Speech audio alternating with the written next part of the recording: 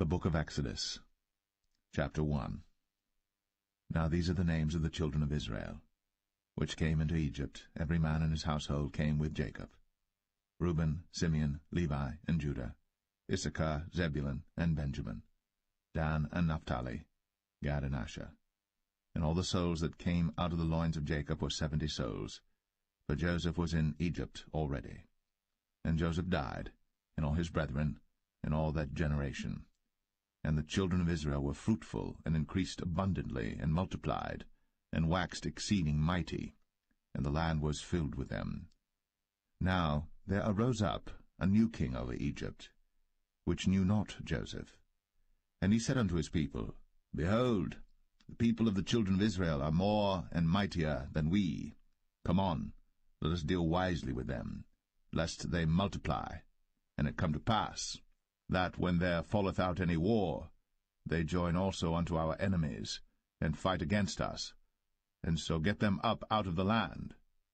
Therefore they did set over them taskmasters, to afflict them with their burdens, and they built for Pharaoh treasure cities, Pithom and Ramses. But the more they afflicted them, the more they multiplied and grew, and they were grieved because of the children of Israel.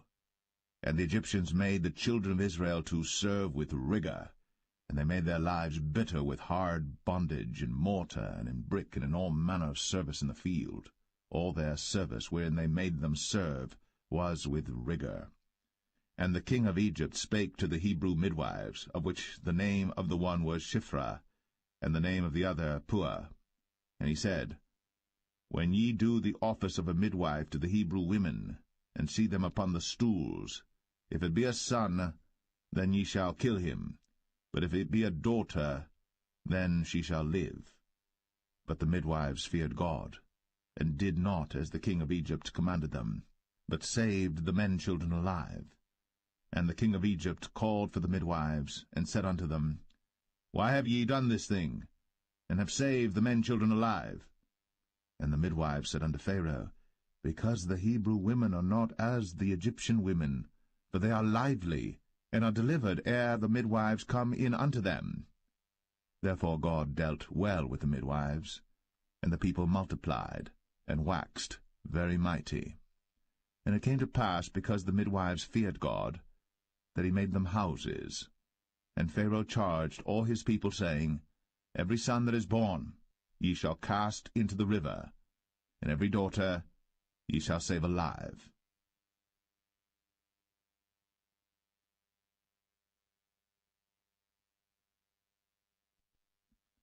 Exodus 2. And there went a man of the house of Levi, and took to wife a daughter of Levi. And the woman conceived, and bare a son. And when she saw him that he was a goodly child, she hid him 3 months. And when she could not longer hide him, she took for him an ark of bulrushes, and daubed it with slime, and with pitch, and put the child therein, and she laid it in the flags by the river's brink. And his sister stood afar off, to wit what would be done to him. And the daughter of Pharaoh came down to wash herself at the river, and her maidens walked along by the river's side. And when she saw the ark among the flags, she sent her maid to fetch it. And when she had opened it, she saw the child, and behold, the babe wept.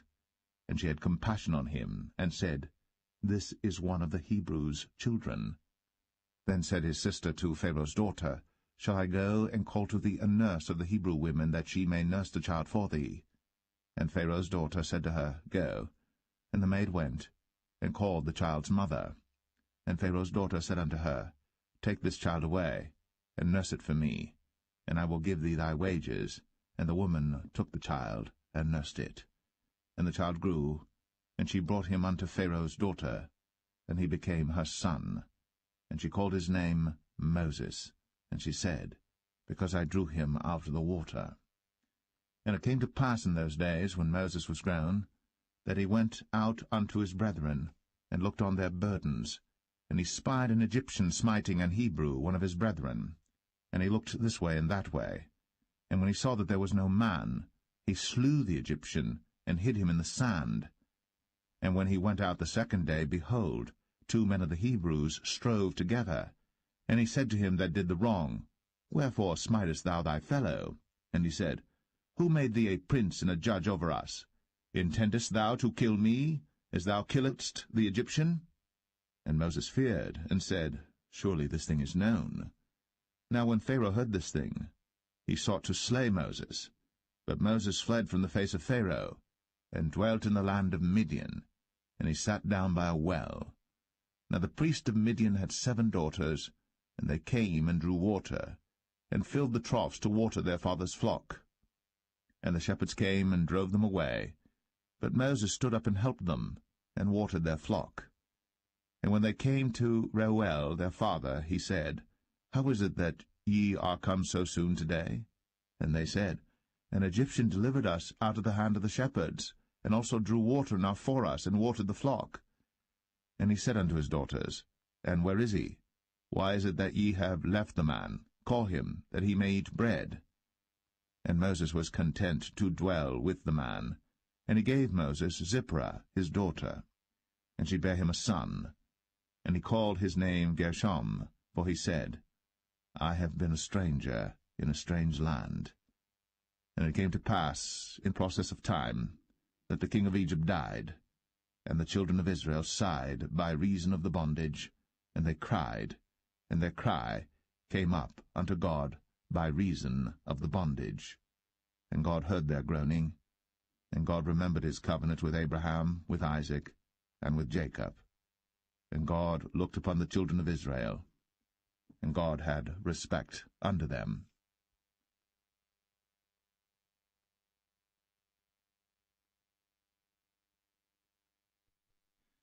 Exodus 3.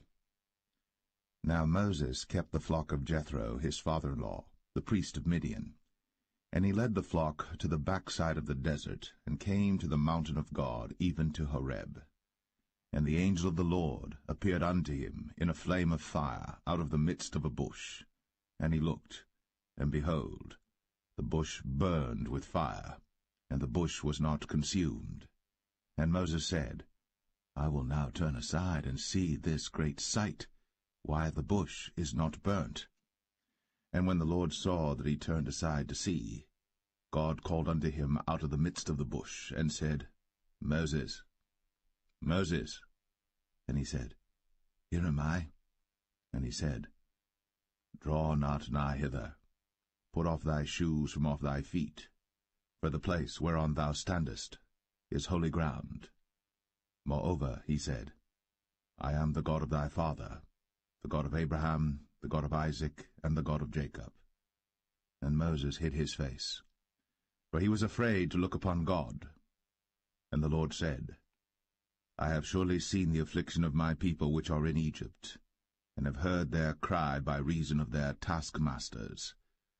For I know their sorrows, and I am come down to deliver them out of the hand of the Egyptians, and to bring them up out of that land unto a good land, and a large, unto a land flowing with milk and honey, unto the place of the Canaanites, and the Hittites, and the Amorites, and the Perizzites, and the Hivites, and the Jebusites.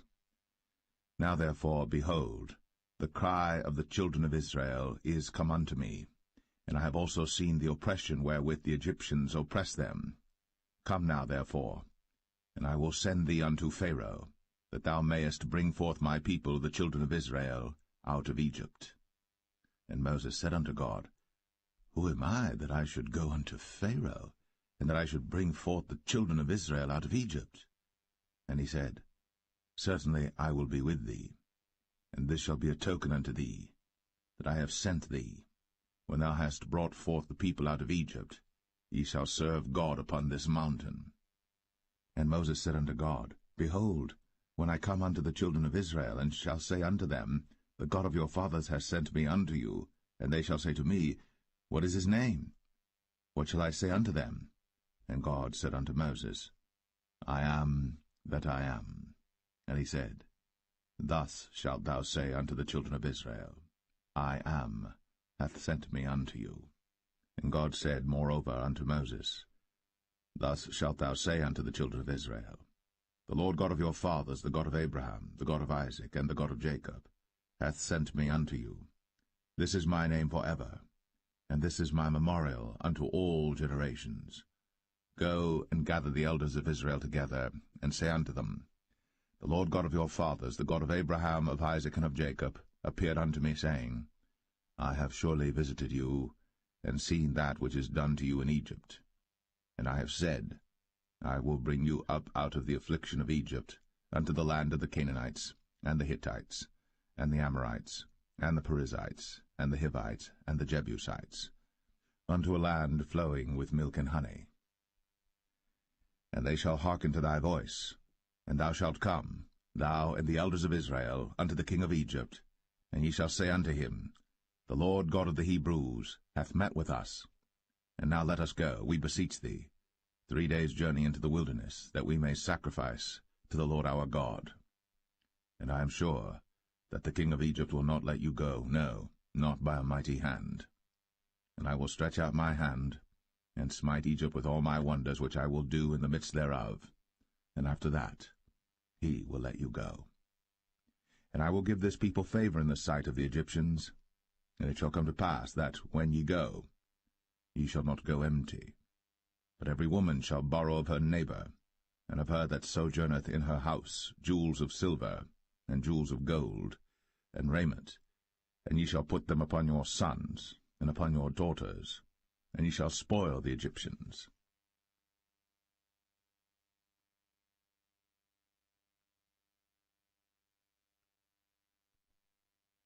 Exodus 4. And Moses answered and said, But behold, they will not believe me, nor hearken unto my voice, but they will say, The Lord hath not appeared unto thee. And the Lord said unto him, What is that in thine hand? And he said, A rod. And he said, Cast it on the ground. And he cast it on the ground, and it became a serpent. And Moses fled from before it. And the Lord said unto Moses, Put forth thine hand, and take it by the tail. And he put forth his hand, and caught it. And it became a rod in his hand, that they may believe that the Lord God of their fathers, the God of Abraham, the God of Isaac, and the God of Jacob, hath appeared unto thee. And the Lord said furthermore unto him, Put now thine hand into thy bosom. And he put his hand into his bosom, and when he took it out, behold, his hand was leprous as snow. And he said, Put thine hand into thy bosom again. And he put his hand into his bosom again, and plucked it out of his bosom, and behold, it was turned again as his other flesh. And it shall come to pass, if they will not believe thee, neither hearken to the voice of the first sign, that they will believe the voice of the latter sign. And it shall come to pass, if they will not believe also these 2 signs, neither hearken unto thy voice, that thou shalt take of the water of the river, and pour it upon the dry land, and the water which thou takest out of the river shall become blood upon the dry land. And Moses said unto the Lord, O my Lord, I am not eloquent, neither heretofore nor since thou hast spoken unto thy servant, but I am slow of speech and of a slow tongue. And the Lord said unto him, Who hath made man's mouth? Or who maketh the dumb, or deaf, or the seeing, or the blind? Have not I the Lord? Now therefore go, and I will be with thy mouth, and teach thee what thou shalt say. And he said, O my Lord, send, I pray thee, by the hand of him whom thou wilt send. And the anger of the Lord was kindled against Moses, and he said, Is not Aaron the Levite thy brother? I know that he can speak well, and also, behold, he cometh forth to meet thee. And when he seeth thee, he will be glad in his heart. And thou shalt speak unto him, and put words in his mouth. And I will be with thy mouth, and with his mouth, and will teach you what ye shall do. And he shall be thy spokesman unto the people, and he shall be, even he, shall be to thee instead of a mouth, and thou shalt be to him instead of God. And thou shalt take this rod in thine hand, wherewith thou shalt do signs. And Moses went, and returned to Jethro his father-in-law, and said unto him, Let me go, I pray thee, and return unto my brethren which are in Egypt, and see whether they be yet alive. And Jethro said to Moses, Go in peace. And the Lord said unto Moses in Midian, Go, return into Egypt, for all the men are dead which sought thy life. And Moses took his wife and his sons, and set them upon an ass, And he returned to the land of Egypt, and Moses took the rod of God in his hand. And the Lord said unto Moses, When thou goest to return into Egypt, see that thou do all those wonders before Pharaoh, which I have put in thine hand. But I will harden his heart, that he shall not let the people go. And thou shalt say unto Pharaoh, Thus saith the Lord, Israel is my son, even my firstborn. And I say unto thee, Let my son go, that he may serve me. And if thou refuse to let him go, behold, I will slay thy son, even thy firstborn. And it came to pass by the way in the inn, that the Lord met him, and sought to kill him. Then Zipporah took a sharp stone, and cut off the foreskin of her son, and cast it at his feet, and said, Surely a bloody husband art thou to me. So he let him go. Then she said, A bloody husband thou art, because of the circumcision. And the Lord said to Aaron, Go into the wilderness to meet Moses. And he went, and met him in the mount of God, and kissed him. And Moses told Aaron all the words of the Lord who had sent him, and all the signs which he had commanded him. And Moses and Aaron went and gathered together all the elders of the children of Israel. And Aaron spake all the words which the Lord had spoken unto Moses, and did the signs in the sight of the people. And the people believed. And when they heard that the Lord had visited the children of Israel, and that he had looked upon their affliction, then they bowed their heads and worshipped.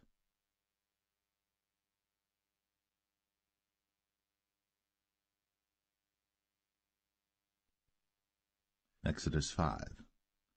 And afterward Moses and Aaron went in, and told Pharaoh, Thus saith the Lord God of Israel, Let my people go, that they may hold a feast unto me in the wilderness. And Pharaoh said, Who is the Lord, that I should obey his voice to let Israel go? I know not the Lord, neither will I let Israel go. And they said, The God of the Hebrews hath met with us. Let us go, we pray thee, 3 days' journey into the desert, and sacrifice unto the Lord our God, lest he fall upon us with pestilence, or with the sword. And the king of Egypt said unto them, Wherefore do ye, Moses and Aaron? Let the people from their works get you unto your burdens. And Pharaoh said, Behold, the people of the land now are many, and ye make them rest from their burdens. And Pharaoh commanded the same day the taskmasters of the people and their officers, saying, Ye shall no more give the people straw to make brick, as heretofore. Let them go and gather straw for themselves. And the tale of the bricks which they did make heretofore ye shall lay upon them. Ye shall not diminish aught thereof. For they be idle, therefore they cry, saying, Let us go and sacrifice to our God. Let there more work be laid upon the men, that they may labor therein, and let them not regard vain words. And the taskmasters of the people went out, and their officers, and they spake to the people, saying, Thus saith Pharaoh, I will not give you straw. Go ye, get you straw where you can find it, yet not aught of your work shall be diminished. So the people were scattered abroad throughout all the land of Egypt to gather stubble instead of straw. And the taskmasters hasted them, saying, Fulfill your works, your daily tasks, as when there was straw. And the officers of the children of Israel, which Pharaoh's taskmasters had set over them, were beaten, and demanded, Wherefore have ye not fulfilled your task in making brick both yesterday and today, as heretofore? Then the officers of the children of Israel came and cried unto Pharaoh, saying, Wherefore dealest thou thus with thy servants? There is no straw given unto thy servants. And they say to us, Make brick. And behold, thy servants are beaten, but the fault is in thine own people. But he said, Ye are idle, ye are idle. Therefore ye say, Let us go and do sacrifice to the Lord. Go therefore now and work, for there shall no straw be given you. Yet shall ye deliver the tale of bricks. And the officers of the children of Israel did see that they were in evil case, after it was said, Ye shall not minish aught from your bricks of your daily task. And they met Moses and Aaron, who stood in the way, as they came forth from Pharaoh. And they said unto them, The Lord look upon you and judge, because ye have made our savour to be abhorred in the eyes of Pharaoh, and in the eyes of his servants, to put a sword in their hand to slay us. And Moses returned unto the Lord, and said, Lord, wherefore hast thou so evil entreated this people? Why is it that thou hast sent me? For since I came to Pharaoh to speak in thy name, he hath done evil to this people, neither hast thou delivered thy people at all.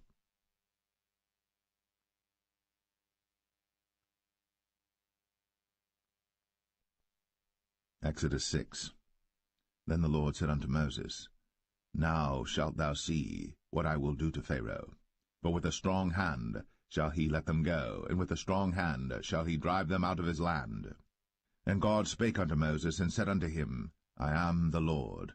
And I appeared unto Abraham, unto Isaac, and unto Jacob, by the name of God Almighty, but by my name Jehovah was I not known to them. And I have also established my covenant with them, to give them the land of Canaan, the land of their pilgrimage, wherein they were strangers. And I have also heard the groaning of the children of Israel, whom the Egyptians keep in bondage, and I have remembered my covenant. Wherefore say unto the children of Israel, I am the Lord, and I will bring you out from under the burdens of the Egyptians, and I will rid you out of their bondage, and I will redeem you with a stretched out arm and with great judgments. And I will take you to me for a people, and I will be to you a God, and ye shall know that I am the Lord your God, which bringeth you out from under the burdens of the Egyptians.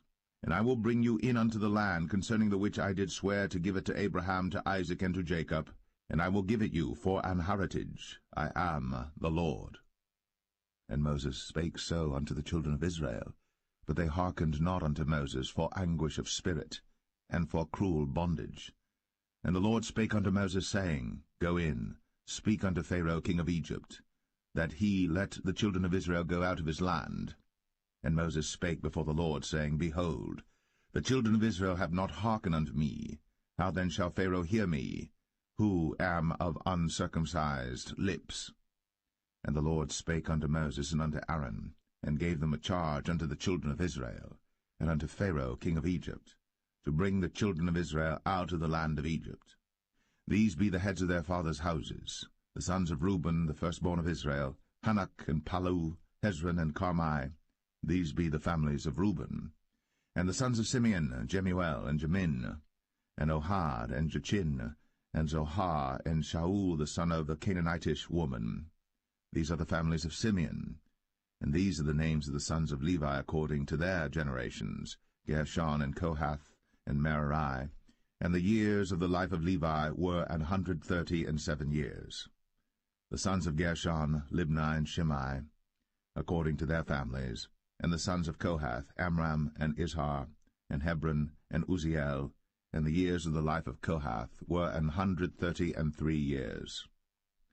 And the sons of Merari, Mahalai and Mushai. These are the families of Levi according to their generations. And Amram took him Jochebed, his father's sister, to wife, and she bare him, Aaron and Moses.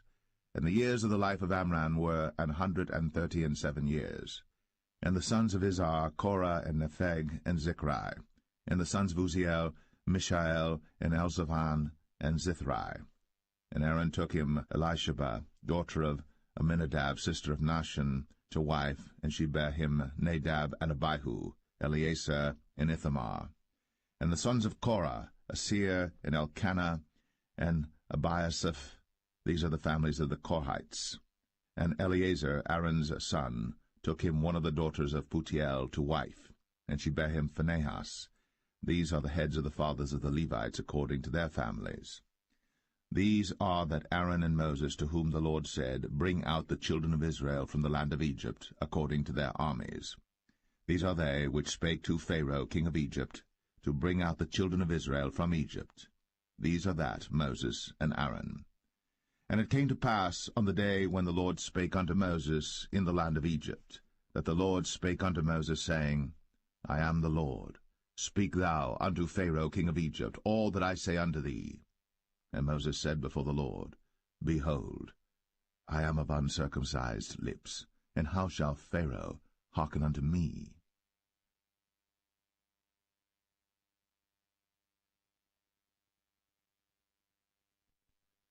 Exodus 7.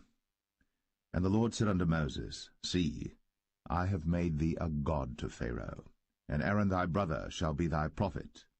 Thou shalt speak all that I command thee, and Aaron thy brother shall speak unto Pharaoh, that he send the children of Israel out of his land. And I will harden Pharaoh's heart, and multiply my signs and my wonders in the land of Egypt. But Pharaoh shall not hearken unto you, that I may lay my hand upon Egypt, and bring forth mine armies and my people the children of Israel out of the land of Egypt by great judgments. And the Egyptians shall know that I am the Lord, when I stretch forth mine hand upon Egypt, and bring out the children of Israel from among them. And Moses and Aaron did as the Lord commanded them, so did they. And Moses was 80 years old, and Aaron 83 years old, when they spake unto Pharaoh. And the Lord spake unto Moses and unto Aaron, saying, When Pharaoh shall speak unto you, saying, Show a miracle for you, then thou shalt say unto Aaron, Take thy rod, and cast it before Pharaoh, and it shall become a serpent. And Moses and Aaron went in unto Pharaoh, and they did so as the Lord had commanded. And Aaron cast down his rod before Pharaoh, and before his servants, and it became a serpent. Then Pharaoh also called the wise men and the sorcerers. Now the magicians of Egypt they also did in like manner with their enchantments. For they cast down every man his rod, and they became serpents. But Aaron's rod swallowed up their rods. And he hardened Pharaoh's heart, that he hearkened not unto them, as the Lord had said. And the Lord said unto Moses, Pharaoh's heart is hardened, he refuseth to let the people go. Get thee unto Pharaoh in the morning. Lo, he goeth out unto the water, and thou shalt stand by the river's brink against he come. And the rod which was turned to a serpent shalt thou take in thine hand. And thou shalt say unto him, The Lord God of the Hebrews hath sent me unto thee, saying, Let my people go, that they may serve me in the wilderness. And behold, hitherto thou wouldest not hear. Thus saith the Lord, In this thou shalt know that I am the Lord. Behold, I will smite with the rod that is in mine hand upon the waters which are in the river, and they shall be turned to blood. And the fish that is in the river shall die, and the river shall stink, and the Egyptians shall loathe to drink of the water of the river. And the Lord spake unto Moses, Say unto Aaron, Take thy rod, and stretch out thine hand upon the waters of Egypt, upon their streams, upon their rivers, and upon their ponds, and upon all their pools of water, that they may become blood, and that there may be blood throughout all the land of Egypt, both in vessels of wood and in vessels of stone. And Moses and Aaron did so, as the Lord commanded. And he lifted up the rod, and smote the waters that were in the river, in the sight of Pharaoh, and in the sight of his servants, and all the waters that were in the river were turned to blood. And the fish that was in the river died, and the river stank, and the Egyptians could not drink of the water of the river, and there was blood throughout all the land of Egypt. And the magicians of Egypt did so with their enchantments, and Pharaoh's heart was hardened, neither did he hearken unto them, as the Lord had said. And Pharaoh turned and went into his house, neither did he set his heart to this also. And all the Egyptians digged around about the river for water to drink, but they could not drink of the water of the river. And 7 days were fulfilled. After that the Lord had smitten the river.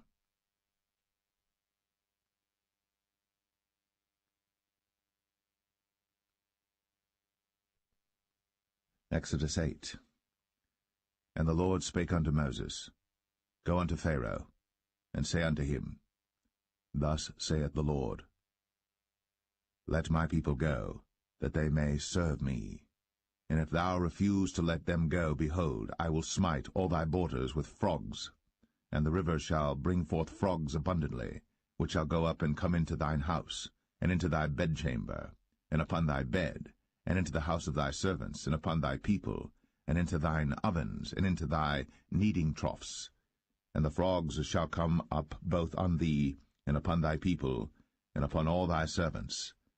And the Lord spake unto Moses, Say unto Aaron, Stretch forth thine hand with thy rod over the streams, over the rivers, and over the ponds, and cause frogs to come up upon the land of Egypt.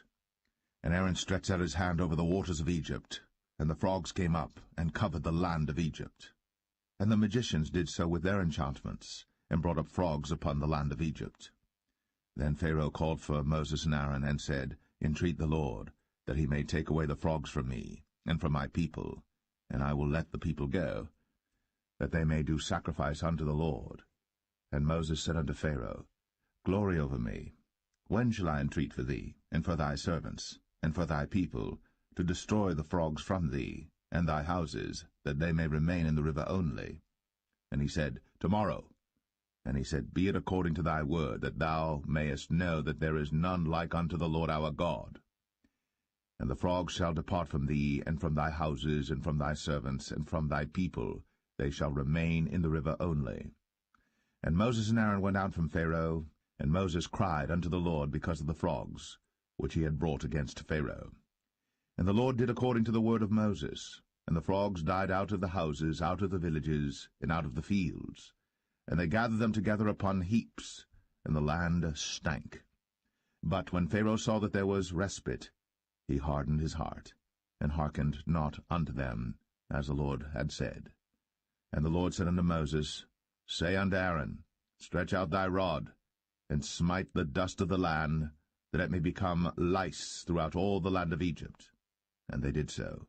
For Aaron stretched out his hand with his rod, and smote the dust of the earth, and it became lice in man and in beast. All the dust of the land became lice throughout all the land of Egypt. And the magicians did so with their enchantments to bring forth lice, but they could not, so there were lice upon man and upon beast. Then the magicians said unto Pharaoh, This is the finger of God. And Pharaoh's heart was hardened, and he hearkened not unto them, as the Lord had said. And the Lord said unto Moses, Rise up early in the morning, and stand before Pharaoh. Lo, he cometh forth to the water. And say unto him, Thus saith the Lord, Let my people go, that they may serve me. Else, if thou wilt not let my people go, behold, I will send swarms of flies upon thee, and upon thy servants, and upon thy people, and into thy houses, and the houses of the Egyptians shall be full of swarms of flies, and also the ground whereon they are. And I will sever in that day the land of Goshen, in which my people dwell, that no swarms of flies shall be there, to the end thou mayest know that I am the Lord in the midst of the earth. And I will put a division between my people and thy people. Tomorrow shall this sign be. And the Lord did so. And there came a grievous swarm of flies into the house of Pharaoh, and into his servants' houses, and into all the land of Egypt. The land was corrupted by reason of the swarm of flies. And Pharaoh called for Moses and for Aaron, and said, Go ye, sacrifice to your God in the land. And Moses said, It is not meet so to do, for we shall sacrifice the abomination of the Egyptians to the Lord our God. Lo, shall we sacrifice the abomination of the Egyptians before their eyes? And will they not stone us? We will go 3 days' journey into the wilderness, and sacrifice to the Lord our God, as he shall command us.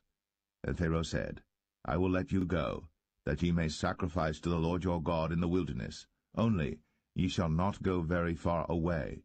Entreat for me. And Moses said, Behold, I go out from thee, and I will entreat the Lord that the swarms of flies may depart from Pharaoh, from his servants, and from his people tomorrow. But let not Pharaoh deal deceitfully any more, not letting the people go to sacrifice to the Lord. And Moses went out from Pharaoh, and entreated the Lord. And the Lord did according to the word of Moses, and he removed the swarms of flies from Pharaoh, from his servants, and from his people. There remained not one. And Pharaoh hardened his heart at this time also, neither would he let the people go.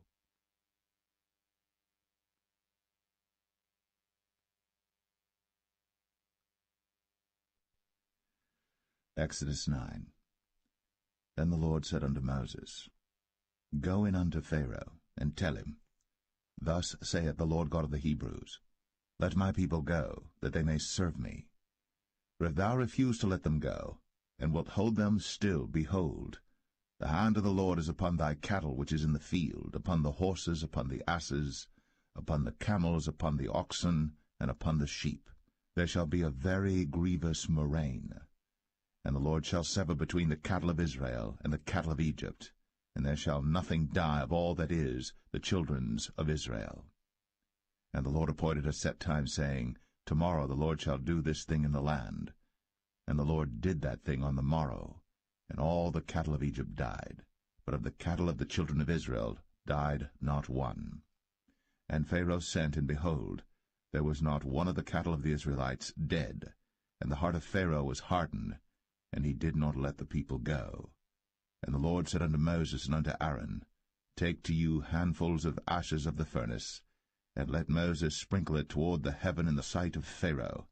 And it shall become small dust in all the land of Egypt, and shall be a boil breaking forth with blains upon man and upon beast throughout all the land of Egypt. Then they took ashes of the furnace, and stood before Pharaoh. And Moses sprinkled it up toward heaven, and it became a boil, breaking forth with blains upon man and upon beast. And the magicians could not stand before Moses because of the boils, for the boil was upon the magicians and upon all the Egyptians. And the Lord hardened the heart of Pharaoh, and he hearkened not unto them, as the Lord had spoken unto Moses. And the Lord said unto Moses, Rise up early in the morning, and stand before Pharaoh, and say unto him, Thus saith the Lord God of the Hebrews, Let my people go, that they may serve me. For I will at this time send all my plagues upon thine heart, and upon thy servants, and upon thy people, that thou mayest know that there is none like me in all the earth. For now I will stretch out my hand, that I may smite thee and thy people with pestilence, and thou shalt be cut off from the earth. And in very deed for this cause have I raised thee up, for to show in thee my power, and that my name may be declared throughout all the earth. As yet exaltest thou thyself against my people, that thou wilt not let them go. Behold, tomorrow about this time I will cause it to rain a very grievous hail, such as hath not been in Egypt since the foundation thereof even until now. Send therefore now, and gather thy cattle, and all that thou hast in the field. For upon every man and beast which shall be found in the field, and shall not be brought home, the hail shall come down upon them, and they shall die. He that feared the word of the Lord among the servants of Pharaoh made his servants and his cattle flee into the houses. And he that regarded not the word of the Lord left his servants and his cattle in the field. And the Lord said unto Moses, Stretch forth thine hand toward heaven, that there may be hail in all the land of Egypt, upon man, and upon beast, and upon every herb of the field, throughout the land of Egypt.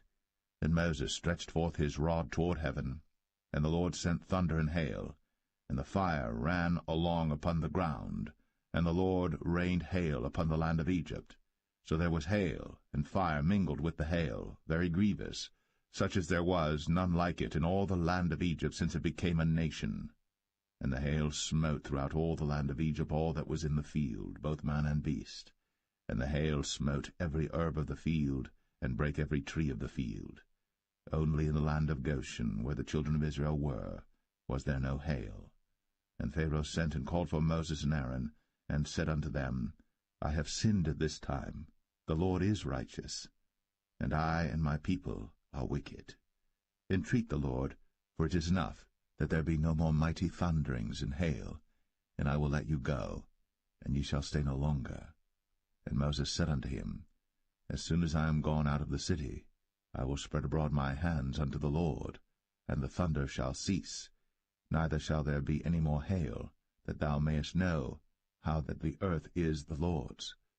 But as for thee and thy servants, I know that ye will not yet fear the Lord God.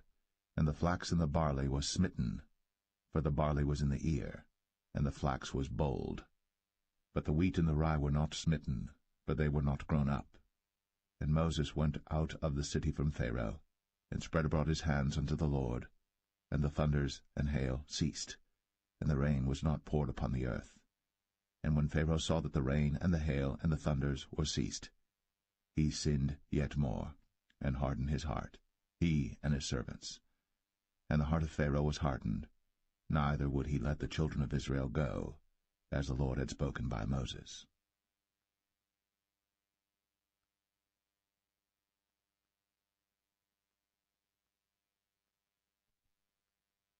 Exodus 10.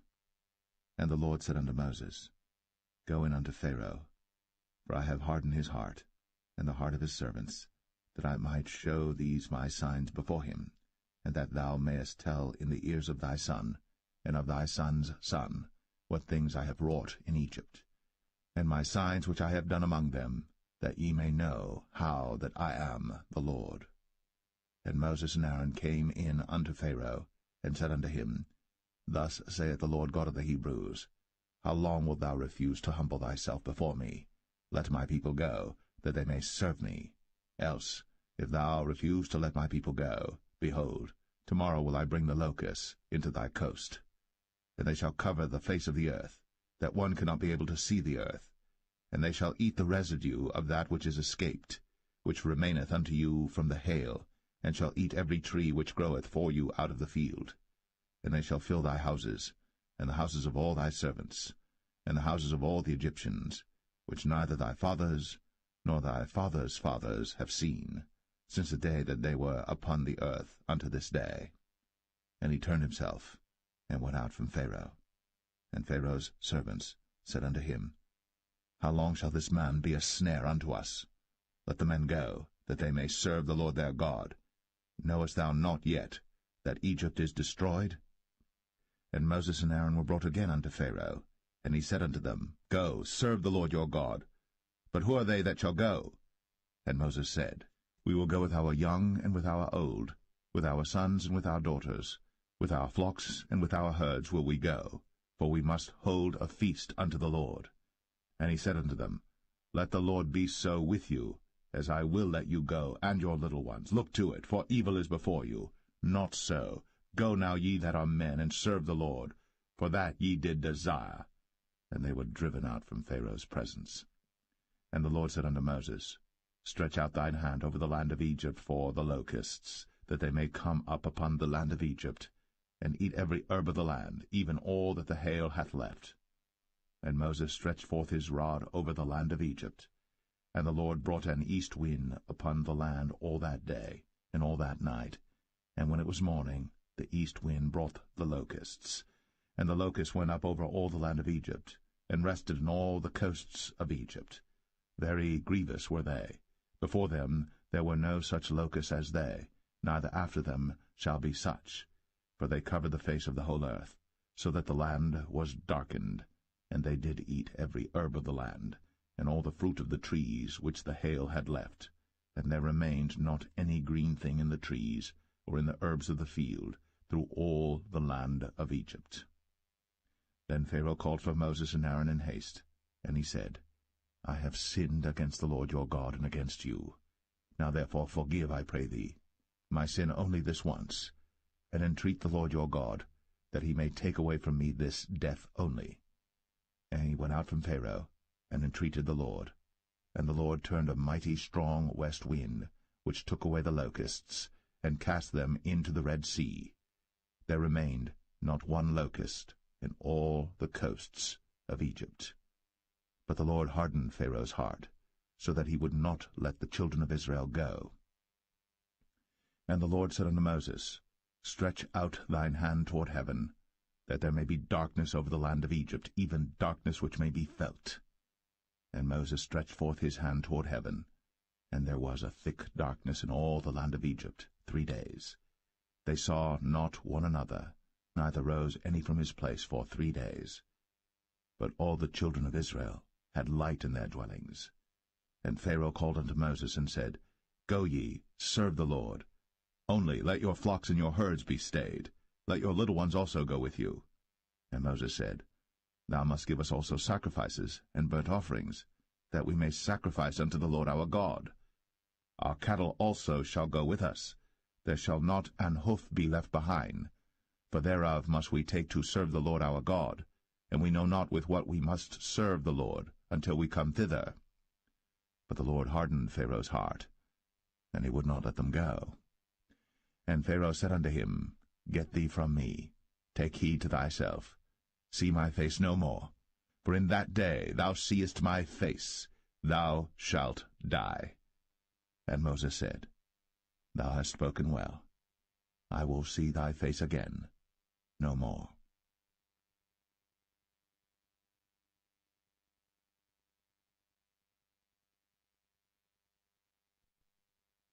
Exodus 11.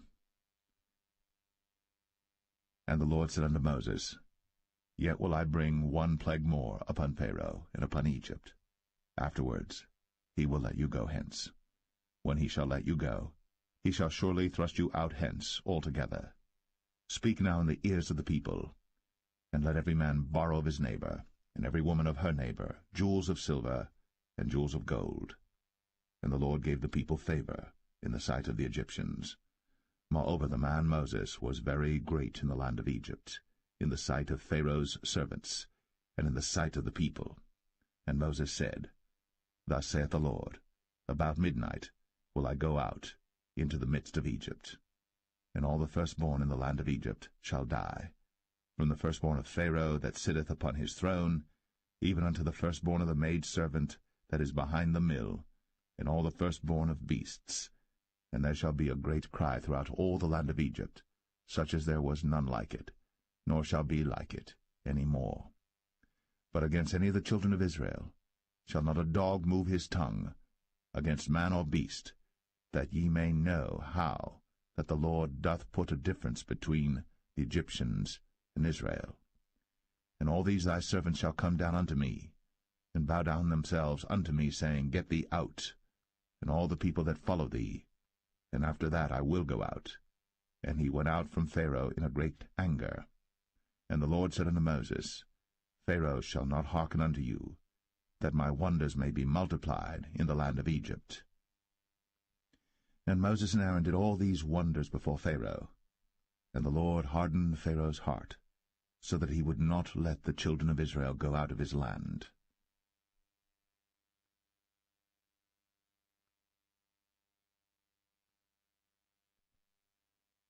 Exodus 12.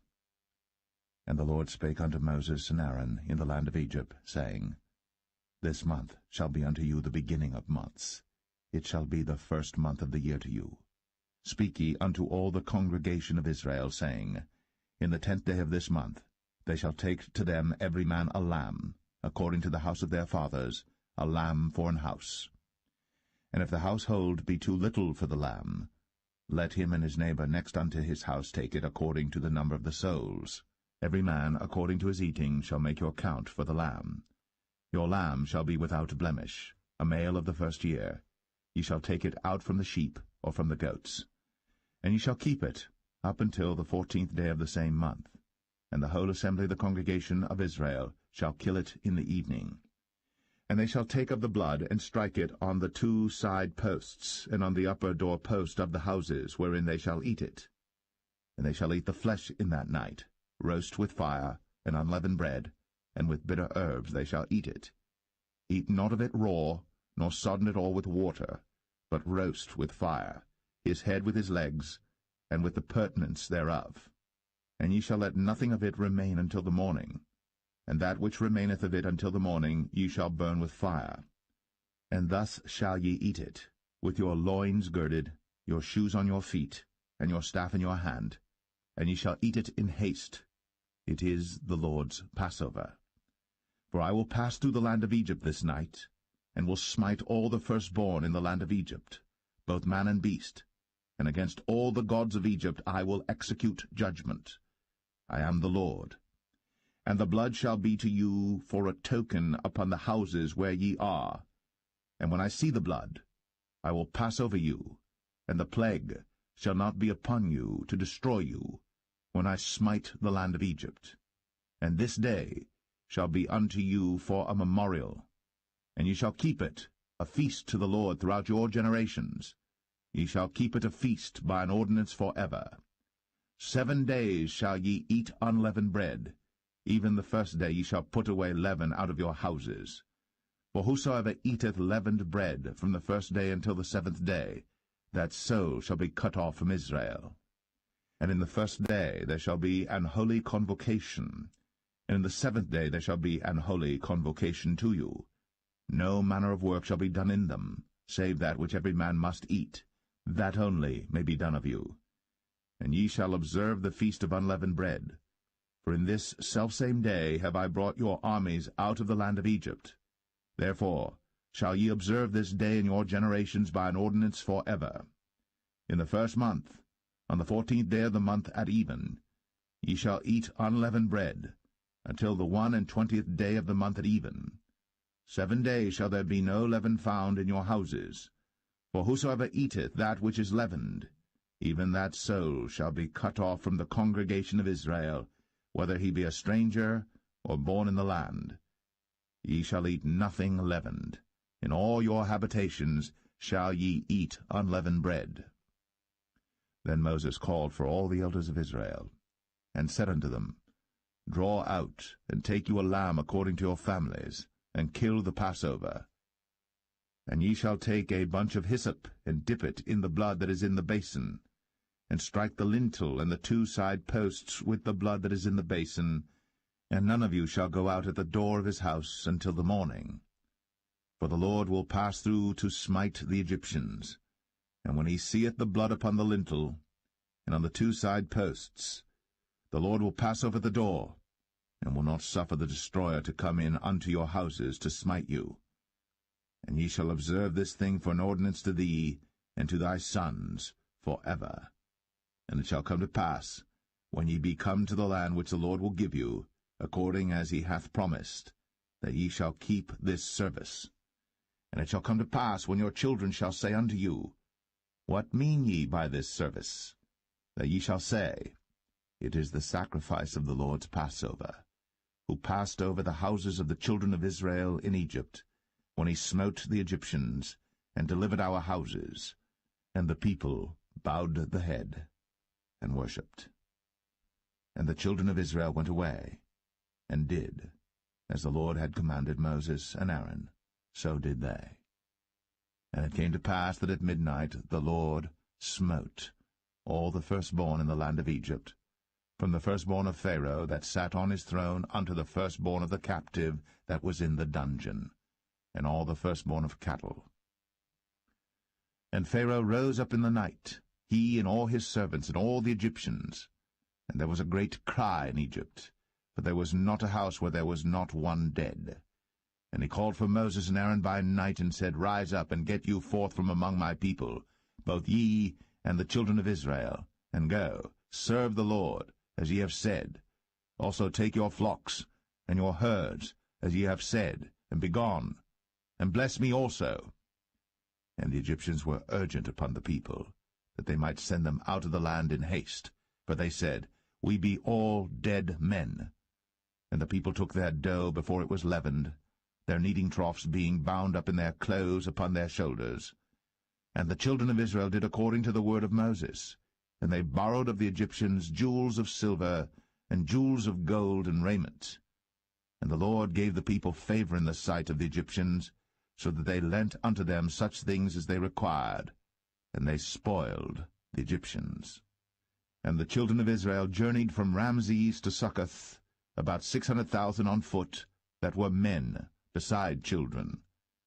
And a mixed multitude went up also with them, and flocks and herds, even very much cattle. And they baked unleavened cakes of the dough which they brought forth out of Egypt, for it was not leavened, because they were thrust out of Egypt, and could not tarry, neither had they prepared for themselves any victual. Now the sojourning of the children of Israel, who dwelt in Egypt, was 430 years. And it came to pass at the end of the 430 years, even the selfsame day it came to pass, that all the hosts of the Lord went out from the land of Egypt. It is a night to be much observed unto the Lord for bringing them out from the land of Egypt. This is that night of the Lord to be observed of all the children of Israel in their generations. And the Lord said unto Moses and Aaron, This is the ordinance of the Passover. There shall no stranger eat thereof. But every man's servant that is bought for money, when thou hast circumcised him, then shall he eat thereof. A foreigner and an hired servant shall not eat thereof. In one house shall it be eaten. Thou shalt not carry forth aught of the flesh abroad out of the house, neither shall ye break a bone thereof. All the congregation of Israel shall keep it. And when a stranger shall sojourn with thee, and will keep the Passover to the Lord, let all his males be circumcised, and then let him come near and keep it, and he shall be as one that is born in the land. For no uncircumcised person shall eat thereof. One law shall be to him that is homeborn, and unto the stranger that sojourneth among you. Thus did all the children of Israel. As the Lord commanded Moses and Aaron, so did they. And it came to pass the selfsame day, that the Lord did bring the children of Israel out of the land of Egypt by their armies.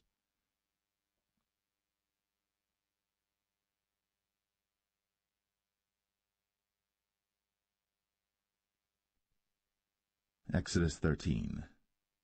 And the Lord spake unto Moses, saying, Sanctify unto me all the firstborn, whatsoever openeth the womb among the children of Israel, both of man and of beast, it is mine. And Moses said unto the people, Remember this day in which ye came out from Egypt, out of the house of bondage, for by strength of hand the Lord brought you out from this place. There shall no leavened bread be eaten. This day came ye out in the month Abib. And it shall be, when the Lord shall bring thee into the land of the Canaanites, and the Hittites, and the Amorites, and the Hivites, and the Jebusites, which he sware unto thy fathers to give thee, a land flowing with milk and honey, that thou shalt keep this service in this month. 7 days thou shalt eat unleavened bread, and in the 7th day shall be a feast to the Lord.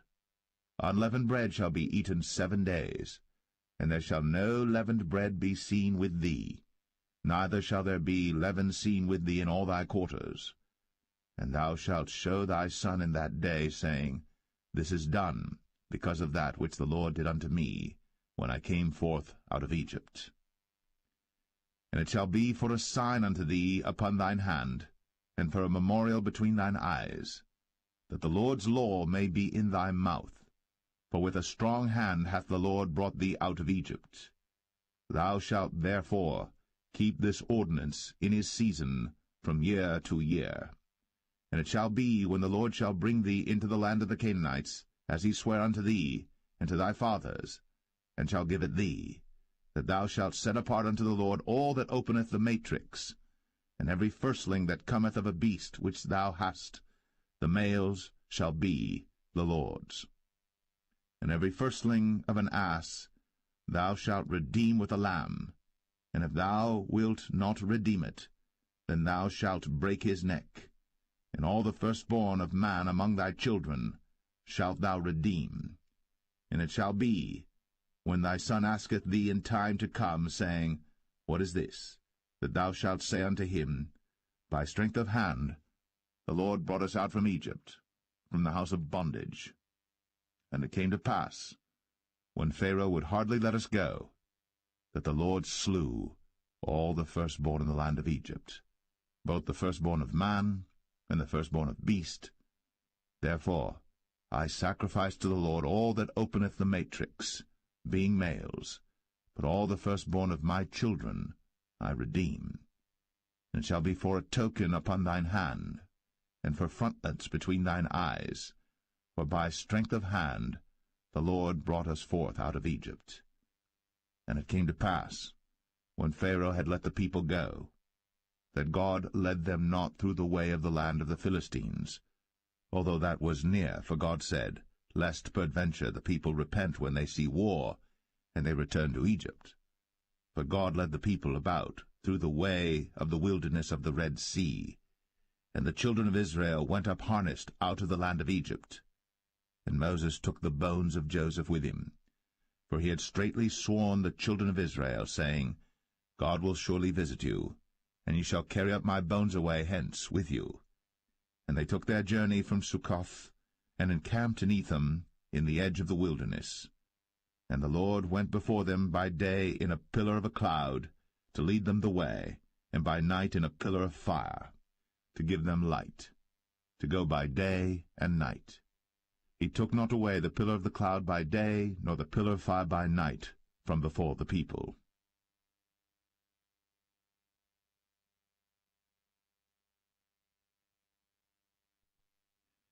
Exodus 14.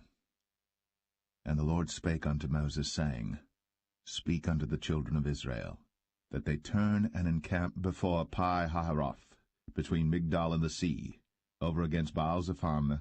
Before it shall ye encamp by the sea. For Pharaoh will say of the children of Israel, They are entangled in the land. The wilderness hath shut them in. And I will harden Pharaoh's heart, that he shall follow after them.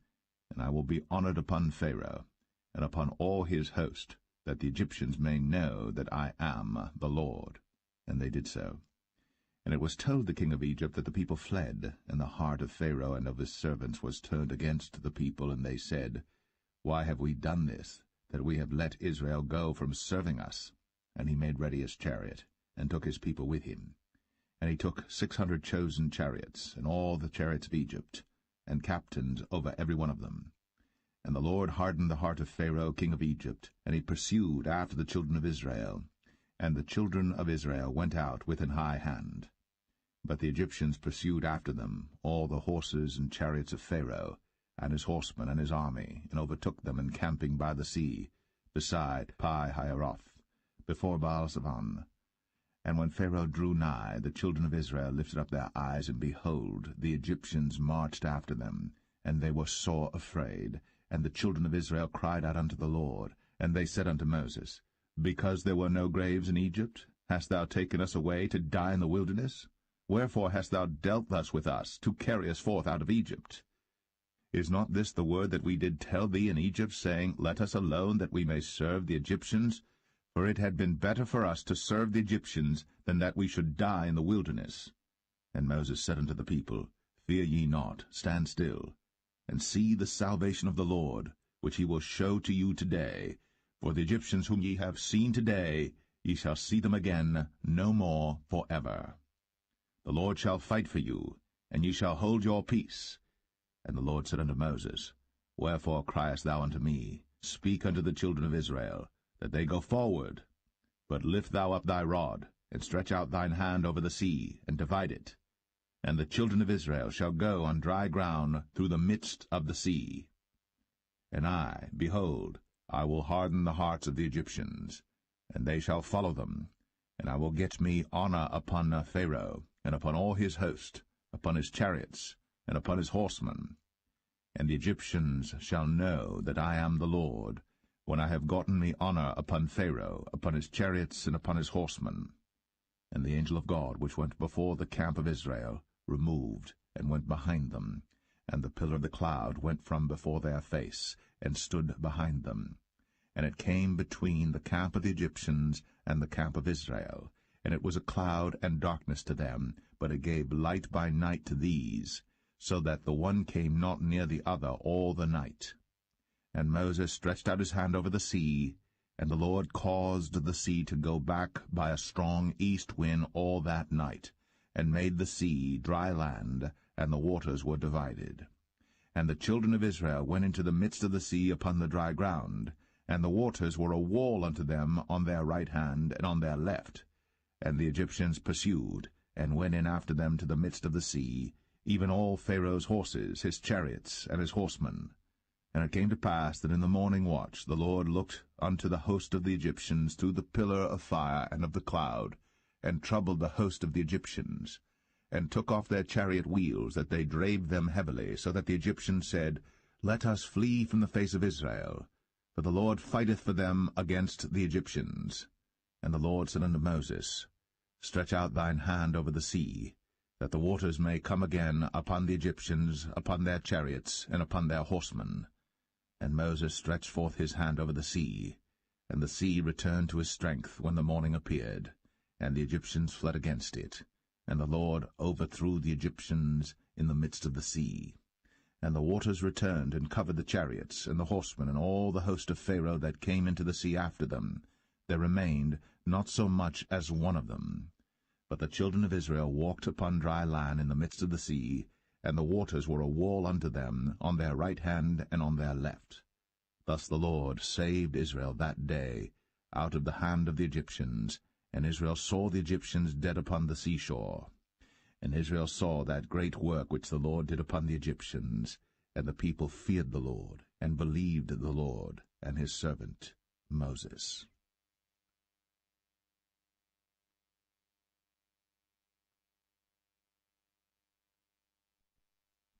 Exodus 15. Then sang Moses and the children of Israel this song unto the Lord, and spake, saying, I will sing unto the Lord, for he hath triumphed gloriously. The horse and his rider hath he thrown into the sea. The Lord is my strength and song, and he is become my salvation. He is my God, and I will prepare him an habitation, my father's God, and I will exalt him. The Lord is a man of war, the Lord is his name. Pharaoh's chariots and his host hath he cast into the sea. His chosen captains also are drowned in the Red Sea. The depths have covered them, they sank into the bottom as a stone. Thy right hand, O Lord, is become glorious in power. Thy right hand, O Lord, hath dashed in pieces the enemy. And in the greatness of thine excellency thou hast overthrown them that rose up against thee. Thou sentest forth thy wrath, which consumed them as stubble. And with the blast of thy nostrils the waters were gathered together. The floods stood upright as an heap, and the depths were congealed in the heart of the sea. The enemy said, I will pursue, I will overtake, I will divide the spoil. My lust shall be satisfied upon them. I will draw my sword, my hand shall destroy them. Thou didst blow with thy wind, the sea covered them. They sank as lead in the mighty waters. Who is like unto thee, O Lord, among the gods? Who is like thee, glorious in holiness, fearful in praises, doing wonders? Thou stretchest out thy right hand, the earth swallowed them. Thou in thy mercy hast led forth the people which thou hast redeemed. Thou hast guided them in thy strength unto thy holy habitation. The people shall hear and be afraid. Sorrow shall take hold on the inhabitants of Palestina. Then the dukes of Edom shall be amazed. The mighty men of Moab, trembling, shall take hold upon them. All the inhabitants of Canaan shall melt away. Fear and dread shall fall upon them. By the greatness of thine arm they shall be as still as a stone, till thy people pass over, O Lord, till the people pass over, which thou hast purchased.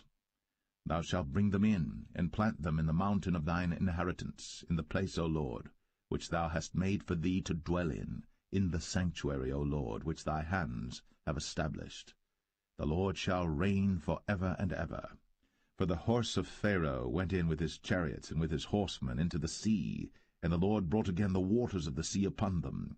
But the children of Israel went on dry land in the midst of the sea.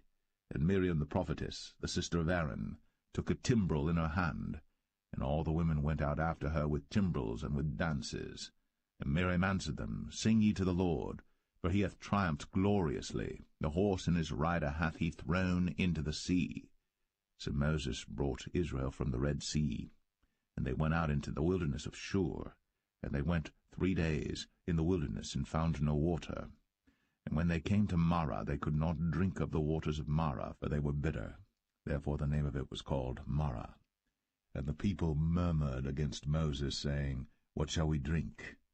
And he cried unto the Lord, and the Lord showed him a tree, which when he had cast into the waters were made sweet.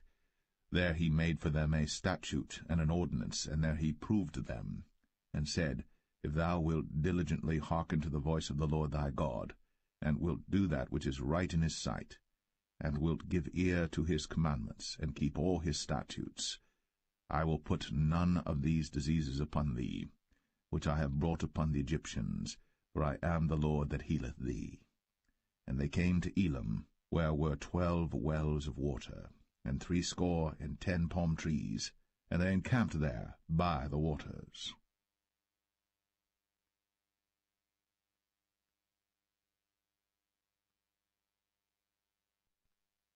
Exodus 16.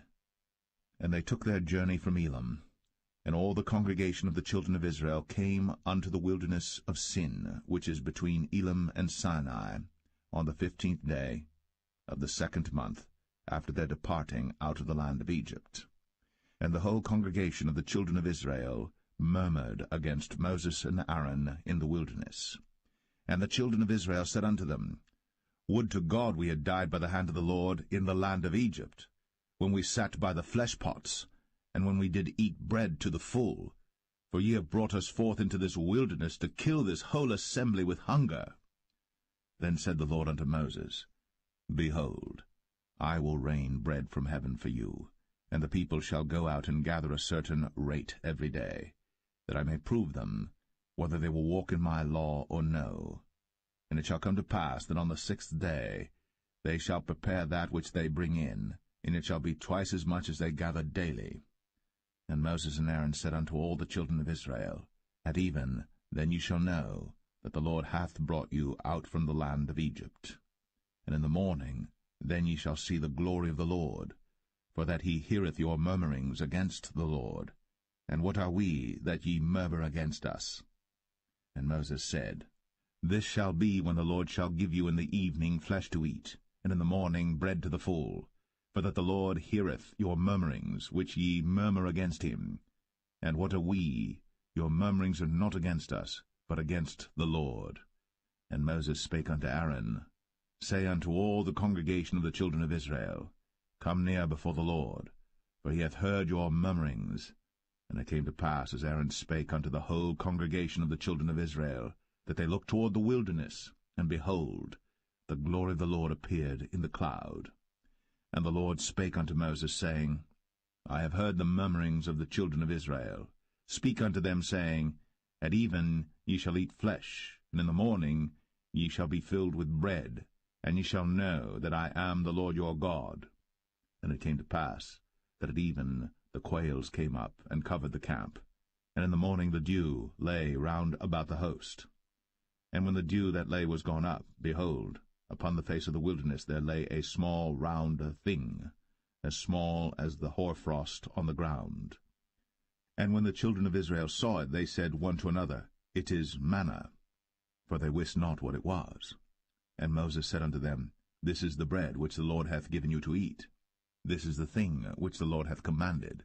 Gather of it every man according to his eating, an omer for every man according to the number of your persons. Take ye every man for them which are in his tents. And the children of Israel did so, and gathered some more, some less. And when they did meet it with an omer, he that gathered much had nothing over, and he that gathered little had no lack. They gathered every man according to his eating. And Moses said, Let no man leave of it till the morning. Notwithstanding they hearkened not unto Moses, but some of them left of it until the morning. And it bred worms, and stank. And Moses was wroth with them. And they gathered it every morning, every man according to his eating. And when the sun waxed hot, it melted. And it came to pass that on the 6th day they gathered twice as much bread, 2 omers for one man. And all the rulers of the congregation came and told Moses. And he said unto them, This is that which the Lord hath said. Tomorrow is the rest of the holy Sabbath unto the Lord. Bake that which ye shall bake today, and seethe that ye will seethe, and that which remaineth over lay up for you to be kept until the morning. And they laid it up till the morning, as Moses bade, and it did not stink, neither was there any worm therein. And Moses said, Eat that today, for today is a Sabbath unto the Lord. Today ye shall not find it in the field. 6 days ye shall gather it, but on the 7th day, which is the Sabbath, in it there shall be none. And it came to pass that there went out some of the people on the 7th day for to gather, and they found none. And the Lord said unto Moses, How long refuse ye to keep my commandments and my laws? See, for that the Lord hath given you the Sabbath. Therefore he giveth you on the 6th day the bread of 2 days. Abide ye every man in his place. Let no man go out of his place on the 7th day. So the people rested on the 7th day. And the house of Israel called the name thereof manna. And it was like coriander seed, white, and the taste of it was like wafers made with honey. And Moses said, This is the thing which the Lord commandeth. Fill an omer of it to be kept for your generations, that they may see the bread wherewith I have fed you in the wilderness, when I brought you forth from the land of Egypt. And Moses said unto Aaron, Take a pot, and put an omer full of manna therein, and lay it up before the Lord, to be kept for your generations. As the Lord commanded Moses, so Aaron laid it up before the testimony to be kept. And the children of Israel did eat manna 40 years, until they came to a land inhabited. They did eat manna until they came unto the borders of the land of Canaan. Now an omer is the 10th part of an ephah.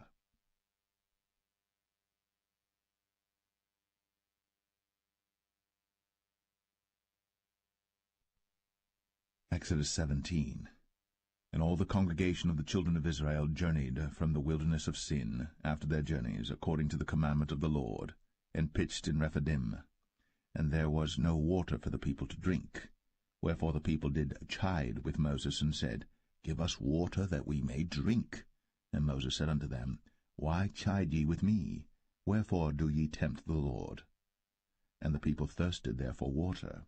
And the people murmured against Moses, and said, Wherefore is this that thou hast brought us up out of Egypt, to kill us, and our children, and our cattle with thirst? And Moses cried unto the Lord, saying, What shall I do unto this people? They be almost ready to stone me. And the Lord said unto Moses, Go on before the people, and take with thee of the elders of Israel, and thy rod wherewith thou smotest the river, take in thine hand, and go. Behold, I will stand before thee there upon the rock in Horeb, and thou shalt smite the rock. And there shall come water out of it, that the people may drink. And Moses did so in the sight of the elders of Israel. And he called the name of the place Massah, and Meribah, because of the chiding of the children of Israel, and because they tempted the Lord, saying, Is the Lord among us or not? Then came Amalek and fought with Israel in Rephidim. And Moses said unto Joshua, Choose us out men, and go out, fight with Amalek. Tomorrow I will stand on the top of the hill with the rod of God in mine hand. So Joshua did as Moses had said to him, and fought with Amalek. And Moses, Aaron, and Hur went up to the top of the hill. And it came to pass, when Moses held up his hand, that Israel prevailed. And when he let down his hand, Amalek prevailed. But Moses' hands were heavy, and they took a stone and put it under him, and he sat thereon. And Aaron and Hur stayed up his hands, the one on the one side, and the other on the other side. And his hands were steady until the going down of the sun. And Joshua discomfited Amalek and his people with the edge of the sword. And the Lord said unto Moses, Write this for a memorial in a book, and rehearse it in the ears of Joshua.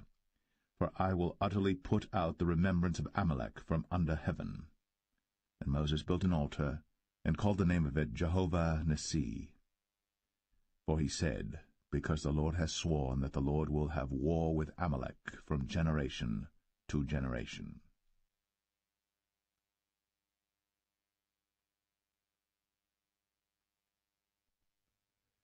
Exodus 18. When Jethro, the priest of Midian, Moses' father-in-law, heard of all that God had done for Moses, and for Israel his people, and that the Lord had brought Israel out of Egypt, then Jethro, Moses' father-in-law, took Zipporah, Moses' wife, after he had sent her back, and her 2 sons, of which the name of the one was Gershom, for he said, I have been an alien in a strange land. And the name of the other was Eleazar, for the God of my father, said he, was mine help, and delivered me from the sword of Pharaoh. And Jethro, Moses' father-in-law, came with his sons and his wife unto Moses into the wilderness, where he encamped at the mount of God. And he said unto Moses, I thy father-in-law Jethro am come unto thee, and thy wife and her 2 sons with her. And Moses went out to meet his father-in-law, and did obeisance, and kissed him. And they asked each other of their welfare, and they came into the tent. And Moses told his father-in-law all that the Lord had done unto Pharaoh and to the Egyptians for Israel's sake, and all the travail that had come upon them by the way, and how the Lord delivered them. And Jethro rejoiced for all the goodness which the Lord had done to Israel, whom he had delivered out of the hand of the Egyptians. And Jethro said, Blessed be the Lord, who hath delivered you out of the hand of the Egyptians, and out of the hand of Pharaoh, who hath delivered the people from under the hand of the Egyptians. Now I know that the Lord is greater than all gods, for in the thing wherein they dealt proudly he was above them. And Jethro, Moses' father-in-law, took a burnt offering and sacrifices for God. And Aaron came, and all the elders of Israel, to eat bread with Moses' father-in-law before God. And it came to pass on the morrow that Moses sat to judge the people, and the people stood by Moses from the morning unto the evening. And when Moses' father-in-law saw all that he did to the people, he said, What is this thing that thou doest to the people?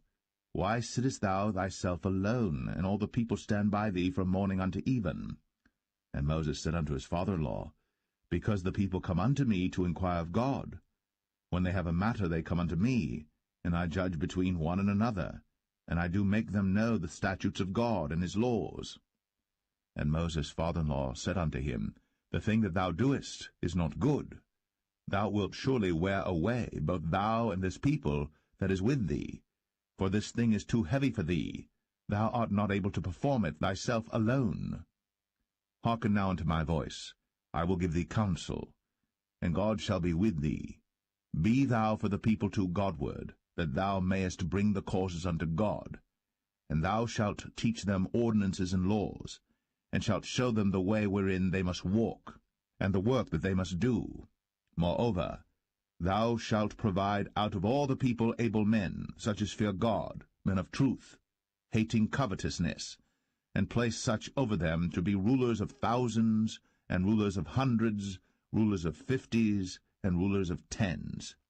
And let them judge the people at all seasons. And it shall be, that every great matter they shall bring unto thee, but every small matter they shall judge. So shall it be easier for thyself, and they shall bear the burden with thee. If thou shalt do this thing, and God command thee so, then thou shalt be able to endure, and all this people shall also go to their place in peace. So Moses hearkened to the voice of his father-in-law, and did all that he had said. And Moses chose able men out of all Israel, and made them heads over the people, rulers of thousands, rulers of hundreds, rulers of 50s, and rulers of 10s. And they judged the people at all seasons. The hard causes they brought unto Moses, but every small matter they judged themselves. And Moses let his father-in-law depart, and he went his way into his own land.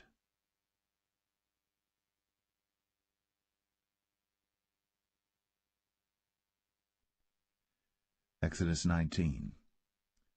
In the 3rd month, when the children of Israel were gone forth out of the land of Egypt, the same day came they into the wilderness of Sinai, but they were departed from Rephidim, and were come to the desert of Sinai, and had pitched in the wilderness, and there Israel camped before the mount. And Moses went up unto God, and the Lord called unto him out of the mountain, saying, Thus shalt thou say to the house of Jacob, and tell the children of Israel, Ye have seen what I did unto the Egyptians, and how I bare you on eagle's wings, and brought you unto myself. Now therefore, if ye will obey my voice indeed, and keep my covenant, then ye shall be a peculiar treasure unto me above all people. For all the earth is mine, and ye shall be unto me a kingdom of priests, and an holy nation. These are the words which thou shalt speak unto the children of Israel. And Moses came and called for the elders of the people, and laid before their faces all these words which the Lord commanded him. And all the people answered together, and said, All that the Lord hath spoken we will do. And Moses returned the words of the people unto the Lord. And the Lord said unto Moses, Lo, I come unto thee in a thick cloud, that the people may hear when I speak with thee, and believe thee for ever. And Moses told the words of the people unto the Lord. And the Lord said unto Moses, Go unto the people, and sanctify them today and tomorrow, and let them wash their clothes, and be ready against the 3rd day. For the 3rd day the Lord will come down in the sight of all the people upon Mount Sinai. And thou shalt set bounds unto the people round about, saying, Take heed to yourselves, that ye go not up into the mount, or touch the border of it. Whosoever toucheth the mount shall be surely put to death. There shall not an hand touch it, but he shall surely be stoned, or shot through, whether it be beast or man. It shall not live. When the trumpet soundeth long, they shall come up to the mount. And Moses went down from the mount unto the people, and sanctified the people, and they washed their clothes. And he said unto the people, Be ready against the 3rd day. Come not at your wives. And it came to pass on the 3rd day in the morning, that there were thunders and lightnings, and a thick cloud upon the mount, and the voice of the trumpet exceeding loud, so that all the people that was in the camp trembled. And Moses brought forth the people out of the camp to meet with God. And they stood at the nether part of the mount. and Mount Sinai was altogether on a smoke, because the Lord descended upon it in fire, and the smoke thereof ascended as the smoke of a furnace, and the whole mount quaked greatly. And when the voice of the trumpet sounded long, and waxed louder and louder, Moses spake, and God answered him by a voice. And the Lord came down upon Mount Sinai, on the top of the mount, and the Lord called Moses up to the top of the mount, and Moses went up. And the Lord said unto Moses, Go down, charge the people, lest they break through unto the Lord to gaze, and many of them perish. And let the priests also which come near to the Lord sanctify themselves, lest the Lord break forth upon them. And Moses said unto the Lord, The people cannot come up to Mount Sinai, for thou chargest us, saying, Set bounds about the mount, and sanctify it. And the Lord said unto him, Away, get thee down, and thou shalt come up, thou and Aaron with thee. But let not the priests and the people break through to come up unto the Lord, lest he break forth upon them. So Moses went down unto the people, and spake unto them.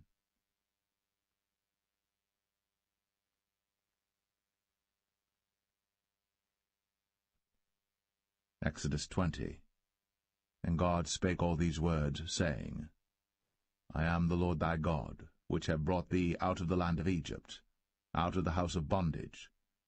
Thou shalt have no other gods before me. Thou shalt not make unto thee any graven image, or any likeness of any thing that is in heaven above, or that is in the earth beneath, or that is in the water under the earth. Thou shalt not bow down thyself to them, nor serve them. For I, the Lord thy God, am a jealous God, visiting the iniquity of the fathers upon the children unto the third and fourth generation of them that hate me, and showing mercy unto thousands of them that love me, and keep my commandments.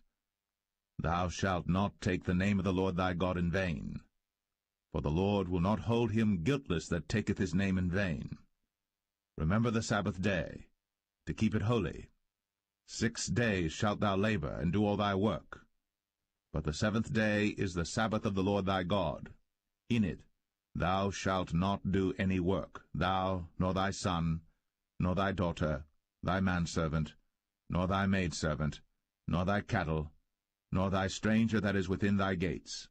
For in 6 days the Lord made heaven and earth, the sea, and all that in them is, and rested the 7th day. Wherefore the Lord blessed the Sabbath day, and hallowed it. Honor thy father and thy mother, that thy days may be long upon the land which the Lord thy God giveth thee. Thou shalt not kill. Thou shalt not commit adultery. Thou shalt not steal. Thou shalt not bear false witness against thy neighbor. Thou shalt not covet thy neighbor's house. Thou shalt not covet thy neighbor's wife, nor his manservant, nor his maidservant, nor his ox, nor his ass, nor anything that is thy neighbor's. And all the people saw the thunderings, and the lightnings, and the noise of the trumpet, and the mountain smoking. And when the people saw it, they removed, and stood afar off. And they said unto Moses, Speak thou with us, and we will hear. But let not God speak with us, lest we die. And Moses said unto the people, Fear not, for God is come to prove you, and that his fear may be before your faces, that ye sin not. And the people stood afar off. And Moses drew near unto the thick darkness where God was. And the Lord said unto Moses, Thus thou shalt say unto the children of Israel, Ye have seen that I have talked with you from heaven. Ye shall not make with me gods of silver, neither shall ye make unto you gods of gold. An altar of earth thou shalt make unto me, and shalt sacrifice thereon thy burnt offerings, and thy peace offerings, thy sheep and thine oxen. In all places where I record my name I will come unto thee, and I will bless thee. And if thou wilt make me an altar of stone, thou shalt not build it of hewn stone, for if thou lift up thy tool upon it, thou hast polluted it. Neither shalt thou go up by steps unto mine altar, that thy nakedness be not discovered thereon.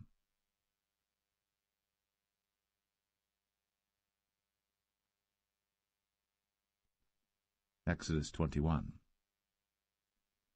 Now these are the judgments which thou shalt set before them. If thou buy an Hebrew servant, 6 years he shall serve, and in the 7th he shall go out free for nothing. If he came in by himself, he shall go out by himself. If he were married, then his wife shall go out with him. If his master have given him a wife, and she have borne him sons or daughters, the wife and her children shall be her master's, and he shall go out by himself. And if the servant shall plainly say, I love my master, my wife, and my children, I will not go out free, then his master shall bring him unto the judges. He shall also bring him to the door, or unto the doorpost, and his master shall bore his ear through with an awl, and he shall serve him forever. And if a man sell his daughter to be a maidservant, she shall not go out as the men servants do. If she please not her master, who hath betrothed her to himself, then shall he let her be redeemed. To sell her unto a strange nation, he shall have no power, seeing he hath dealt deceitfully with her. And if he have betrothed her unto his son, he shall deal with her after the manner of daughters. If he take him another wife, her food, her raiment, and her duty of marriage, shall he not diminish? And if he do not these 3 unto her, then shall she go out free without money. He that smiteth a man so that he die shall be surely put to death. And if a man lie not in wait, but God deliver him into his hand, then I will appoint thee a place whither he shall flee. But if a man come presumptuously upon his neighbor, to slay him with guile, thou shalt take him from mine altar, that he may die. And he that smiteth his father or his mother shall be surely put to death. And he that stealeth a man, and selleth him, or if he be found in his hand, he shall surely be put to death. And he that curseth his father or his mother shall surely be put to death. And if men strive together, and one smite another with a stone, or with his fist, and he die not, but keepeth his bed, if he rise again and walk abroad upon his staff, then shall he that smote him be quit, only he shall pay for the loss of his time, and shall cause him to be thoroughly healed. And if a man smite his servant or his maid with a rod, and he die under his hand, he shall be surely punished. Notwithstanding, if he continue a day or 2, he shall not be punished, for he is his money. If men strive and hurt a woman with child, so that her fruit depart from her, and yet no mischief follow, he shall be surely punished, according as the woman's husband will lay upon him, and he shall pay as the judges determine. And if any mischief follow, then thou shalt give life for life, eye for eye, tooth for tooth, hand for hand, foot for foot, burning for burning, wound for wound, stripe for stripe.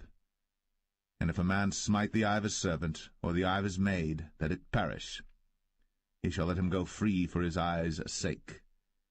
And if he smite out his manservant's tooth, or his maidservant's tooth, he shall let him go free for his tooth's sake.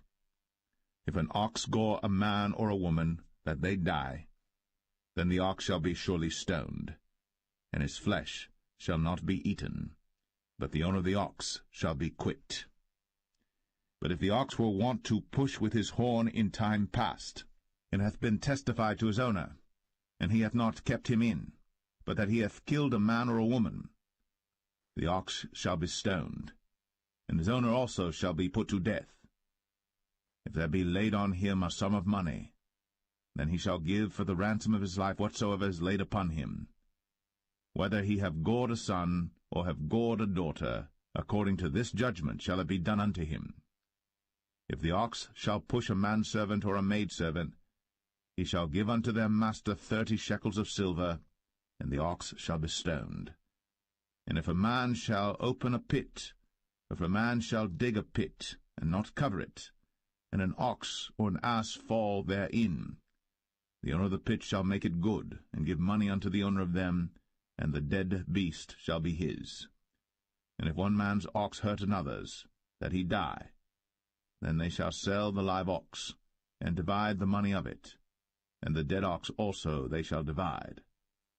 For if it be known that the ox hath used to push in time past, and his owner hath not kept him in, he shall surely pay ox for ox, and the dead shall be his own.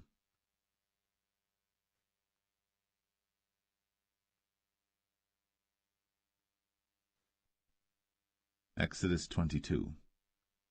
If a man shall steal an ox or a sheep and kill it or sell it, he shall restore 5 oxen for an ox and 4 sheep for a sheep. If a thief be found breaking up, and be smitten that he die, there shall no blood be shed for him. If the sun be risen upon him, there shall be blood shed for him, for he should make full restitution. If he have nothing, then he shall be sold for his theft. If the theft be certainly found in his hand alive, whether it be ox or ass or sheep, he shall restore double. If a man shall cause a field or vineyard to be eaten, and shall put in his beast, and shall feed in another man's field, of the best of his own field and of the best of his own vineyard, shall he make restitution. If fire break out and catch in thorns, so that stacks of corn or the standing corn of the field be consumed therewith, he that kindled the fire shall surely make restitution. If a man shall deliver unto his neighbor money or stuff to keep, and it be stolen out of the man's house, if the thief be found, let him pay double. If the thief be not found, then the master of the house shall be brought unto the judges to see whether he have put his hand unto his neighbor's goods. For all manner of trespass, whether it be for ox, for ass, for sheep, for raiment, or for any manner of lost thing, which another challengeth to be his, the cause of both parties shall come before the judges, and whom the judges shall condemn, he shall pay double unto his neighbor. If a man deliver unto his neighbor an ass, or an ox, or a sheep, or any beast to keep, and it die, or be hurt, or driven away, no man seeing it, then shall an oath of the Lord be between them both, that he hath not put his hand unto his neighbor's goods, and the owner of it shall accept thereof, and he shall not make it good. And if it be stolen from him, he shall make restitution unto the owner thereof. If it be torn in pieces, then let him bring it for witness, and he shall not make good that which was torn. And if a man borrow aught of his neighbor, and it be hurt or die, the owner thereof being not with it, he shall surely make it good. But if the owner thereof be with it, he shall not make it good. If it be an hired thing, it came for his hire. And if a man entice a maid that is not betrothed, and lie with her, he shall surely endow her to be his wife. If her father utterly refuse to give her unto him, he shall pay money according to the dowry of virgins. Thou shalt not suffer a witch to live. Whosoever lieth with a beast shall surely be put to death. He that sacrificeth unto any god, save unto the Lord only, he shall be utterly destroyed. Thou shalt neither vex a stranger nor oppress him, for ye were strangers in the land of Egypt. Ye shall not afflict any widow or fatherless child. If thou afflict them in any wise, and they cry at all unto me, I will surely hear their cry, and my wrath shall wax hot, and I will kill you with the sword, and your wives shall be widows, and your children fatherless. If thou lend money to any of my people that is poor by thee, thou shalt not be to him as an usurer, neither shalt thou lay upon him usury. If thou at all take thy neighbor's raiment to pledge, thou shalt deliver it unto him by that the sun goeth down. For that is his covering only, it is his raiment for his skin. Wherein shall he sleep? And it shall come to pass, when he crieth unto me, that I will hear, for I am gracious. Thou shalt not revile the gods, nor curse the ruler of thy people. Thou shalt not delay to offer the first of thy ripe fruits, and of thy liquors, the firstborn of thy sons shalt thou give unto me. Likewise shalt thou do with thine oxen, and with thy sheep.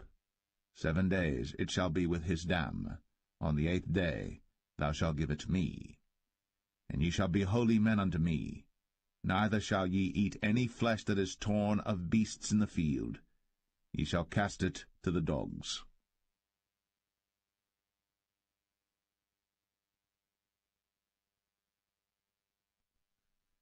Exodus 23. Thou shalt not raise a false report. Put not thine hand with the wicked to be an unrighteous witness. Thou shalt not follow a multitude to do evil. Neither shalt thou speak in a cause to decline after many to wrest judgment. Neither shalt thou countenance a poor man in his cause. If thou meet thine enemy's ox or his ass going astray, thou shalt surely bring it back to him again. If thou see the ass of him that hateth thee lying under his burden, and wouldest forbear to help him, thou shalt surely help with him. Thou shalt not wrest the judgment of thy poor in his cause. Keep thee far from a false matter, and the innocent and righteous slay thou not, for I will not justify the wicked. And thou shalt take no gift, for the gift blindeth the wise, and perverteth the words of the righteous. Also, thou shalt not oppress a stranger. For ye know the heart of a stranger, seeing ye were strangers in the land of Egypt. And 6 years thou shalt sow thy land, and shalt gather in the fruits thereof. But the 7th year thou shalt let it rest and lie still, that the poor of thy people may eat, and what they leave the beasts of the field shall eat. In like manner thou shalt deal with thy vineyard, and with thy oliveyard. 6 days thou shalt do thy work, and on the 7th day thou shalt rest, that thine ox and thine ass may rest, and the son of thy handmaid, and the stranger may be refreshed.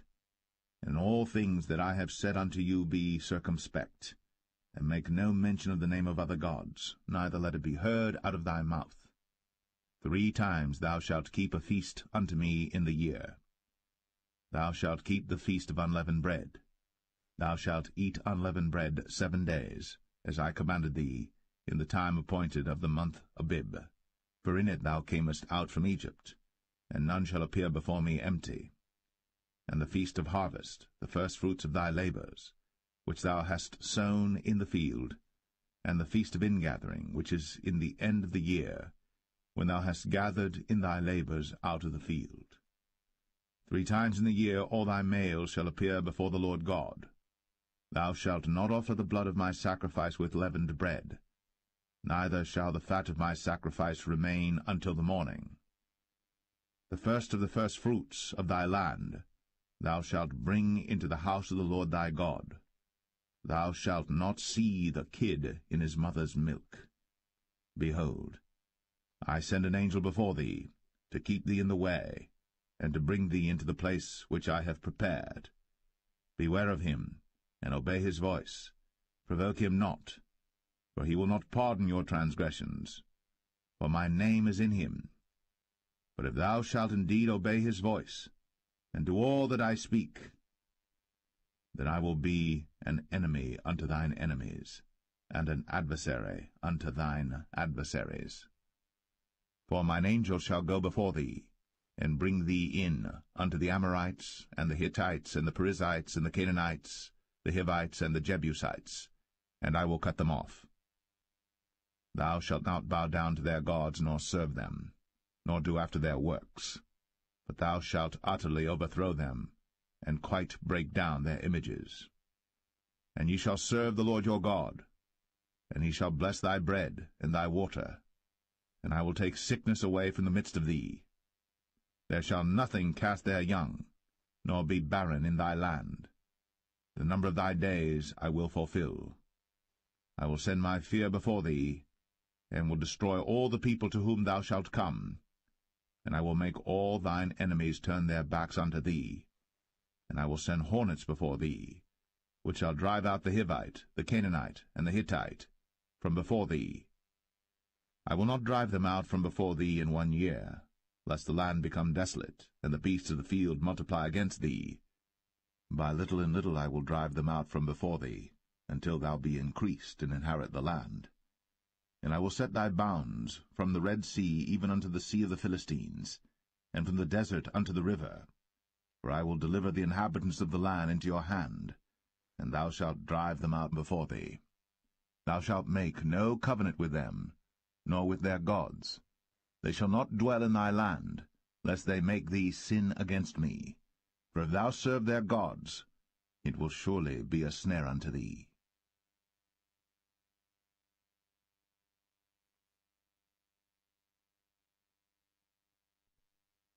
Exodus 24.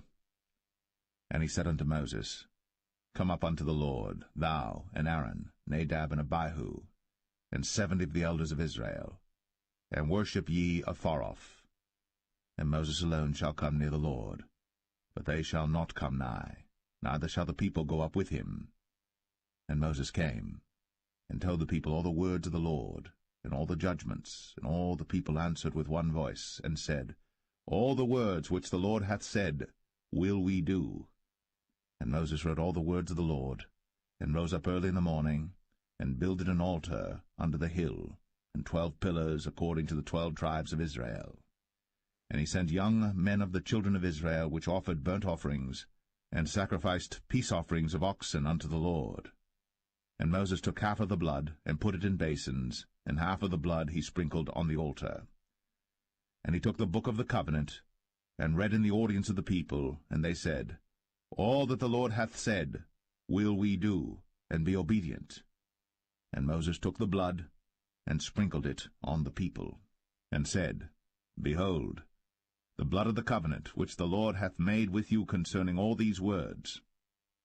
Then went up Moses, and Aaron, Nadab, and Abihu, and 70 of the elders of Israel. And they saw the God of Israel. And there was under his feet, as it were, a paved work of a sapphire stone, and as it were the body of heaven in his clearness. And upon the nobles of the children of Israel he laid not his hand. Also they saw God, and did eat and drink. And the Lord said unto Moses, Come up to me into the mount, and be there. And I will give thee tables of stone, and a law and commandments which I have written, that thou mayest teach them. And Moses rose up, and his minister Joshua. And Moses went up into the mount of God. And he said unto the elders, Tarry ye here for us, until we come again unto you. And behold, Aaron and Hur are with you. If any man have any matters to do, let him come unto them. And Moses went up into the mount, and a cloud covered the mount. And the glory of the Lord abode upon Mount Sinai, and the cloud covered it 6 days. And the 7th day he called unto Moses out of the midst of the cloud.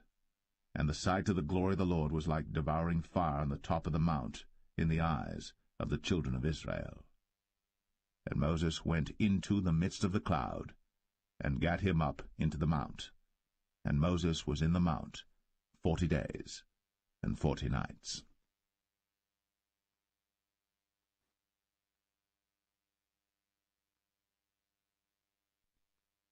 Exodus 25.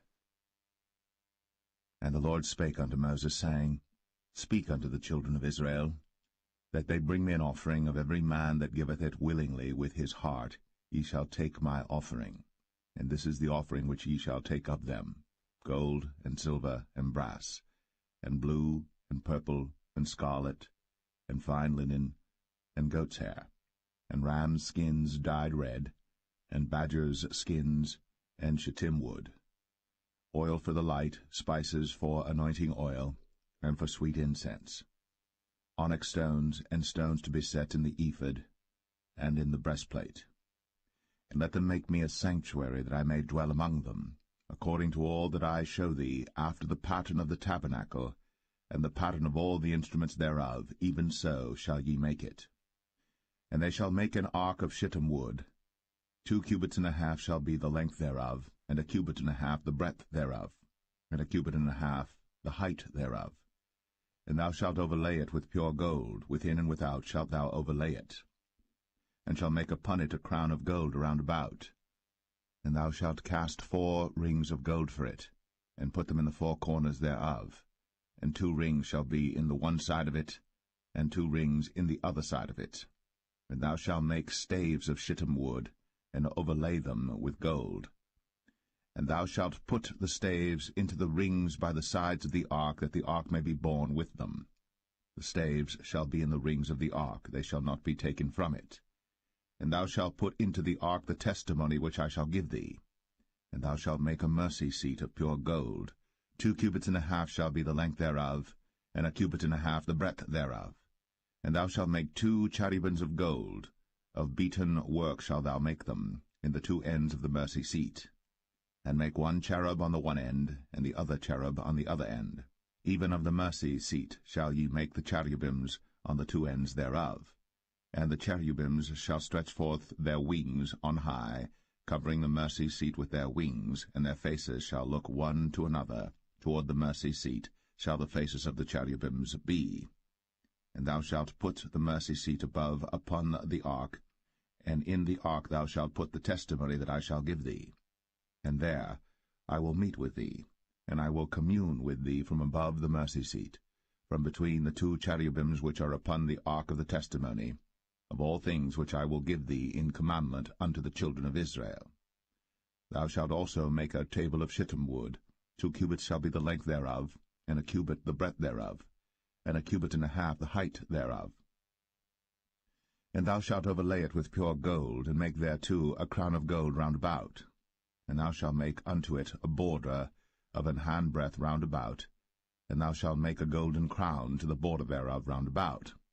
And thou shalt make for it 4 rings of gold, and put the rings in the 4 corners that are on the 4 feet thereof. Over against the border shall the rings be for places of the staves to bear the table. And thou shalt make the staves of shittim wood, and overlay them with gold, that the table may be borne with them. And thou shalt make the dishes thereof, and spoons thereof, and covers thereof, and bowls thereof, to cover withal. Of pure gold shalt thou make them. And thou shalt set upon the table showbread before me always. And thou shalt make a candlestick of pure gold. Of beaten work shall the candlestick be made. His shaft, and his branches, his bowls, his knobs and his flowers shall be of the same. And 6 branches shall come out of the sides of it, 3 branches of the candlestick out of the one side, and 3 branches of the candlestick out of the other side. 3 bowls made like unto almonds, with a knob and a flower in one branch, and 3 bowls made like almonds in the other branch, with a knob and a flower. So in the 6 branches that come out of the candlestick. And in the candlestick shall be 4 bowls made like unto almonds, with their knobs and their flowers. And there shall be a knob under 2 branches of the same, and a knob under 2 branches of the same, and a knob under 2 branches of the same, according to the 6 branches that proceed out of the candlestick. Their knobs and their branches shall be of the same. All it shall be one beaten work of pure gold. And thou shalt make the 7 lamps thereof, and they shall light the lamps thereof, that they may give light over against it. And the tongs thereof, and the snuff dishes thereof, shall be of pure gold. Of a talent of pure gold shall he make it with all these vessels.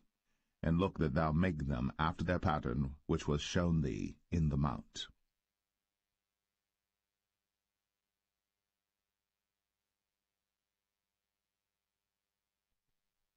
Exodus 26.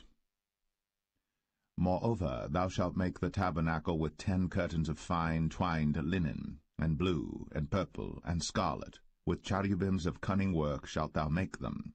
The length of 1 curtain shall be 28 cubits, and the breadth of 1 curtain 4 cubits, and every one of the curtains shall have 1 measure. The 5 curtains shall be coupled together one to another, and other 5 curtains shall be coupled one to another. And thou shalt make loops of blue upon the edge of the 1 curtain, from the selvage in the coupling. And likewise shalt thou make in the uttermost edge of another curtain, in the coupling of the 2nd. 50 loops shalt thou make in the 1 curtain, and 50 loops shalt thou make in the edge of the curtain that is in the coupling of the 2nd, that the loops may take hold one of another. And thou shalt make 50 taches of gold, and couple the curtains together with the taches, and it shall be 1 tabernacle. And thou shalt make curtains of goat's hair to be a covering upon the tabernacle. 11 curtains shalt thou make. The length of 1 curtain shall be 30 cubits, and the breadth of 1 curtain 4 cubits, and the 11 curtains shall be all of 1 measure. And thou shalt couple 5 curtains by themselves, and 6 curtains by themselves, and shalt double the 6 curtains in the forefront of the tabernacle. And thou shalt make 50 loops on the edge of the one curtain that is outmost in the coupling, and 50 loops in the edge of the curtain which coupleth the second. And thou shalt make 50 taches of brass, and put the taches into the loops, and couple the tent together, that it may be one. And the remnant that remaineth of the curtains of the tent, the half curtain that remaineth, shall hang over the backside of the tabernacle, and a cubit on the one side, and a cubit on the other side of that which remaineth in the length of the curtains of the tent. It shall hang over the sides of the tabernacle on this side, and on that side to cover it. And thou shalt make a covering for the tent of rams' skins dyed red, and a covering above of badgers' skins. And thou shalt make boards for the tabernacle of shittim wood standing up. 10 cubits shall be the length of a board, and a cubit and a half shall be the breadth of one board. 2 tenons shall there be in one board, set in order, one against another. Thus shalt thou make for all the boards of the tabernacle. And thou shalt make the boards for the tabernacle 20 boards on the south side southward. And thou shalt make 40 sockets of silver under the 20 boards, 2 sockets under one board for his 2 tenons, and 2 sockets under another board for his 2 tenons. And for the second side of the tabernacle on the north side there shall be 20 boards, and there 40 sockets of silver, 2 sockets under one board, and 2 sockets under another board. And for the sides of the tabernacle westward thou shalt make 6 boards, and 2 boards shalt thou make for the corners of the tabernacle in the 2 sides. And they shall be coupled together beneath, and they shall be coupled together above the head of it unto one ring. Thus shall it be for them both. They shall be for the 2 corners. And they shall be 8 boards, and their sockets of silver 16 sockets, 2 sockets under one board, and 2 sockets under another board. And thou shalt make bars of shittim wood, 5 for the boards of the one side of the tabernacle, and 5 bars for the boards of the other side of the tabernacle, and 5 bars for the boards of the side of the tabernacle for the 2 sides westward. And the middle bar in the midst of the boards shall reach from end to end. And thou shalt overlay the boards with gold, and make their rings of gold, for places for the bars, and thou shalt overlay the bars with gold. And thou shalt rear up the tabernacle according to the fashion thereof which was shown thee in the mount. And thou shalt make a veil of blue, and purple, and scarlet, and fine twined linen of cunning work. With cherubims shall it be made. And thou shalt hang it upon 4 pillars of shittim wood overlaid with gold. Their hooks shall be of gold, upon the 4 sockets of silver. And thou shalt hang up the veil under the taches, that thou mayest bring in thither within the veil the ark of the testimony. And the veil shall divide unto you between the holy place and the most holy. And thou shalt put the mercy seat upon the ark of the testimony in the most holy place. And thou shalt set the table without the veil, and the candlestick over against the table on the side of the tabernacle toward the south. And thou shalt put the table on the north side. And thou shalt make an hanging for the door of the tent, of blue and purple and scarlet, and fine twined linen, wrought with needlework. And thou shalt make for the hanging 5 pillars of shittim wood, and overlay them with gold, and the hooks shall be of gold, and thou shalt cast 5 sockets of brass for them.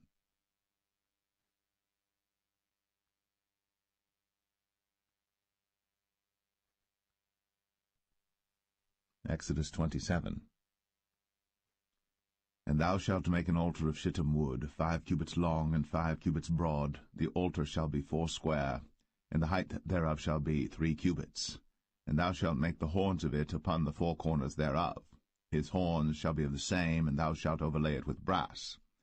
And thou shalt make his pans to receive his ashes, and his shovels, and his basins, and his flesh hooks, and his fire pans. All the vessels thereof thou shalt make of brass. And thou shalt make for it a grate of network of brass, and upon the net shalt thou make 4 brazen rings in the 4 corners thereof. And thou shalt put it under the compass of the altar beneath, that the net may be even to the midst of the altar.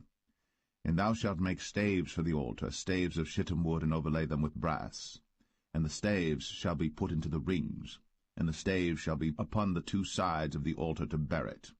Hollow with boards shalt thou make it, as it was shown thee in the mount, so shall they make it.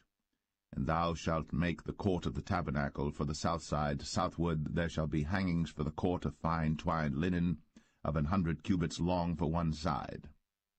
And the 20 pillars thereof, and their 20 sockets shall be of brass. The hooks of the pillars, and their fillets, shall be of silver. And likewise for the north side in length there shall be hangings of 100 cubits long, and his 20 pillars, and their 20 sockets of brass, the hooks of the pillars, and their fillets of silver. And for the breadth of the court on the west side shall be hangings of 50 cubits, their pillars 10, and their sockets 10. And the breadth of the court on the east side eastward shall be 50 cubits. The hangings of one side of the gate shall be 15 cubits, their pillars 3, and their sockets 3. And on the other side shall be hangings 15 cubits, their pillars 3, and their sockets 3. And for the gate of the court shall be an hanging of 20 cubits of blue, and purple, and scarlet, and fine twined linen, wrought with needlework, and their pillars shall be 4, and their sockets 4. All the pillars round about the court shall be filleted with silver.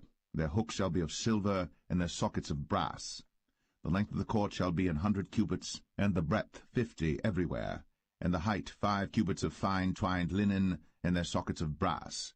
All the vessels of the tabernacle, and all the service thereof, and all the pins thereof, and all the pins of the court shall be of brass. And thou shalt command the children of Israel that they bring thee pure oil, olive beaten for the light, to cause the lamp to burn always.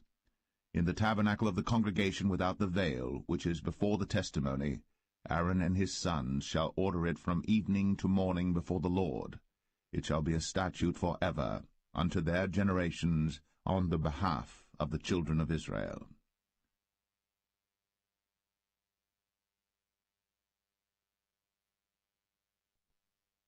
Exodus 28.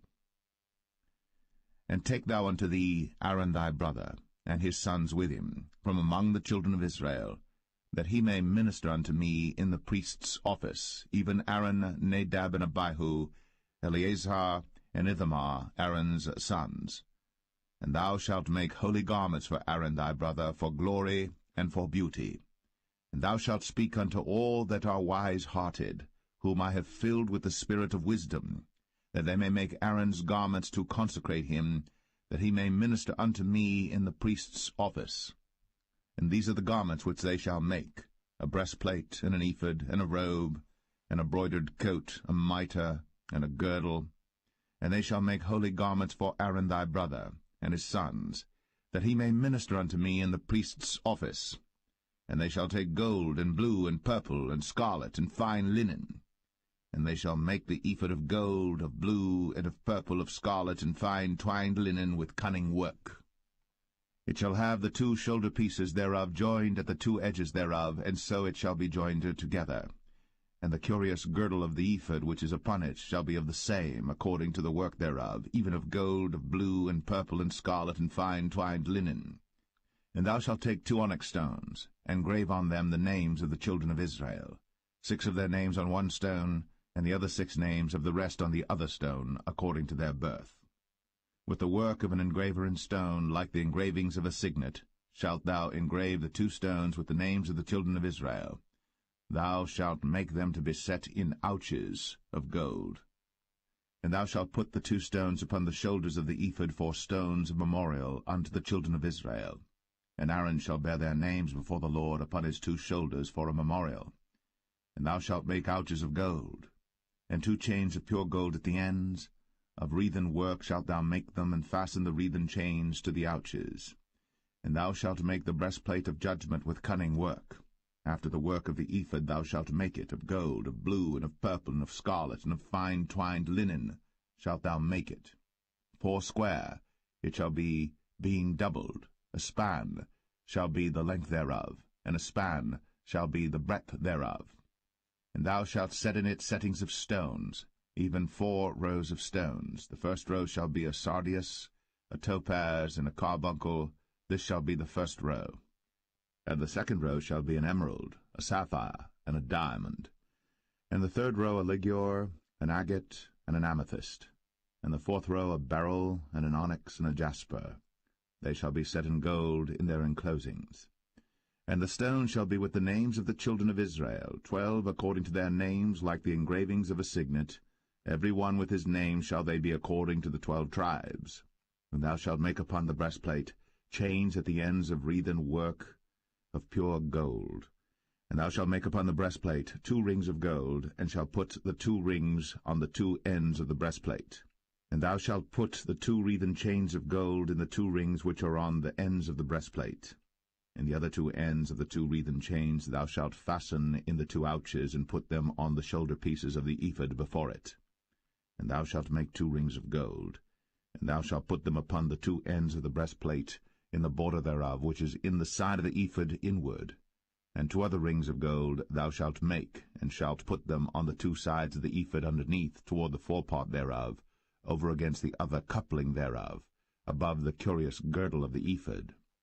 And they shall bind the breastplate by the rings thereof unto the rings of the ephod with a lace of blue, that it may be above the curious girdle of the ephod, and that the breastplate be not loosed from the ephod. And Aaron shall bear the names of the children of Israel in the breastplate of judgment upon his heart, when he goeth in unto the holy place for a memorial before the Lord continually. And thou shalt put in the breastplate of judgment the Urim and the Thummim, and they shall be upon Aaron's heart, when he goeth in before the Lord. And Aaron shall bear the judgment of the children of Israel upon his heart before the Lord continually. And thou shalt make the robe of the ephod all of blue. And there shall be an hole in the top of it, in the midst thereof. It shall have a binding of woven work round about the whole of it, as it were the whole of an habergeon, that it be not rent.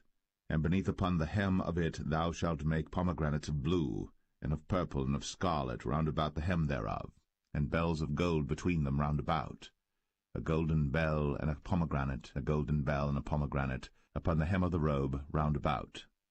And it shall be upon Aaron to minister, and his sound shall be heard when he goeth in unto the holy place before the Lord, and when he cometh out, that he die not.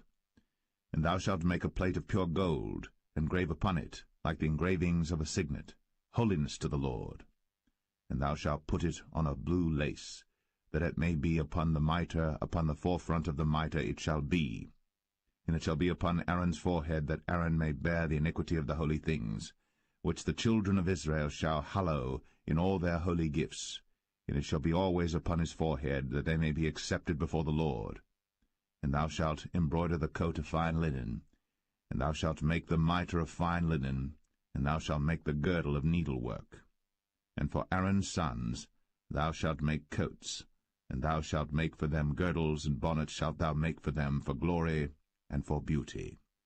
And thou shalt put them upon Aaron thy brother, and his sons with him, and shalt anoint them, and consecrate them, and sanctify them, that they may minister unto me in the priest's office. And thou shalt make them linen breeches to cover their nakedness, from the loins even unto the thighs they shall reach. And they shall be upon Aaron and upon his sons when they come in unto the tabernacle of the congregation, or when they come near unto the altar to minister in the holy place, that they bear not iniquity, and die. It shall be a statute for ever unto him, and his seed after him.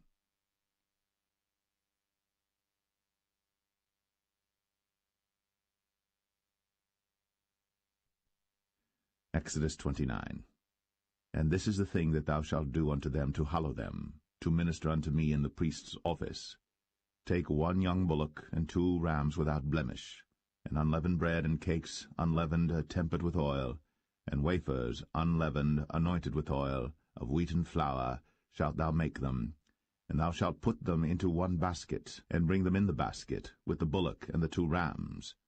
And Aaron and his sons thou shalt bring unto the door of the tabernacle of the congregation, and shalt wash them with water. And thou shalt take the garments, and put upon Aaron the coat, and the robe of the ephod, and the breastplate, and gird him with the curious girdle of the ephod. And thou shalt put the mitre upon his head, and put the holy crown upon the mitre. Then shalt thou take the anointing oil, and pour it upon his head, and anoint him. And thou shalt bring his sons, and put coats upon them. And thou shalt gird them with girdles, Aaron and his sons, and put the bonnets on them, and the priest's office shall be theirs for a perpetual statute. And thou shalt consecrate Aaron and his sons. And thou shalt cause a bullock to be brought before the tabernacle of the congregation, and Aaron and his sons shall put their hands upon the head of the bullock. And thou shalt kill the bullock before the Lord, by the door of the tabernacle of the congregation. And thou shalt take of the blood of the bullock, and put it upon the horns of the altar with thy finger, and pour all the blood beside the bottom of the altar.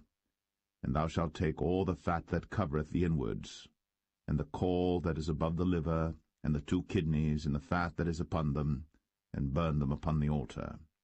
But the flesh of the bullock, and his skin, and his dung, shalt thou burn with fire without the camp. It is a sin offering. Thou shalt also take 1 ram, and Aaron and his sons shall put their hands upon the head of the ram. And thou shalt slay the ram, and thou shalt take his blood, and sprinkle it round about upon the altar. And thou shalt cut the ram in pieces, and wash the inwards of him and his legs, and put them unto his pieces and unto his head. And thou shalt burn the whole ram upon the altar.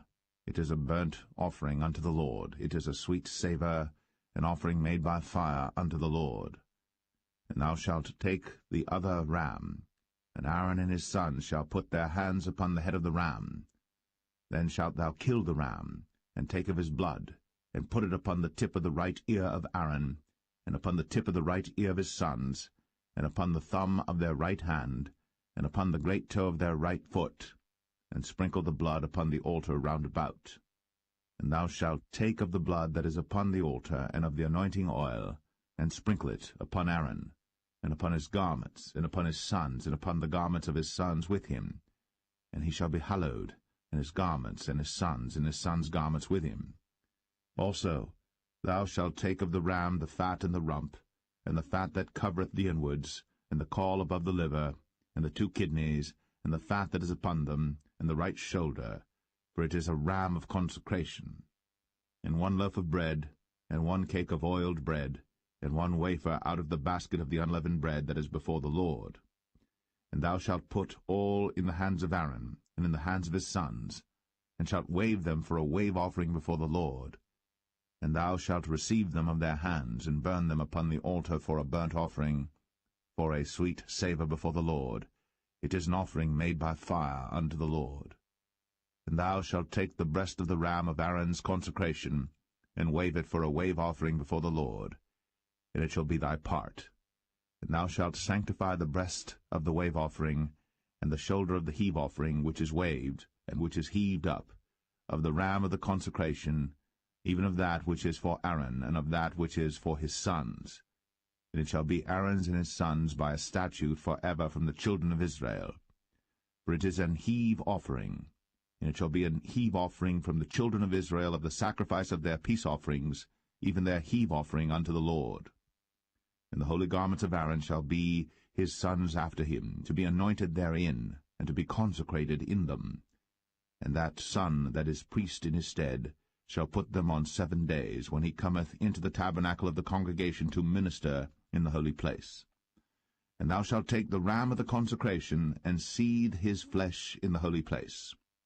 And Aaron and his sons shall eat the flesh of the ram, and the bread that is in the basket by the door of the tabernacle of the congregation. And they shall eat those things wherewith the atonement was made, to consecrate and to sanctify them. But a stranger shall not eat thereof, because they are holy. And if aught of the flesh of the consecrations, or of the bread, remain unto the morning, then thou shalt burn the remainder with fire. It shall not be eaten, because it is holy. And thus shalt thou do unto Aaron and to his sons, according to all things which I have commanded thee. 7 days shalt thou consecrate them. And thou shalt offer every day a bullock for a sin offering, for atonement. And thou shalt cleanse the altar, when thou hast made an atonement for it. And thou shalt anoint it, to sanctify it. 7 days thou shalt make an atonement for the altar, and sanctify it. And it shall be an altar most holy. Whatsoever toucheth the altar shall be holy. Now this is that which thou shalt offer upon the altar: 2 lambs of the first year, day by day, continually. The 1 lamb thou shalt offer in the morning, and the other lamb thou shalt offer at even. And with the 1 lamb a 10th deal of flour mingled with the 4th part of an hin of beaten oil, and the 4th part of an hin of wine for a drink offering. And the other lamb thou shalt offer at even, and shalt do thereto according to the meat offering of the morning, and according to the drink offering thereof, for a sweet savour, an offering made by fire unto the Lord. This shall be a continual burnt offering throughout your generations at the door of the tabernacle of the congregation before the Lord, where I will meet you, to speak there unto thee. And there I will meet with the children of Israel, and the tabernacle shall be sanctified by my glory. And I will sanctify the tabernacle of the congregation and the altar. I will sanctify also both Aaron and his sons to minister to me in the priest's office. And I will dwell among the children of Israel, and will be their God. And they shall know that I am the Lord their God, that brought them forth out of the land of Egypt, that I may dwell among them. I am the Lord their God.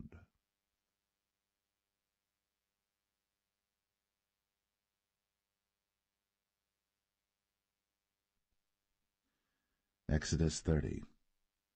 And thou shalt make an altar to burn incense upon. Of shittim wood shalt thou make it. A cubit shall be the length thereof, and a cubit the breadth thereof. 4 square shall it be. And 2 cubits shall be the height thereof. The horns thereof shall be of the same. And thou shalt overlay it with pure gold, the top thereof and the sides thereof round about, and the horns thereof. And thou shalt make unto it a crown of gold round about.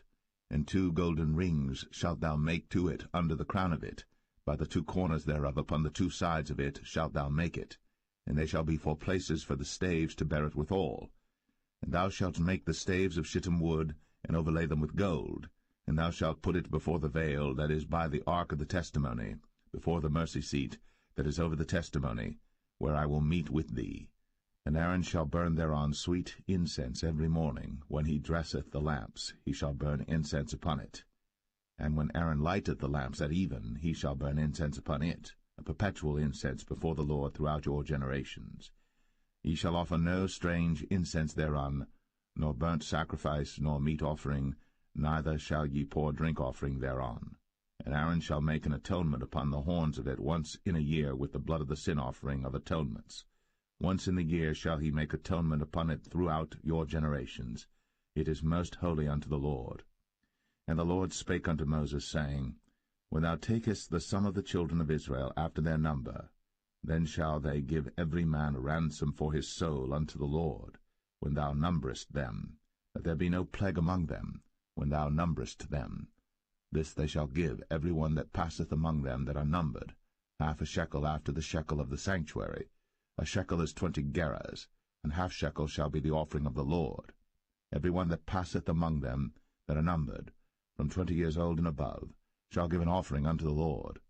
The rich shall not give more, and the poor shall not give less than half a shekel, when they give an offering unto the Lord, to make an atonement for your souls. And thou shalt take the atonement money of the children of Israel, and shalt appoint it for the service of the tabernacle of the congregation, that it may be a memorial unto the children of Israel before the Lord, to make an atonement for your souls. And the Lord spake unto Moses, saying, Thou shalt also make a laver of brass, and his foot also of brass, to wash withal. And thou shalt put it between the tabernacle of the congregation and the altar, and thou shalt put water therein. For Aaron and his sons shall wash their hands and their feet thereat.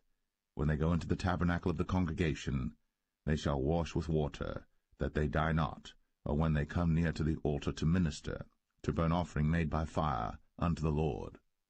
So they shall wash their hands and their feet, that they die not. And it shall be a statute forever to them, even to him and to his seed throughout their generations. Moreover the Lord spake unto Moses, saying, Take thou also unto thee principal spices, of pure myrrh 500 shekels, and of sweet cinnamon half so much, even 250 shekels, and of sweet calamus 250 shekels, and of cassia 500 shekels after the shekel of the sanctuary, and of oil olive and hin. And thou shalt make it an oil of holy ointment, an ointment compound after the art of the apothecary. It shall be an holy anointing oil. And thou shalt anoint the tabernacle of the congregation therewith, and the ark of the testimony, and the table and all his vessels, and the candlestick and his vessels, and the altar of incense, and the altar of burnt offering with all his vessels, and the laver and his foot. And thou shalt sanctify them, that they may be most holy. Whatsoever toucheth them shall be holy. And thou shalt anoint Aaron and his sons, and consecrate them, that they may minister unto me in the priest's office. And thou shalt speak unto the children of Israel, saying, This shall be an holy anointing oil unto me throughout your generations. Upon man's flesh shall it not be poured, neither shall ye make any other like it, after the composition of it. It is holy, and it shall be holy unto you. Whosoever compoundeth any like it, or whosoever putteth any of it upon a stranger, shall even be cut off from his people. And the Lord said unto Moses, Take unto thee sweet spices, stacte, and onycha, and galbanum, these sweet spices with pure frankincense, of each shall there be a like weight. And thou shalt make it a perfume, a confection after the art of the apothecary, tempered together pure and holy. And thou shalt beat some of it very small, and put of it before the testimony in the tabernacle of the congregation, where I will meet with thee. It shall be unto you most holy. And as for the perfume which thou shalt make, ye shall not make to yourselves according to the composition thereof. It shall be unto thee holy for the Lord. Whosoever shall make like unto that, to smell thereto, shall even be cut off from his people.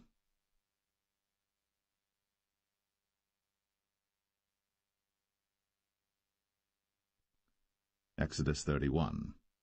And the Lord spake unto Moses, saying, See, I have called by name Bezalel the son of Uri, the son of Hur, of the tribe of Judah, and I have filled him with the Spirit of God, in wisdom, and in understanding, and in knowledge, and in all manner of workmanship, to devise cunning works, to work in gold, and in silver, and in brass, and in cutting of stones, to set them, and in carving of timber, to work in all manner of workmanship. And I, behold, I have given with him Aholiab, the son of Ahisamach, of the tribe of Dan.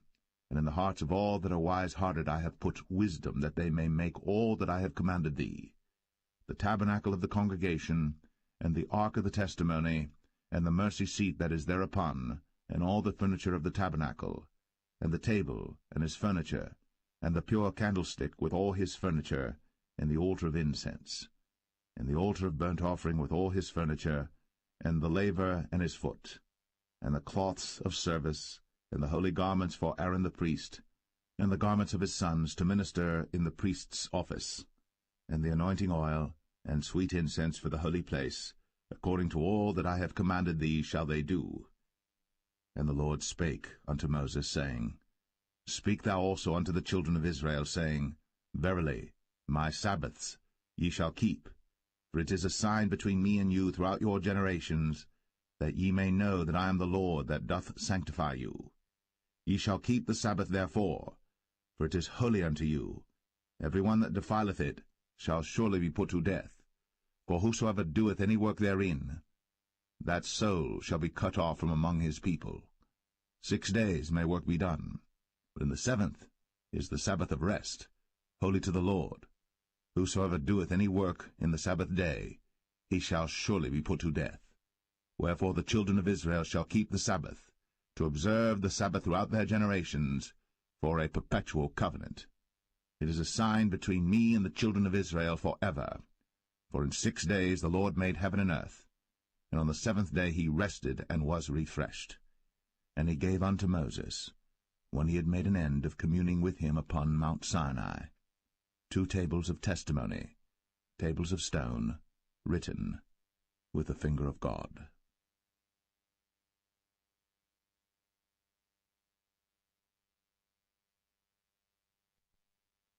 Exodus 32.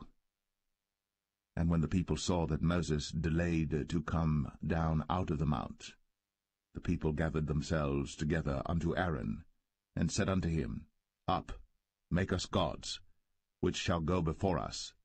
For as for this Moses, the man that brought us up out of the land of Egypt, we wot not what is become of him. And Aaron said unto them, Break off the golden earrings which are in the ears of your wives, of your sons, and of your daughters, and bring them unto me. And all the people brake off the golden earrings which were in their ears, and brought them unto Aaron. And he received them at their hand, and fashioned it with a graving tool, after he had made it, a molten calf. And they said, These be thy gods, O Israel, which brought thee up out of the land of Egypt. And when Aaron saw it, he built an altar before it. And Aaron made proclamation and said, Tomorrow is a feast to the Lord. And they rose up early on the morrow, and offered burnt offerings, and brought peace offerings. And the people sat down to eat and to drink, and rose up to play. And the Lord said unto Moses, Go, get thee down, for thy people, which thou broughtest out of the land of Egypt, have corrupted themselves. They have turned aside quickly out of the way which I commanded them. They have made them a molten calf, and have worshipped it, and have sacrificed thereunto, and said, These be thy gods, O Israel, which have brought thee up out of the land of Egypt. And the Lord said unto Moses, I have seen this people, and behold, it is a stiff-necked people. Now therefore let me alone, that my wrath may wax hot against them, and that I may consume them, and I will make of thee a great nation. And Moses besought the Lord his God, and said, Lord, why doth thy wrath wax hot against thy people, which thou hast brought forth out of the land of Egypt with great power, and with a mighty hand? Wherefore should the Egyptians speak and say, For mischief did he bring them out, to slay them in the mountains, and to consume them from the face of the earth? Turn from thy fierce wrath, and repent of this evil against thy people. Remember Abraham, Isaac, and Israel, thy servants, to whom thou swarest by thine own self, and saidst unto them, I will multiply your seed as the stars of heaven, and all this land that I have spoken of will I give unto your seed, and they shall inherit it for ever. And the Lord repented of the evil which he thought to do unto his people. And Moses turned, and went down from the mount, and the 2 tables of the testimony were in his hand. The tables were written on both their sides. On the one side and on the other were they written. And the tables were the work of God, and the writing was the writing of God, graven upon the tables. And when Joshua heard the noise of the people as they shouted, he said unto Moses, There is a noise of war in the camp. And he said, It is not the voice of them that shout for mastery, neither is it the voice of them that cry for being overcome, but the noise of them that sing do I hear. And it came to pass, as soon as he came nigh unto the camp, that he saw the calf and the dancing. And Moses' anger waxed hot, and he cast the tables out of his hands, and brake them beneath the mount. And he took the calf which they had made, and burnt it in the fire, and ground it to powder, and strawed it upon the water, and made the children of Israel drink of it. And Moses said unto Aaron, What did this people unto thee, that thou hast brought so great a sin upon them? And Aaron said, Let not the anger of my Lord wax hot. Thou knowest the people, that they are set on mischief. For they said unto me, Make us gods, which shall go before us. For as for this Moses, the man that brought us up out of the land of Egypt, we wot not what is become of him. And I said unto them, Whosoever hath any gold, let them break it off. So they gave it to me. Then I cast it into the fire, and there came out this calf. And when Moses saw that the people were naked, for Aaron had made them naked unto their shame among their enemies, then Moses stood in the gate of the camp, and said, Who is on the Lord's side? Let him come unto me. And all the sons of Levi gathered themselves together unto him.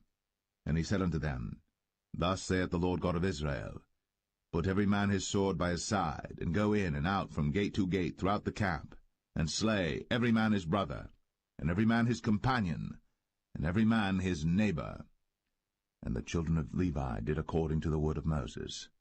And there fell of the people that day about 3,000 men. For Moses had said, Consecrate yourselves today to the Lord, even every man upon his son, and upon his brother, that he may bestow upon you a blessing this day. And it came to pass on the morrow, that Moses said unto the people, Ye have sinned a great sin, and now I will go up unto the Lord. Peradventure I shall make an atonement for your sin.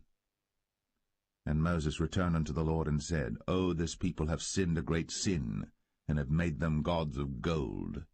Yet now, if thou wilt forgive their sin, and if not, blot me, I pray thee, out of thy book, which thou hast written. And the Lord said unto Moses, Whosoever hath sinned against me, him will I blot out of my book. Therefore now go, lead the people unto the place of which I have spoken unto thee. Behold, mine angel shall go before thee. Nevertheless, in the day when I visit, I will visit their sin upon them. And the Lord plagued the people, because they made the calf which Aaron made.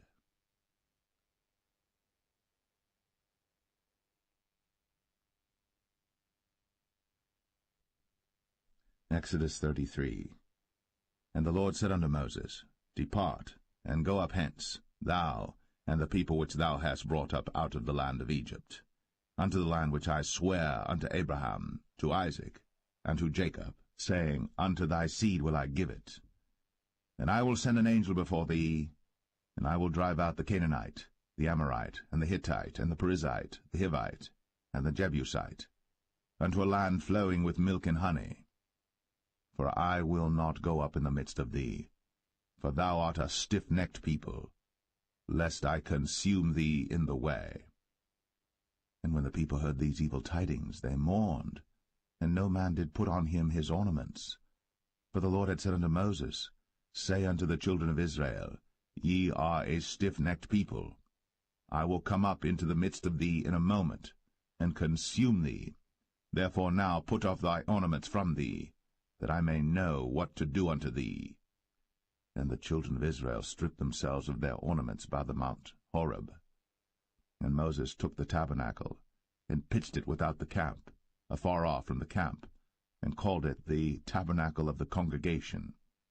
And it came to pass that every one which sought the Lord went out unto the tabernacle of the congregation, which was without the camp. And it came to pass, when Moses went out unto the tabernacle, that all the people rose up, and stood every man at his tent door, and looked after Moses, until he was gone into the tabernacle. And it came to pass, as Moses entered into the tabernacle, the cloudy pillar descended, and stood at the door of the tabernacle, and the Lord talked with Moses. And all the people saw the cloudy pillar stand at the tabernacle door. And all the people rose up and worshipped, every man in his tent door. And the Lord spake unto Moses face to face, as a man speaketh unto his friend. And he turned again into the camp. But his servant Joshua the son of Nun, a young man, departed not out of the tabernacle.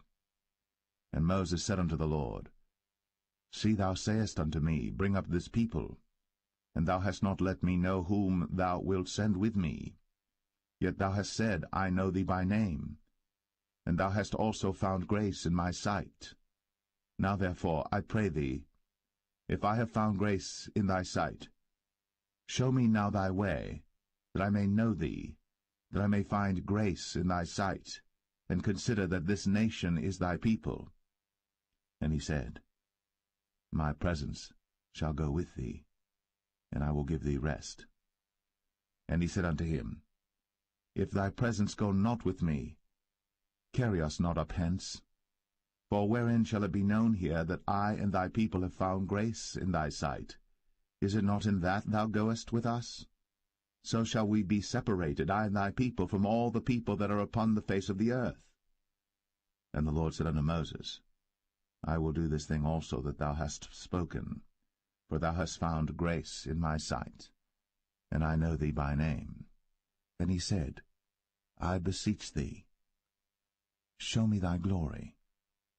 And he said, I will make all my goodness pass before thee, and I will proclaim the name of the Lord before thee, and will be gracious to whom I will be gracious, and will show mercy on whom I will show mercy. And he said, Thou canst not see my face, for there shall no man see me and live. And the Lord said, Behold, there is a place by me, and thou shalt stand upon a rock. And it shall come to pass, while my glory passeth by, that I will put thee in a cleft of the rock, and will cover thee with my hand while I pass by. And I will take away mine hand, and thou shalt see my back parts, but my face shall not be seen.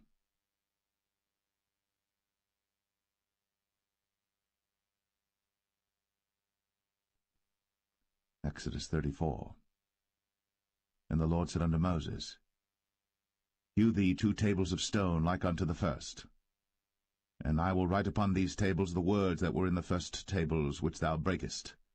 And be ready in the morning, and come up in the morning unto Mount Sinai, and present thyself there to me in the top of the mount. And no man shall come up with thee, neither let any man be seen throughout all the mount, neither let the flocks nor herds feed before that mount. And he hewed 2 tables of stone like unto the first. And Moses rose up early in the morning, and went up unto Mount Sinai, as the Lord had commanded him, and took in his hand the 2 tables of stone. And the Lord descended in the cloud, and stood with him there, and proclaimed the name of the Lord. And the Lord passed by before him, and proclaimed, the Lord God, merciful and gracious, long-suffering, and abundant in goodness and truth, keeping mercy for thousands, forgiving iniquity, and transgression and sin, and that will by no means clear the guilty, visiting the iniquity of the fathers upon the children, and upon the children's children, unto the 3rd and to the 4th generation. And Moses made haste, and bowed his head toward the earth, and worshipped, and he said, If now I have found grace in thy sight, O Lord, let my Lord, I pray thee, go among us. For it is a stiff-necked people, and pardon our iniquity and our sin, and take us for thine inheritance. And he said, Behold, I make a covenant. Before all thy people I will do marvels, such as have not been done in all the earth, nor in any nation. And all the people among which thou art shall see the work of the Lord.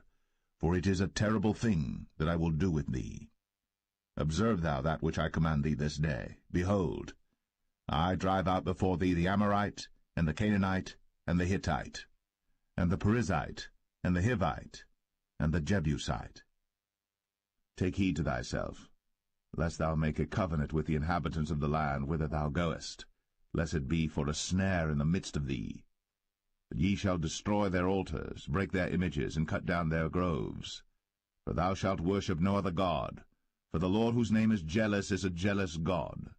Lest thou make a covenant with the inhabitants of the land, and they go a-whoring after their gods, and do sacrifice unto their gods, and one call thee, and thou eat of his sacrifice, and thou take of their daughters unto thy sons, and their daughters go a-whoring after their gods, and make thy sons go a-whoring after their gods. Thou shalt make thee no molten gods. The feast of unleavened bread shalt thou keep. 7 days thou shalt eat unleavened bread, as I commanded thee, in the time of the month Abib. For in the month Abib thou camest out from Egypt. All that openeth the matrix is mine, and every firstling among thy cattle, whether ox or sheep that is male. But the firstling of an ass thou shalt redeem with a lamb. And if thou redeem him not, then shalt thou break his neck. All the firstborn of thy sons thou shalt redeem, and none shall appear before me empty. 6 days thou shalt work, but on the 7th day thou shalt rest. In earing time and in harvest thou shalt rest. And thou shalt observe the feast of weeks, of the firstfruits of wheat harvest, and the feast of ingathering at the year's end. Thrice in the year shall all your men-children appear before the Lord God, the God of Israel. For I will cast out the nations before thee, and enlarge thy borders. Neither shall any man desire thy land, when thou shalt go up to appear before the Lord thy God thrice in the year. Thou shalt not offer the blood of my sacrifice with leaven, neither shall the sacrifice of the feast of the Passover be left unto the morning. The first of the firstfruits of thy land thou shalt bring unto the house of the Lord thy God. Thou shalt not see the kid in his mother's milk. And the Lord said unto Moses, Write thou these words, for after the tenor of these words I have made a covenant with thee and with Israel. And he was there with the Lord 40 days and 40 nights. He did neither eat bread nor drink water. And he wrote upon the tables the words of the covenant, the 10 commandments. And it came to pass, when Moses came down from Mount Sinai, with the 2 tables of testimony in Moses' hand, when he came down from the mount, that Moses wist not that the skin of his face shone, while he talked with them. And when Aaron and all the children of Israel saw Moses, behold, the skin of his face shone, and they were afraid to come nigh him. And Moses called unto them, and Aaron and all the rulers of the congregation returned unto him. And Moses talked with them, and afterward all the children of Israel came nigh, and he gave them in commandment all that the Lord had spoken with him in Mount Sinai. And till Moses had done speaking with them, he put a veil on his face. But when Moses went in before the Lord to speak with him, he took the veil off until he came out. And he came out, and spake unto the children of Israel that which he was commanded. And the children of Israel saw the face of Moses, that the skin of Moses' face shone. And Moses put the veil upon his face again, until he went in to speak with him.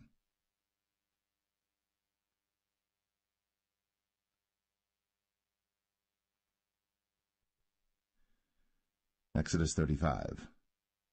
And Moses gathered all the congregation of the children of Israel together, and said unto them, These are the words which the Lord hath commanded, that ye should do them. 6 days shall work be done, but on the 7th day there shall be to you an holy day, a Sabbath of rest to the Lord. Whosoever doeth work therein shall be put to death. Ye shall kindle no fire throughout your habitations upon the Sabbath day. And Moses spake unto all the congregation of the children of Israel, saying, This is the thing which the Lord commanded, saying, Take ye from among you an offering unto the Lord.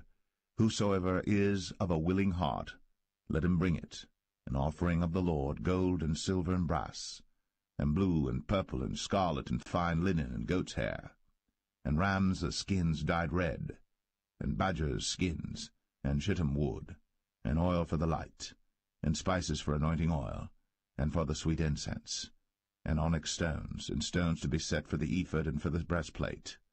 And every wise-hearted among you shall come, and make all that the Lord hath commanded, the tabernacle, his tent, and his covering, his taches, and his boards, his bars, his pillars, and his sockets, the ark and the staves thereof, with the mercy seat and the veil of the covering, the table and his staves, and all his vessels, and the showbread, the candlestick also for the light, and his furniture, and his lamps, with the oil for the light, and the incense altar, and his staves, and the anointing oil, and the sweet incense, and the hanging for the door at the entering in of the tabernacle, the altar of burnt offering, with his brazen grate, his staves, and all his vessels, the laver and his foot, the hangings of the court, his pillars, and their sockets, and the hanging for the door of the court, the pins of the tabernacle, and the pins of the court, and their cords, the cloths of service, to do service in the holy place, the holy garments for Aaron the priest, and the garments of his sons to minister in the priest's office. And all the congregation of the children of Israel departed from the presence of Moses. And they came, every one whose heart stirred him up, and every one whom his spirit made willing. And they brought the Lord's offering to the work of the tabernacle of the congregation, and for all his service, and for the holy garments. And they came, both men and women, as many as were willing-hearted, and brought bracelets and earrings and rings and tablets, all jewels of gold. And every man that offered an offering of gold unto the Lord. And every man with whom was found blue and purple and scarlet and fine linen and goat's hair, and red skins of rams and badgers' skins brought them. Every one that did offer an offering of silver and brass brought the Lord's offering, and every man with whom was found shittim wood for any work of the service brought it. And all the women that were wise-hearted did spin with their hands, and brought that which they had spun, both of blue and of purple and of scarlet and of fine linen. And all the women whose heart stirred them up in wisdom spun goat's hair. And the rulers brought onyx stones, and stones to be set for the ephod and for the breastplate, and spice, and oil for the light, and for the anointing oil, and for the sweet incense. The children of Israel brought a willing offering unto the Lord, every man and woman whose heart made them willing to bring for all manner of work, which the Lord had commanded to be made by the hand of Moses. And Moses said unto the children of Israel, See, the Lord hath called by name Bezalel the son of Uri, the son of Hur, of the tribe of Judah.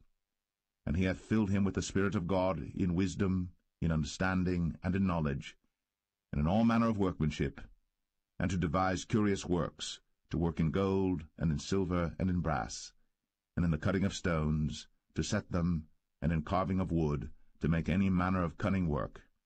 And he hath put in his heart that he may teach, both he and Aholiab, the son of Ahisamach, of the tribe of Dan.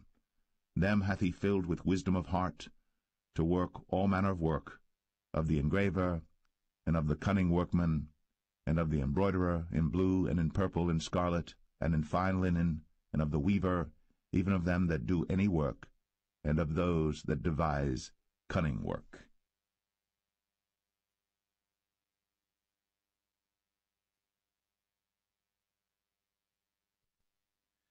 Exodus 36. Then wrought Bezalel and Aholiab, and every wise-hearted man, in whom the Lord put wisdom and understanding to know how to work all manner of work for the service of the sanctuary, according to all that the Lord had commanded. And Moses called Bezalel and Aholiab, and every wise-hearted man, in whose heart the Lord had put wisdom, even every one whose heart stirred him up to come unto the work to do it. And they received of Moses all the offering, which the children of Israel had brought for the work of the service of the sanctuary, to make it withal. And they brought yet unto him free offerings every morning. And all the wise men that wrought all the work of the sanctuary came every man from his work which they made. And they spake unto Moses, saying, The people bring much more than enough for the service of the work, which the Lord commanded to make. And Moses gave commandment, and they caused it to be proclaimed throughout the camp, saying, Let neither man nor woman make any more work for the offering of the sanctuary. So the people were restrained from bringing. For the stuff they had was sufficient for all the work to make it, and too much. And every wise-hearted man among them that wrought the work of the tabernacle made 10 curtains of fine twined linen, and blue, and purple, and scarlet. With cherubims of cunning work made he them. The length of one curtain was 28 cubits, and the breadth of one curtain 4 cubits. The curtains were all of one size. And he coupled the 5 curtains one unto another, and the other 5 curtains he coupled one unto another. And he made loops of blue on the edge of one curtain from the selvage in the coupling. Likewise he made in the uttermost side of another curtain in the coupling of the second. 50 loops made he in one curtain, and 50 loops made he in the edge of the curtain which was in the coupling of the second. The loops held one curtain to another. And he made 50 taches of gold, and coupled the curtains one unto another with the taches. So it became one tabernacle. And he made curtains of goat's hair for the tent over the tabernacle. 11 curtains he made them. The length of one curtain was 30 cubits, and 4 cubits was the breadth of one curtain. The 11 curtains were of one size. And he coupled 5 curtains by themselves, and 6 curtains by themselves. And he made 50 loops upon the uttermost edge of the curtain in the coupling, and 50 loops made he upon the edge of the curtain which coupleth the second. And he made 50 taches of brass to couple the tent together, that it might be one. And he made a covering for the tent of ram's skins dyed red, and a covering of badger skins above that. And he made boards for the tabernacle of shittim wood standing up. The length of a board was 10 cubits, and the breadth of a board 1 cubit and a half. One board had 2 tenons, equally distant one from another. Thus did he make for all the boards of the tabernacle. And he made boards for the tabernacle, 20 boards for the south side southward. And 40 sockets of silver he made under the 20 boards, 2 sockets under one board for his 2 tenons, and 2 sockets under another board for his 2 tenons. And for the other side of the tabernacle, which is toward the north corner, he made 20 boards, and their 40 sockets of silver, 2 sockets under one board, and 2 sockets under another board. And for the sides of the tabernacle westward he made 6 boards, and 2 boards made he for the corners of the tabernacle in the 2 sides, and they were coupled beneath and coupled together at the head thereof to one ring. Thus he did to both of them in both the corners. And there were 8 boards, and their sockets were 16 sockets of silver, under every board 2 sockets. And he made bars of shittim wood, 5 for the boards of the one side of the tabernacle, and 5 bars for the boards of the other side of the tabernacle, and 5 bars for the boards of the tabernacle for the sides westward. And he made the middle bar to shoot through the boards from the one end to the other. And he overlaid the boards with gold, and made their rings of gold to be places for the bars, and overlaid the bars with gold. And he made a veil of blue and purple and scarlet, and fine twined linen, with cherubims made he it of cunning work. And he made thereunto 4 pillars of shittim wood, and overlaid them with gold. Their hooks were of gold, And he cast for them 4 sockets of silver. And he made an hanging for the tabernacle door of blue and purple and scarlet and fine twined linen of needlework, and the 5 pillars of it with their hooks, and he overlaid their chapiters and their fillets with gold, but their 5 sockets were of brass.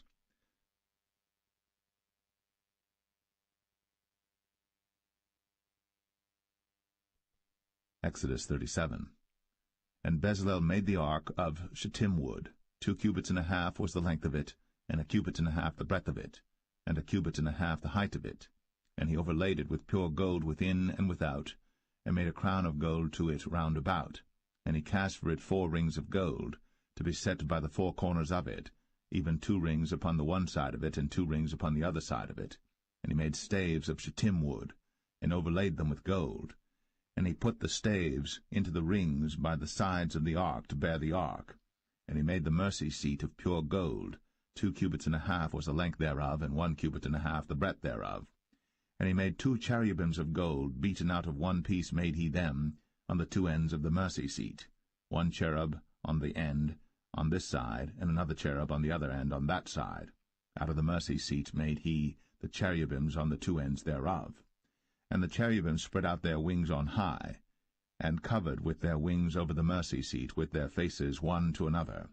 Even to the mercy seatward were the faces of the cherubims. And he made the table of shittim wood. 2 cubits was the length thereof, and 1 cubit the breadth thereof, and 1 cubit and a half the height thereof. And he overlaid it with pure gold, and made thereunto a crown of gold round about. Also he made thereunto a border of an handbreadth round about, and made a crown of gold for the border thereof round about. And he cast for it 4 rings of gold, and put the rings upon the 4 corners that were in the 4 feet thereof. Over against the border were the rings, the places for the staves to bear the table. And he made the staves of shittim wood, and overlaid them with gold to bear the table. And he made the vessels which were upon the table, his dishes, and his spoons, and his bowls, and his covers, to cover withal of pure gold. And he made the candlestick of pure gold. Of beaten work made he the candlestick. His shaft and his branch, his bowls, his knobs, and his flowers were of the same. And 6 branches going out of the sides thereof, 3 branches of the candlestick out of the one side thereof, and 3 branches of the candlestick out of the other side thereof. 3 bowls made after the fashion of almonds in one branch, a knob and a flower, and 3 bowls made like almonds in another branch, a knob and a flower. So throughout the 6 branches, going out of the candlestick. And in the candlestick were 4 bowls made like almonds, his knobs and his flowers, and a knob under 2 branches of the same, and a knob under 2 branches of the same, and a knob under 2 branches of the same, according to the 6 branches going out of it. Their knobs and their branches were of the same. All of it was one beaten work of pure gold. And he made his 7 lamps, and his snuffers, and his snuff dishes of pure gold. Of a talent of pure gold made he it, and all the vessels thereof. And he made the incense altar of shittim wood. The length of it was 1 cubit, the breadth of it 1 cubit. It was 4 square, and 2 cubits was the height of it. The horns thereof were of the same. And he overlaid it with pure gold, both the top of it and the sides thereof round about, and the horns of it. Also he made unto it a crown of gold round about. And he made 2 rings of gold for it under the crown thereof, by the 2 corners of it upon the 2 sides thereof, to be places for the staves to bear it withal. And he made the staves of shittim wood, and overlaid them with gold. And he made the holy anointing oil, and the pure incense of sweet spices, according to the work of the apothecary.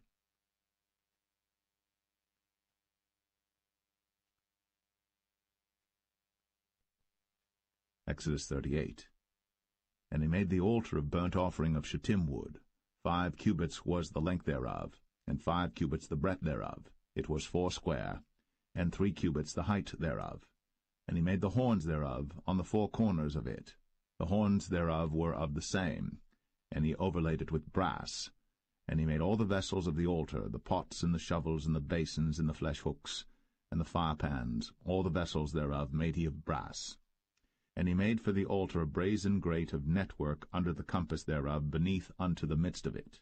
And he cast 4 rings for the 4 ends of the grate of brass, to be places for the staves. And he made the staves of shittim wood, and overlaid them with brass. And he put the staves into the rings on the sides of the altar, to bear it withal. He made the altar hollow with boards.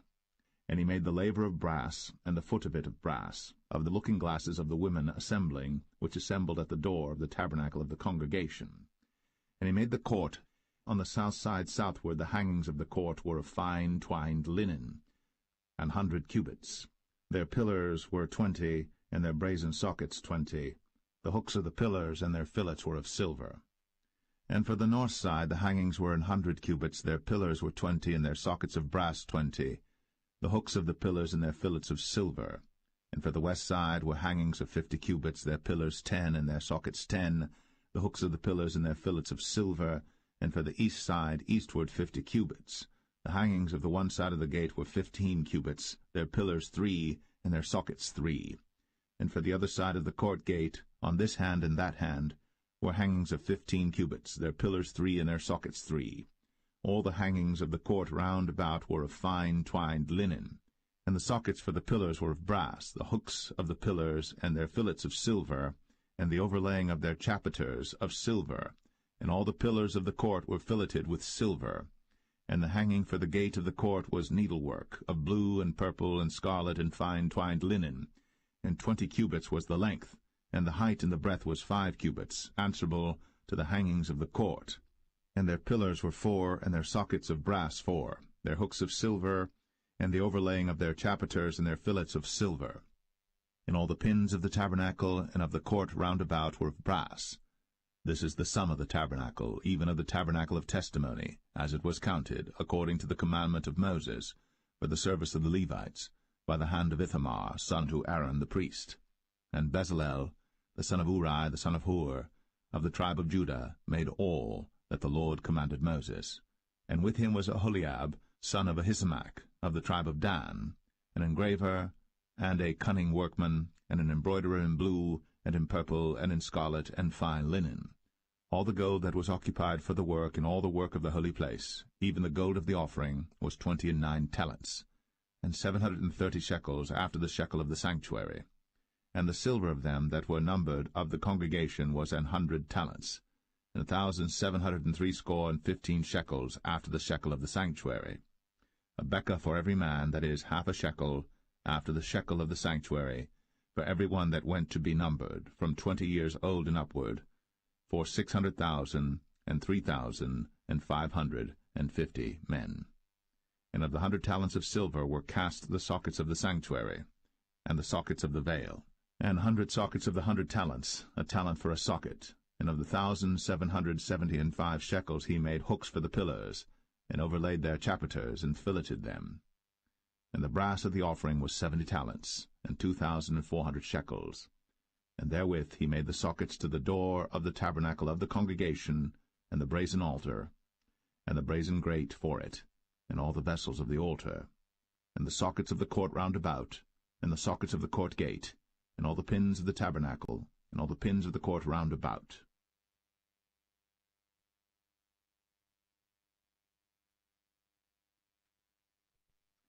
Exodus 39. And of the blue, and purple, and scarlet they made cloths of service, to do service in the holy place, and made the holy garments for Aaron, as the Lord commanded Moses. And he made the ephod of gold, blue, and purple, and scarlet, and fine twined linen. And they did beat the gold into thin plates, and cut it into wires, to work it in the blue, and in the purple, and in the scarlet, and in the fine linen, with cunning work. They made shoulder pieces for it, to couple it together. By the 2 edges was it coupled together. And the curious girdle of his ephod that was upon it was of the same, according to the work thereof, of gold, blue, and purple, and scarlet, and fine twined linen, as the Lord commanded Moses. And they wrought onyx stones enclosed in ouches of gold, graven as signets are graven, with the names of the children of Israel. And he put them on the shoulders of the ephod, that they should be stones for a memorial to the children of Israel, as the Lord commanded Moses. And he made the breastplate of cunning work, like the work of the ephod, of gold, blue, and purple, and scarlet, and fine twined linen. It was foursquare. They made the breastplate double. A span was the length thereof, and a span the breadth thereof, being doubled. And they set in it 4 rows of stones. The first row was a sardius, a topaz, and a carbuncle. This was the first row. And the second row an emerald, a sapphire, and a diamond. And the third row a ligure, an agate, and an amethyst. And the fourth row a beryl, an onyx, and a jasper. They were enclosed in ouches of gold in their enclosings. And the stones were according to the names of the children of Israel, 12 according to their names, like the engravings of a signet, every one with his name, according to the 12 tribes. And they made upon the breastplate chains at the ends of wreathen work of pure gold. And they made 2 ouches of gold and 2 gold rings, and put the 2 rings in the 2 ends of the breastplate. And they put the 2 wreathen chains of gold in the 2 rings on the ends of the breastplate. And the 2 ends of the 2 wreathen chains they fastened in the 2 ouches, and put them on the shoulder pieces of the ephod before it. And they made 2 rings of gold, and put them on the 2 ends of the breastplate, upon the border of it, which was on the side of the ephod inward. And they made 2 other golden rings, and put them on the 2 sides of the ephod underneath, toward the forepart of it, over against the other coupling thereof, above the curious girdle of the ephod. And they did bind the breastplate by his rings unto the rings of the ephod with a lace of blue, that it might be above the curious girdle of the ephod, and that the breastplate might not be loosed from the ephod, as the Lord commanded Moses. And he made the robe of the ephod of woven work, all of blue. And there was an hole in the midst of the robe, as the hole of an habergeon, with a band round about the hole, that it should not rend. And they made upon the hems of the robe pomegranates of blue and purple and scarlet and twined linen. And they made bells of pure gold, and put the bells between the pomegranates upon the hem of the robe, round about between the pomegranates, a bell and a pomegranate, a bell and a pomegranate, round about the hem of the robe to minister in, as the Lord commanded Moses. And they made coats of fine linen of woven work for Aaron and for his sons, and a mitre of fine linen, and goodly bonnets of fine linen, and linen breeches of fine twined linen, and a girdle of fine twined linen, and blue and purple and scarlet of needlework, as the Lord commanded Moses. And they made the plate of the holy crown of pure gold, and wrote upon it a writing like to the engravings of a signet, Holiness to the Lord. And they tied unto it a lace of blue, to fasten it on high upon the mitre, as the Lord commanded Moses. Thus was all the work of the tabernacle of the tent of the congregation finished. And the children of Israel did according to all that the Lord commanded Moses, so did they. And they brought the tabernacle unto Moses, the tent, and all his furniture, his taches, his boards, his bars, and his pillars, and his sockets, and the covering of ram skins dyed red, and the covering of badger skins, and the veil of the covering, the ark of the testimony, and the staves thereof, and the mercy seat, the table and all the vessels thereof, and the showbread, the pure candlestick, with the lamps thereof, even with the lamps to be set in order, and all the vessels thereof, and the oil for light, and the golden altar, and the anointing oil, and the sweet incense, and the hanging for the tabernacle door, the brazen altar, and his grate of brass, his staves and all his vessels, the laver and his foot, the hangings of the court, his pillars and his sockets, and the hanging for the court gate, his cords, and his pins, and all the vessels of the service of the tabernacle for the tent of the congregation, the cloths of service to do service in the holy place, and the holy garments for Aaron the priest, and his sons' garments, to minister in the priest's office, according to all that the Lord commanded Moses. So the children of Israel made all the work. And Moses did look upon all the work, and behold, they had done it, as the Lord had commanded, even so had they done it. And Moses blessed them.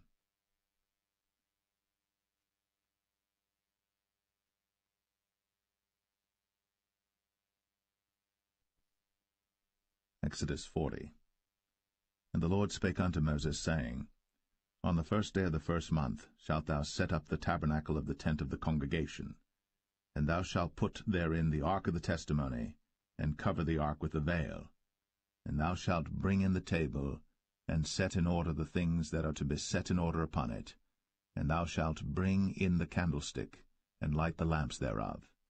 And thou shalt set the altar of gold for the incense before the ark of the testimony, and put the hanging of the door to the tabernacle.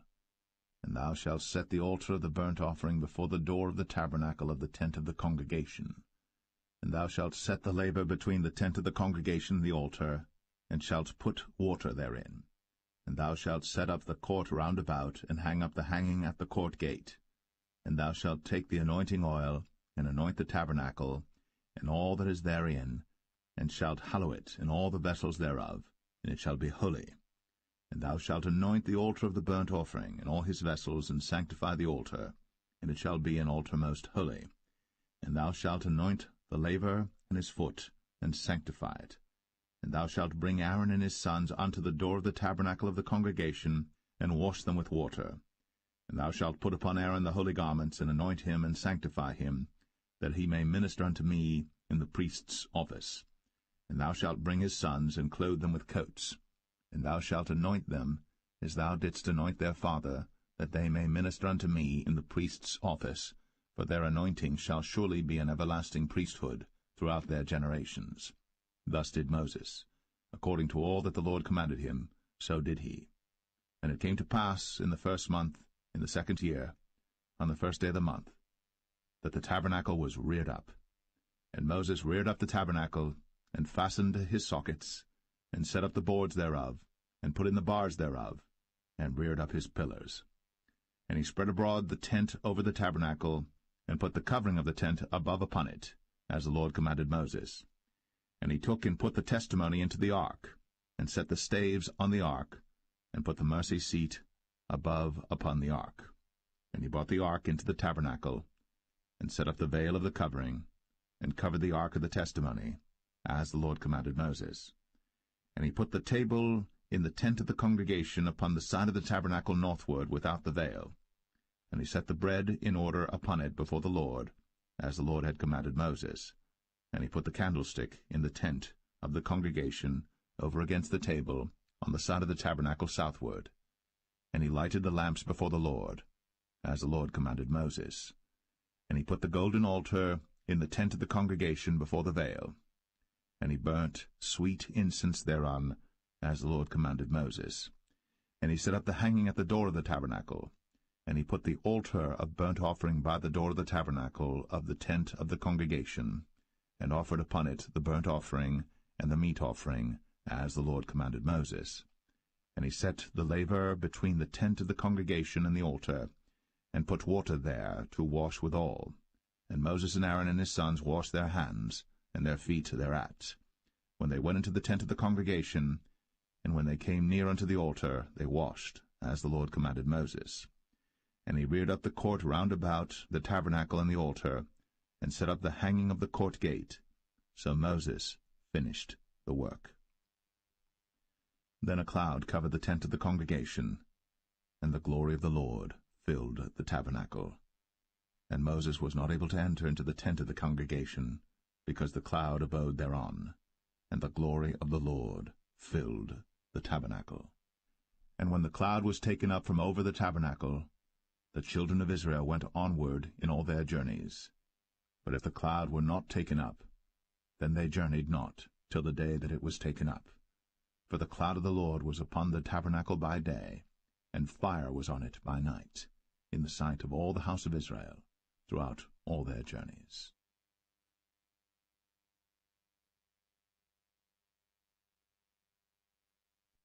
The Book of Leviticus, chapter 1.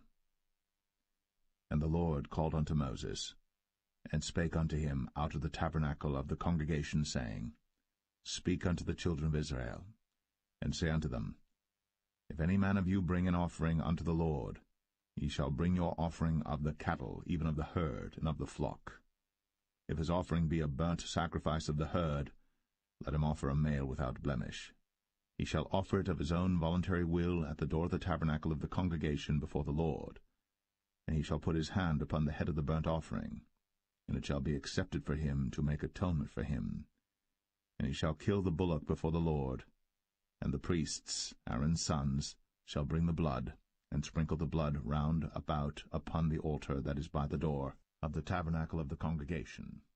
And he shall flay the burnt offering, and cut it into his pieces. And the sons of Aaron the priests shall put fire upon the altar, and lay the wood in order upon the fire. And the priests, Aaron's sons, shall lay the parts, the head, and the fat, in order upon the wood that is on the fire which is upon the altar. But his inwards and his legs shall he wash in water, and the priests shall burn all on the altar, to be a burnt sacrifice, an offering made by fire, of a sweet savour unto the Lord. And if his offering be of the flocks, namely of the sheep or of the goats, for a burnt sacrifice, he shall bring it a male without blemish, And he shall kill it on the side of the altar northward before the Lord, and the priests, Aaron's sons, shall sprinkle his blood round about upon the altar. And he shall cut it into his pieces, with his head and his fat, and the priest shall lay them in order on the wood that is on the fire which is upon the altar. But he shall wash the inwards and the legs with water, and the priest shall bring it all, and burn it upon the altar. It is a burnt sacrifice, an offering made by fire, of a sweet savour unto the Lord. And if the burnt sacrifice for his offering to the Lord be of fowls, then he shall bring his offering of turtle doves or of young pigeons. And the priest shall bring it unto the altar, and wring off his head, and burn it on the altar, and the blood thereof shall be wrung out at the side of the altar. And he shall pluck away his crop with his feathers, and cast it beside the altar on the east part, by the place of the ashes. And he shall cleave it with the wings thereof, but shall not divide it asunder. And the priest shall burn it upon the altar, upon the wood that is upon the fire. It is a burnt sacrifice, an offering made by fire, of a sweet savour unto the Lord.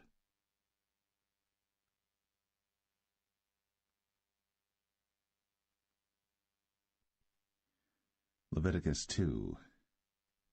And when any will offer a meat offering unto the Lord, his offering shall be of fine flour, and he shall pour oil upon it, and put frankincense thereon, and he shall bring it to Aaron's sons the priests.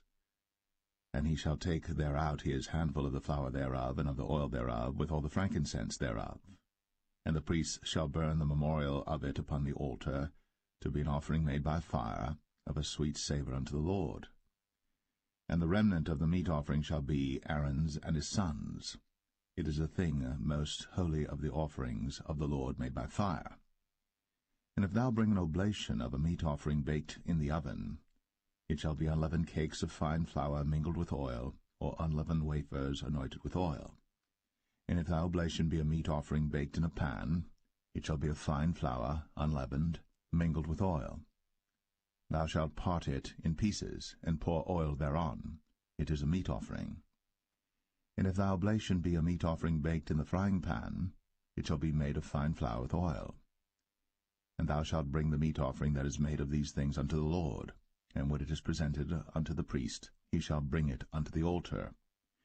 And the priest shall take from the meat offering a memorial thereof, and shall burn it upon the altar. It is an offering made by fire, of a sweet savour unto the Lord. And that which is left of the meat offering shall be Aaron's and his sons. It is a thing most holy of the offerings of the Lord made by fire.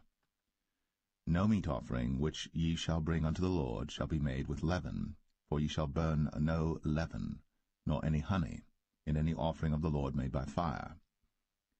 As for the oblation of the firstfruits, ye shall offer them unto the Lord, but they shall not be burnt on the altar for a sweet savour.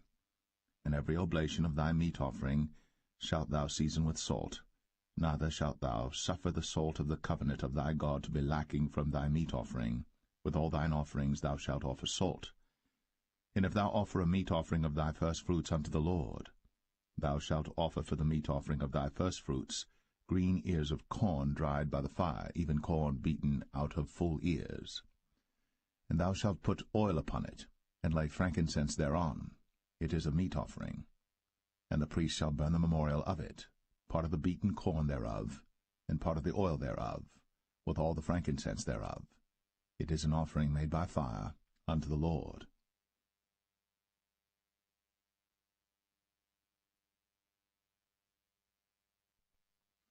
Leviticus 3.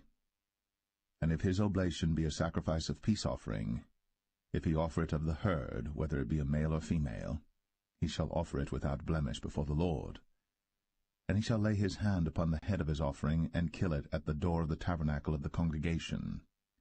And Aaron's sons the priests shall sprinkle the blood upon the altar round about. And he shall offer of the sacrifice of the peace offering an offering made by fire unto the Lord, the fat that covereth the inwards, and all the fat that is upon the inwards, and the 2 kidneys, and the fat that is on them, which is by the flanks, and the caul above the liver, with the kidneys, it shall he take away. And Aaron's sons shall burn it on the altar upon the burnt sacrifice which is upon the wood that is on the fire. It is an offering made by fire, of a sweet savour unto the Lord. And if his offering for a sacrifice of peace offering unto the Lord be of the flock, male or female, he shall offer it without blemish. If he offer a lamb for his offering, then shall he offer it before the Lord. And he shall lay his hand upon the head of his offering, and kill it before the tabernacle of the congregation. And Aaron's sons shall sprinkle the blood thereof round about upon the altar. And he shall offer of the sacrifice of the peace offering an offering made by fire unto the Lord, the fat thereof, and the whole rump, it shall he take off hard by the backbone, and the fat that covereth the inwards, and all the fat that is upon the inwards, and the 2 kidneys, and the fat that is upon them, which is by the flanks, and the caul above the liver, with the kidneys, it shall he take away. And the priest shall burn it upon the altar. It is the food of the offering made by fire unto the Lord. And if his offering be a goat, then he shall offer it before the Lord. And he shall lay his hand upon the head of it, and kill it before the tabernacle of the congregation. And the sons of Aaron shall sprinkle the blood thereof upon the altar round about. And he shall offer thereof his offering, even an offering made by fire unto the Lord, the fat that covereth the inwards, and all the fat that is upon the inwards, and the 2 kidneys, and the fat that is upon them, which is by the flanks, and the caul above the liver, with the kidneys, it shall he take away. And the priest shall burn them upon the altar. It is the food of the offering made by fire for a sweet savour. All the fat is the Lord's. It shall be a perpetual statute for your generations throughout all your dwellings, that ye eat neither fat nor blood.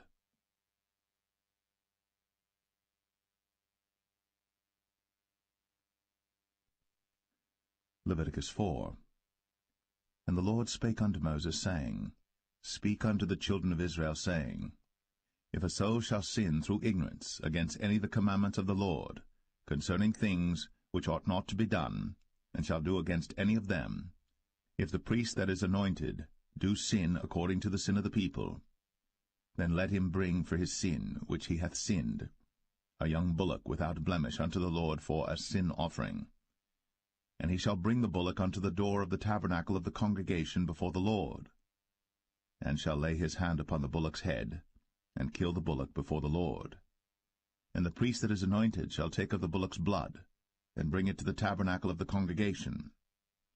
And the priest shall dip his finger in the blood, and sprinkle of the blood 7 times before the Lord, before the veil of the sanctuary. And the priest shall put some of the blood upon the horns of the altar of sweet incense before the Lord, which is in the tabernacle of the congregation, and shall pour all the blood of the bullock at the bottom of the altar of the burnt offering, which is at the door of the tabernacle of the congregation. And he shall take off from it all the fat of the bullock for the sin offering, the fat that covereth the inwards, and all the fat that is upon the inwards, and the 2 kidneys, and the fat that is upon them, which is by the flanks, and the caul above the liver, with the kidneys, it shall he take away, as it was taken off from the bullock of the sacrifice of peace offerings. And the priest shall burn them upon the altar of the burnt offering. And the skin of the bullock, and all his flesh, with his head, and with his legs, and his inwards, and his dung, even the whole bullock shall he carry forth without the camp unto a clean place, where the ashes are poured out, and burn him on the wood with fire. Where the ashes are poured out shall he be burnt. And if the whole congregation of Israel sin through ignorance, and the thing be hid from the eyes of the assembly, and they have done somewhat against any of the commandments of the Lord concerning things which should not be done, and are guilty, when the sin which they have sinned against it is known, then the congregation shall offer a young bullock for the sin, and bring him before the tabernacle of the congregation. And the elders of the congregation shall lay their hands upon the head of the bullock before the Lord, and the bullock shall be killed before the Lord. And the priest that is anointed shall bring of the bullock's blood to the tabernacle of the congregation. And the priest shall dip his finger in some of the blood, and sprinkle it 7 times before the Lord, even before the veil. And he shall put some of the blood upon the horns of the altar which is before the Lord, that is, in the tabernacle of the congregation, and shall pour out all the blood at the bottom of the altar of the burnt offering, which is at the door of the tabernacle of the congregation. And he shall take all his fat from him, and burn it upon the altar. And he shall do with the bullock as he did with the bullock for a sin offering. So shall he do with this, and the priest shall make an atonement for them. and it shall be forgiven them. And he shall carry forth the bullock without the camp, and burn him as he burned the first bullock. It is a sin offering for the congregation. When a ruler hath sinned, and done somewhat through ignorance against any of the commandments of the Lord his God, concerning things which should not be done, and is guilty, or if his sin, wherein he hath sinned, come to his knowledge, he shall bring his offering, a kid of the goats, a male without blemish. And he shall lay his hand upon the head of the goat, and kill it in the place where they killed the burnt offering before the Lord. It is a sin offering. And the priest shall take of the blood of the sin offering with his finger, and put it upon the horns of the altar of burnt offering, and shall pour out his blood at the bottom of the altar of burnt offering. And he shall burn all his fat upon the altar, as the fat of the sacrifice of peace offerings. And the priest shall make an atonement for him as concerning his sin, and it shall be forgiven him. And if any one of the common people sin through ignorance, while he doeth somewhat against any of the commandments of the Lord concerning things which ought not to be done, and be guilty, or if his sin, which he hath sinned, come to his knowledge, then he shall bring his offering, a kid of the goats, a female without blemish, for his sin, which he hath sinned. And he shall lay his hand upon the head of the sin offering, and slay the sin offering in the place of the burnt offering. And the priest shall take of the blood thereof with his finger, and put it upon the horns of the altar of burnt offering, and shall pour out all the blood thereof at the bottom of the altar. And he shall take away all the fat thereof, as the fat is taken away from off the sacrifice of peace offerings. And the priest shall burn it upon the altar for a sweet savour unto the Lord. And the priest shall make an atonement for him, and it shall be forgiven him. And if he bring a lamb for a sin offering, he shall bring it a female without blemish. And he shall lay his hand upon the head of the sin offering, and slay it for a sin offering in the place where they kill the burnt offering. And the priest shall take of the blood of the sin offering with his finger, and put it upon the horns of the altar of burnt offering, and shall pour out all the blood thereof at the bottom of the altar. And he shall take away all the fat thereof, as the fat of the lamb is taken away from the sacrifice of the peace offerings. And the priest shall burn them upon the altar according to the offerings made by fire unto the Lord. And the priest shall make an atonement for his sin that he hath committed, and it shall be forgiven him.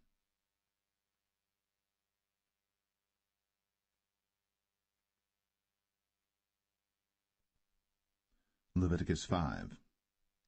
And if a soul sin, and hear the voice of swearing, and is a witness, whether he hath seen or known of it, if he do not utter it, then he shall bear his iniquity. Or if a soul touch any unclean thing, whether it be a carcass of an unclean beast, or a carcass of unclean cattle, or the carcass of unclean creeping things, and if it be hidden from him, he also shall be unclean and guilty. Or if he touch the uncleanness of man, whatsoever uncleanness it be that a man shall be defiled withal, and it be hid from him, when he knoweth of it, then he shall be guilty. Or if a soul swear, pronouncing with his lips to do evil, or to do good, whatsoever it be that a man shall pronounce with an oath, and it be hid from him, when he knoweth of it, then he shall be guilty in one of these. And it shall be, when he shall be guilty in one of these things, that he shall confess that he hath sinned in that thing.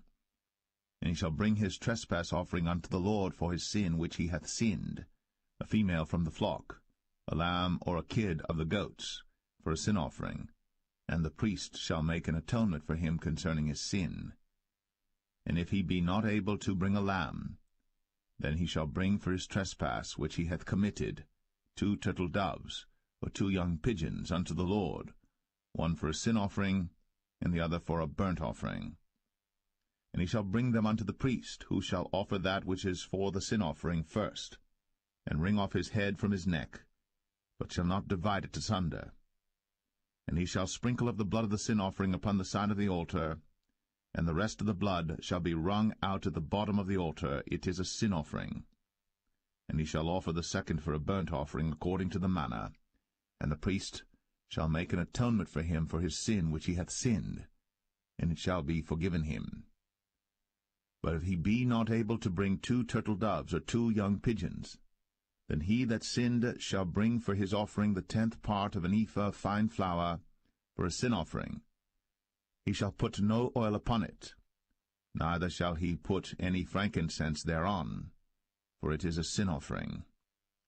Then shall he bring it to the priest, and the priest shall take his handful of it, even a memorial thereof, and burn it on the altar, according to the offerings made by fire unto the Lord. It is a sin offering. And the priest shall make an atonement for him as touching his sin that he hath sinned in one of these, and it shall be forgiven him. And the remnant shall be the priest's, as a meat offering. And the Lord spake unto Moses, saying, If a soul commit a trespass, and sin through ignorance in the holy things of the Lord, then he shall bring for his trespass unto the Lord a ram without blemish out of the flocks, with thy estimation by shekels of silver, after the shekel of the sanctuary, for a trespass offering. And he shall make amends for the harm that he hath done in the holy thing, and shall add the 5th part thereto, and give it unto the priest. And the priest shall make an atonement for him with the ram of the trespass offering, and it shall be forgiven him. And if a soul sin, and commit any of these things which are forbidden to be done by the commandments of the Lord, though he wist it not, yet is he guilty, and shall bear his iniquity. And he shall bring a ram without blemish out of the flock, with thy estimation, for a trespass offering unto the priest. And the priest shall make an atonement for him concerning his ignorance, wherein he erred and wist it not, and it shall be forgiven him. It is a trespass offering. He hath certainly trespassed against the Lord.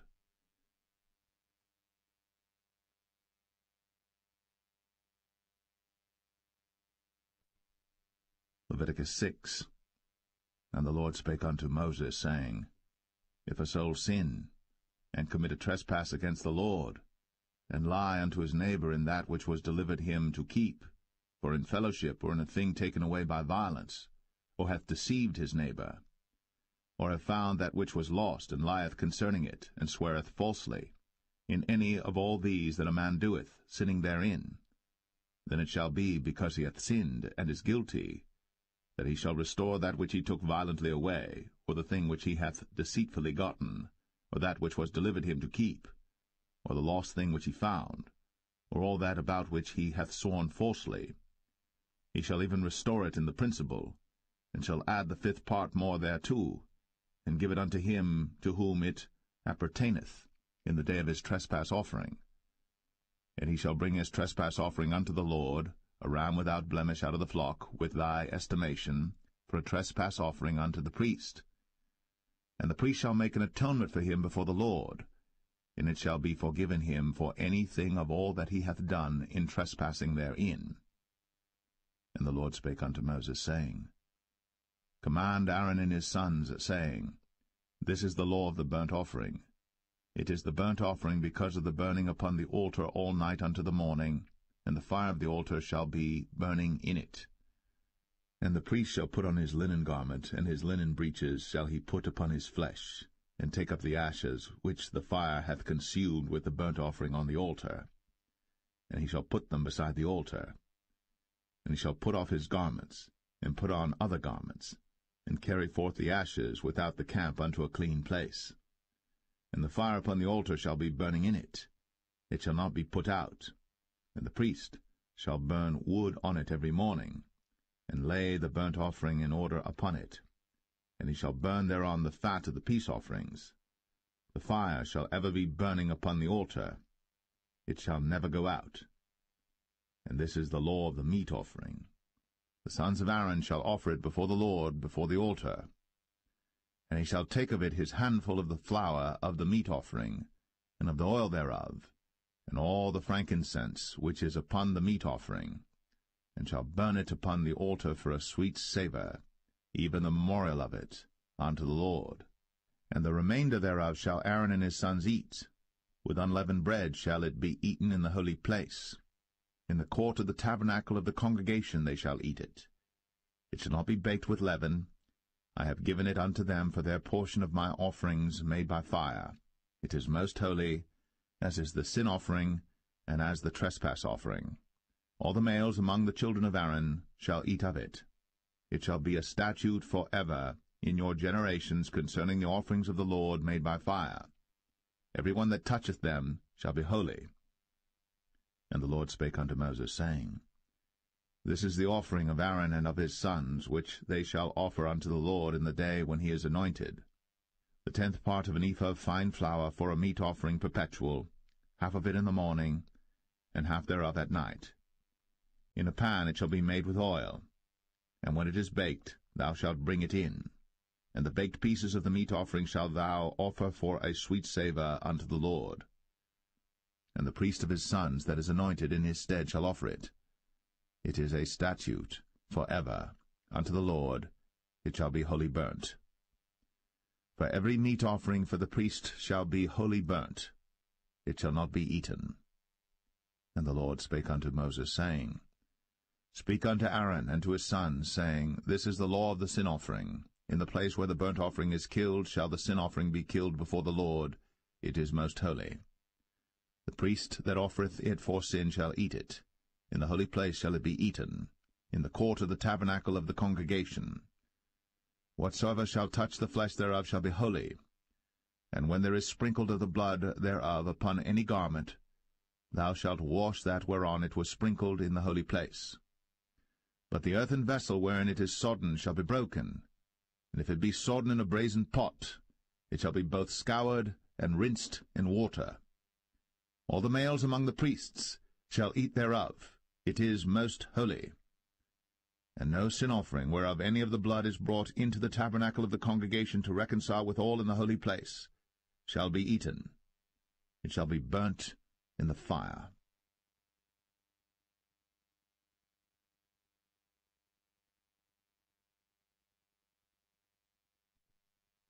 Leviticus 7. Likewise, this is the law of the trespass offering. It is most holy. In the place where they kill the burnt offering shall they kill the trespass offering, and the blood thereof shall he sprinkle round about upon the altar.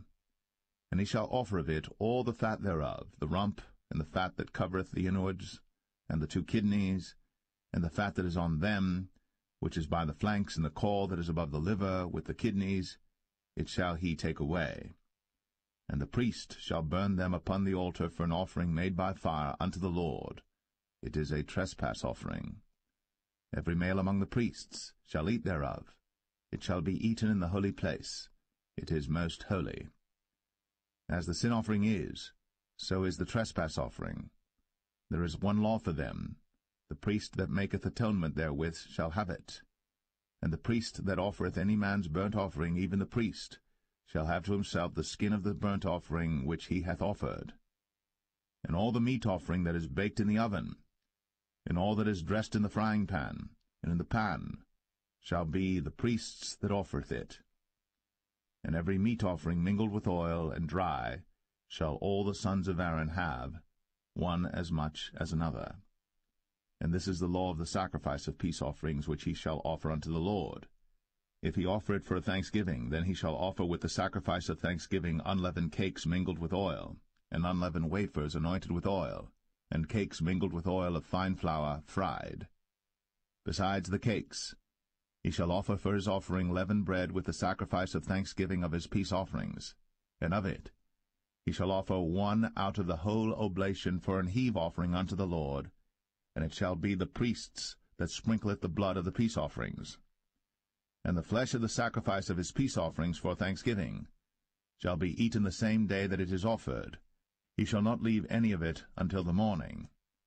But if the sacrifice of his offering be a vow or a voluntary offering, it shall be eaten the same day that he offereth his sacrifice, and on the morrow also the remainder of it shall be eaten. But the remainder of the flesh of the sacrifice on the 3rd day shall be burnt with fire. And if any of the flesh of the sacrifice of his peace offerings be eaten at all on the 3rd day, it shall not be accepted, neither shall it be imputed unto him that offereth it. It shall be an abomination, and the soul that eateth of it shall bear his iniquity. And the flesh that toucheth any unclean thing shall not be eaten. It shall be burnt with fire.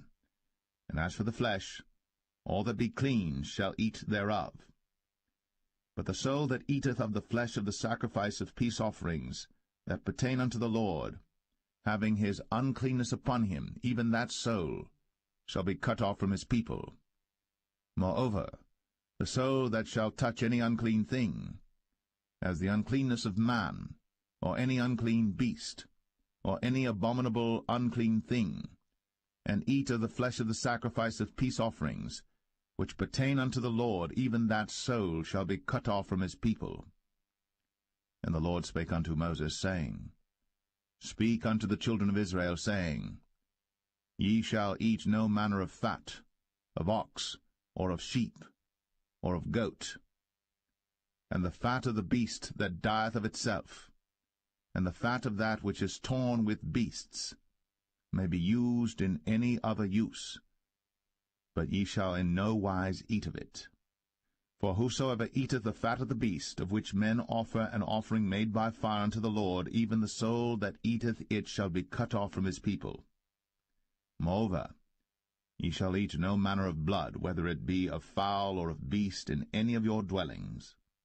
Whatsoever soul it be that eateth any manner of blood, even that soul shall be cut off from his people.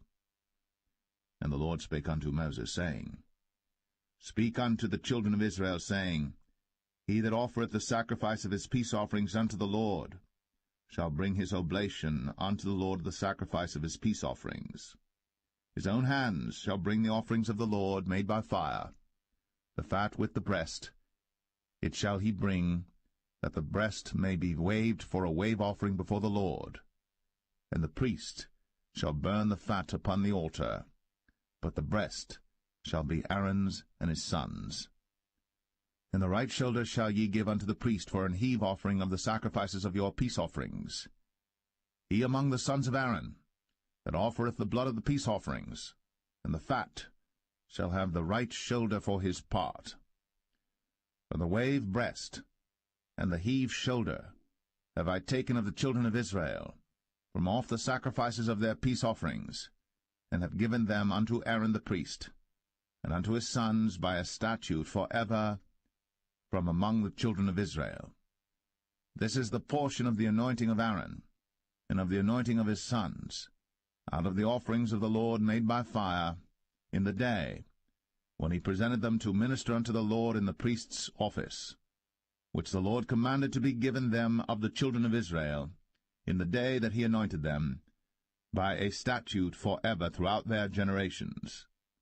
This is the law of the burnt offering, of the meat offering, and of the sin offering, and of the trespass offering, and of the consecrations, and of the sacrifice of the peace offerings, which the Lord commanded Moses in Mount Sinai, in the day that he commanded the children of Israel to offer their oblations unto the Lord in the wilderness of Sinai.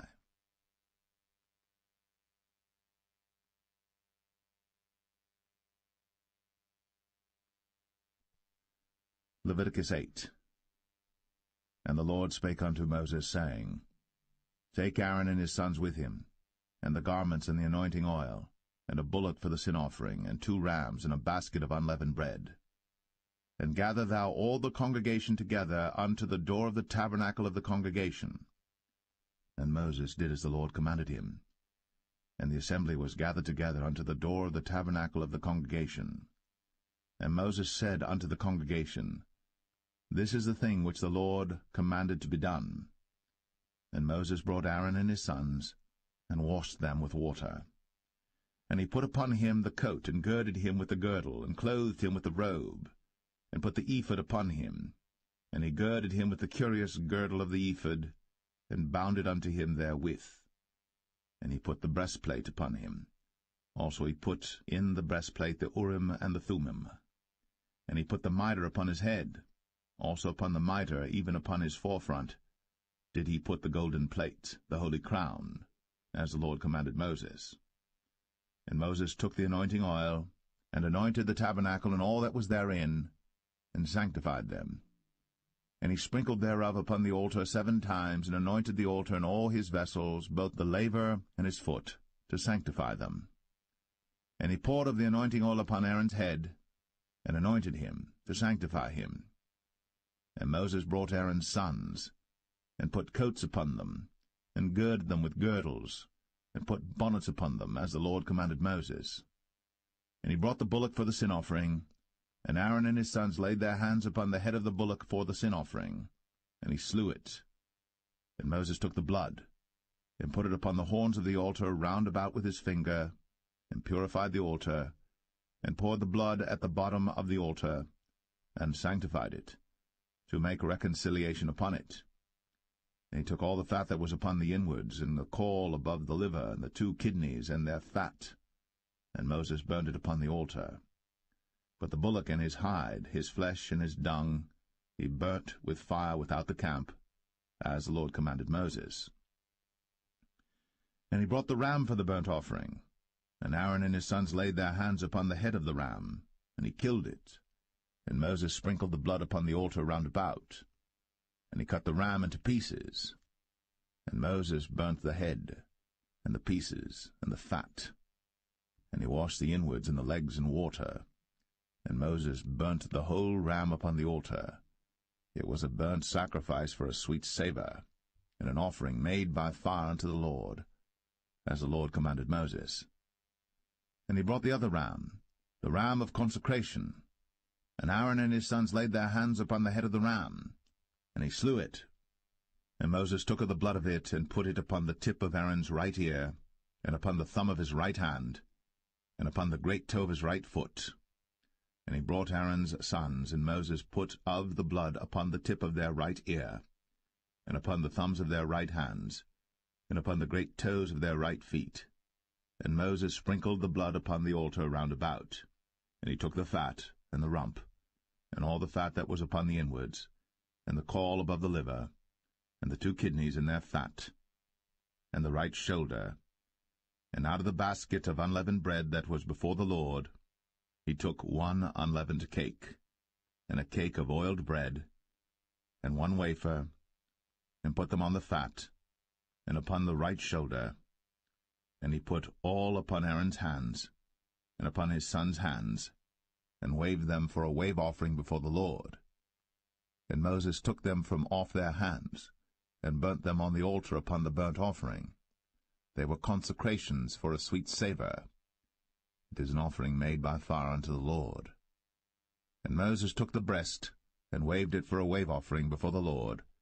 For of the ram of consecration it was Moses' part, as the Lord commanded Moses. And Moses took of the anointing oil, and of the blood which was upon the altar, and sprinkled it upon Aaron, and upon his garments, and upon his sons, and upon his sons' garments with him, and sanctified Aaron, and his garments, and his sons' garments with him. And Moses said unto Aaron and to his sons, Boil the flesh at the door of the tabernacle of the congregation, and there eat it with the bread that is in the basket of consecrations, as I commanded, saying, Aaron and his sons shall eat it. And that which remaineth of the flesh and of the bread shall ye burn with fire. And ye shall not go out of the door of the tabernacle of the congregation in 7 days, until the days of your consecration be at an end. For 7 days shall he consecrate you. As he hath done this day, so the Lord hath commanded to do, to make an atonement for you. Therefore shall ye abide at the door of the tabernacle of the congregation day and night, 7 days, and keep the charge of the Lord, that ye die not, for so I am commanded. So Aaron and his sons did all things which the Lord commanded by the hand of Moses.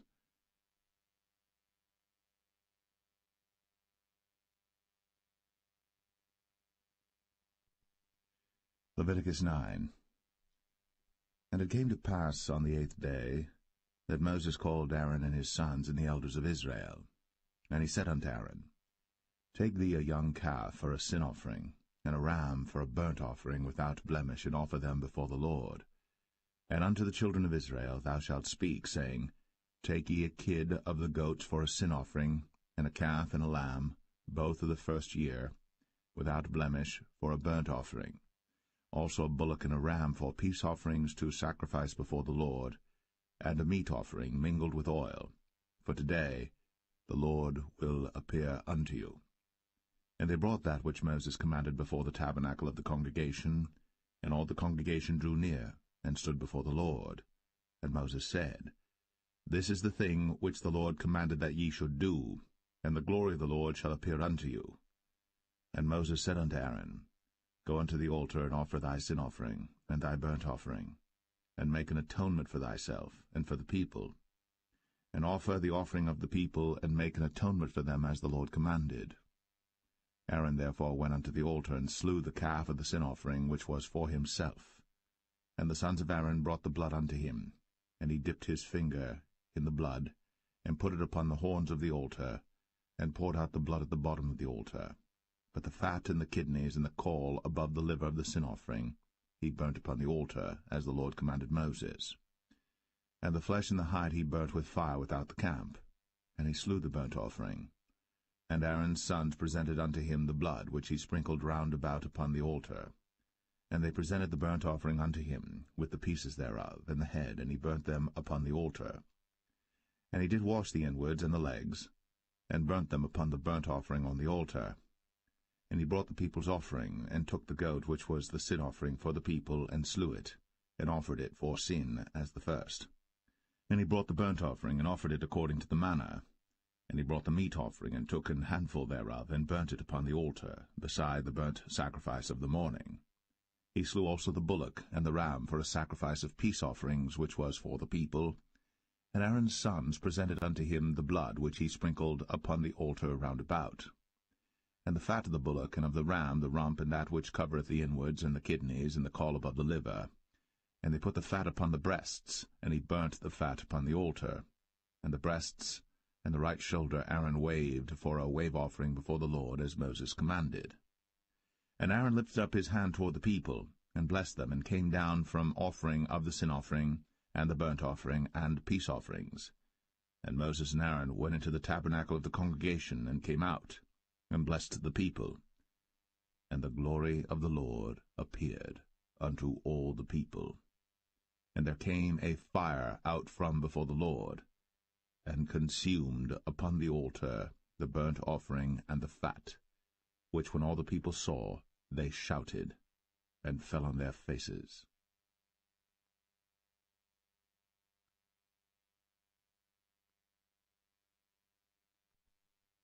Leviticus 10. And Nadab and Abihu, the sons of Aaron, took either of them his censer, and put fire therein, and put incense thereon, and offered strange fire before the Lord, which he commanded them not. And there went out fire from the Lord, and devoured them, and they died before the Lord. Then Moses said unto Aaron, This is it that the Lord spake, saying, I will be sanctified in them that come nigh me, and before all the people I will be glorified. And Aaron held his peace. And Moses called Mishael and Elzaphan, the sons of Uzziel, the uncle of Aaron, and said unto them, Come near, carry your brethren from before the sanctuary out of the camp. So they went near, and carried them in their coats out of the camp, as Moses had said. And Moses said unto Aaron, and unto Eleazar, and unto Ithamar his sons, Uncover not your heads, neither rend your clothes, lest ye die, and lest wrath come upon all the people. But let your brethren, the whole house of Israel, bewail the burning which the Lord hath kindled. And ye shall not go out from the door of the tabernacle of the congregation, lest ye die. For the anointing oil of the Lord is upon you. And they did according to the word of Moses. And the Lord spake unto Aaron, saying, Do not drink wine nor strong drink, thou nor thy sons with thee, when ye go into the tabernacle of the congregation, lest ye die. It shall be a statute for ever throughout your generations. And that ye may put difference between holy and unholy, and between unclean and clean, and that ye may teach the children of Israel all the statutes which the Lord hath spoken unto them by the hand of Moses.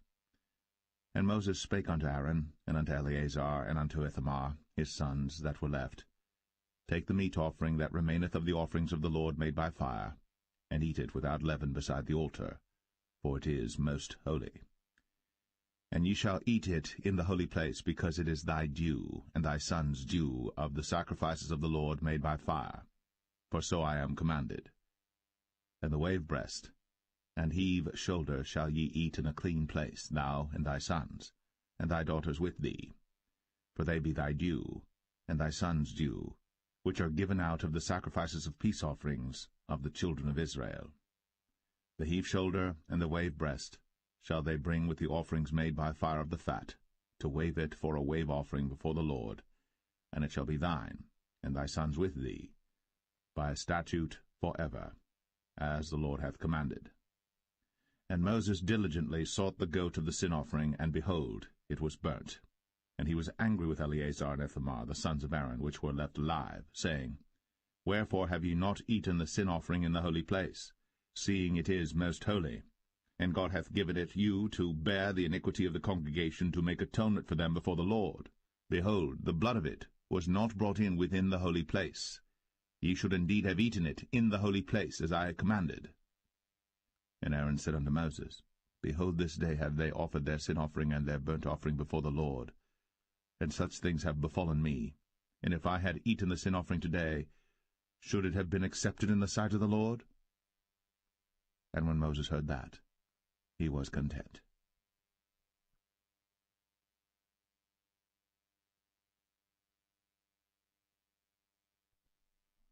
Leviticus 11. And the Lord spake unto Moses and to Aaron, saying unto them, Speak unto the children of Israel, saying, These are the beasts, which ye shall eat among all the beasts that are on the earth. Whatsoever parteth the hoof, and is cloven-footed, and cheweth the cud, among the beasts, that shall ye eat. Nevertheless, these shall ye not eat of them that chew the cud, or of them that divide the hoof, as the camel, because he cheweth the cud, but divideth not the hoof, he is unclean unto you. And the coney, because he cheweth the cud, but divideth not the hoof, he is unclean unto you. And the hare, because he cheweth the cud, but divideth not the hoof, he is unclean unto you. And the swine, though he divide the hoof, and be cloven-footed, yet he cheweth not the cud, he is unclean to you. Of their flesh shall ye not eat, and their carcass shall ye not touch, they are unclean to you. These shall ye eat of all that are in the waters. Whatsoever hath fins and scales in the waters, in the seas, and in the rivers, them shall ye eat. And all that have not fins and scales in the seas, and in the rivers, of all that move in the waters, and of any living thing which is in the waters, they shall be an abomination unto you. They shall be even an abomination unto you. Ye shall not eat of their flesh, but ye shall have their carcasses in abomination. Whatsoever hath no fins nor scales in the waters, that shall be an abomination unto you. And these are they which ye shall have in abomination among the fowls. They shall not be eaten.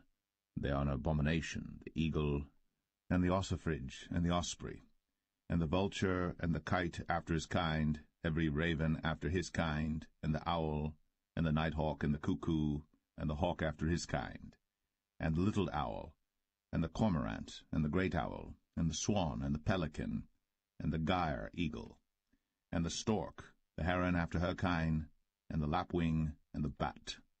All fowls that creep, going upon all four, shall be an abomination unto you. Yet these may ye eat of every flying creeping thing that goeth upon all four, which have legs above their feet, to leap withal upon the earth.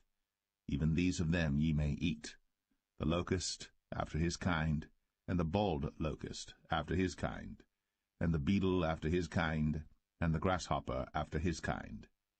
But all other flying creeping things which have 4 feet shall be an abomination unto you. And for these ye shall be unclean. Whosoever toucheth the carcass of them shall be unclean until the even. And whosoever beareth aught of the carcass of them shall wash his clothes, and be unclean until the even. The carcasses of every beast which divideth the hoof, and is not cloven-footed, nor cheweth the cud, are unclean unto you. Every one that toucheth them shall be unclean. And whatsoever goeth upon his paws among all manner of beasts that go on all four, those are unclean unto you. Whoso toucheth their carcass shall be unclean until the even. And he that beareth the carcass of them shall wash his clothes, and be unclean until the even. They are unclean unto you. These also shall be unclean unto you among the creeping things that creep upon the earth, the weasel, and the mouse, and the tortoise after his kind, and the ferret, and the chameleon, and the lizard, and the snail, and the mole. These are unclean to you among all that creep. Whosoever doth touch them, when they be dead, shall be unclean until the even. And upon whatsoever any of them, when they are dead, doth fall, it shall be unclean, whether it be any vessel of wood, or raiment, or skin, or sack, whatsoever vessel it be, wherein any work is done, it must be put into water, and it shall be unclean until the even. So it shall be cleansed. And every earthen vessel, whereinto any of them falleth, whatsoever is in it shall be unclean, and ye shall break it. Of all meat which may be eaten, that on which such water cometh shall be unclean, and all drink that may be drunk in every such vessel shall be unclean. And everything whereupon any part of their carcass falleth shall be unclean, whether it be oven, or ranges, or pots, they shall be broken down, for they are unclean, and shall be unclean unto you. Nevertheless a fountain or pit wherein there is plenty of water shall be clean, but that which toucheth their carcass shall be unclean. And if any part of their carcass fall upon any sowing seed which is to be sown, it shall be clean. But if any water be put upon the seed, and any part of their carcass fall thereon, it shall be unclean unto you. And if any beast, of which ye may eat, die, he that toucheth the carcass thereof shall be unclean until the even. And he that eateth of the carcass of it shall wash his clothes, and be unclean until the even. He also that beareth the carcass of it shall wash his clothes, and be unclean until the even. And every creeping thing that creepeth upon the earth shall be an abomination, it shall not be eaten. Whatsoever goeth upon the belly, and whatsoever goeth upon all four, or whatsoever hath more feet among all creeping things that creep upon the earth, them ye shall not eat, for they are an abomination. Ye shall not make yourselves abominable with any creeping thing that creepeth, neither shall ye make yourselves unclean with them, that ye should be defiled thereby. For I am the Lord your God. Ye shall therefore sanctify yourselves, and ye shall be holy, for I am holy. Neither shall ye defile yourselves with any manner of creeping thing that creepeth upon the earth. For I am the Lord that bringeth you up out of the land of Egypt, to be your God. Ye shall therefore be holy, for I am holy. This is the law of the beasts, and of the fowl, and of every living creature that moveth in the waters, and of every creature that creepeth upon the earth, to make a difference between the unclean and the clean, and between the beast that may be eaten, and the beast that may not be eaten.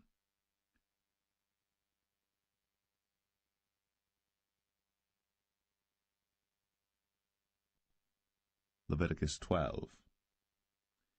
And the Lord spake unto Moses, saying, Speak unto the children of Israel, saying, If a woman have conceived seed, and born a man-child, then she shall be unclean 7 days, according to the days of the separation for her infirmity shall she be unclean. And in the 8th day the flesh of his foreskin shall be circumcised, and she shall then continue in the blood of her purifying 33 days.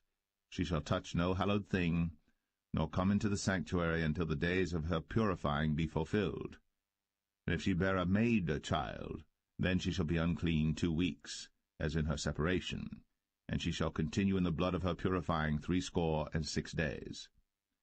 And when the days of her purifying are fulfilled, for a son or for a daughter, she shall bring a lamb of the first year for a burnt offering, and a young pigeon, or a turtle dove, for a sin offering, unto the door of the tabernacle of the congregation, unto the priest, who shall offer it before the Lord, and make an atonement for her, and she shall be cleansed from the issue of her blood. This is the law for her that hath borne a male or a female. And if she be not able to bring a lamb, then she shall bring 2 turtles or 2 young pigeons, the one for the burnt offering and the other for a sin offering, and the priest shall make an atonement for her, and she shall be clean.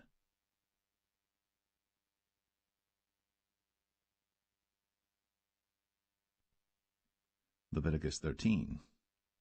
And the Lord spake unto Moses and Aaron, saying, When a man shall have in the skin of his flesh a rising, a scab, or bright spot, and it be in the skin of his flesh like the plague of leprosy, then he shall be brought unto Aaron the priest, or unto one of his sons the priests. And the priest shall look on the plague in the skin of the flesh, And when the hair in the plague is turned white, and the plague in sight be deeper than the skin of his flesh, it is a plague of leprosy. And the priest shall look on him, and pronounce him unclean.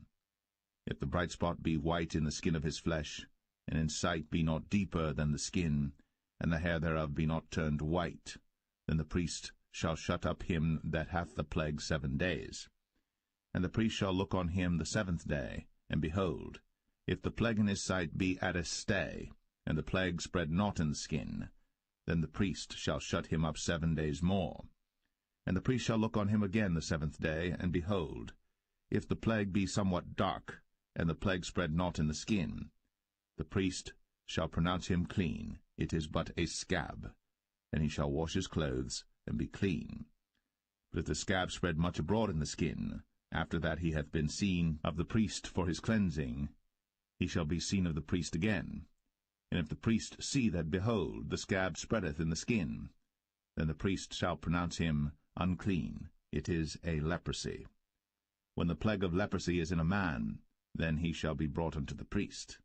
And the priest shall see him, and behold, if the rising be white in the skin, and it have turned the hair white, and there be quick raw flesh in the rising, it is an old leprosy in the skin of his flesh.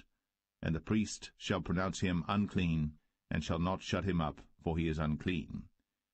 And if a leprosy break out abroad in the skin, and the leprosy cover all the skin of him that hath the plague from his head even to his foot, wheresoever the priest looketh, then the priest shall consider, and behold, if the leprosy have covered all his flesh, he shall pronounce him clean that hath the plague. It is all turned white, he is clean. But when raw flesh appeareth in him, he shall be unclean. And the priest shall see the raw flesh, and pronounce him to be unclean. For the raw flesh is unclean, it is a leprosy. Or if the raw flesh turn again, and be changed unto white, he shall come unto the priest. And the priest shall see him, and behold, if the plague be turned into white, then the priest shall pronounce him clean that hath the plague. He is clean. The flesh also, in which even in the skin thereof was a boil, and is healed, and in the place of the boil there be a white rising, or a bright spot, white and somewhat reddish, and it be shown to the priest. And if, when the priest seeth it, behold, it be in sight lower than the skin, and the hair thereof be turned white, the priest shall pronounce him unclean. It is a plague of leprosy broken out of the boil. But if the priest look on it, and behold, there be no white hairs therein, and if it be not lower than the skin, but be somewhat dark, then the priest shall shut him up 7 days. And if it spread much abroad in the skin, then the priest shall pronounce him unclean. It is a plague. But if the bright spot stay in his place, and spread not, it is a burning boil, and the priest shall pronounce him clean. Or if there be any flesh in the skin whereof there is a hot burning, and the quick flesh that burneth have a white bright spot, somewhat reddish or white, then the priest shall look upon it, and behold, if the hair in the bright spot be turned white, and it be in sight deeper than the skin, it is a leprosy broken out of the burning. Wherefore the priest shall pronounce him unclean. It is the plague of leprosy. But if the priest look on it, and behold, there be no white hair in the bright spot, and it be no lower than the other skin, but be somewhat dark, then the priest shall shut him up 7 days. And the priest shall look upon him the 7th day, and if it be spread much abroad in the skin, then the priest shall pronounce him unclean. It is the plague of leprosy. And if the bright spot stay in his place, and spread not in the skin, but it be somewhat dark, it is a rising of the burning, and the priest shall pronounce him clean. For it is an inflammation of the burning.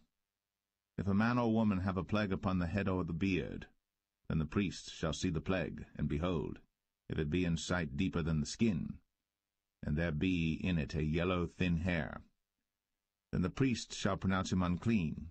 It is a dry scall, even a leprosy upon the head or beard. And if the priest look on the plague of the scall, and behold, it be not in sight deeper than the skin, and that there is no black hair in it, then the priest shall shut up him that hath the plague of the scall 7 days. And in the 7th day the priest shall look on the plague, and behold, if the scall spread not, and there be in it no yellow hair, and the scall be not in sight deeper than the skin, he shall be shaven, but the scall shall he not shave, and the priest shall shut up him that hath the scall 7 days more. And in the 7th day the priest shall look on the scall, and behold, if the scall be not spread in the skin, nor be in sight deeper than the skin, then the priest shall pronounce him clean, and he shall wash his clothes, and be clean. But if the scall spread much in the skin after his cleansing, then the priest shall look on him, and behold, if the scall be spread in the skin, the priest shall not seek for yellow hair, he is unclean. But if the scall be in his sight at a stay, and that there is black hair grown up therein, the scall is healed, he is clean, and the priest shall pronounce him clean. If a man also or a woman have in the skin of their flesh bright spots, even white bright spots, then the priest shall look, and behold, if the bright spots in the skin of their flesh be darkish white, it is a freckled spot that groweth in the skin, he is clean. And the man whose hair is fallen off his head, he is bald, yet is he clean. And he that hath his hair fallen off from the part of his head toward his face, he is forehead bald, yet is he clean. And if there be in the bald head or bald forehead a white reddish sore, it is a leprosy sprung up in his bald head, or his bald forehead. Then the priest shall look upon it, and behold, if the rising of the sore be white, reddish in his bald head, or in his bald forehead, as the leprosy appeareth in the skin of the flesh, he is a leprous man. He is unclean. The priest shall pronounce him utterly unclean. His plague is in his head. And the leper in whom the plague is, his clothes shall be rent, and his head bare. And he shall put a covering upon his upper lip, and shall cry, Unclean, unclean. All the days wherein the plague shall be in him, he shall be defiled. He is unclean. He shall dwell alone. Without the camp shall his habitation be.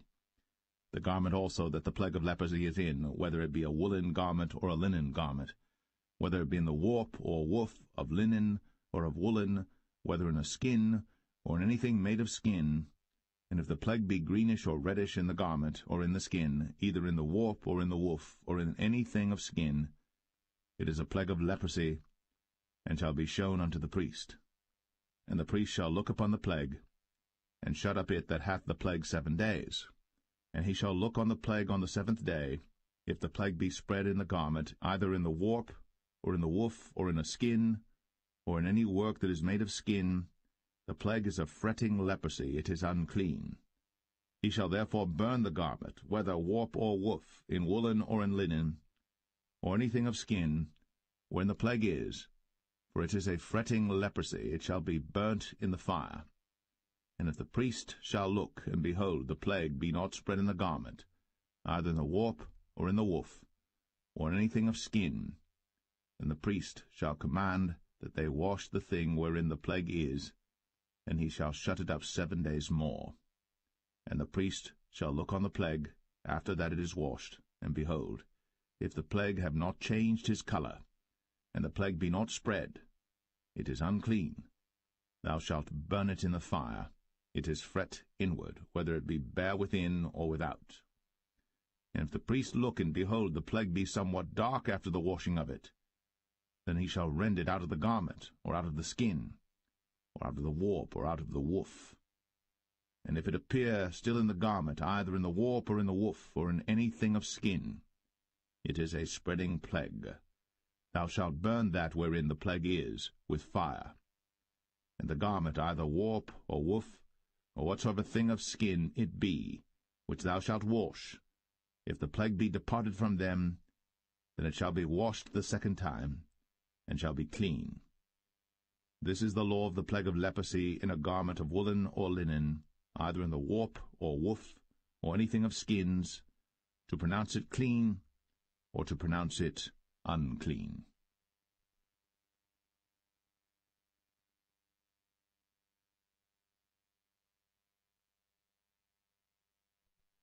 Leviticus 14.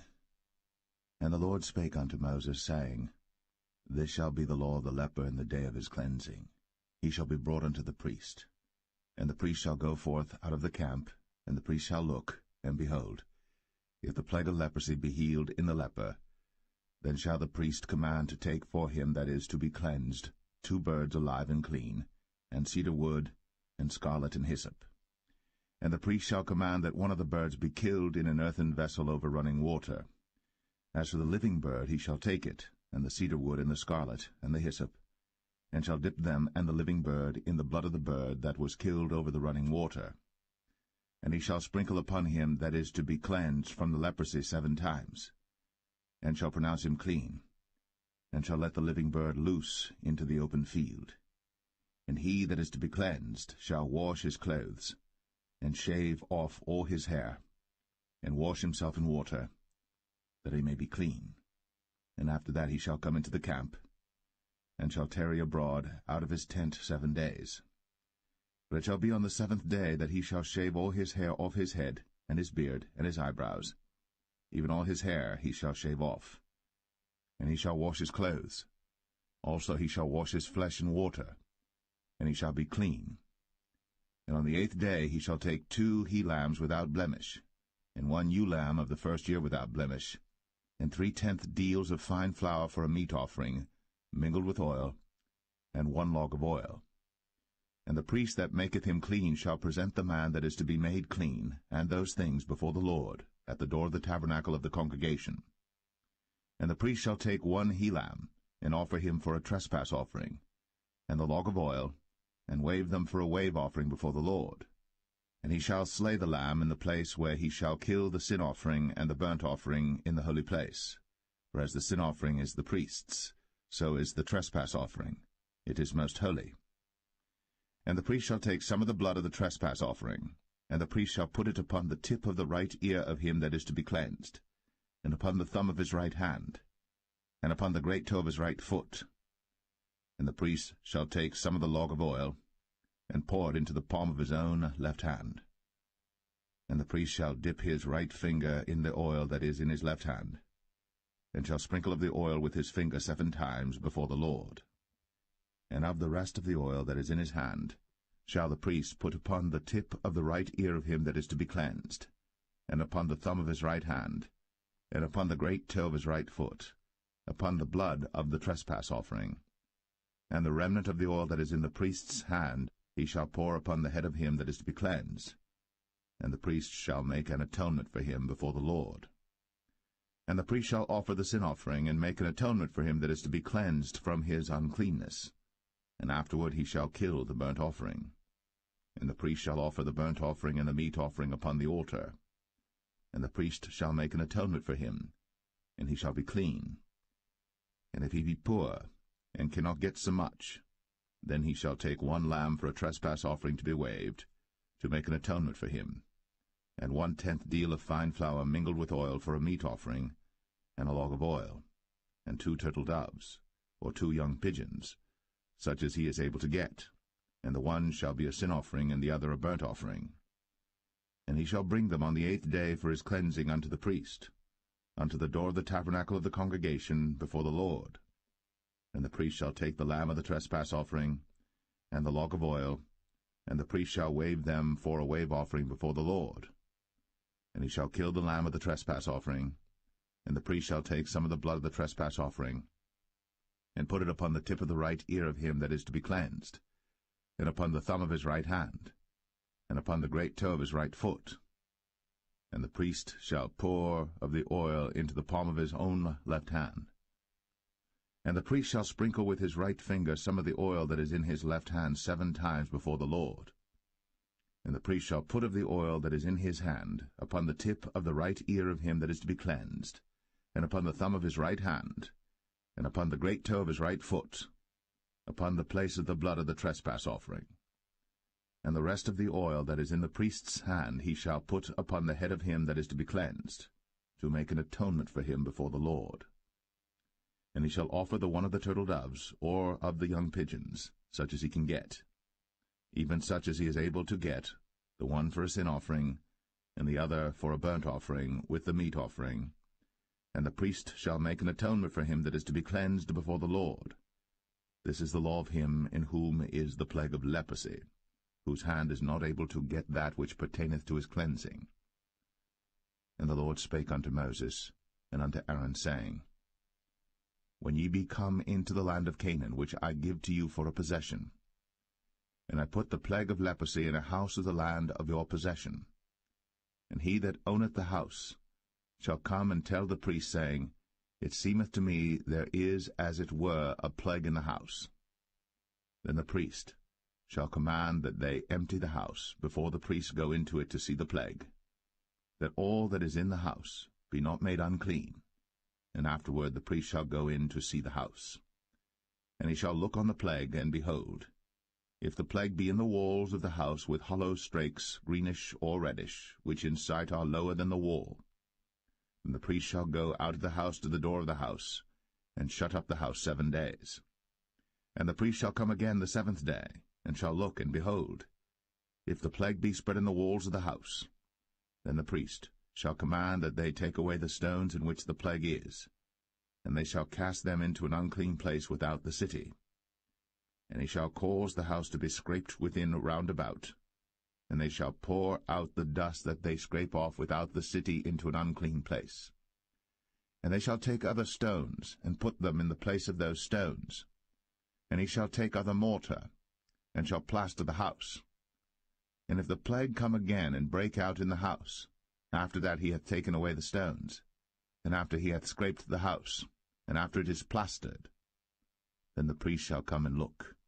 And behold, if the plague be spread in the house, it is a fretting leprosy in the house, it is unclean. And he shall break down the house, the stones of it, and the timber thereof, and all the mortar of the house, and he shall carry them forth out of the city into an unclean place. Moreover, he that goeth into the house all the while that it is shut up shall be unclean until the even. And he that lieth in the house shall wash his clothes, and he that eateth in the house shall wash his clothes. And if the priest shall come in and look upon it, and behold, the plague hath not spread in the house, after the house was plastered, then the priest shall pronounce the house clean, because the plague is healed. And he shall take to cleanse the house 2 birds, and cedar wood, and scarlet, and hyssop. And he shall kill the one of the birds in an earthen vessel over running water. And he shall take the cedar wood, and the hyssop, and the scarlet, and the living bird, and dip them in the blood of the slain bird, and in the running water, and sprinkle the house 7 times. And he shall cleanse the house with the blood of the bird, and with the running water, and with the living bird, and with the cedar wood, and with the hyssop, and with the scarlet. But he shall let go the living bird out of the city into the open fields, and make an atonement for the house, and it shall be clean. This is the law for all manner of plague of leprosy and scall, and for the leprosy of a garment and of a house, and for a rising, and for a scab, and for a bright spot, to teach when it is unclean, and when it is clean. This is the law of leprosy.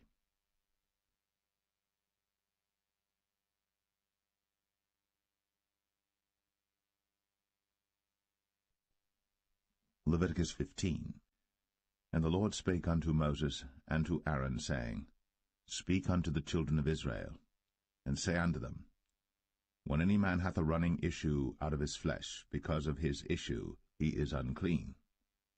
And this shall be his uncleanness in his issue, whether his flesh run with his issue, or his flesh be stopped from his issue, it is his uncleanness. Every bed whereon he lieth that hath the issue is unclean, and everything whereon he sitteth shall be unclean. And whosoever toucheth his bed shall wash his clothes, and bathe himself in water, and be unclean until the even. And he that sitteth on anything whereon he sat that hath the issue shall wash his clothes, and bathe himself in water, and be unclean until the even. And he that toucheth the flesh of him that hath the issue shall wash his clothes, and bathe himself in water, and be unclean until the even. And if he that hath the issue spit upon him that is clean, then he shall wash his clothes, and bathe himself in water, and be unclean until the even. And what saddle soever he rideth upon that hath the issue shall be unclean. And whosoever toucheth anything that was under him shall be unclean until the even. And he that beareth any of those things shall wash his clothes, and bathe himself in water, and be unclean until the even. And whomsoever he toucheth that hath the issue, and hath not rinsed his hands in water, he shall wash his clothes, and bathe himself in water, and be unclean until the even. And the vessel of earth that he toucheth, which hath the issue, shall be broken, and every vessel of wood shall be rinsed in water. And when he that hath an issue is cleansed of his issue, then he shall number to himself 7 days for his cleansing, and wash his clothes, and bathe his flesh in running water, and shall be clean. And on the 8th day he shall take to him 2 turtle doves, or 2 young pigeons, and come before the Lord unto the door of the tabernacle of the congregation, and give them unto the priest. And the priest shall offer them, the one for a sin offering, and the other for a burnt offering.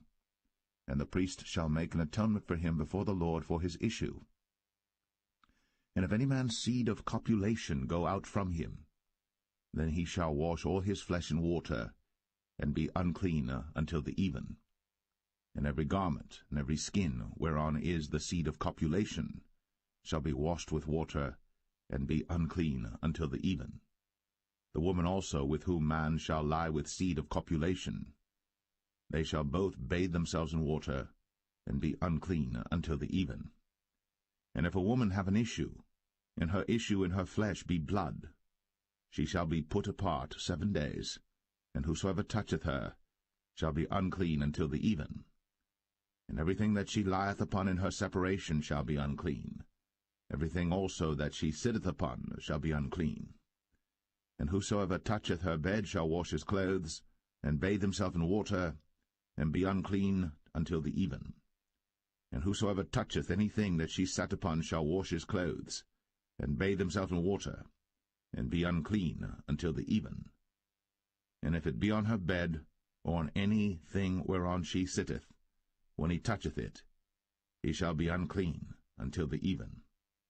And if any man lie with her at all, and her flowers be upon him, he shall be unclean 7 days, and all the bed whereon he lieth shall be unclean. And if a woman have an issue of her blood many days out of the time of her separation, or if it run beyond the time of her separation, all the days of the issue of her uncleanness shall be as the days of her separation. She shall be unclean. Every bed whereon she lieth all the days of her issue shall be unto her as the bed of her separation.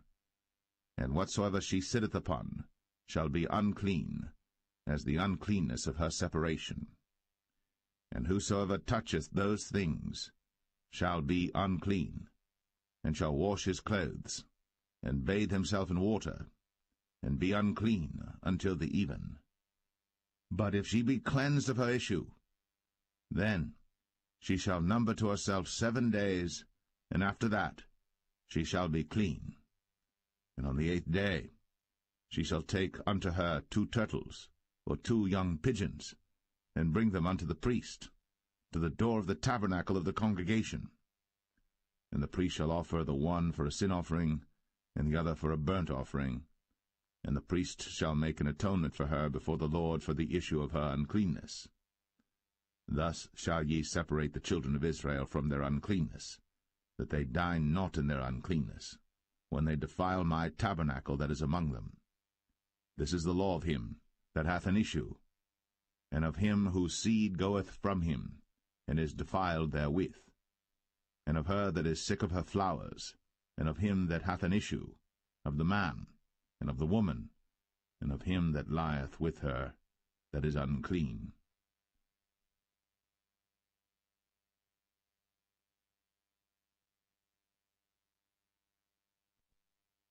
Leviticus 16.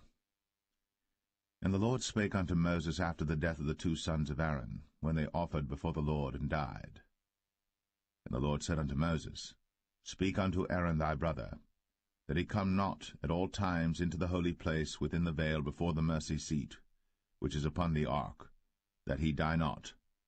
For I will appear in the cloud upon the mercy seat.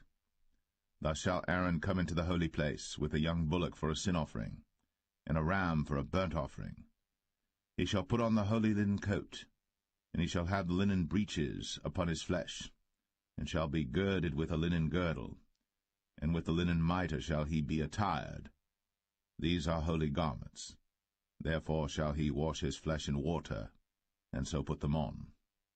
And he shall take of the congregation of the children of Israel 2 kids of the goats for a sin offering, and 1 ram for a burnt offering. And Aaron shall offer his bullock of the sin offering which is for himself, and make an atonement for himself and for his house. And he shall take the 2 goats and present them before the Lord at the door of the tabernacle of the congregation. And Aaron shall cast lots upon the 2 goats, 1 lot for the Lord, and the other lot for the scapegoat. And Aaron shall bring the goat upon which the Lord's lot fell, and offer him for a sin offering. But the goat on which the lot fell to be the scapegoat shall be presented alive before the Lord, to make an atonement with him, and to let him go for a scapegoat into the wilderness. And Aaron shall bring the bullock of the sin offering which is for himself, and shall make an atonement for himself and for his house, and shall kill the bullock of the sin offering which is for himself. And he shall take a censer full of burning coals of fire from off the altar before the Lord, and his hands full of sweet incense beaten small, and bring it within the veil. And he shall put the incense upon the fire before the Lord, that the cloud of the incense may cover the mercy seat that is upon the testimony, that he die not. And he shall take of the blood of the bullock, and sprinkle it with his finger upon the mercy seat eastward, and before the mercy seat shall he sprinkle of the blood with his finger 7 times. Then shall he kill the goat of the sin offering that is for the people, and bring his blood within the veil, and do with that blood as he did with the blood of the bullock, and sprinkle it upon the mercy seat, and before the mercy seat. And he shall make an atonement for the holy place, because of the uncleanness of the children of Israel, and because of their transgressions and all their sins. And so shall he do for the tabernacle of the congregation that remaineth among them in the midst of their uncleanness. And there shall be no man in the tabernacle of the congregation when he goeth in to make an atonement in the holy place, until he come out, and have made an atonement for himself, and for his household, and for all the congregation of Israel. And he shall go out unto the altar that is before the Lord, and make an atonement for it, and shall take of the blood of the bullock, and of the blood of the goat, and put it upon the horns of the altar round about. And he shall sprinkle of the blood upon it with his finger 7 times, and cleanse it, and hallow it from the uncleanness of the children of Israel. And when he hath made an end of reconciling the holy place, and the tabernacle of the congregation, and the altar, he shall bring the live goat. And Aaron shall lay both his hands upon the head of the live goat, and confess over him all the iniquities of the children of Israel, and all their transgressions and all their sins, putting them upon the head of the goat, and shall send him away by the hand of a fit man into the wilderness. And the goat shall bear upon him all their iniquities unto a land not inhabited. And he shall let go the goat in the wilderness. And Aaron shall come into the tabernacle of the congregation, and shall put off the linen garments, which he put on when he went into the holy place, and shall leave them there. And he shall wash his flesh with water in the holy place, and put on his garments, and come forth, and offer his burnt offering, and the burnt offering of the people, and make an atonement for himself and for the people. And the fat of the sin offering shall he burn upon the altar. And he that let go the goat for the scapegoat shall wash his clothes, and bathe his flesh in water, and afterward come into the camp.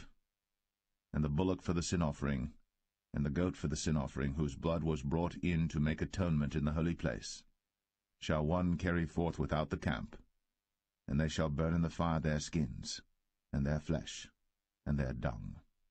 And he that burneth them shall wash his clothes, and bathe his flesh in water, and afterward he shall come into the camp. And this shall be a statute for ever unto you, that in the 7th month, on the 10th day of the month, ye shall afflict your souls, and do no work at all, whether it be one of your own country or a stranger that sojourneth among you. For on that day shall the priest make an atonement for you, to cleanse you. that ye may be clean from all your sins before the Lord. It shall be a Sabbath of rest unto you, and ye shall afflict your souls by a statute for ever. And the priest, whom he shall anoint, and whom he shall consecrate to minister in the priest's office in his father's stead, shall make the atonement, and shall put on the linen clothes, even the holy garments.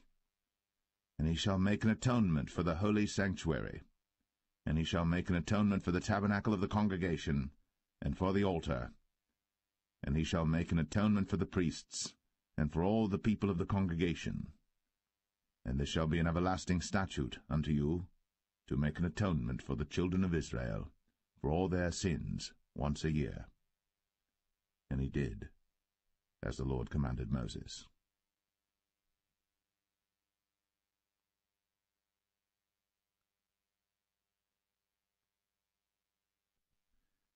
Leviticus 17.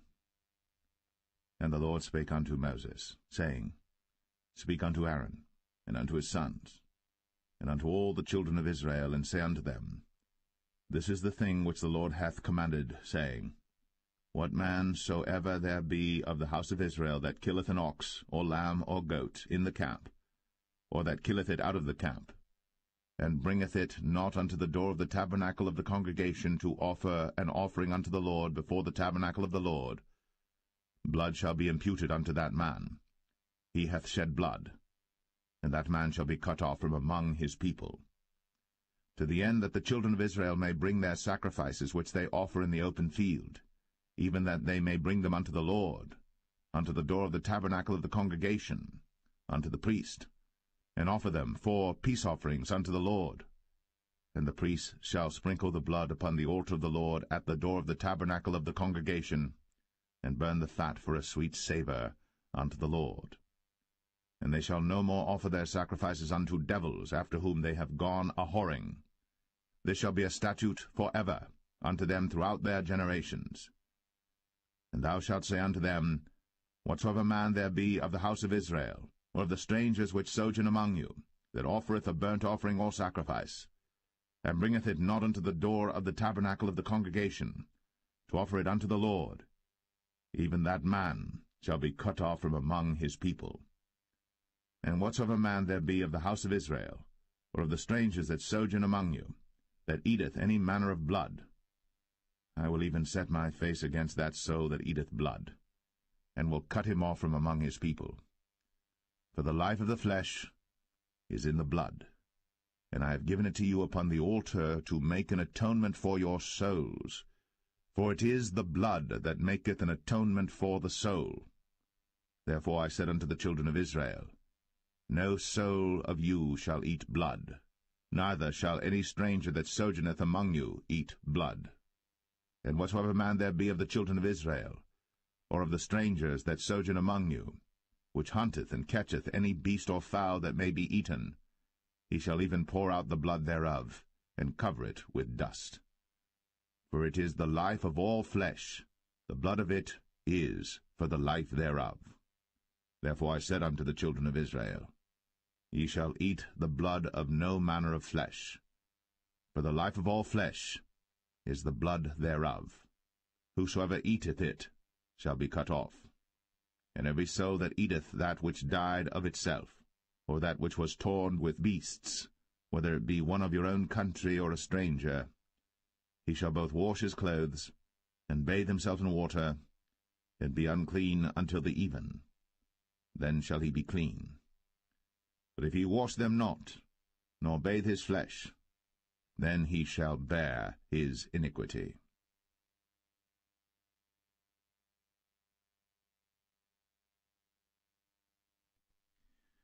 Leviticus 18. And the Lord spake unto Moses, saying, Speak unto the children of Israel, and say unto them, I am the Lord your God. After the doings of the land of Egypt, wherein ye dwelt, shall ye not do. And after the doings of the land of Canaan, whither I bring you, shall ye not do. Neither shall ye walk in their ordinances. Ye shall do my judgments, and keep mine ordinances, to walk therein. I am the Lord your God. Ye shall therefore keep my statutes and my judgments, which if a man do, he shall live in them. I am the Lord. None of you shall approach to any that is near of kin to him, to uncover their nakedness. I am the Lord. The nakedness of thy father, or the nakedness of thy mother, shalt thou not uncover. She is thy mother, thou shalt not uncover her nakedness. The nakedness of thy father's wife shalt thou not uncover. It is thy father's nakedness. The nakedness of thy sister, the daughter of thy father, or daughter of thy mother, whether she be born at home or born abroad, even their nakedness thou shalt not uncover. The nakedness of thy son's daughter, or of thy daughter's daughter, even their nakedness thou shalt not uncover, for theirs is thine own nakedness. The nakedness of thy father's wife's daughter, begotten of thy father, she is thy sister. Thou shalt not uncover her nakedness. Thou shalt not uncover the nakedness of thy father's sister. She is thy father's near kinswoman. Thou shalt not uncover the nakedness of thy mother's sister, for she is thy mother's near kinswoman. Thou shalt not uncover the nakedness of thy father's brother. Thou shalt not approach to his wife. She is thine aunt. Thou shalt not uncover the nakedness of thy daughter-in-law. She is thy son's wife. Thou shalt not uncover her nakedness. Thou shalt not uncover the nakedness of thy brother's wife. It is thy brother's nakedness. Thou shalt not uncover the nakedness of a woman and her daughter, neither shalt thou take her son's daughter, or her daughter's daughter, to uncover her nakedness, for they are her near kinswoman. It is wickedness. Neither shalt thou take a wife to her sister, to vex her, to uncover her nakedness, beside the other in her lifetime. Also thou shalt not approach unto a woman to uncover her nakedness, as long as she is put apart for her uncleanness. Moreover, thou shalt not lie carnally with thy neighbor's wife, to defile thyself with her. And thou shalt not let any of thy seed pass through the fire to Moloch, neither shalt thou profane the name of thy God.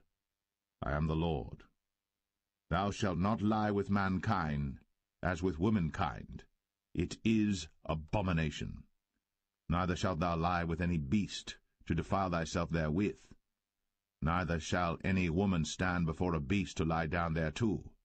It is confusion. Defile not ye yourselves in any of these things. For in all these the nations are defiled which I cast out before you, and the land is defiled.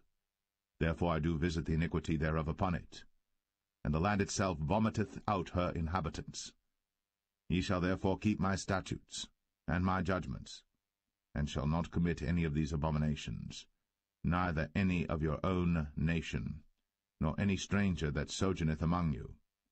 For all these abominations have the men of the land done, which were before you, and the land is defiled, that the land spew not you out also, when ye defile it, as it spewed out the nations that were before you. For whosoever shall commit any of these abominations, even the souls that commit them, shall be cut off from among their people.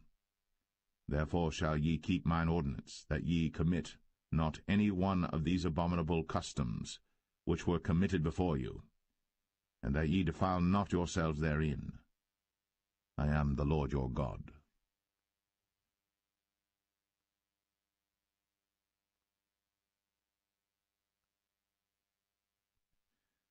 Leviticus 19.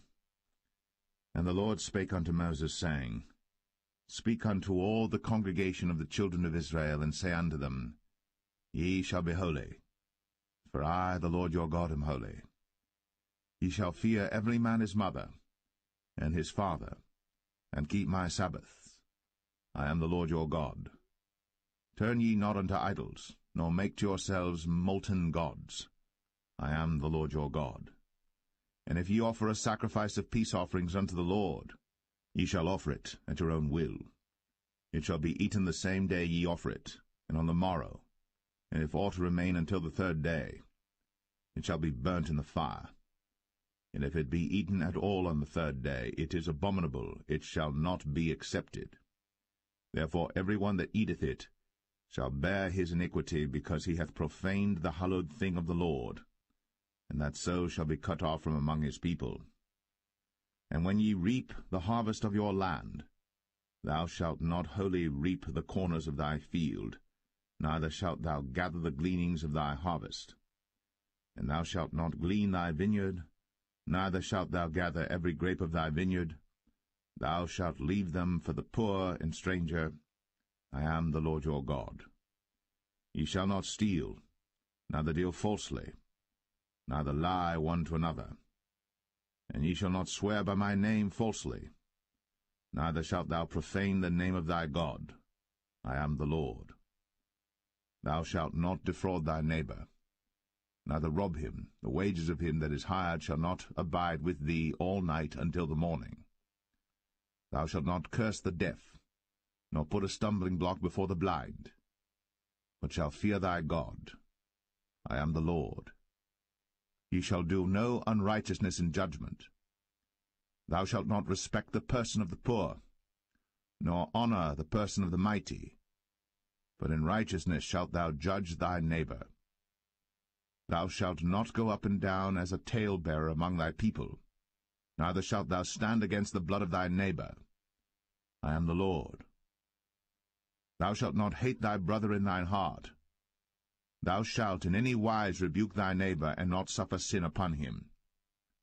Thou shalt not avenge, nor bear any grudge against the children of thy people, but thou shalt love thy neighbor as thyself. I am the Lord. Ye shall keep my statutes. Thou shalt not let thy cattle gender with a diverse kind. Thou shalt not sow thy field with mingled seed, neither shall a garment mingled of linen and woolen come upon thee. And whosoever lieth carnally with a woman that is a bondmaid, betrothed to an husband, and not at all redeemed, nor freedom given her, she shall be scourged. They shall not be put to death, because she was not free. And he shall bring his trespass offering unto the Lord, unto the door of the tabernacle of the congregation, even a ram for a trespass offering. And the priest shall make an atonement for him with the ram of the trespass offering before the Lord for his sin which he hath done, and the sin which he hath done shall be forgiven him. And when ye shall come into the land, and shall have planted all manner of trees for food, then ye shall count the fruit thereof as uncircumcised. 3 years shall it be as uncircumcised unto you. It shall not be eaten of. But in the 4th year all the fruit thereof shall be holy, to praise the Lord withal.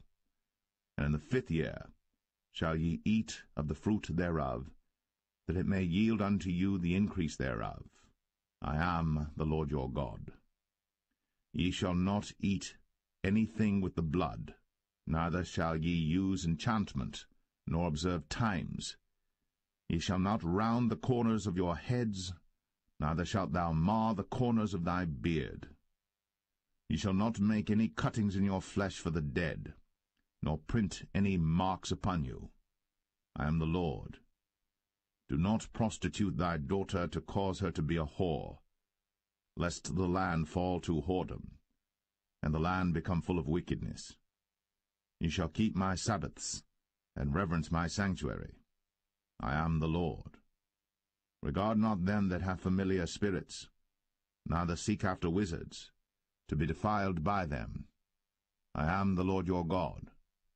Thou shalt rise up before the hoary head, and honor the face of the old man, and fear thy God. I am the Lord. And if a stranger sojourn with thee in your land, ye shall not vex him. But the stranger that dwelleth with you shall be unto you as one born among you, and thou shalt love him as thyself. For ye were strangers in the land of Egypt. I am the Lord your God. Ye shall do no unrighteousness in judgment, and meet yard in weight or in measure. Just balances, just weights, a just ephah, and a just hin shall ye have. I am the Lord your God, which brought you out of the land of Egypt. Therefore shall ye observe all my statutes, and all my judgments, and do them. I am the Lord.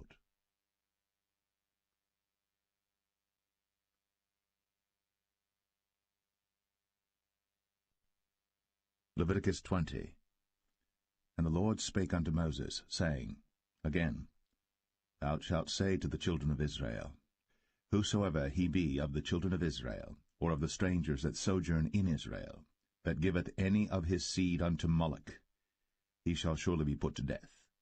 The people of the land shall stone him with stones.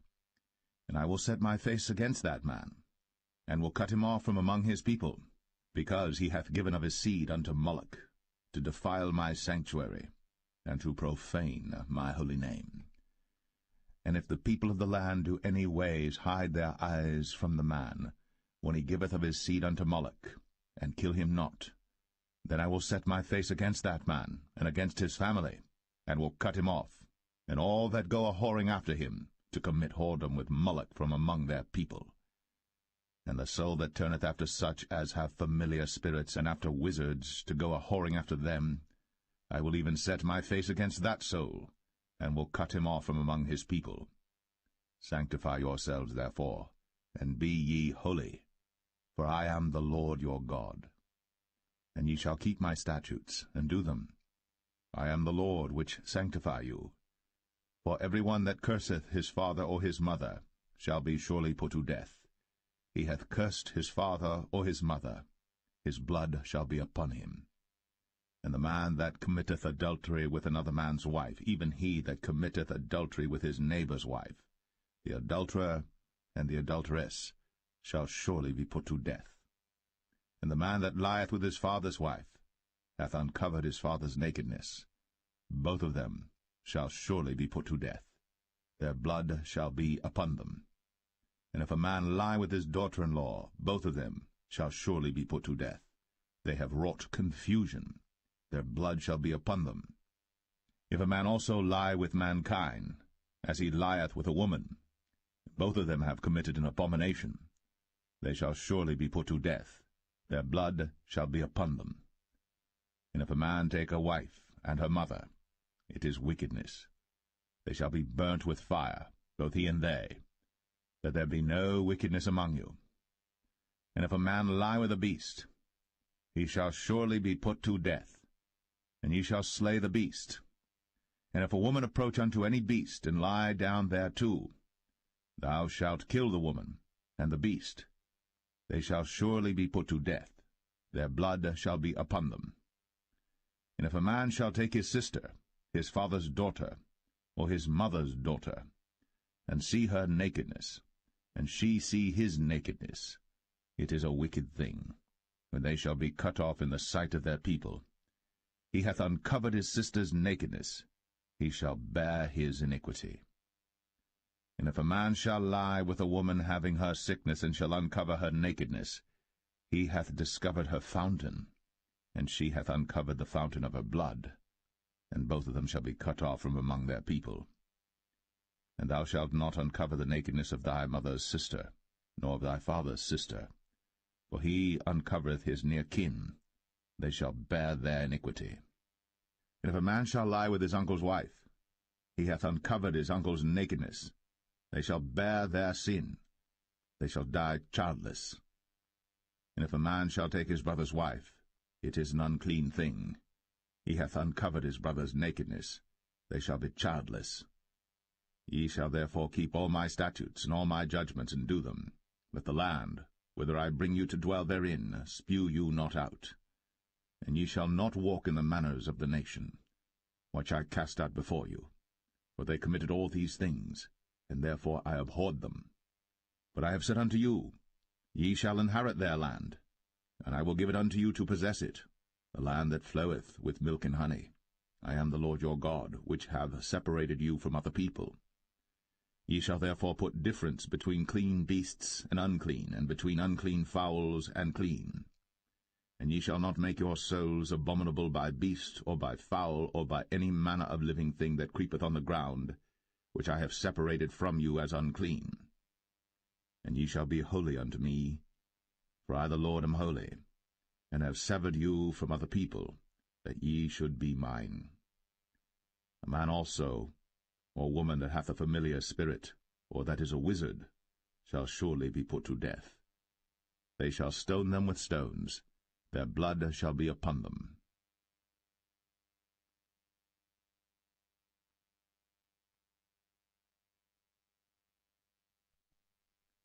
Leviticus 21. And the Lord said unto Moses, Speak unto the priests, the sons of Aaron, and say unto them, There shall none be defiled for the dead among his people. But for his kin that is near unto him, that is, for his mother, and for his father, and for his son, and for his daughter, and for his brother, and for his sister a virgin, that is nigh unto him, which hath had no husband, for her may he be defiled. But he shall not defile himself, being a chief man among his people, to profane himself. They shall not make baldness upon their head, neither shall they shave off the corner of their beard, nor make any cuttings in their flesh. They shall be holy unto their God, and not profane the name of their God, for the offerings of the Lord made by fire, and the bread of their God they do offer, therefore they shall be holy. They shall not take a wife that is a whore, or profane, neither shall they take a woman put away from her husband, for he is holy unto his God. Thou shalt sanctify him therefore, for he offereth the bread of thy God. He shall be holy unto thee. For I, the Lord, which sanctify you, am holy.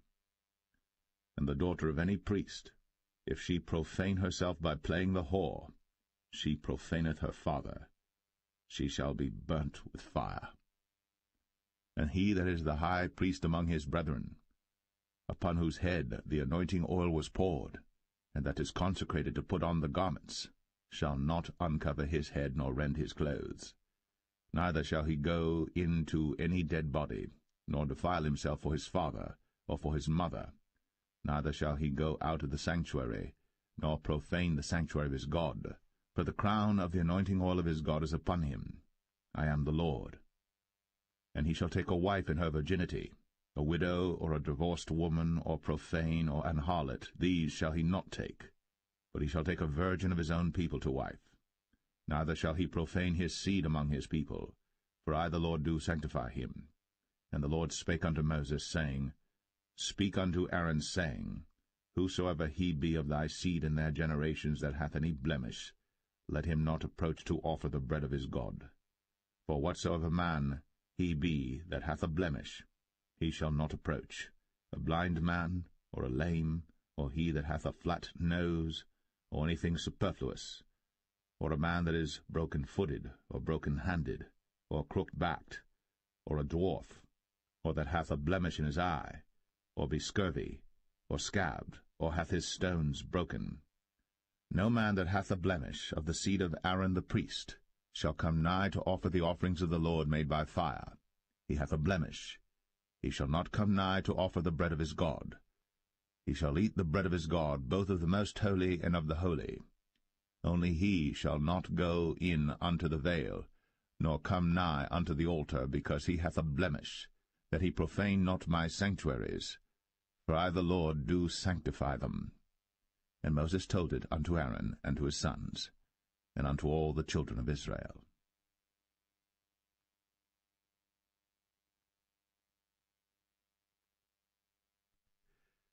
Leviticus 22. And the Lord spake unto Moses, saying, Speak unto Aaron and to his sons, that they separate themselves from the holy things of the children of Israel, and that they profane not my holy name in those things which they hallow unto me. I am the Lord. Say unto them, Whosoever he be of all your seed among your generations, that goeth unto the holy things, which the children of Israel hallow unto the Lord, having his uncleanness upon him, that soul shall be cut off from my presence.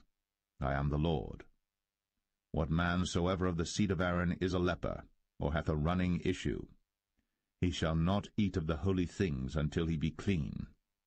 And whoso toucheth anything that is unclean by the dead, or a man whose seed goeth from him, or whosoever toucheth any creeping thing, whereby he may be made unclean, or a man of whom he may take uncleanness, whatsoever uncleanness he hath, the soul which hath touched any such shall be unclean until even, and shall not eat of the holy things, unless he wash his flesh with water. And when the sun is down, he shall be clean, and shall afterward eat of the holy things, because it is his food. That which dieth of itself, or is torn with beasts, he shall not eat to defile himself therewith. I am the Lord. They shall therefore keep mine ordinance, lest they bear sin for it, and die therefore, if they profane it. I the Lord do sanctify them. There shall no stranger eat of the holy thing.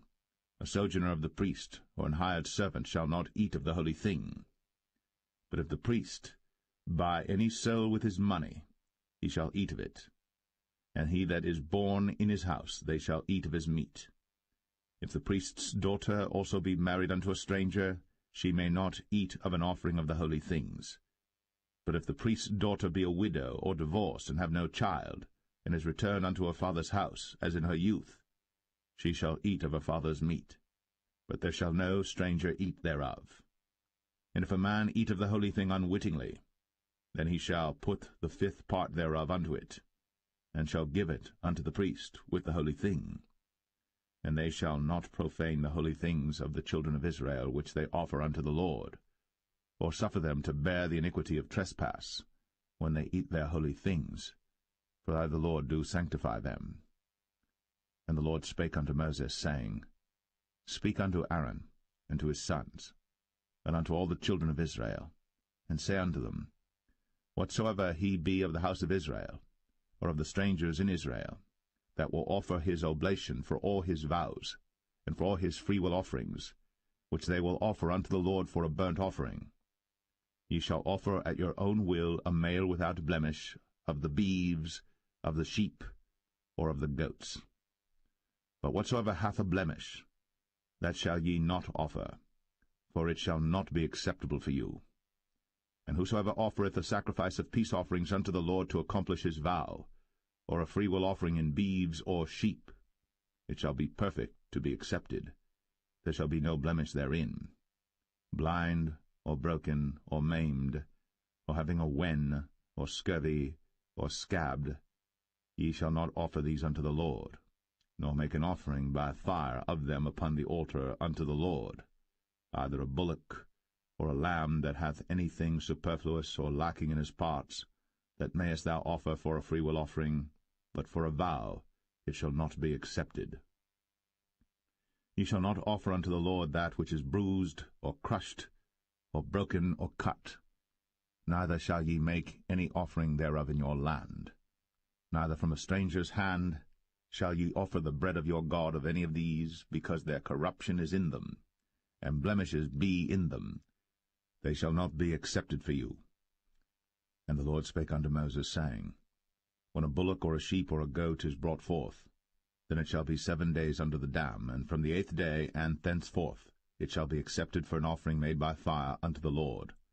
And whether it be cow or ewe, ye shall not kill it and her young both in 1 day.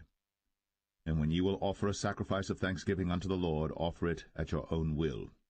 On the same day it shall be eaten up. Ye shall leave none of it until the morrow. I am the Lord.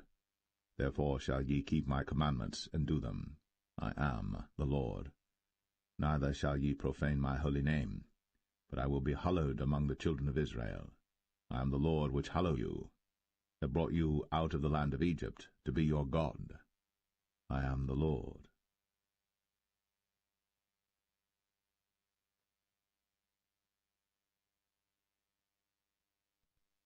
Leviticus 23.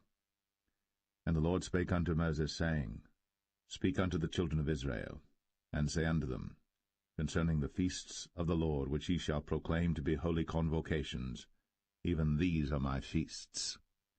6 days shall work be done, but the 7th day is the Sabbath of rest, and holy convocation. Ye shall do no work therein. It is the Sabbath of the Lord in all your dwellings. These are the feasts of the Lord, even holy convocations, which ye shall proclaim in their seasons.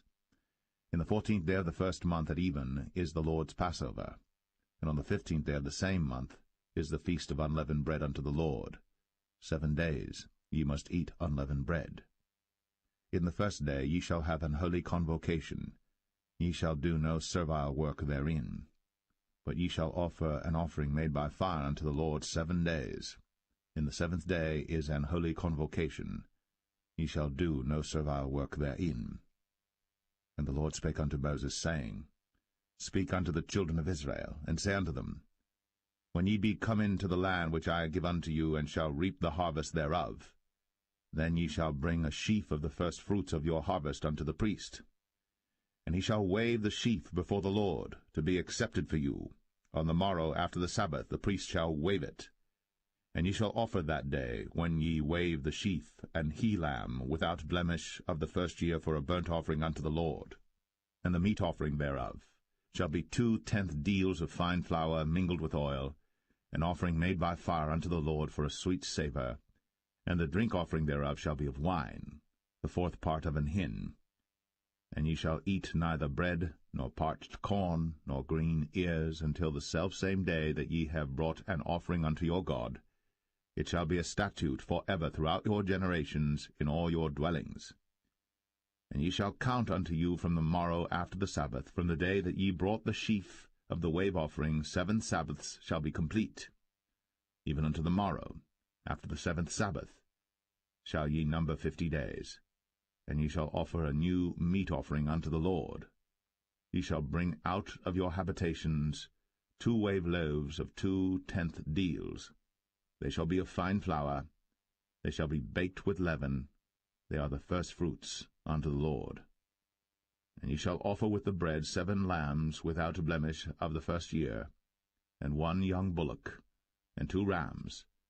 They shall be for a burnt offering unto the Lord, with their meat offering, and their drink offerings, even an offering made by fire of sweet savour unto the Lord. Then ye shall sacrifice 1 kid of the goats for a sin offering, and 2 lambs of the first year for a sacrifice of peace offerings.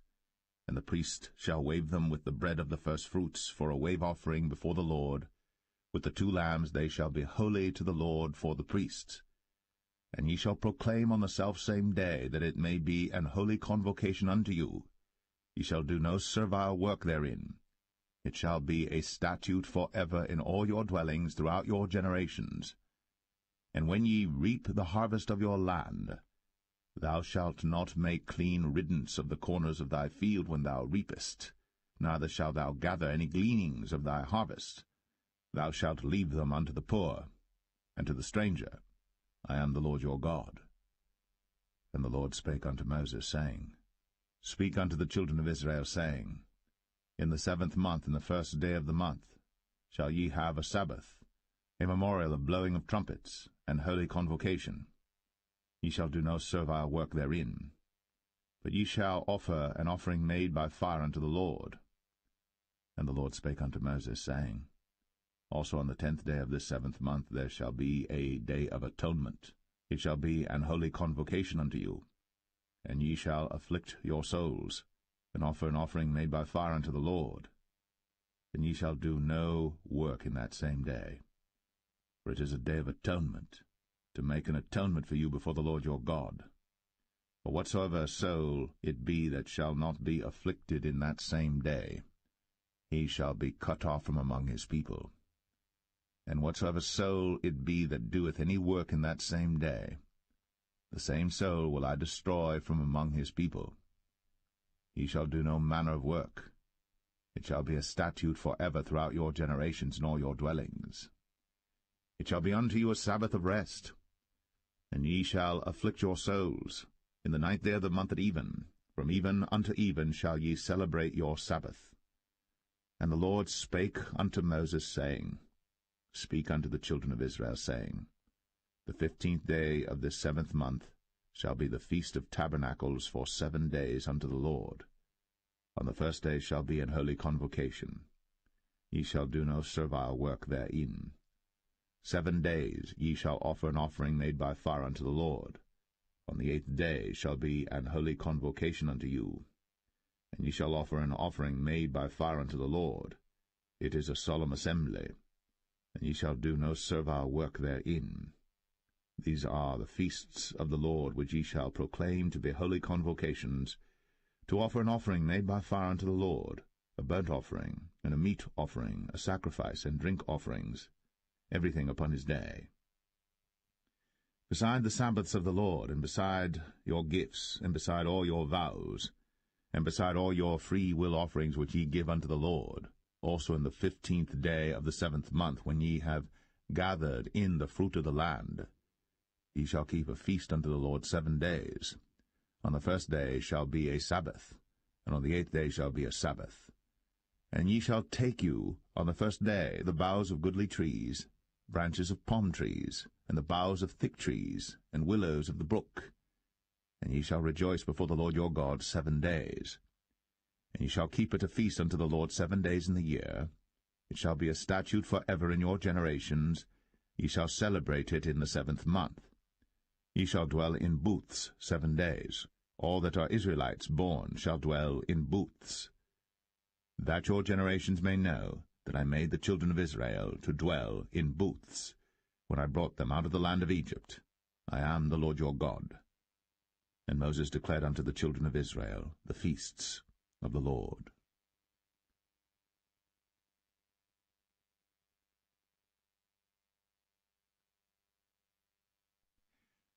Leviticus 24. And the Lord spake unto Moses, saying, Command the children of Israel, that they bring unto thee pure oil olive beaten for the light, to cause the lamps to burn continually. Without the veil of the testimony, in the tabernacle of the congregation, shall Aaron order it from the evening unto the morning before the Lord continually. It shall be a statute for ever in your generations. He shall order the lamps upon the pure candlestick before the Lord continually. And thou shalt take fine flour, and bake 12 cakes thereof. 2/10 deals shall be in 1 cake. And thou shalt set them in 2 rows, 6 in a row, upon the pure table before the Lord. And thou shalt put pure frankincense upon each row, that it may be on the bread for a memorial, even an offering made by fire unto the Lord. Every Sabbath he shall set it in order before the Lord continually, being taken from the children of Israel by an everlasting covenant. And it shall be Aaron's and his sons, and they shall eat it in the holy place. For it is most holy unto him of the offerings of the Lord made by fire, by a perpetual statute. And the son of an Israelitish woman, whose father was an Egyptian, went out among the children of Israel. And this son of the Israelitish woman and a man of Israel strove together in the camp. And the Israelitish woman's son blasphemed the name of the Lord, and cursed. And they brought him unto Moses. And his mother's name was Shilemeth, the daughter of Dibri of the tribe of Dan. And they put him in ward, that the mind of the Lord might be shown them. And the Lord spake unto Moses, saying, Bring forth him that hath cursed without the camp, and let all that heard him lay their hands upon his head, and let all the congregation stone him. And thou shalt speak unto the children of Israel, saying, Whosoever curseth his God shall bear his sin. And he that blasphemeth the name of the Lord, he shall surely be put to death. And all the congregation shall certainly stone him, as well the stranger, as he that is born in the land, when he blasphemeth the name of the Lord, shall be put to death. And he that killeth any man shall surely be put to death. And he that killeth a beast shall make it good, beast for beast. And if a man cause a blemish in his neighbor, as he hath done, so shall it be done to him. Breach for breach, eye for eye, tooth for tooth. As he hath caused a blemish in a man, so shall it be done to him again. And he that killeth a beast, he shall restore it. And he that killeth a man, he shall be put to death. Ye shall have one manner of law, as well for the stranger as for one of your own country. For I am the Lord your God. And Moses spake to the children of Israel, that they should bring forth him that had cursed out of the camp, and stone him with stones. And the children of Israel did as the Lord commanded Moses.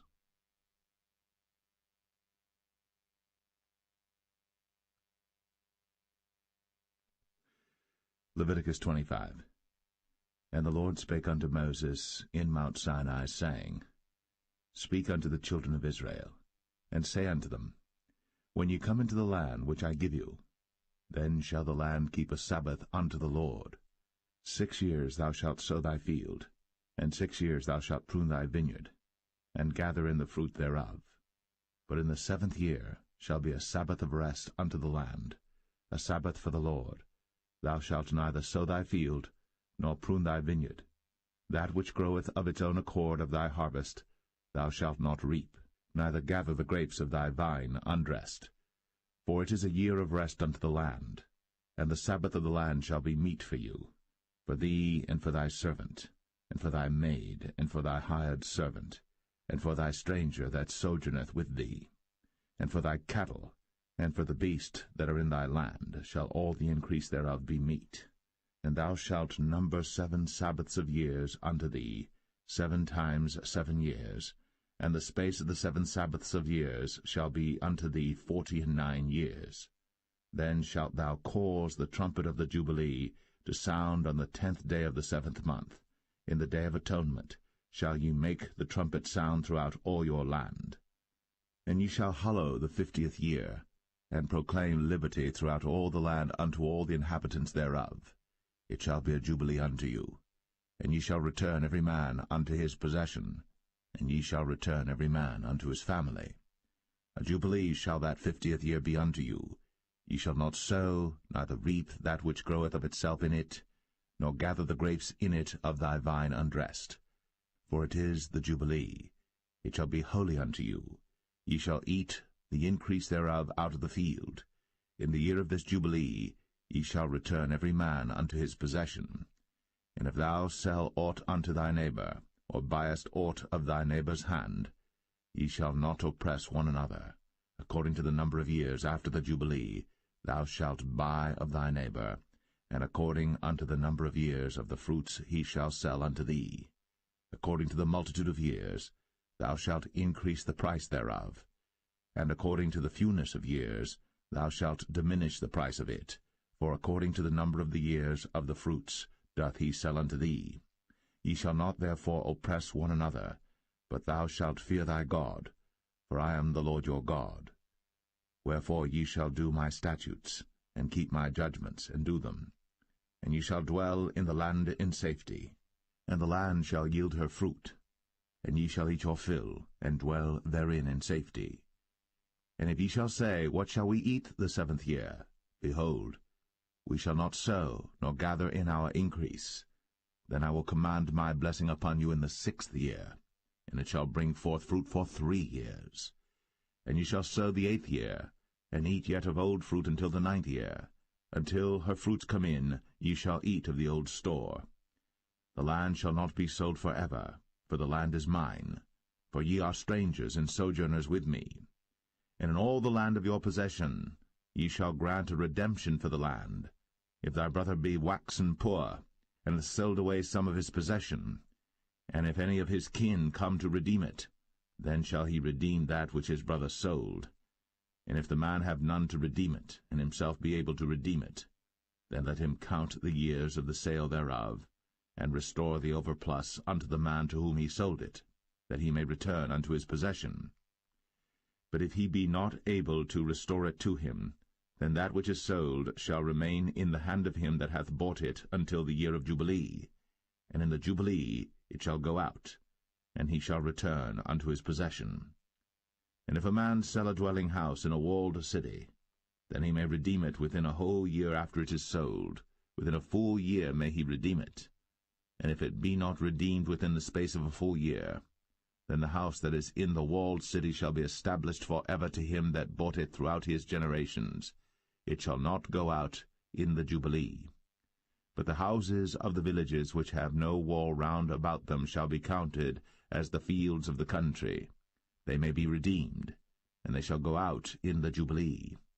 Notwithstanding the cities of the Levites, and the houses of the cities of their possession, may the Levites redeem at any time. And if a man purchase of the Levites, then the house that was sold, and the city of his possession, shall go out in the year of Jubilee, for the houses of the cities of the Levites are their possession among the children of Israel. But the field of the suburbs of their cities may not be sold, for it is their perpetual possession. And if thy brother be waxen poor, and fallen in decay with thee, then thou shalt relieve him, yea, though he be a stranger, or a sojourner, that he may live with thee. Take thou no usury of him, or increase, but fear thy God, that thy brother may live with thee. Thou shalt not give him thy money upon usury, nor lend him thy victuals for increase. I am the Lord your God, which brought you forth out of the land of Egypt, to give you the land of Canaan, and to be your God.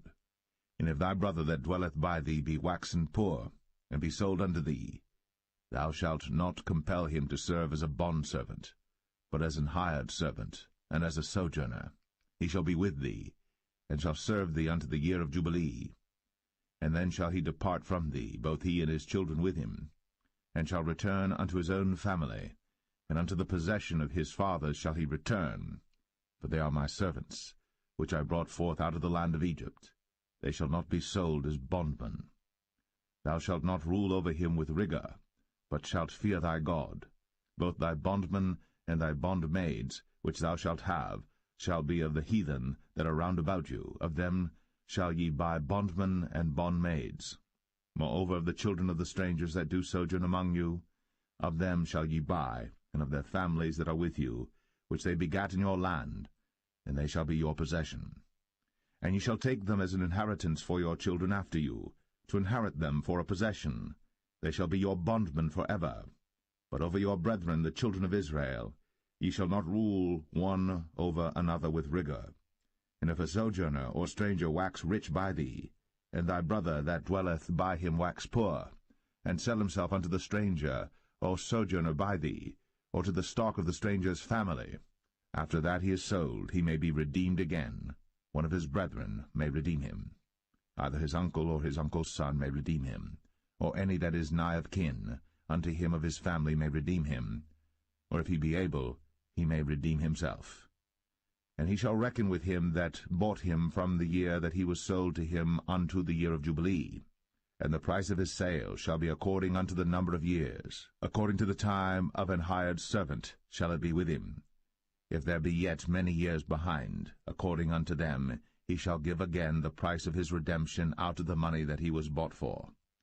And if there remain but few years unto the year of Jubilee, then he shall count with him, and according unto his years shall he give him again the price of his redemption. And as a yearly hired servant shall he be with him, and the other shall not rule with rigor over him in thy sight. And if he be not redeemed in these years, then he shall go out in the year of Jubilee, both he and his children with him. For unto me the children of Israel are servants. They are my servants whom I brought forth out of the land of Egypt. I am the Lord your God.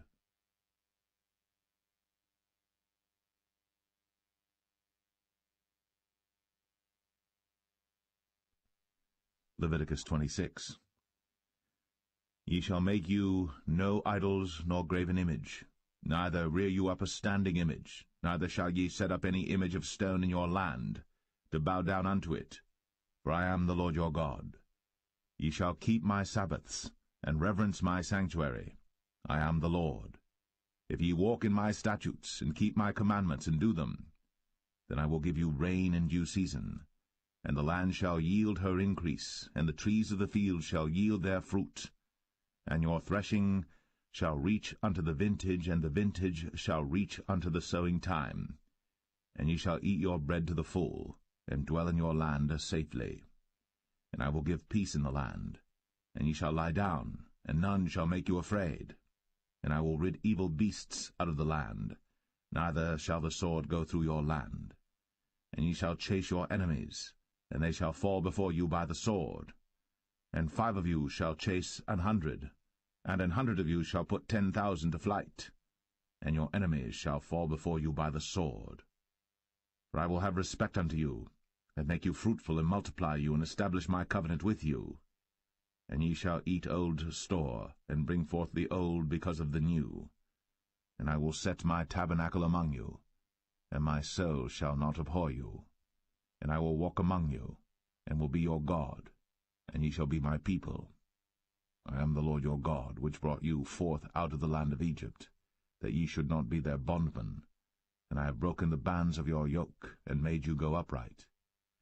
But if ye will not hearken unto me, and will not do all these commandments, and if ye shall despise my statutes, or if your soul abhor my judgments, so that ye will not do all my commandments, but that ye break my covenant, I also will do this unto you. I will even appoint over you terror, consumption, and the burning ague, that shall consume the eyes, and cause sorrow of heart. And ye shall sow your seed in vain, for your enemies shall eat it. And I will set my face against you, and ye shall be slain before your enemies. They that hate you shall reign over you, and ye shall flee when none pursueth you.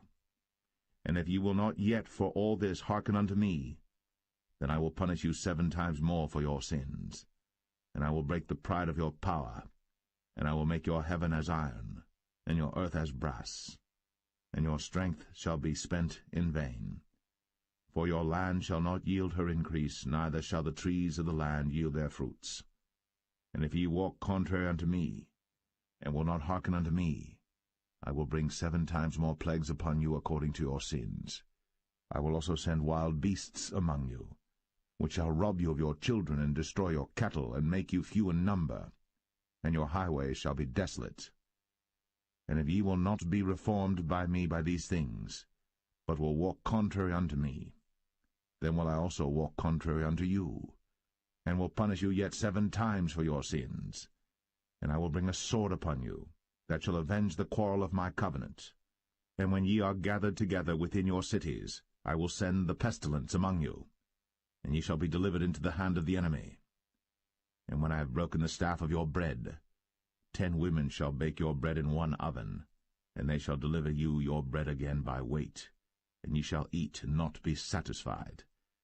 And if ye will not for all this hearken unto me, but walk contrary unto me, then I will walk contrary unto you also in fury, and I, even I, will chastise you 7 times for your sins. And ye shall eat the flesh of your sons, and the flesh of your daughters shall ye eat.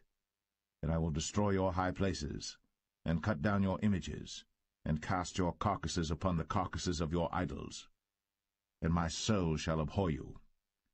And I will make your cities waste, and bring your sanctuaries unto desolation, and I will not smell the savour of your sweet odours. And I will bring the land into desolation, and your enemies which dwell therein shall be astonished at it. And I will scatter you among the heathen, and will draw out a sword after you, and your land shall be desolate, and your cities waste. Then shall the land enjoy her Sabbaths, as long as it lieth desolate, and ye be in your enemy's land. Even then shall the land rest, and enjoy her Sabbaths. As long as it lieth desolate it shall rest, because it did not rest in your Sabbaths, when ye dwelt upon it. And upon them that are left alive of you I will send a faintness into their hearts in the lands of their enemies, and the sound of a shaken leaf shall chase them, and they shall flee, as fleeing from a sword, and they shall fall when none pursueth. And they shall fall one upon another, as it were before a sword, when none pursueth. And ye shall have no power to stand before your enemies, and ye shall perish among the heathen. And the land of your enemies shall eat you up, and they that are left of you shall pine away in their iniquity in your enemies' lands, and also in the iniquities of their fathers shall they pine away with them, if they shall confess their iniquity, and the iniquity of their fathers, with their trespass which they trespassed against me, and that also they have walked contrary unto me, and that I also have walked contrary unto them, and have brought them into the land of their enemies. If then their uncircumcised hearts be humbled, and they then accept of the punishment of their iniquity, then will I remember my covenant with Jacob, and also my covenant with Isaac, and also my covenant with Abraham will I remember, and I will remember the land. The land also shall be left of them, and shall enjoy her Sabbaths, while she lieth desolate without them. And they shall accept of the punishment of their iniquity, even because they despised my judgments, and because their soul abhorred my statutes. And yet for all that, when they be in the land of their enemies, I will not cast them away, neither will I abhor them to destroy them utterly, and to break my covenant with them, for I am the Lord their God. But I will for their sakes remember the covenant of their ancestors, whom I brought forth out of the land of Egypt, in the sight of the heathen, that I might be their God. I am the Lord. These are the statutes and judgments and laws which the Lord made between him and the children of Israel in Mount Sinai by the hand of Moses.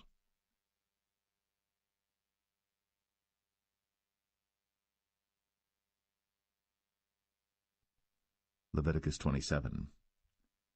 And the Lord spake unto Moses, saying, Speak unto the children of Israel, and say unto them, When a man shall make a singular vow, the person shall be for the Lord by thy estimation. And thy estimation shall be of the male from 20 years old even unto 60 years old. Even thy estimation shall be 50 shekels of silver after the shekel of the sanctuary. And if it be a female, then thy estimation shall be 30 shekels. And if it be from 5 years old even unto 20 years old, then thy estimation shall be of the male 20 shekels, and for the female 10 shekels. And if it be from a month old even unto 5 years old, then thy estimation shall be of the male 5 shekels of silver, and for the female thy estimation shall be 3 shekels of silver. And if it be from 60 years old and above, if it be a male, then thy estimation shall be 15 shekels, and for the female 10 shekels. But if he be poorer than thy estimation, then he shall present himself before the priest, and the priest shall value him, according to his ability that vowed shall the priest value him. And if it be a beast, whereof men bring an offering unto the Lord, all that any man giveth of such unto the Lord shall be holy. He shall not alter it, nor change it, a good for a bad, or a bad for a good. And if he shall at all change beast for beast, then it and the exchange thereof shall be holy. And if it be any unclean beast, of which they do not offer a sacrifice unto the Lord, then he shall present the beast before the priest. And the priest shall value it, whether it be good or bad, as thou valuest it, who art the priest, so shall it be. But if he will at all redeem it, then he shall add a 5th part thereof unto thy estimation. And when a man shall sanctify his house to be holy unto the Lord, then the priest shall estimate it, whether it be good or bad, as the priest shall estimate it, so shall it stand. And if he that sanctified it will redeem his house, then he shall add the 5th part of the money of thy estimation unto it, and it shall be his. And if a man shall sanctify unto the Lord some part of a field of his possession, then thy estimation shall be according to the seed thereof, an homer of barley seed shall be valued at 50 shekels of silver. If he sanctify his field from the year of Jubilee according to thy estimation, it shall stand. But if he sanctify his field after the Jubilee, then the priest shall reckon unto him the money according to the years that remain, even unto the year of the Jubilee, and it shall be abated from thy estimation. And if he that sanctified the field will in any wise redeem it, then he shall add the 5th part of the money of thy estimation unto it, and it shall be assured to him. And if he will not redeem the field, or if he have sold the field to another man, it shall not be redeemed any more. But the field, when it goeth out in the Jubilee, shall be holy unto the Lord, as a field devoted. The possession thereof shall be the priest's. And if a man sanctify unto the Lord a field which he hath bought, which is not of the fields of his possession, then the priest shall reckon unto him the worth of thy estimation, even unto the year of the Jubilee. And he shall give thine estimation in that day as a holy thing unto the Lord. In the year of the Jubilee the field shall return unto him of whom it was bought, even to him to whom the possession of the land did belong. And all thy estimation shall be according to the shekel of the sanctuary. 20 gerahs shall be the shekel. Only the firstling of the beasts, which should be the Lord's firstling, no man shall sanctify it, whether it be ox or sheep, it is the Lord's. And if it be of an unclean beast, then he shall redeem it according to thine estimation, and shall add a 5th part of it thereto. Or if it be not redeemed, then it shall be sold according to thy estimation. Notwithstanding no devoted thing, that a man shall devote unto the Lord of all that he hath, both of man and beast, and of the field of his possession, shall be sold or redeemed. Every devoted thing is most holy unto the Lord. None devoted, which shall be devoted of men, shall be redeemed, but shall surely be put to death. And all the tithe of the land, whether of the seed of the land or of the fruit of the tree, is the Lord's. It is holy unto the Lord. And if a man will at all redeem aught of his tithes, he shall add thereto the 5th part thereof. And concerning the tithe of the herd or of the flock, even of whatsoever passeth under the rod, the 10th shall be holy unto the Lord. He shall not search whether it be good or bad, neither shall he change it. And if he change it at all, then both it and the change thereof shall be holy. It shall not be redeemed. These are the commandments which the Lord commanded Moses for the children of Israel in Mount Sinai.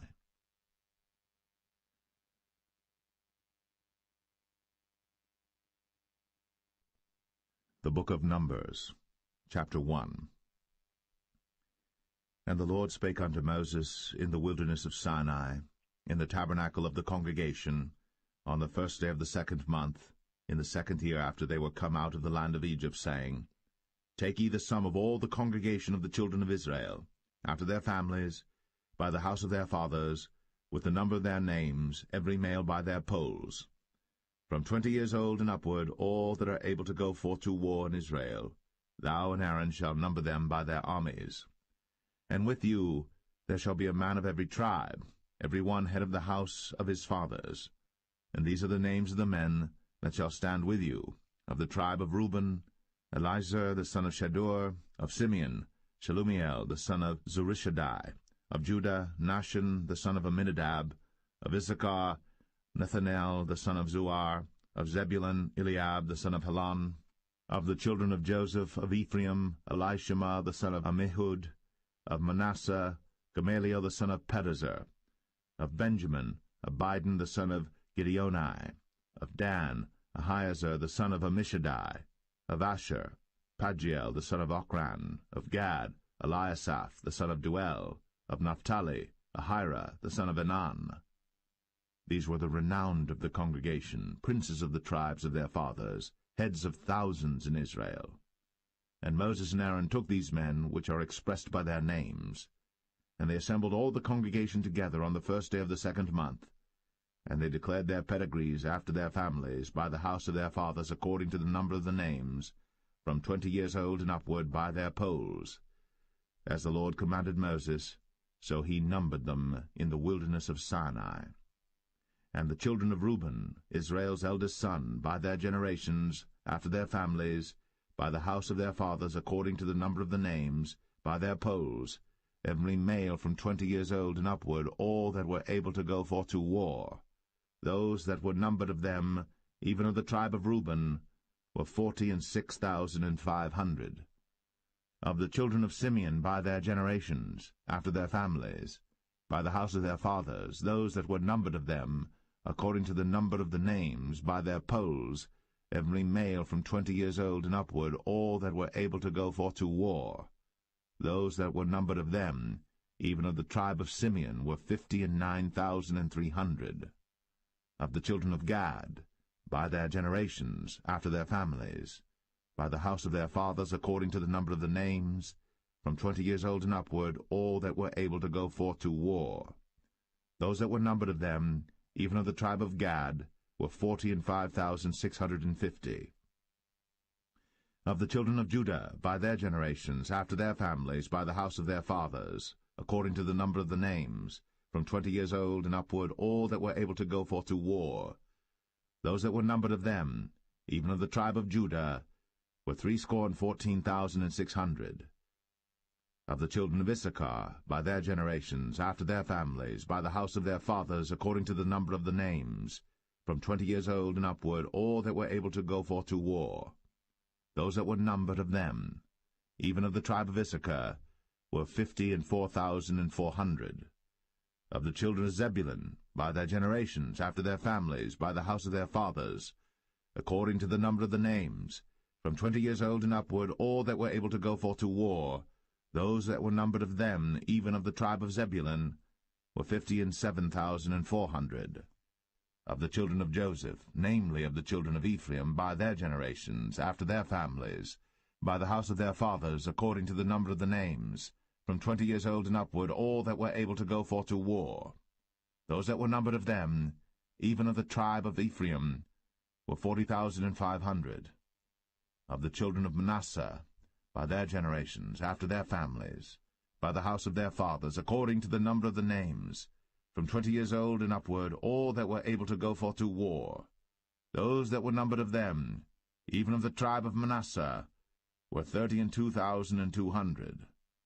Of the children of Benjamin, by their generations, after their families, by the house of their fathers, according to the number of the names, from 20 years old and upward, all that were able to go forth to war, those that were numbered of them, even of the tribe of Benjamin, were 35,400. Of the children of Dan, by their generations, after their families, by the house of their fathers, according to the number of the names, from 20 years old and upward, all that were able to go forth to war, those that were numbered of them, even of the tribe of Dan, were 62,700. Of the children of Asher, by their generations, after their families, by the house of their fathers, according to the number of the names, from 20 years old and upward, all that were able to go forth to war, those that were numbered of them, even of the tribe of Asher, were 41,500. Of the children of Naphtali, throughout their generations, after their families, by the house of their fathers, according to the number of the names, from 20 years old and upward, all that were able to go forth to war, those that were numbered of them, even of the tribe of Naphtali, were 53,400.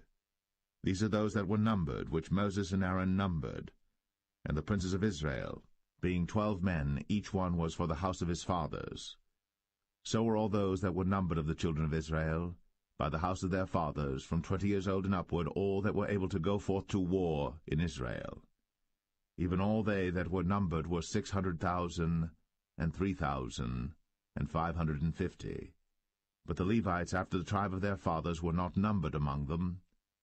For the Lord had spoken unto Moses, saying, Only thou shalt not number the tribe of Levi, neither take the sum of them among the children of Israel.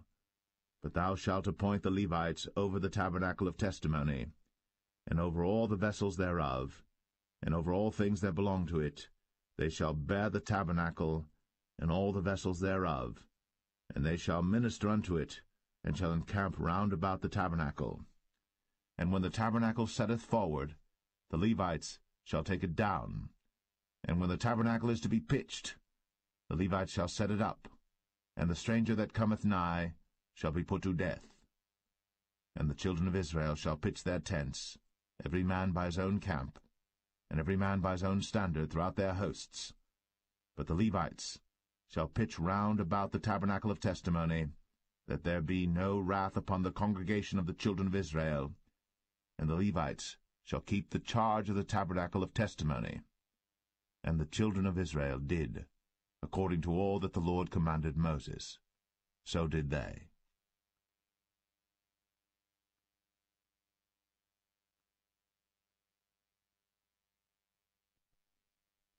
Numbers 2. And the Lord spake unto Moses and unto Aaron, saying, Every man of the children of Israel shall pitch by his own standard, with the ensign of their father's house. Far off about the tabernacle of the congregation shall they pitch. And on the east side toward the rising of the sun shall they of the standard of the camp of Judah pitch throughout their armies. And Nahshon the son of Amminadab shall be captain of the children of Judah. And his host, and those that were numbered of them, were 314,600. And those that do pitch next unto him shall be the tribe of Issachar. And Nethaniel the son of Zuar shall be captain of the children of Issachar. And his host, and those that were numbered thereof, were 54,400. Then the tribe of Zebulun, and Eliab the son of Helon, shall be captain of the children of Zebulun. And his host, and those that were numbered thereof, were 57,400. All that were numbered in the camp of Judah were 100,000 and 80,000 and 6,400 throughout their armies. These shall first set forth. On the south side shall be the standard of the camp of Reuben, according to their armies, and the captain of the children of Reuben shall be Elizur, the son of Shadur. And his host, and those that were numbered thereof, were 46,500. And those which pitched by him shall be the tribe of Simeon. And the captain of the children of Simeon shall be Shelumiel, the son of Zerushadai. And his host, and those that were numbered of them, were 59,300. Then the tribe of Gad, and the captain of the sons of Gad shall be Eliasaph the son of Ruel. And his host, and those that were numbered of them, were 45,650. All that were numbered in the camp of Reuben were 100,050 and 1,450 throughout their armies, and they shall set forth in the second rank. Then the tabernacle of the congregation shall set forward with the camp of the Levites, in the midst of the camp, as they encamp, so shall they set forward, every man in his place by their standards.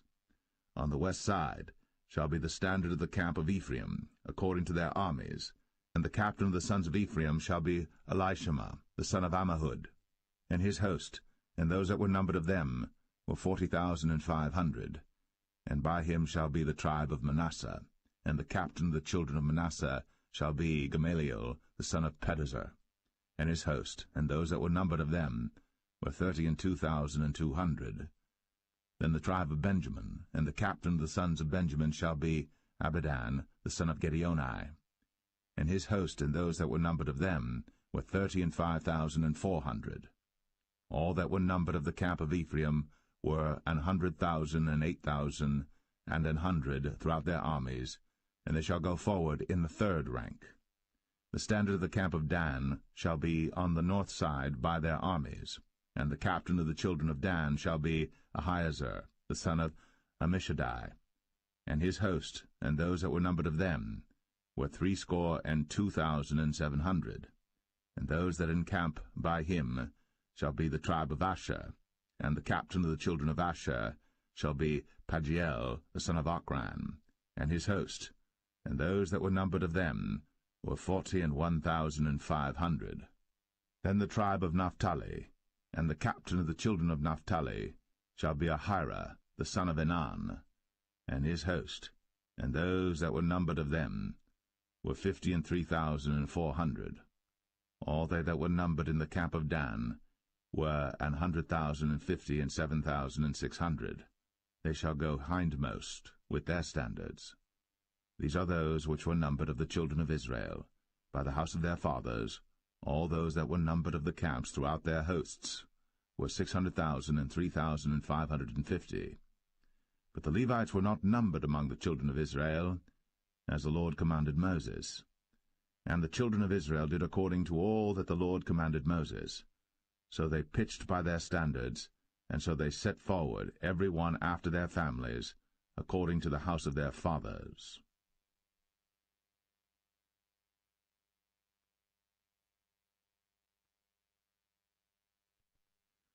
Numbers 3.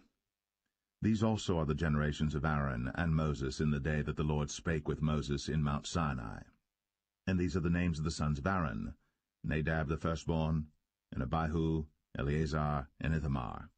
These are the names of the sons of Aaron, the priests which were anointed, whom he consecrated to minister in the priest's office.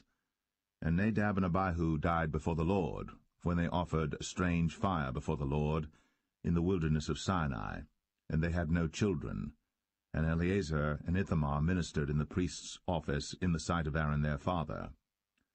And the Lord spake unto Moses, saying, Bring the tribe of Levi near, and present them before Aaron the priest, that they may minister unto him. And they shall keep his charge, and the charge of the whole congregation before the tabernacle of the congregation, to do the service of the tabernacle. And they shall keep all the instruments of the tabernacle of the congregation, and the charge of the children of Israel, to do the service of the tabernacle. And thou shalt give the Levites unto Aaron, and to his sons. They are wholly given unto him out of the children of Israel. And thou shalt appoint Aaron and his sons, and they shall wait on their priest's office, and the stranger that cometh nigh shall be put to death. And the Lord spake unto Moses, saying, And I, behold, I have taken the Levites from among the children of Israel, instead of all the firstborn that openeth the matrix among the children of Israel. Therefore the Levites shall be mine. Because all the firstborn are mine, for on the day that I smote all the firstborn in the land of Egypt, I hallowed unto me all the firstborn in Israel, both man and beast. Mine shall they be. I am the Lord. And the Lord spake unto Moses in the wilderness of Sinai, saying, Number the children of Levi after the house of their fathers by their families, Every male from a month old and upward shalt thou number them. And Moses numbered them according to the word of the Lord, as he was commanded. And these were the sons of Levi by their names, Gershon and Kohath and Merari. And these are the names of the sons of Gershon by their families, Libni and Shimei. And the sons of Kohath by their families, Amram and Izahar, Hebron and Uzziel. And the sons of Merari by their families, Malai and Mushai. These are the families of the Levites according to the house of their fathers. Of Gershon was the family of the Libnites, and the family of the Shimites. These are the families of the Gershonites. Those that were numbered of them, according to the number of all the males, from a month old and upward, even those that were numbered of them, were 7,500. The families of the Gershonites shall pitch behind the tabernacle westward. And the chief of the house of the father of the Gershonites shall be Eliasaph the son of Lael. And the charge of the sons of Gershon in the tabernacle of the congregation shall be the tabernacle, and the tent, the covering thereof, and the hanging for the door of the tabernacle of the congregation, and the hangings of the court, and the curtain for the door of the court which is by the tabernacle, and by the altar round about, and the cords of it for all the service thereof. And of Kohath was the family of the Amramites, and the family of the Isharites, and the family of the Hebronites, and the family of the Uzzielites. These are the families of the Kohathites. In the number of all the males from a month old and upward were 8,600, keeping the charge of the sanctuary. The families of the sons of Kohath shall pitch on the side of the tabernacle southward. And the chief of the house of the father of the families of the Kohathites shall be Elizaphan the son of Uzziel. And their charge shall be the ark, and the table, and the candlestick, and the altars, and the vessels of the sanctuary wherewith they minister, and the hanging, and all the service thereof. And Eleazar the son of Aaron the priest shall be chief over the chief of the Levites, and have the oversight of them that keep the charge of the sanctuary. Of Merari was the family of the Mahlites, and the family of the Mushites. These are the families of Merari. And those that were numbered of them, according to the number of all the males, from a month old and upward, were 6,200. And the chief of the house of the father of the families of Merari was Zuriel, the son of Abihail. These shall pitch on the side of the tabernacle northward. And under the custody and charge of the sons of Merari shall be the boards of the tabernacle, and the bars thereof, and the pillars thereof, and the sockets thereof, and all the vessels thereof, and all that serveth thereto, and the pillars of the court round about, and their sockets, and their pins, and their cords. But those that encamp before the tabernacle toward the east, even before the tabernacle of the congregation eastward, shall be Moses and Aaron and his sons, keeping the charge of the sanctuary for the charge of the children of Israel, and the stranger that cometh nigh shall be put to death. All that were numbered of the Levites, which Moses and Aaron numbered at the commandment of the Lord, throughout their families, all the males from a month old and upward, were 22,000. And the Lord said unto Moses, Number all the firstborn of the males of the children of Israel from a month old and upward, and take the number of their names. And thou shalt take the Levites for me, I am the Lord, instead of all the firstborn among the children of Israel, and the cattle of the Levites instead of all the firstlings among the cattle of the children of Israel. And Moses numbered, as the Lord commanded him, all the firstborn among the children of Israel, and all the firstborn males by the number of names, from a month old and upward, of those that were numbered of them, were 22,213. And the Lord spake unto Moses, saying, Take the Levites instead of all the firstborn among the children of Israel, and the cattle of the Levites instead of their cattle, and the Levites shall be mine. I am the Lord. And for those that are to be redeemed of the 213 of the firstborn of the children of Israel, which are more than the Levites, thou shalt even take 5 shekels apiece by the poll. After the shekel of the sanctuary shalt thou take them. The shekel is 20 gerahs. And thou shalt give the money wherewith the odd number of them is to be redeemed, unto Aaron and to his sons. And Moses took the redemption money of them that were over and above them that were redeemed by the Levites. Of the firstborn of the children of Israel took he the money, 1,365 shekels, after the shekel of the sanctuary. And Moses gave the money of them that were redeemed unto Aaron and to his sons, according to the word of the Lord, as the Lord commanded Moses.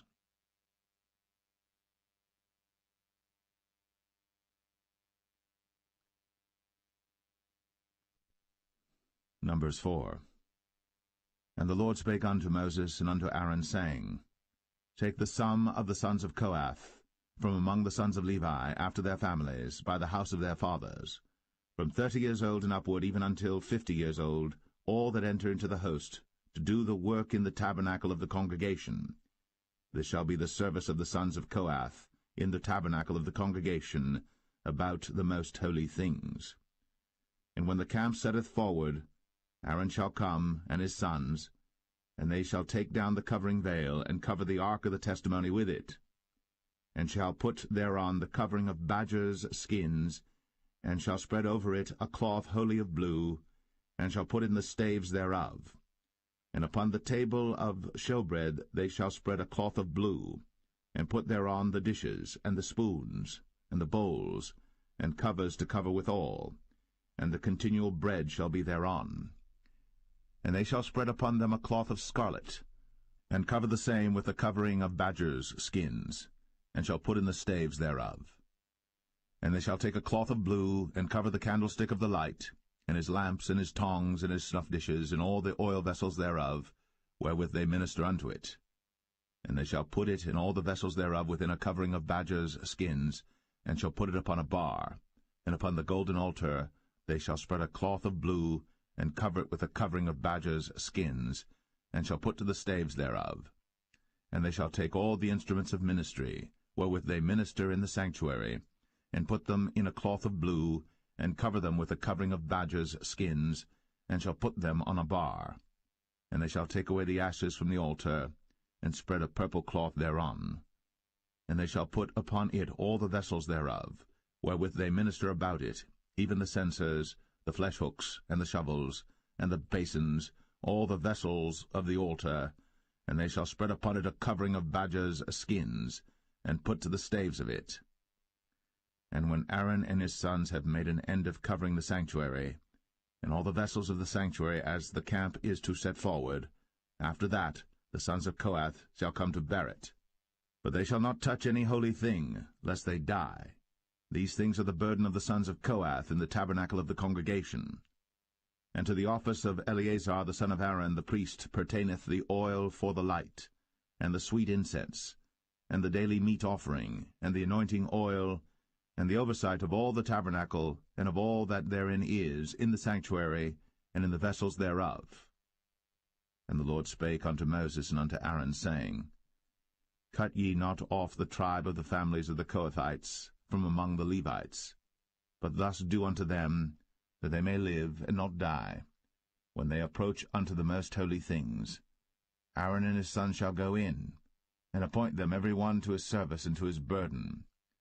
But they shall not go in to see when the holy things are covered, lest they die. And the Lord spake unto Moses, saying, Take also the sum of the sons of Gershon, throughout the houses of their fathers by their families. From 30 years old and upward until 50 years old shalt thou number them, all that enter in to perform the service, to do the work in the tabernacle of the congregation. This is the service of the families of the Gershonites, to serve and for burdens. And they shall bear the curtains of the tabernacle, and the tabernacle of the congregation, his covering, and the covering of the badger skins that is above upon it, and the hanging for the door of the tabernacle of the congregation, and the hangings of the court, and the hanging for the door of the gate of the court, which is by the tabernacle, and by the altar round about, and their cords, and all the instruments of their service, and all that is made for them, so shall they serve. At the appointment of Aaron and his sons shall be all the service of the sons of the Gershonites, in all their burdens, and in all their service, and ye shall appoint unto them in charge all their burdens. This is the service of the families of the sons of Gershon, in the tabernacle of the congregation, and their charge shall be under the hand of Ithamar the son of Aaron the priest. As for the sons of Merari, thou shalt number them after their families by the house of their fathers. From 30 years old and upward, even unto 50 years old, shalt thou number them, every one that entereth into the service, to do the work of the tabernacle of the congregation. And this is the charge of their burden, according to all their service in the tabernacle of the congregation, the boards of the tabernacle, and the bars thereof, and the pillars thereof, and sockets thereof. and the pillars of the court round about, and their sockets, and their pins, and their cords, with all their instruments, and with all their service. And by name ye shall reckon the instruments of the charge of their burden. This is the service of the families of the sons of Merari, according to all their service, in the tabernacle of the congregation under the hand of Ithamar the son of Aaron the priest. And Moses and Aaron, and the chief of the congregation, numbered the sons of the Kohathites after their families, and after the house of their fathers, from 30 years old and upward, even unto 50 years old, every one that entereth into the service, for the work in the tabernacle of the congregation. And those that were numbered of them by their families were 2,750. These were they that were numbered of the families of the Kohathites, all that might do service in the tabernacle of the congregation, which Moses and Aaron did number, according to the commandment of the Lord, by the hand of Moses. And those that were numbered of the sons of Gershon, throughout their families and by the house of their fathers, from 30 years old and upward, even unto 50 years old, every one that entereth into the service, for the work in the tabernacle of the congregation, even those that were numbered of them, throughout their families, by the house of their fathers, were 2,630. These are they that were numbered of the families of the sons of Gershon, of all that might do service in the tabernacle of the congregation, whom Moses and Aaron did number according to the commandment of the Lord. And those that were numbered of the families of the sons of Merari, throughout their families, by the house of their fathers, from 30 years old and upward, even unto 50 years old, every one that entereth into the service, for the work in the tabernacle of the congregation, even those that were numbered of them after their families, were 3,200. These be those that were numbered of the families of the sons of Merari, whom Moses and Aaron numbered according to the word of the Lord by the hand of Moses. All those that were numbered of the Levites, whom Moses and Aaron and the chief of Israel numbered, after their families, and after the house of their fathers, from 30 years old and upward, even unto 50 years old, every one that came to do the service of the ministry, and the service of the burden in the tabernacle of the congregation. Even those that were numbered of them were 8,580. According to the commandment of the Lord they were numbered by the hand of Moses, every one according to his service, and according to his burden. Thus were they numbered of him, as the Lord commanded Moses.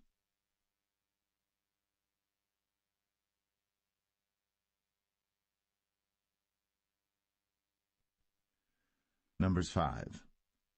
And the Lord spake unto Moses, saying, Command the children of Israel, that they put out of the camp every leper, and every one that hath an issue, and whosoever is defiled by the dead. Both male and female shall ye put out, without the camp shall ye put them, that they defile not their camps, in the midst whereof I dwell. And the children of Israel did so, and put them out without the camp, as the Lord spake unto Moses. So did the children of Israel. And the Lord spake unto Moses, saying, Speak unto the children of Israel, when a man or woman shall commit any sin that men commit, to do a trespass against the Lord, and that person be guilty, then they shall confess their sin which they have done, and he shall recompense his trespass with the principal thereof, and add unto it the 5th part thereof, and give it unto him against whom he hath trespassed. But if the man have no kinsman to recompense the trespass unto, let the trespass be recompensed unto the Lord, even to the priest, beside the ram of the atonement, whereby an atonement shall be made for him. And every offering of all the holy things of the children of Israel, which they bring unto the priest, shall be his. And every man's hallowed things shall be his. Whatsoever any man giveth the priest, it shall be his.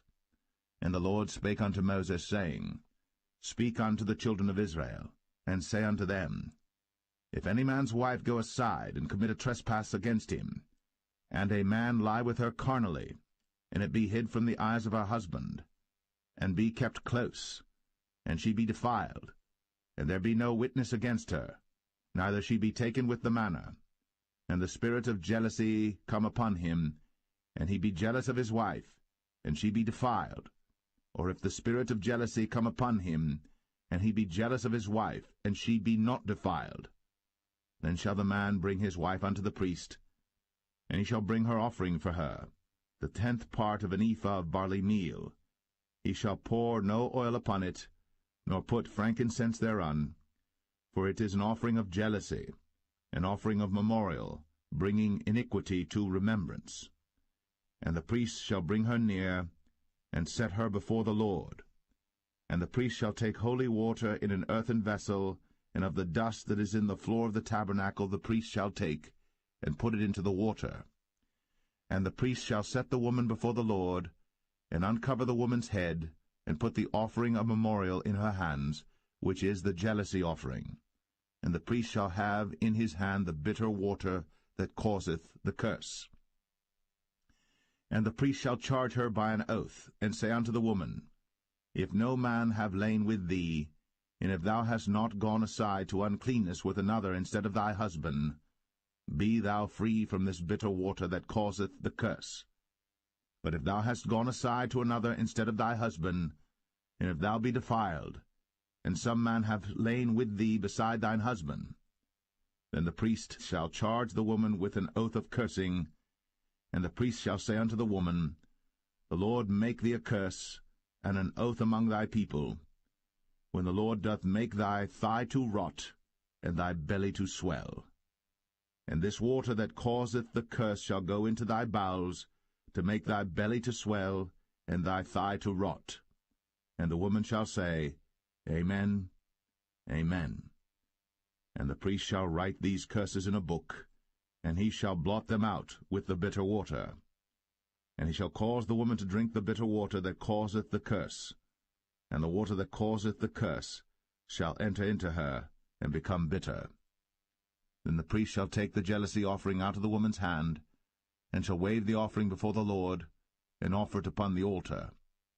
And the priest shall take an handful of the offering, even the memorial thereof, and burn it upon the altar, and afterward shall cause the woman to drink the water.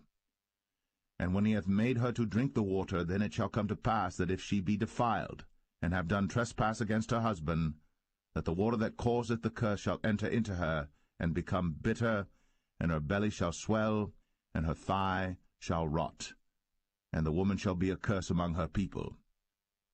And if the woman be not defiled, but be clean, then she shall be free, and shall conceive seed.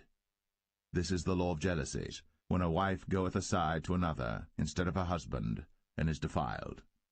Or when the spirit of jealousy cometh upon him, and he be jealous over his wife, and shall set the woman before the Lord, and the priest shall execute upon her all this law. Then shall the man be guiltless from iniquity, and this woman shall bear her iniquity.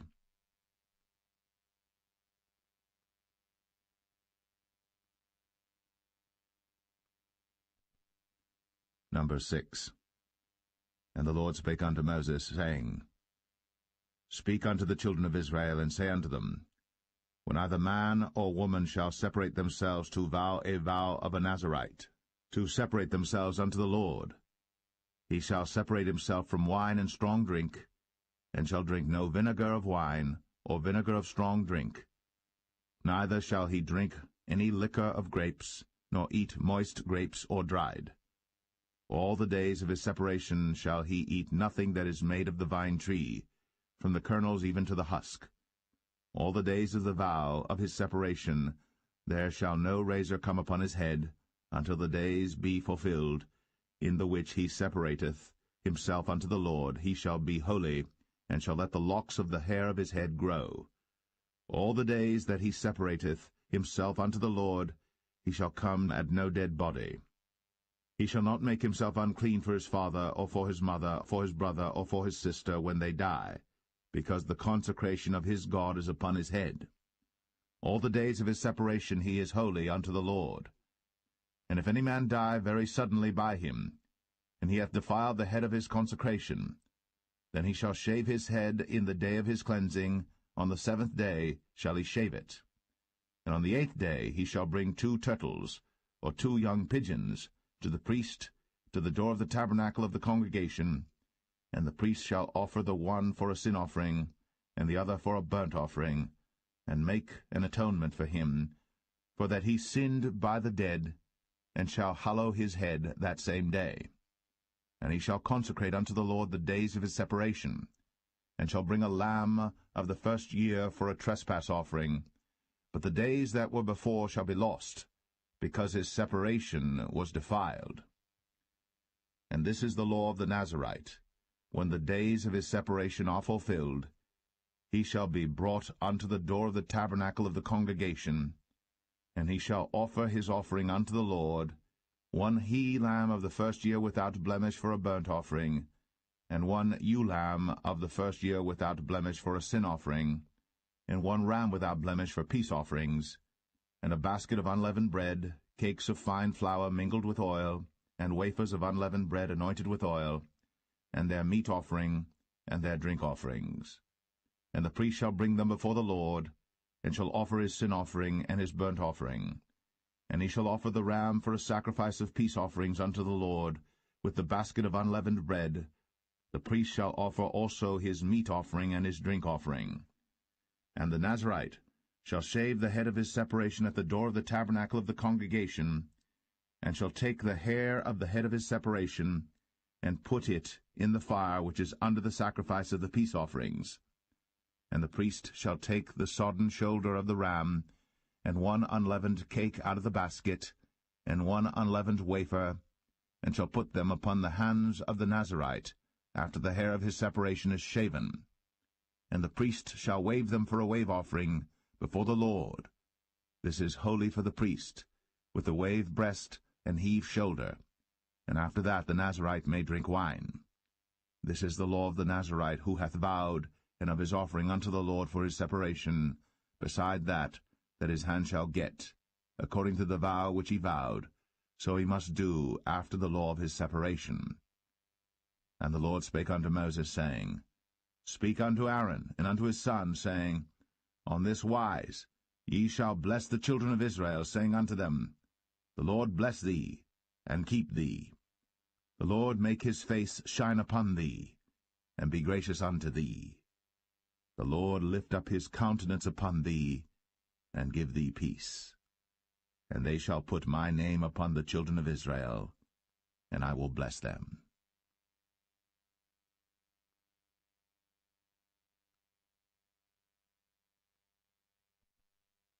Number 7. And it came to pass on the day that Moses had fully set up the tabernacle, and had anointed it, and sanctified it, and all the instruments thereof, both the altar and all the vessels thereof, and had anointed them and sanctified them, that the princes of Israel, heads of the house of their fathers, who were the princes of the tribes, and were over them that were numbered, offered. And they brought their offering before the Lord, 6 covered wagons, and 12 oxen, a wagon for 2 of the princes, and for each one an ox. And they brought them before the tabernacle. And the Lord spake unto Moses, saying, Take it of them, that they may be to do the service of the tabernacle of the congregation, and thou shalt give them unto the Levites, to every man according to his service. And Moses took the wagons and the oxen, and gave them unto the Levites. 2 wagons and 4 oxen he gave unto the sons of Gershon, according to their service.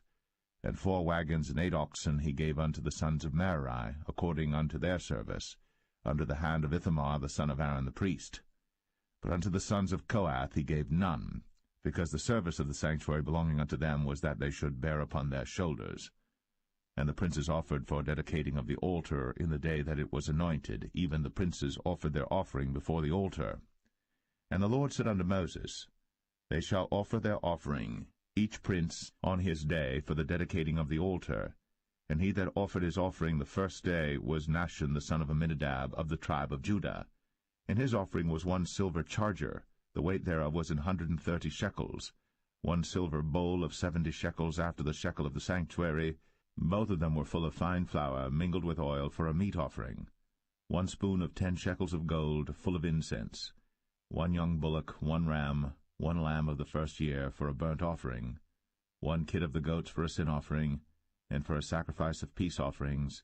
2 oxen, 5 rams, 5 he-goats, 5 lambs of the first year. This was the offering of Nahshon the son of Amminadab.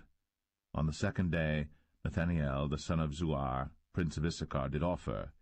He offered for his offering 1 silver charger, the weight whereof was 130 shekels, 1 silver bowl of 70 shekels after the shekel of the sanctuary, both of them full of fine flour, mingled with oil, for a meat offering. 1 spoon of gold of 10 shekels full of incense, 1 young bullock, 1 ram, 1 lamb of the first year for a burnt offering, 1 kid of the goats for a sin offering, and for a sacrifice of peace offerings 2 oxen, 5 rams, 5 he-goats, 5 lambs of the first year. This was the offering of Nathaniel, the son of Zuar. On the third day Eliab, the son of Helon, prince of the children of Zebulun, did offer. His offering was 1 silver charger, the weight whereof was 130 shekels, 1 silver bowl of 70 shekels after the shekel of the sanctuary, both of them full of fine flour mingled with oil for a meat offering, 1 golden spoon of 10 shekels full of incense, 1 young bullock, 1 ram, 1 lamb of the first year for a burnt offering, 1 kid of the goats for a sin offering, and for a sacrifice of peace offerings 2 oxen, 5 rams, 5 he-goats, 5 lambs of the first year. This was the offering of Eliab, the son of Helon. On the fourth day Eleazar, the son of Shadur, prince of the children of Reuben, did offer. His offering was 1 silver charger of the weight of 130 shekels, 1 silver bowl of 70 shekels after the shekel of the sanctuary, both of them full of fine flour mingled with oil for a meat offering, 1 golden spoon of 10 shekels full of incense, 1 young bullock, 1 ram, 1 lamb of the first year for a burnt offering, 1 kid of the goats for a sin offering, and for a sacrifice of peace offerings 2 oxen, 5 rams, 5 he-goats, 5 lambs of the first year. This was the offering of Elizur, the son of Shadur. On the fifth day Shelumiel, the son of Zerushadai, prince of the children of Simeon, did offer.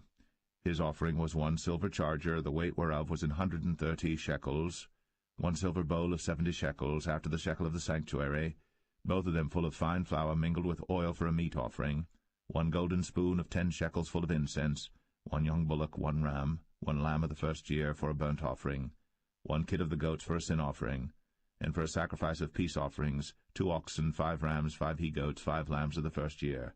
This was the offering of Shelumiel, the son of Zerushadai. On the sixth day Eliasaph, the son of Deuel, prince of the children of Gad, offered.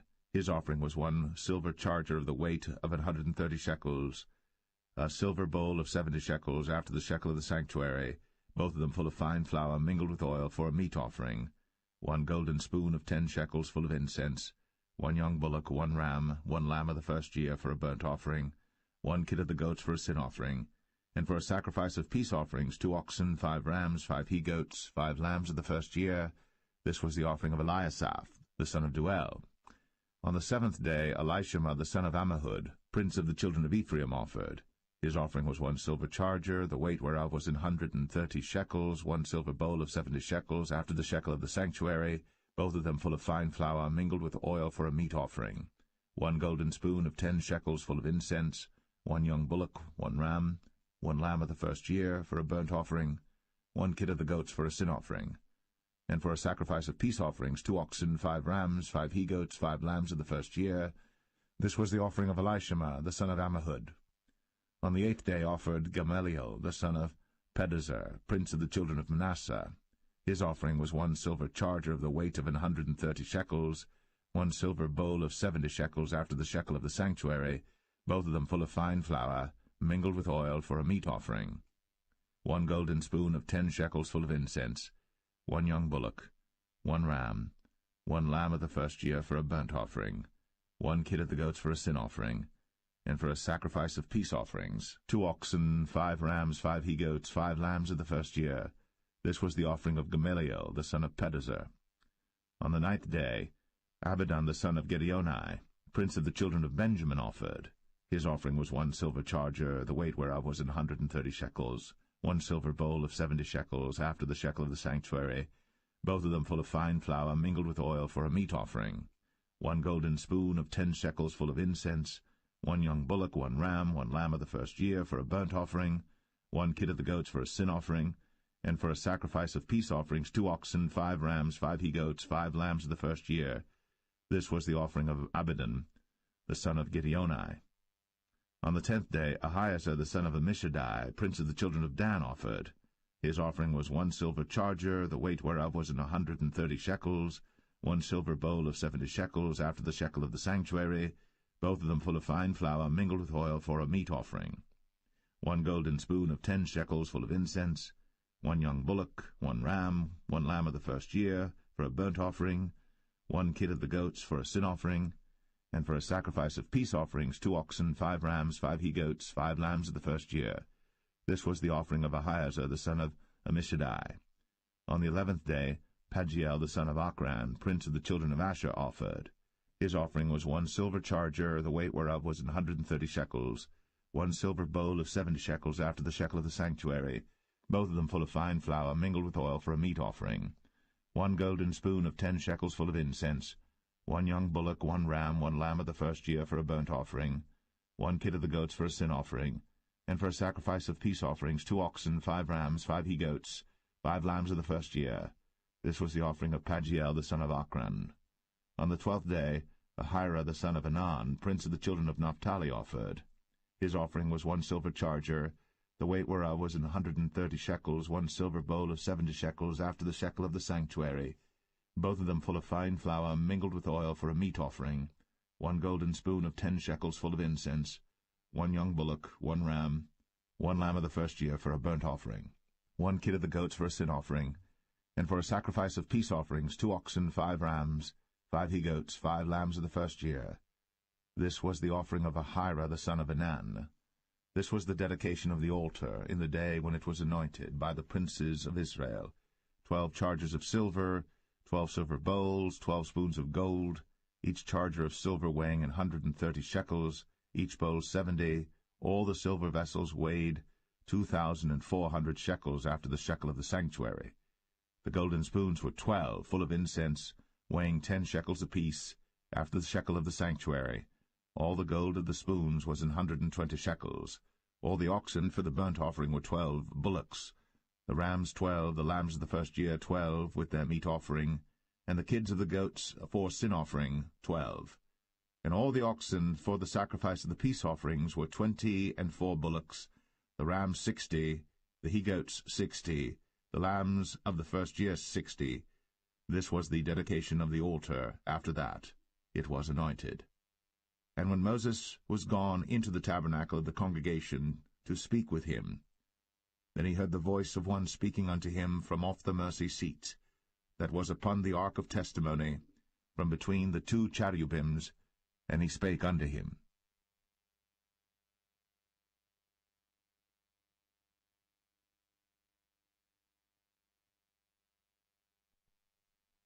Numbers 8.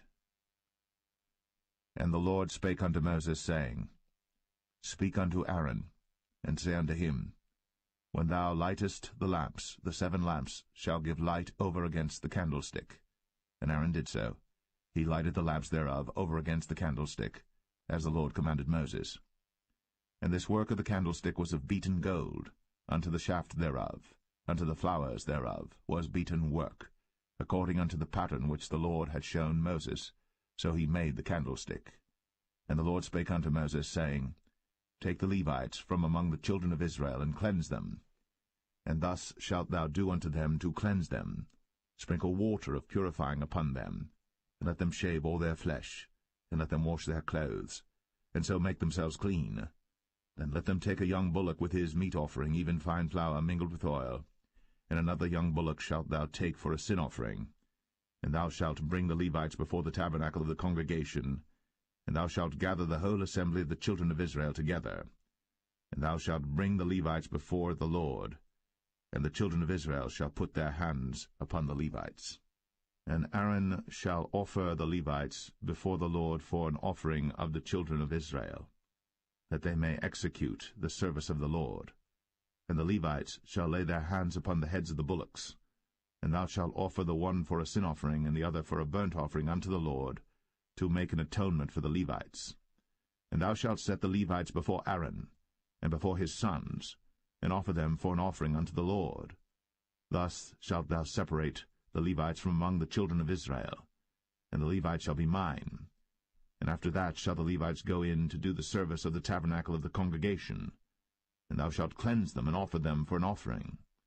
For they are wholly given unto me from among the children of Israel, instead of such as open every womb, even instead of the firstborn of all the children of Israel, have I taken them unto me.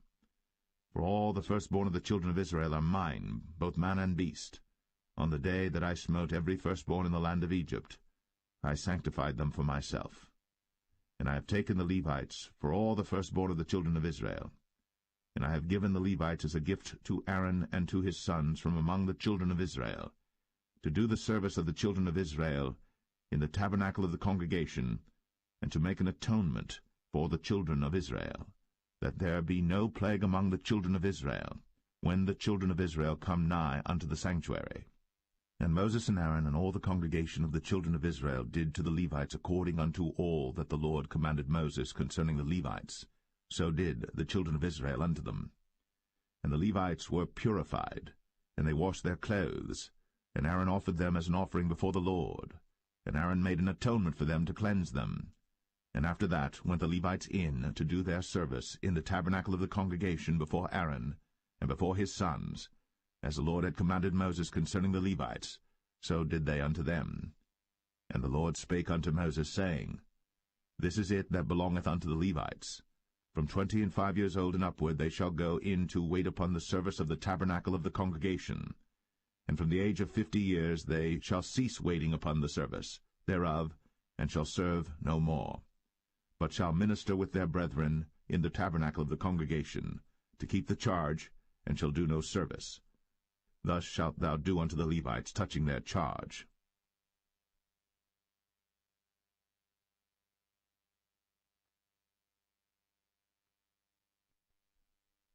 Numbers 9. And the Lord spake unto Moses in the wilderness of Sinai, in the first month of the 2nd year, after they were come out of the land of Egypt, saying, Let the children of Israel also keep the Passover at his appointed season. In the 14th day of this month, at even, ye shall keep it in his appointed season, according to all the rites of it, and according to all the ceremonies thereof shall ye keep it. And Moses spake unto the children of Israel, that they should keep the Passover. And they kept the Passover on the 14th day of the first month, at even, in the wilderness of Sinai, according to all that the Lord commanded Moses, so did the children of Israel. And there were certain men who were defiled by the dead body of a man, that they could not keep the Passover on that day. And they came before Moses and before Aaron on that day. And those men said unto him, We are defiled by the dead body of a man. Wherefore are we kept back, that we may not offer an offering of the Lord in his appointed season among the children of Israel? And Moses said unto them, Stand still, and I will hear what the Lord will command concerning you. And the Lord spake unto Moses, saying, Speak unto the children of Israel, saying, If any man of you or of your posterity shall be unclean by reason of a dead body, or be in a journey afar off, yet he shall keep the Passover unto the Lord. The 14th day of the 2nd month at even they shall keep it, and eat it with unleavened bread and bitter herbs. They shall leave none of it unto the morning, nor break any bone of it. According to all the ordinances of the Passover they shall keep it.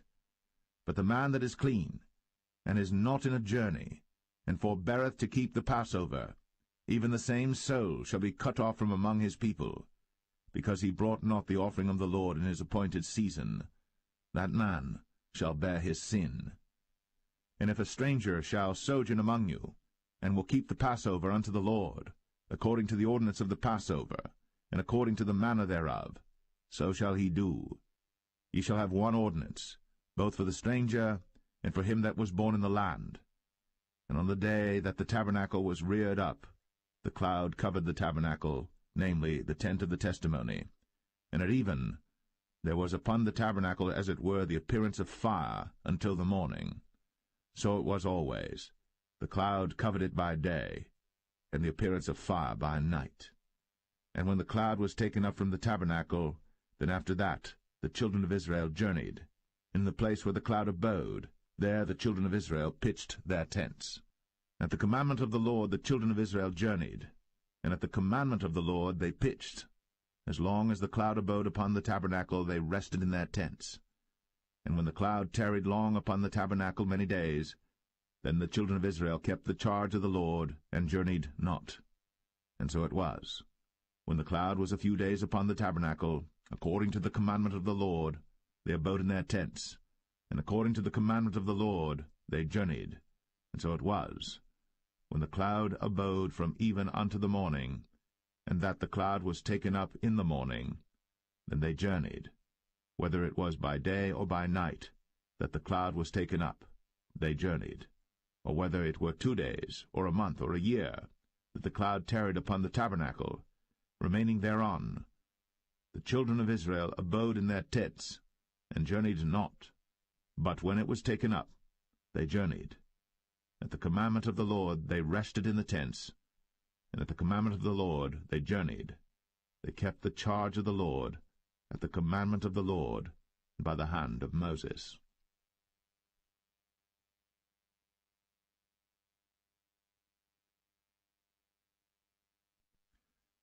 Numbers 10. And the Lord spake unto Moses, saying, Make thee 2 trumpets of silver, of a whole piece shalt thou make them, that thou mayest use them for the calling of the assembly, and for the journeying of the camps. And when they shall blow with them, all the assembly shall assemble themselves to thee at the door of the tabernacle of the congregation. And if they blow but with 1 trumpet, then the princes, which are heads of the thousands of Israel, shall gather themselves unto thee.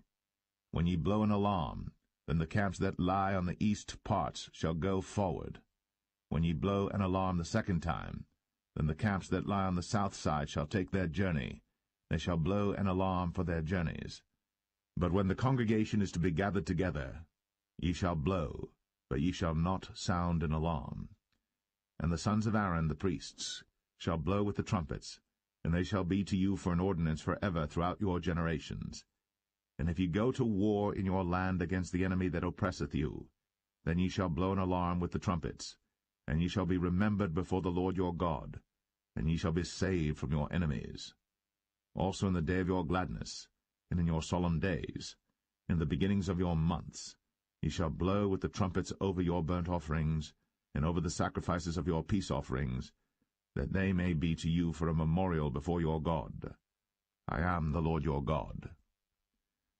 And it came to pass on the 20th day of the 2nd month, in the 2nd year, that the cloud was taken up from off the tabernacle of the testimony. And the children of Israel took their journeys out of the wilderness of Sinai, and the cloud rested in the wilderness of Paran. And they first took their journey according to the commandment of the Lord by the hand of Moses. In the first place went the standard of the camp of the children of Judah according to their armies, and over his host was Nahshon the son of Amminadab. And over the host of the tribe of the children of Issachar was Nethanel the son of Zuar. And over the host of the tribe of the children of Zebulun was Eliab the son of Helon.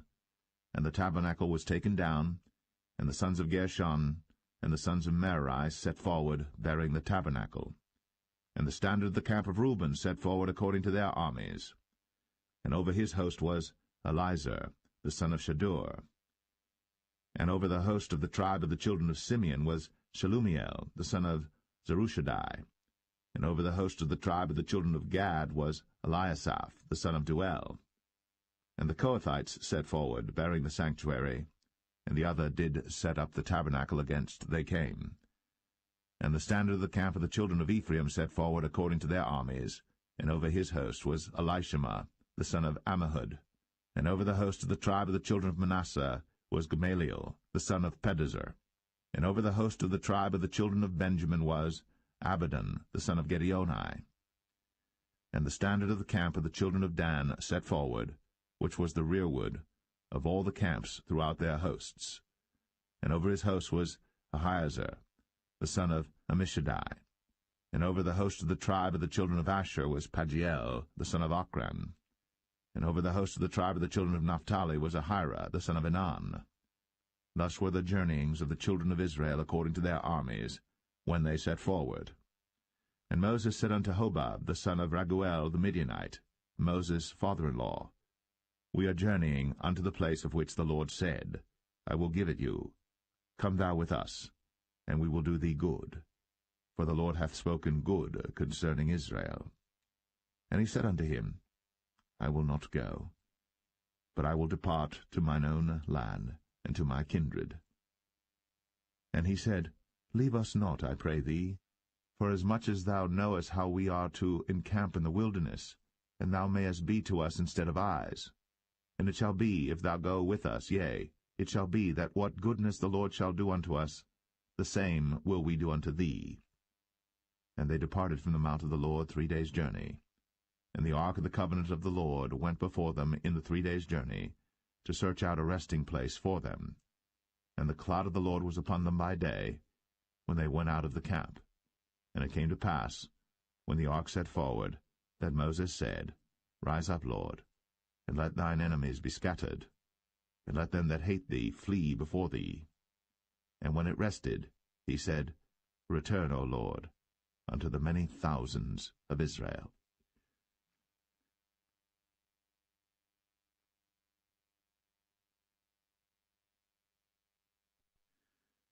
Numbers 11. And when the people complained, it displeased the Lord. And the Lord heard it, and his anger was kindled. And the fire of the Lord burnt among them, and consumed them that were in the uttermost parts of the camp. And the people cried unto Moses. And when Moses prayed unto the Lord, the fire was quenched. And he called the name of the place Taberah, because the fire of the Lord burnt among them. And the mixed multitude that was among them fell a-lusting. And the children of Israel also wept again, and said, Who shall give us flesh to eat? We remember the fish which we did eat in Egypt freely, the cucumbers, and the melons, and the leeks, and the onions, and the garlic. But now our soul is dried away. There is nothing at all beside this manna before our eyes. And the manna was as coriander seed, and the color thereof as the color of bdellium. And the people went about, and gathered it, and ground it in mills, or beat it in a mortar, and baked it in pans, and made cakes of it. And the taste of it was as the taste of fresh oil. And when the dew fell upon the camp in the night, the manna fell upon it. Then Moses heard the people weep throughout their families, every man in the door of his tent. And the anger of the Lord was kindled greatly. Moses also was displeased. And Moses said unto the Lord, Wherefore hast thou afflicted thy servant? And wherefore have I not found favor in thy sight, that thou layest the burden of all this people upon me? Have I conceived all this people? Have I begotten them, that thou shouldst say unto me, Carry them in thy bosom, as a nursing father beareth the sucking child, unto the land which thou swarest unto their fathers? Whence should I have flesh to give unto all this people? For they weep unto me, saying, Give us flesh, that we may eat. I am not able to bear all this people alone, because it is too heavy for me. And if thou deal thus with me, kill me, I pray thee, out of hand, if I have found favor in thy sight, and let me not see my wretchedness. And the Lord said unto Moses, Gather unto me 70 men of the elders of Israel, whom thou knowest to be the elders of the people, and officers over them, and bring them unto the tabernacle of the congregation, that they may stand there with thee. And I will come down and talk with thee there. And I will take of the Spirit which is upon thee, and will put it upon them, and they shall bear the burden of the people with thee, that thou bear it not thyself alone. And say thou unto the people, Sanctify yourselves against tomorrow, and ye shall eat flesh. For ye have wept in the ears of the Lord, saying, Who shall give us flesh to eat? For it was well with us in Egypt. Therefore the Lord will give you flesh, and ye shall eat. Ye shall not eat 1 day, nor 2 days, nor 5 days, neither 10 days, nor 20 days, but even a whole month, until it come out at your nostrils, and it be loathsome unto you, because that ye have despised the Lord which is among you, and have wept before him, saying, Why came we forth out of Egypt? And Moses said, The people among whom I am are 600,000 footmen, and thou hast said, I will give them flesh, that they may eat a whole month. Shall the flocks and the herds be slain for them to suffice them? Or shall all the fish of the sea be gathered together for them to suffice them? And the Lord said unto Moses, Is the Lord's hand waxed short? Thou shalt see now whether my word shall come to pass unto thee or not. And Moses went out, and told the people the words of the Lord, and gathered the 70 men of the elders of the people, and set them round about the tabernacle. And the Lord came down in a cloud, and spake unto him, and took of the Spirit that was upon him, and gave it unto the 70 elders. And it came to pass that, when the Spirit rested upon them, they prophesied, and did not cease. But there remained 2 of the men in the camp. The name of the one was Eldad, and the name of the other Medad. And the Spirit rested upon them, and they were of them that were written, but went not out unto the tabernacle, and they prophesied in the camp. And there ran a young man and told Moses, and said, Eldad and Medad do prophesy in the camp. And Joshua the son of Nun, the servant of Moses, one of his young men, answered and said, My lord Moses, forbid them. And Moses said unto him, Enviest thou for my sake? Would God that all the Lord's people were prophets, and that the Lord would put his Spirit upon them. And Moses gat him into the camp, he and the elders of Israel. And there went forth a wind from the Lord, and brought quails from the sea, and let them fall by the camp, as it were a day's journey on this side, and as it were a day's journey on the other side, round about the camp, and as it were 2 cubits high upon the face of the earth. And the people stood up all that day, and all that night, and all the next day. And they gathered the quails, he that gathered least gathered 10 homers, and they spread them all abroad for themselves round about the camp. And while the flesh was yet between their teeth, ere it was chewed, the wrath of the Lord was kindled against the people, and the Lord smote the people with a very great plague. And he called the name of that place Kibroth Hattaavah, because there they buried the people that lusted. And the people journeyed from Kibroth Hattaavah unto Hazeroth, and abode at Hazeroth.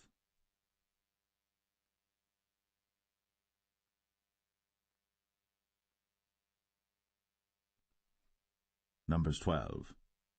And Miriam and Aaron spake against Moses because of the Ethiopian woman whom he had married, for he had married an Ethiopian woman. And they said, Hath the Lord indeed spoken only by Moses? Hath he not spoken also by us? And the Lord heard it. Now the man Moses was very meek, above all the men which were upon the face of the earth. And the Lord spake suddenly unto Moses, and unto Aaron, and unto Miriam, Come out ye 3 unto the tabernacle of the congregation. And they 3 came out.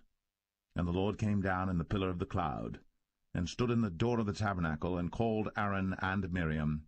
And they both came forth. And he said, Hear now my words. If there be a prophet among you, I the Lord will make myself known unto him in a vision, and will speak unto him in a dream. My servant Moses is not so, who is faithful in all mine house. With him will I speak mouth to mouth, even apparently, and not in dark speeches. And the similitude of the Lord shall he behold. Wherefore then were ye not afraid to speak against my servant Moses? And the anger of the Lord was kindled against them, and he departed. And the cloud departed from off the tabernacle, and behold, Miriam became leprous, white as snow. And Aaron looked upon Miriam, and behold, she was leprous. And Aaron said unto Moses, Alas, my Lord, I beseech thee, lay not the sin upon us, wherein we have done foolishly, and wherein we have sinned. Let her not be as one dead, of whom the flesh is half consumed, when he cometh out of his mother's womb. And Moses cried unto the Lord, saying, Heal her now, O God, I beseech thee. And the Lord said unto Moses, If her father had but spit in her face, should she not be ashamed 7 days? Let her be shut out from the camp 7 days, and after that let her be received in again. And Miriam was shut out from the camp 7 days. And the people journeyed not till Miriam was brought in again. And afterward the people removed from Hazeroth, and pitched in the wilderness of Paran.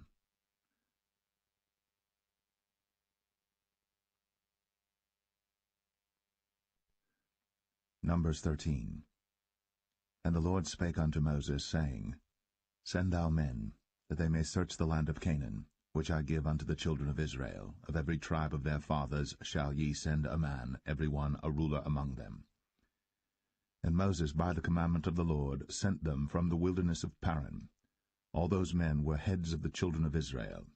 And these were their names: of the tribe of Reuben, Shammua the son of Zakur; of the tribe of Simeon, Shaphat the son of Ori; of the tribe of Judah, Caleb the son of Jephunneh; of the tribe of Issachar, Igal the son of Joseph; of the tribe of Ephraim, Hoshea the son of Nun; of the tribe of Benjamin, Paltai the son of Raphu; of the tribe of Zebulun, Gadiel the son of Sodai; of the tribe of Joseph, namely of the tribe of Manasseh, Gadai the son of Susai.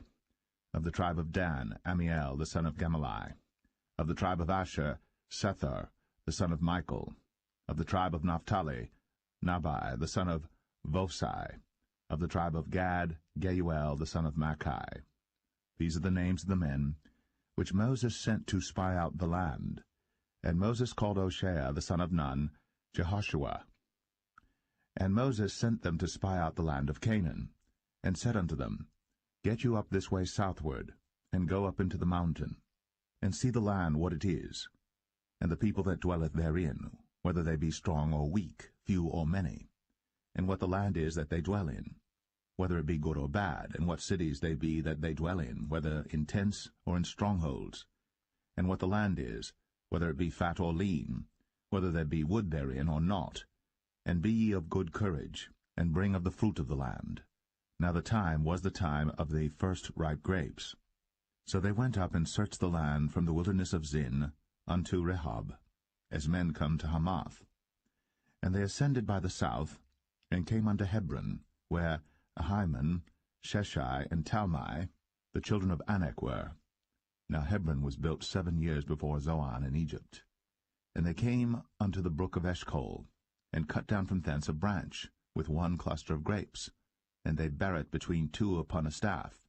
And they brought of the pomegranates and of the figs.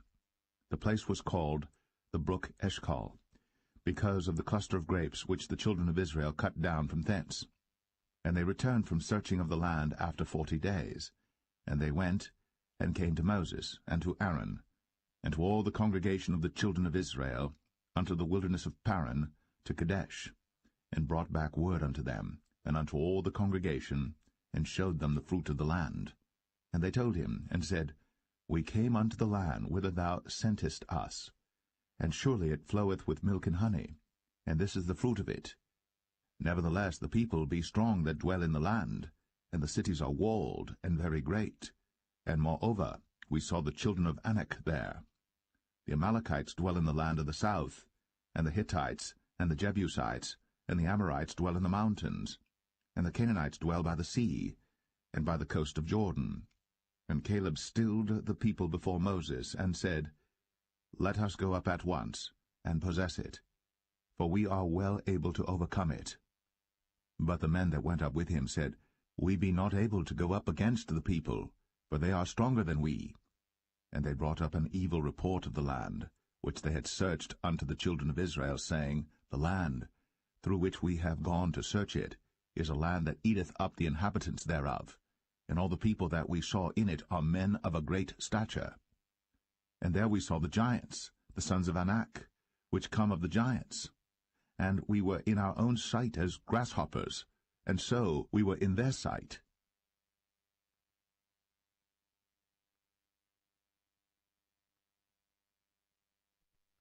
Numbers 14. And all the congregation lifted up their voice, and cried, and the people wept that night. And all the children of Israel murmured against Moses, and against Aaron. And the whole congregation said unto them, Would God that we had died in the land of Egypt, or would God we had died in this wilderness? And wherefore hath the Lord brought us unto this land, to fall by the sword, that our wives and our children should be a prey? Were it not better for us to return into Egypt? And they said one to another, Let us make a captain, and let us return into Egypt. Then Moses and Aaron fell on their faces before all the assembly of the congregation of the children of Israel. And Joshua, the son of Nun, and Caleb, the son of Jephunneh, which were of them that searched the land, rent their clothes. And they spake unto all the company of the children of Israel, saying, The land, which we passed through to search it, is an exceeding good land. If the Lord delight in us, then he will bring us into this land, and give it us, a land which floweth with milk and honey. Only rebel not ye against the Lord, neither fear ye the people of the land, for they are bread for us. Their defense is departed from them, and the Lord is with us. Fear them not. But all the congregation bade stone them with stones. And the glory of the Lord appeared in the tabernacle of the congregation before all the children of Israel. And the Lord said unto Moses, How long will this people provoke me? And how long will it be ere they believe me, for all the signs which I have shown among them? I will smite them with the pestilence, and disinherit them, and will make of thee a greater nation, and mightier than they. And Moses said unto the Lord, Then the Egyptians shall hear it, for thou broughtest up this people in thy might from among them, and they will tell it to the inhabitants of this land. For they have heard that thou, Lord, art among this people, that thou, Lord, art seen face to face, and that thy cloud standeth over them, and that thou goest before them by daytime in a pillar of a cloud, and in a pillar of fire by night. Now if thou shalt kill all this people as one man, then the nations which have heard the fame of thee will speak, saying, Because the Lord was not able to bring this people into the land which he sware unto them, therefore he hath slain them in the wilderness. And now I beseech thee, let the power of my Lord be great, according as thou hast spoken, saying, The Lord is long-suffering, and of great mercy, forgiving iniquity and transgression, and by no means clearing the guilty, visiting the iniquity of the fathers upon the children unto the third and fourth generation. Pardon, I beseech thee, the iniquity of this people according unto the greatness of thy mercy, and as thou hast forgiven this people from Egypt even until now. And the Lord said, I have pardoned according to thy word. But as truly as I live, all the earth shall be filled with the glory of the Lord, because all those men which have seen my glory and my miracles, which I did in Egypt and in the wilderness, and have tempted me now these 10 times, and have not hearkened to my voice, surely they shall not see the land which I sware unto their fathers, neither shall any of them that provoked me see it. But my servant Caleb, because he had another spirit with him, and hath followed me fully, him will I bring into the land whereinto he went, and his seed shall possess it. Now the Amalekites and the Canaanites dwelt in the valley. Tomorrow turn you, and get you into the wilderness by the way of the Red Sea.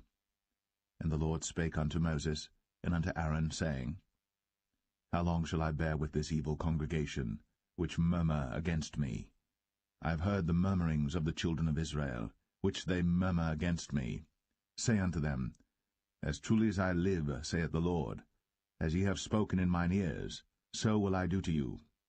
Your carcasses shall fall in this wilderness, and all that were numbered of you according to your whole number, from 20 years old and upward, which have murmured against me. Doubtless ye shall not come into the land, concerning which I swear to make you dwell therein, save Caleb the son of Jephunneh, and Joshua the son of Nun.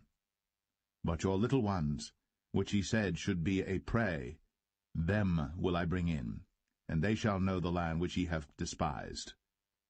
But as for you, your carcasses, they shall fall in this wilderness, and your children shall wander in the wilderness 40 years, and bear your whoredoms until your carcasses be wasted in the wilderness. After the number of the days in which ye searched the land, even 40 days, each day for a year, shall ye bear your iniquities, even 40 years, and ye shall know my breach of promise. I the Lord have said, I will surely do it unto all this evil congregation that are gathered together against me. In this wilderness they shall be consumed, and there they shall die. And the men which Moses sent to search the land, who returned, and made all the congregation to murmur against him by bringing up a slander upon the land, even those men that did bring up the evil report upon the land, died by the plague before the Lord. But Joshua the son of Nun, and Caleb the son of Jephunneh, which were of the men that went to search the land, lived still.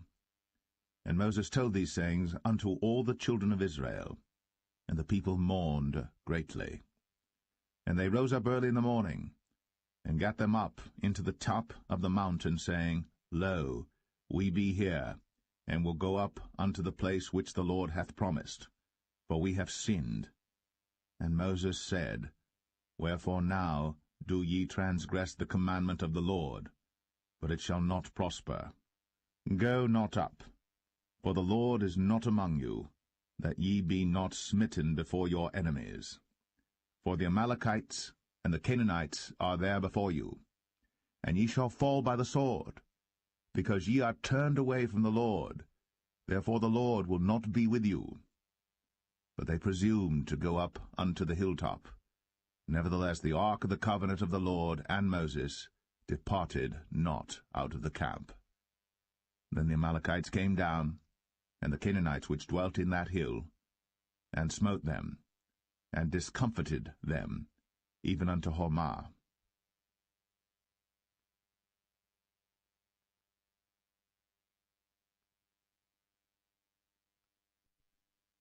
Numbers 15.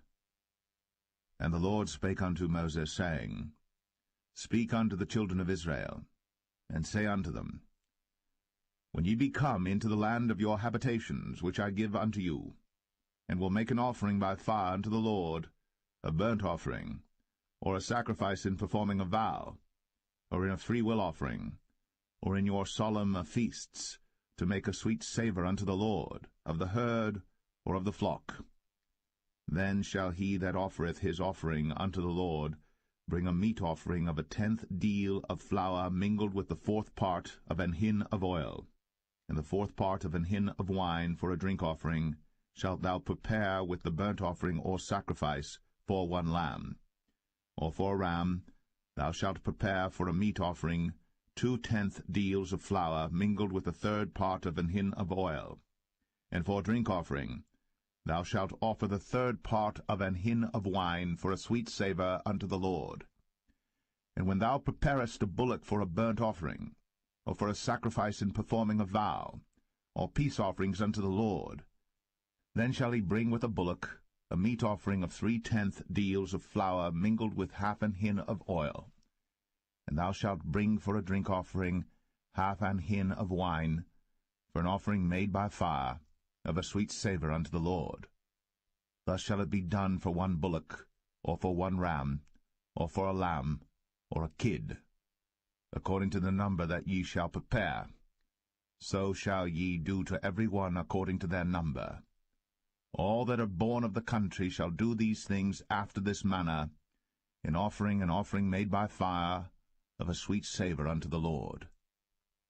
And if a stranger sojourn with you, or whosoever be among you in your generations, and will offer an offering made by fire, of a sweet savour unto the Lord, as ye do, so he shall do. 1 ordinance shall be both for you of the congregation, and also for the stranger that sojourneth with you, an ordinance for ever in your generations, as ye are, so shall the stranger be before the Lord. 1 law and 1 manner shall be for you, and for the stranger that sojourneth with you. And the Lord spake unto Moses, saying, Speak unto the children of Israel, and say unto them, When ye come into the land whither I bring you, then it shall be that when ye eat of the bread of the land, ye shall offer up an heave offering unto the Lord. Ye shall offer up a cake of the first of your dough for an heave offering. As ye do the heave offering of the threshing floor, so shall ye heave it. Of the first of your dough ye shall give unto the Lord an heave offering in your generations.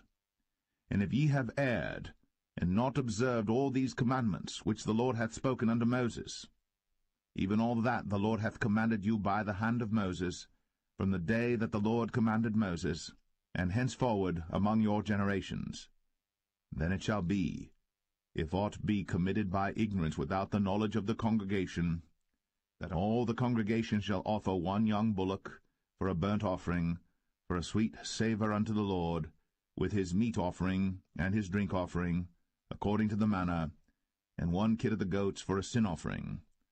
And the priest shall make an atonement for all the congregation of the children of Israel, and shall be forgiven them, for it is ignorance.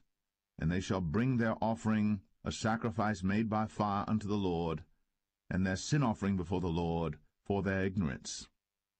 And it shall be forgiven all the congregation of the children of Israel, and the stranger that sojourneth among them, seeing all the people were in ignorance.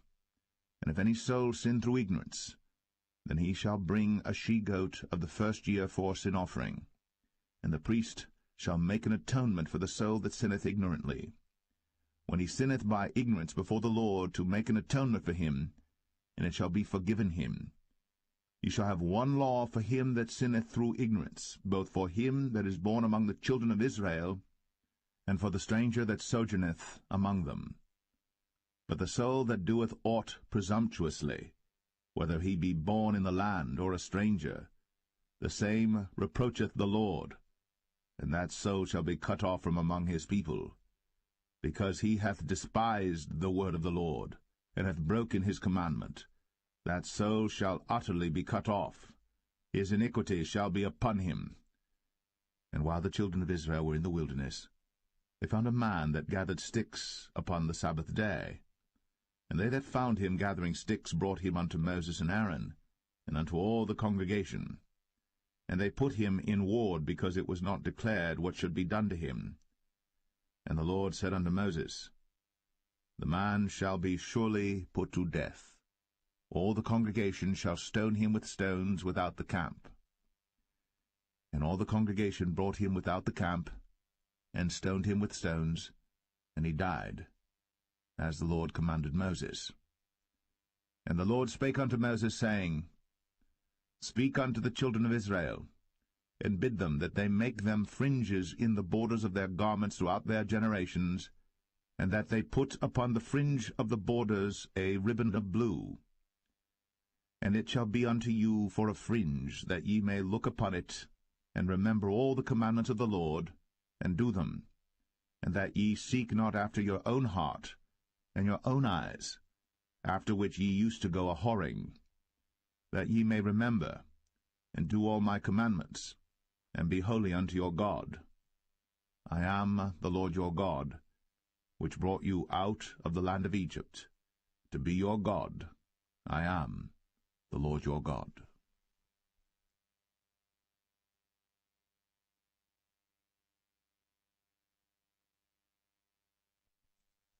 Numbers 16.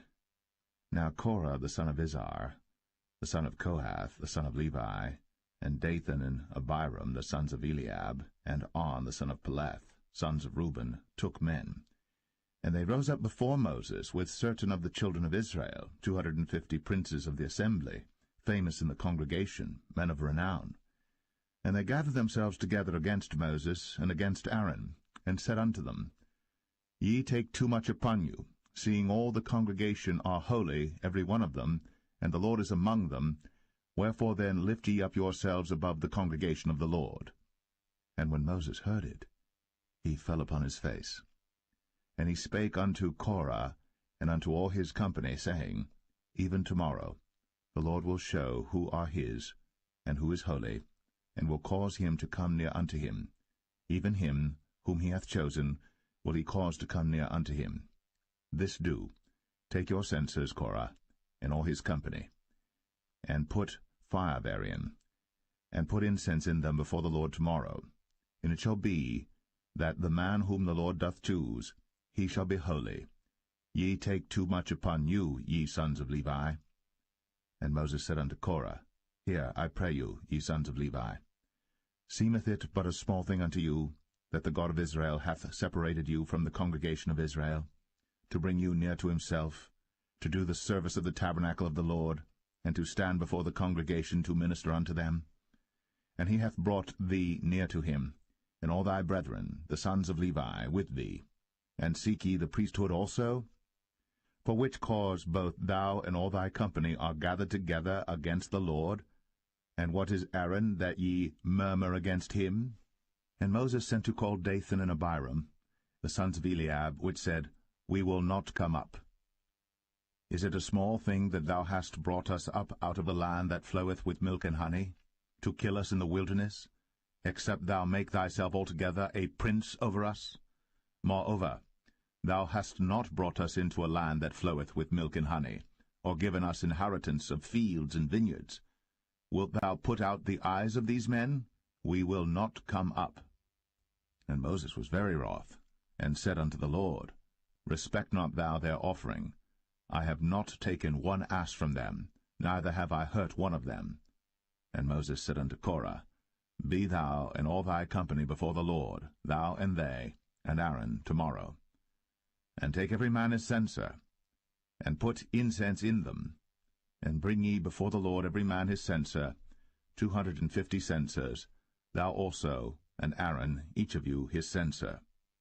And they took every man his censer, and put fire in them, and laid incense thereon, and stood in the door of the tabernacle of the congregation with Moses and Aaron. And Korah gathered all the congregation against them unto the door of the tabernacle of the congregation. And the glory of the Lord appeared unto all the congregation. And the Lord spake unto Moses and unto Aaron, saying, Separate yourselves from among this congregation, that I may consume them in a moment. And they fell upon their faces, and said, O God, the God of the spirits of all flesh, shall one man sin, and wilt thou be wroth with all the congregation? And the Lord spake unto Moses, saying, Speak unto the congregation, saying, Get you up from about the tabernacle of Korah, Dathan, and Abiram. And Moses rose up, and went unto Dathan and Abiram, and the elders of Israel followed him. And he spake unto the congregation, saying, Depart, I pray you, from the tents of these wicked men, and touch nothing of theirs, lest ye be consumed in all their sins. So they gat up from the tabernacle of Korah, Dathan and Abiram, on every side. And Dathan and Abiram came out, and stood in the door of their tents, and their wives and their sons, and their little children. And Moses said, Hereby ye shall know that the Lord hath sent me to do all these works, for I have not done them of mine own mind. If these men die the common death of all men, or if they be visited after the visitation of all men, then the Lord hath not sent me. But if the Lord make a new thing, and the earth open her mouth, and swallow them up with all that appertain unto them, and they go down quick into the pit, then ye shall understand that these men have provoked the Lord. And it came to pass, as he had made an end of speaking all these words, that the ground clave asunder that was under them, and the earth opened her mouth, and swallowed them up, and their houses, and all the men that appertained unto Korah, and all their goods. They and all that appertained to them went down alive into the pit, and the earth closed upon them, and they perished from among the congregation. And all Israel that were round about them fled at the cry of them, for they said, Lest the earth swallow us up also. And there came out a fire from the Lord, and consumed the 250 men that offered incense. And the Lord spake unto Moses, saying, Speak unto Eleazar, the son of Aaron the priest, that he take up the censers out of the burning, and scatter thou the fire yonder, for they are hallowed. The censers of these sinners against their own souls, let them make them broad plates for a covering of the altar, for they offered them before the Lord. Therefore they are hallowed, and they shall be a sign unto the children of Israel. And Eleazar the priest took the brazen censers wherewith they that were burnt had offered, and they were made broad plates for a covering of the altar, to be a memorial unto the children of Israel, that no stranger which is not of the seed of Aaron come near to offer incense before the Lord, that he be not as Korah and as his company, as the Lord said to him by the hand of Moses. But on the morrow all the congregation of the children of Israel murmured against Moses and against Aaron, saying, Ye have killed the people of the Lord. And it came to pass, when the congregation was gathered against Moses and against Aaron, that they looked toward the tabernacle of the congregation, and behold, the cloud covered it, and the glory of the Lord appeared. And Moses and Aaron came before the tabernacle of the congregation. And the Lord spake unto Moses, saying, Get you up from among this congregation, that I may consume them as in a moment. And they fell upon their faces. And Moses said unto Aaron, Take a censer, and put fire therein from off the altar, and put on incense, and go quickly unto the congregation, and make an atonement for them, for there is wrath gone out from the Lord, the plague is begun. And Aaron took as Moses commanded, and ran into the midst of the congregation, and behold, the plague was begun among the people. And he put on incense, and made an atonement for the people. And he stood between the dead and the living, and the plague was stayed. Now they that died in the plague were 14,700, beside them that died about the matter of Korah. And Aaron returned unto Moses, unto the door of the tabernacle of the congregation, and the plague was stayed.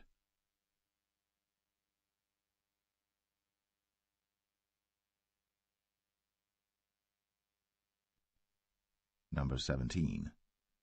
And the Lord spake unto Moses, saying, Speak unto the children of Israel, and take of every one of them a rod according to the house of their fathers, of all their princes according to the house of their fathers 12 rods. Write thou every man's name upon his rod. And thou shalt write Aaron's name upon the rod of Levi. For 1 rod shall be for the head of the house of their fathers. And thou shalt lay them up in the tabernacle of the congregation before the testimony, where I will meet with you. And it shall come to pass that the man's rod, whom I shall choose, shall blossom, and I will make to cease from me the murmurings of the children of Israel, whereby they murmur against you. And Moses spake unto the children of Israel, and every one of their princes gave him a rod apiece, for each prince 1 according to their fathers' houses, even 12 rods. And the rod of Aaron was among their rods. And Moses laid up the rods before the Lord in the tabernacle of witness. And it came to pass that on the morrow Moses went into the tabernacle of witness, and behold, the rod of Aaron for the house of Levi was budded, and brought forth buds, and bloomed blossoms, and yielded almonds. And Moses brought out all the rods from before the Lord unto all the children of Israel. And they looked, and took every man his rod. And the Lord said unto Moses, Bring Aaron's rod again before the testimony to be kept for a token against the rebels. And thou shalt quite take away their murmurings from me, that they die not. And Moses did so. As the Lord commanded him, so did he. And the children of Israel spake unto Moses, saying, Behold, we die, we perish, we all perish. Whosoever cometh anything near unto the tabernacle of the Lord shall die. Shall we be consumed with dying?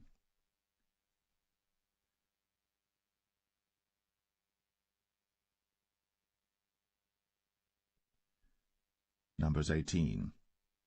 And the Lord said unto Aaron, Thou and thy sons, and thy father's house with thee shall bear the iniquity of the sanctuary, and thou and thy sons with thee shall bear the iniquity of your priesthood.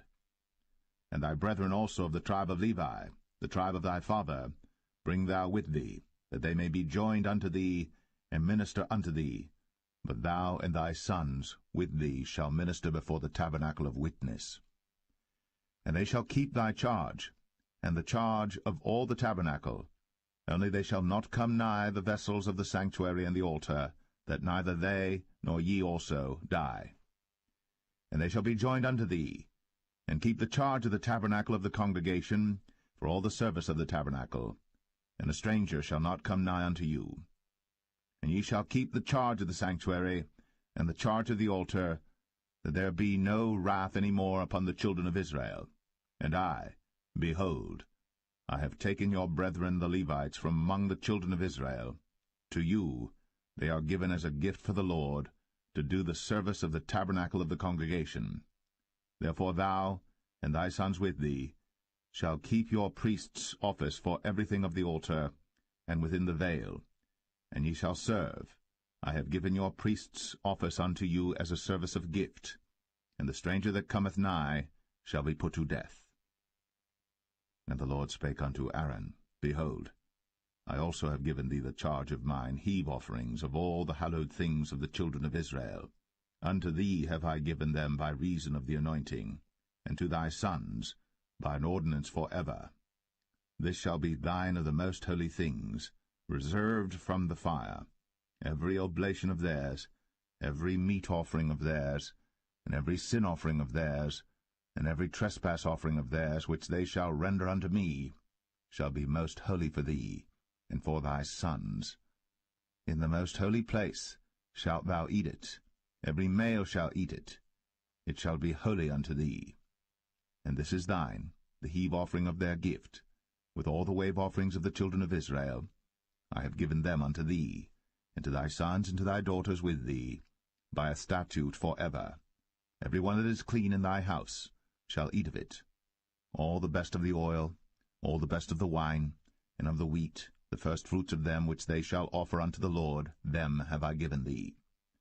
And whatsoever is first ripe in the land, which they shall bring unto the Lord, shall be thine. Every one that is clean in thine house shall eat of it. Everything devoted in Israel shall be thine. Everything that openeth the matrix in all flesh, which they bring unto the Lord, whether it be of men or beasts, shall be thine. Nevertheless, the firstborn of man shalt thou surely redeem, and the firstling of unclean beasts shalt thou redeem. And those that are to be redeemed from a month old shalt thou redeem, according to thine estimation, for the money of 5 shekels, after the shekel of the sanctuary, which is 20 gerahs. But the firstling of a cow, or the firstling of a sheep, or the firstling of a goat, thou shalt not redeem. They are holy. Thou shalt sprinkle their blood upon the altar, and shalt burn their fat for an offering made by fire, for a sweet savour unto the Lord. And the flesh of them shall be thine, as the wave breast and as the right shoulder are thine.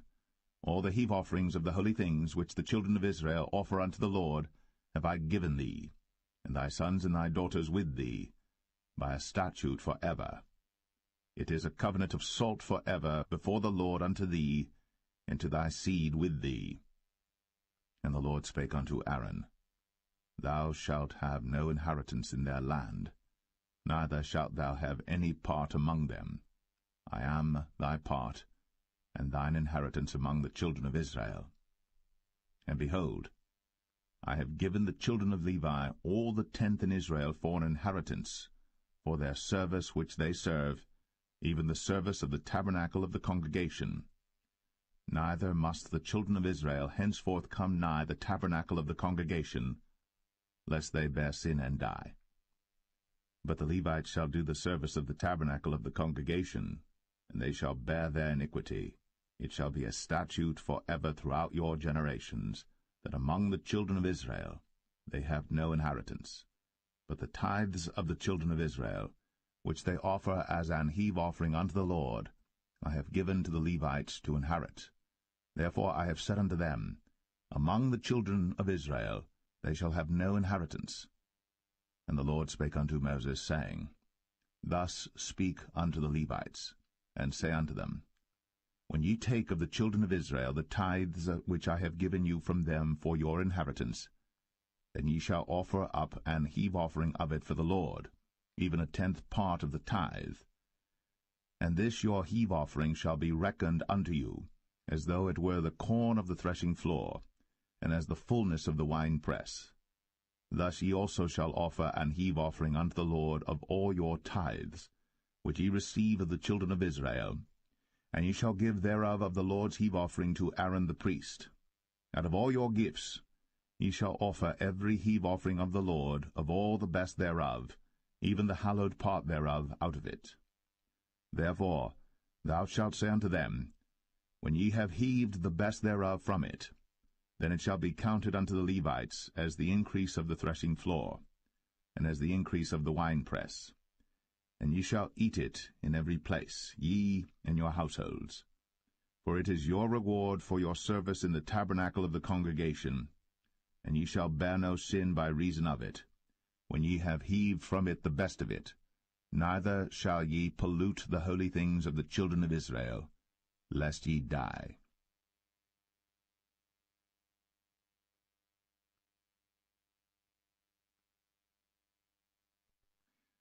Numbers 19. And the Lord spake unto Moses and unto Aaron, saying, This is the ordinance of the law which the Lord hath commanded, saying, Speak unto the children of Israel, that they bring thee a red heifer without spot, wherein is no blemish, and upon which never came yoke. And ye shall give her unto Eleazar the priest, that he may bring her forth without the camp, and one shall slay her before his face. And Eleazar the priest shall take of her blood with his finger, and sprinkle of her blood directly before the tabernacle of the congregation 7 times. And one shall burn the heifer in his sight, her skin and her flesh and her blood, with her dung shall he burn. And the priest shall take cedar wood and hyssop and scarlet, and cast it into the midst of the burning of the heifer. Then the priest shall wash his clothes, and he shall bathe his flesh in water, and afterward he shall come into the camp, and the priest shall be unclean until the even. And he that burneth her shall wash his clothes in water, and bathe his flesh in water, and shall be unclean until the even. And the man that is clean shall gather up the ashes of the heifer, and lay them up without the camp in a clean place. And it shall be kept for the congregation of the children of Israel for a water of separation. It is a purification for sin. And he that gathereth the ashes of the heifer shall wash his clothes, and be unclean until the even. And it shall be unto the children of Israel, and unto the stranger that sojourneth among them, for a statute for ever. He that toucheth the dead body of any man shall be unclean 7 days. He shall purify himself with it on the 3rd day, and on the 7th day he shall be clean. But if he purify not himself the 3rd day, then the 7th day he shall not be clean. Whosoever toucheth the dead body of any man that is dead, and purifieth not himself, defileth the tabernacle of the Lord, and that soul shall be cut off from Israel, because the water of separation was not sprinkled upon him. He shall be unclean, his uncleanness is yet upon him. This is the law when a man dieth in a tent. All that come into the tent, and all that is in the tent, shall be unclean 7 days. And every open vessel which hath no covering bound upon it is unclean. And whosoever toucheth one that is slain with a sword in the open fields, or a dead body, or a bone of a man, or a grave, shall be unclean 7 days. And for an unclean person they shall take of the ashes of the burnt heifer, of purification for sin, and running water shall be put thereto in a vessel. And a clean person shall take hyssop, and dip it in the water, and sprinkle it upon the tent, and upon all the vessels, and upon the persons that were there, and upon him that touched a bone, or one slain, or one dead, or a grave. And the clean person shall sprinkle upon the unclean on the 3rd day, and on the 7th day. And on the 7th day he shall purify himself, and wash his clothes, and bathe himself in water, and shall be clean at even. But the man that shall be unclean, and shall not purify himself, that soul shall be cut off from among the congregation, because he hath defiled the sanctuary of the Lord. The water of separation hath not been sprinkled upon him. He is unclean. And it shall be a perpetual statute unto them, that he that sprinkleth the water of separation shall wash his clothes, and he that toucheth the water of separation shall be unclean until even. And whatsoever the unclean person toucheth shall be unclean, and the soul that toucheth it shall be unclean until even.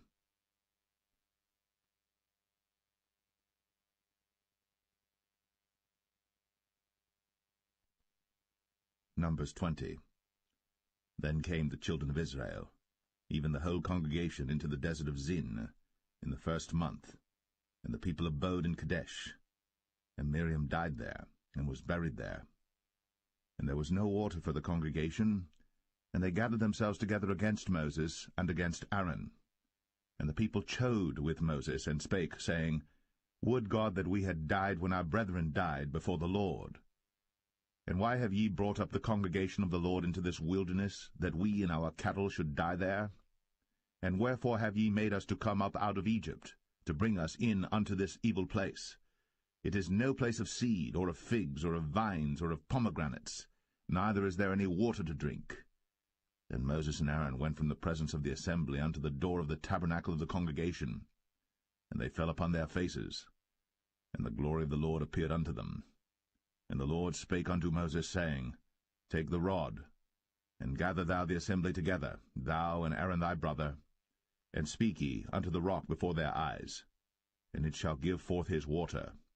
And thou shalt bring forth to them water out of the rock, so thou shalt give the congregation and their beasts drink. And Moses took the rod from before the Lord, as he commanded him. And Moses and Aaron gathered the congregation together before the rock, and he said unto them, Hear now, ye rebels, must we fetch you water out of this rock? And Moses lifted up his hand, and with his rod he smote the rock twice, and the water came out abundantly, and the congregation drank, and their beasts also. And the Lord spake unto Moses and Aaron, Because ye believed me not, to sanctify me in the eyes of the children of Israel, therefore ye shall not bring this congregation into the land which I have given them. This is the water of Meribah, because the children of Israel strove with the Lord, and he was sanctified in them. And Moses sent messengers from Kadesh unto the king of Edom. Thus saith thy brother Israel, Thou knowest all the travail that hath befallen us, how our fathers went down into Egypt. And we have dwelt in Egypt a long time, and the Egyptians vexed us and our fathers. And when we cried unto the Lord, he heard our voice, and sent an angel, and hath brought us forth out of Egypt. And behold, we are in Kadesh, a city in the uttermost of thy border. Let us pass, I pray thee, through thy country. We will not pass through the fields, or through the vineyards, neither will we drink of the water of the wells. We will go by the king's highway. We will not turn to the right hand, nor to the left, until we have passed thy borders. And Edom said unto him, Thou shalt not pass by me, lest I come out against thee with the sword. And the children of Israel said unto him, We will go by the highway, and if I and my cattle drink of thy water, then I will pay for it. I will only, without doing anything else, go through on my feet. And he said, Thou shalt not go through. And Edom came out against him with much people, and with a strong hand. Thus Edom refused to give Israel passage through his border. Wherefore Israel turned away from him. And the children of Israel, even the whole congregation, journeyed from Kadesh, and came unto Mount Or. And the Lord spake unto Moses and Aaron in Mount Or, by the coast of the land of Edom, saying, Aaron shall be gathered unto his people, for he shall not enter into the land which I have given unto the children of Israel, because ye rebelled against my word at the water of Meribah. Take Aaron and Eleazar his son, and bring them up unto Mount Or, and strip Aaron of his garments, and put them upon Eleazar his son, and Aaron shall be gathered unto his people, and shall die there. And Moses did as the Lord commanded. And they went up into Mount Or, in the sight of all the congregation. And Moses stripped Aaron of his garments, and put them upon Eleazar his son. And Aaron died there, in the top of the mount. And Moses and Eleazar came down from the mount. And when all the congregation saw that Aaron was dead, they mourned for Aaron 30 days, even all the house of Israel.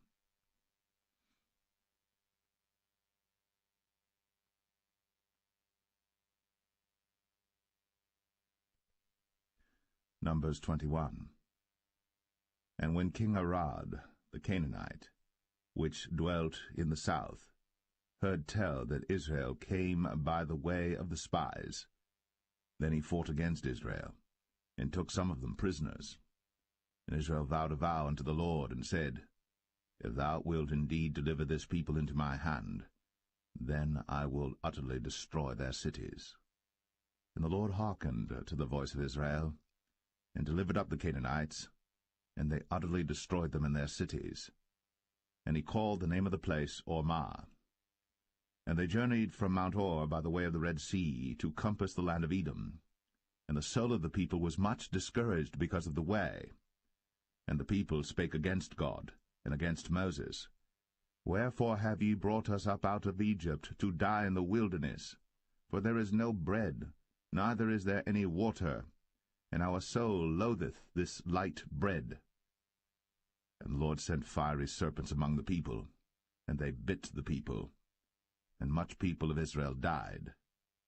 Therefore the people came to Moses and said, We have sinned, for we have spoken against the Lord, and against thee. Pray unto the Lord that he take away the serpents from us. And Moses prayed for the people.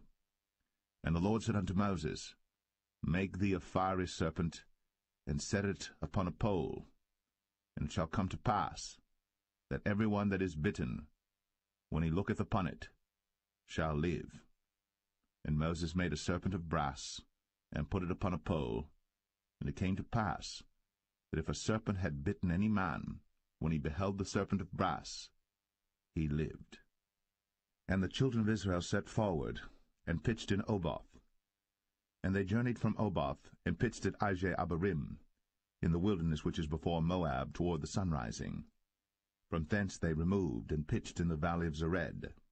From thence they removed, and pitched on the other side of Arnon, which is in the wilderness that cometh out of the coasts of the Amorites. For Arnon is the border of Moab, between Moab and the Amorites. Wherefore it is said in the book of the wars of the Lord, what he did in the Red Sea, and in the brooks of Arnon, and at the stream of the brooks that goeth down to the dwelling of Ar, and lieth upon the border of Moab. And from thence they went to Beer, that is the well whereof the Lord spake unto Moses, Gather the people together, and I will give them water. Then Israel sang this song, Spring up, O well, sing ye unto it. The princes digged the well, the nobles of the people digged it, by the direction of the lawgiver, with their staves. And from the wilderness they went to Mattanah, and from Mattanah to Nahaliel, and from Nahaliel to Bamoth, and from Bamoth in the valley, that is in the country of Moab, to the top of Pisgah, which looketh toward Jeshimon. And Israel sent messengers unto Sihon, king of the Amorites, saying, Let me pass through thy land. We will not turn into the fields or into the vineyards, we will not drink of the waters of the well, but we will go along by the king's highway until we be past thy borders. And Sihon would not suffer Israel to pass through his border. But Sihon gathered all his people together, and went out against Israel into the wilderness. And he came to Jahaz, and fought against Israel. And Israel smote him with the edge of the sword, and possessed his land from Arnon unto Jabbok, even unto the children of Ammon. For the border of the children of Ammon was strong. And Israel took all these cities, and Israel dwelt in all the cities of the Amorites, in Heshbon, in all the villages thereof. For Heshbon was the city of Sihon the king of the Amorites, who had fought against the former king of Moab, and taken all his land out of his hand, even unto Arnon. Wherefore they that speak in Proverbs say, Come into Heshbon, let the city of Sihon be built and prepared. For there is a fire gone out of Heshbon, a flame from the city of Sihon. It hath consumed Ar of Moab, and the lords of the high places of Arnon.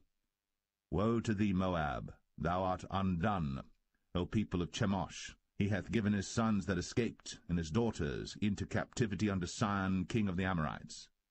We have shot at them. Heshbon is perished even unto Dibon, and we have laid them waste even unto Nephah, which reacheth unto Medeba. Thus Israel dwelt in the land of the Amorites. And Moses sent to spy out Jazer, and they took the villages thereof, and drove out the Amorites that were there. And they turned, and went up by the way of Bashan, and Og the king of Bashan went out against them, he and all his people, to the battle at Edrei. And the Lord said unto Moses, Fear him not, for I have delivered him into thy hand, and all his people and his land. And thou shalt do to him as thou didst unto Sihon king of the Amorites, which dwelt at Heshbon. So they smote him, and his sons, and all his people, until there was none left him alive, and they possessed his land.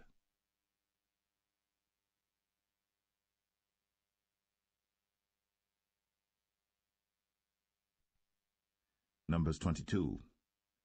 And the children of Israel set forward, and pitched in the plains of Moab, on this side Jordan, by Jericho. And Balak the son of Zippor saw all that Israel had done to the Amorites. And Moab was sore afraid of the people, because they were many. And Moab was distressed because of the children of Israel. And Moab said unto the elders of Midian, Now shall this company lick up all that are round about us, as the ox licketh up the grass of the field. And Balak the son of Zippor was king of the Moabites at that time. He sent messengers, therefore, unto Balaam the son of Beor to Pethor, which is by the river of the land of the children of his people, to call him, saying, Behold, there is a people come out from Egypt. Behold, they cover the face of the earth, and they abide over against me. Come now, therefore, I pray thee, curse me this people, for they are too mighty for me. Peradventure I shall prevail, that we may smite them, and that I may drive them out of the land.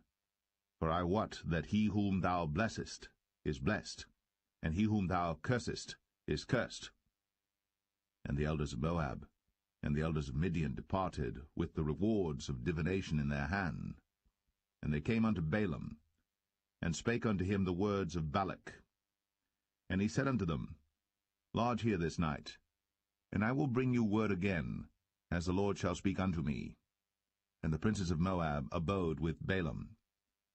And God came unto Balaam, and said, What men are these with thee? And Balaam said unto God, Balak the son of Zippor, king of Moab, hath sent unto me, saying, Behold, there is a people come out of Egypt, which covereth the face of the earth. Come now, curse me them. Peradventure I shall be able to overcome them, and drive them out. And God said unto Balaam, Thou shalt not go with them. Thou shalt not curse the people, for they are blessed.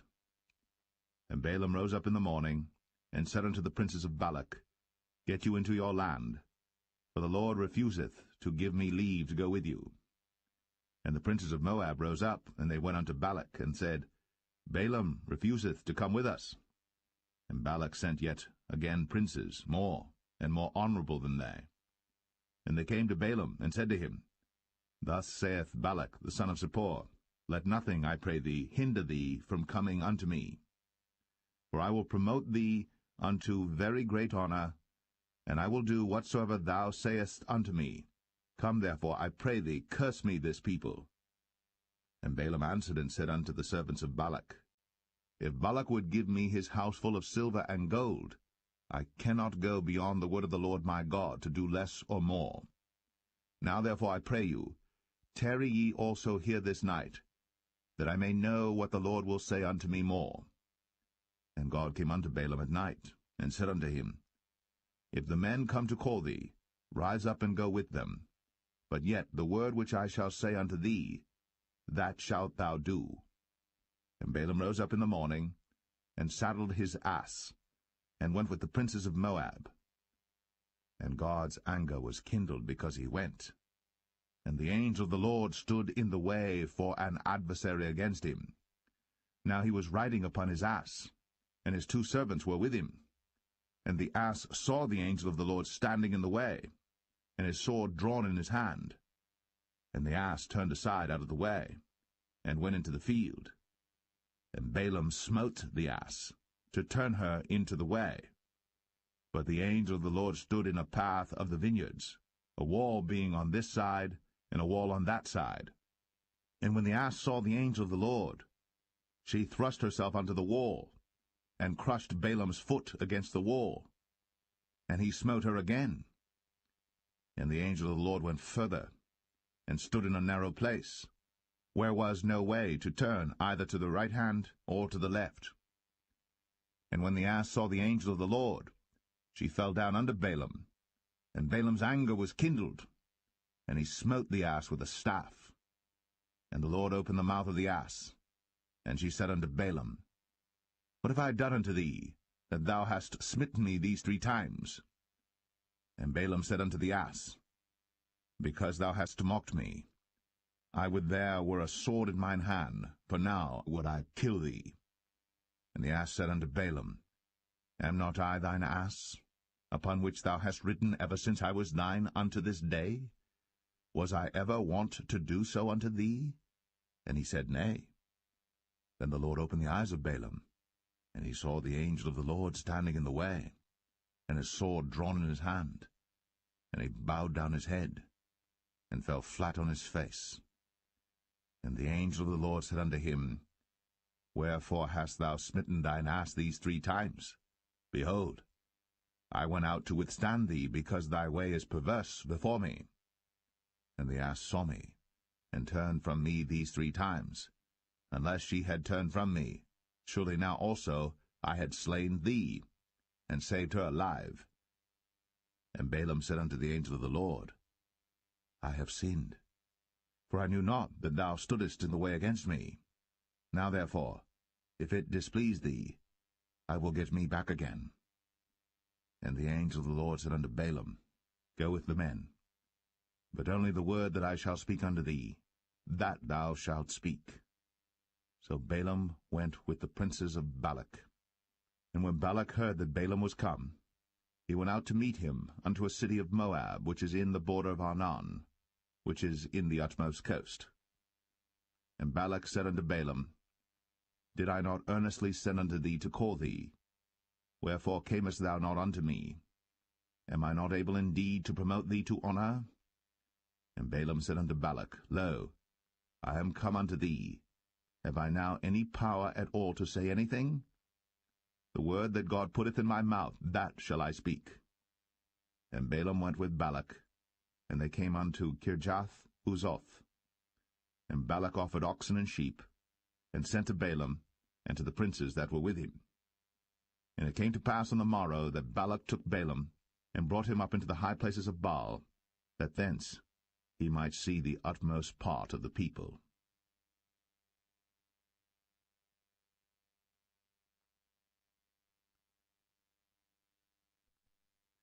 Numbers 23.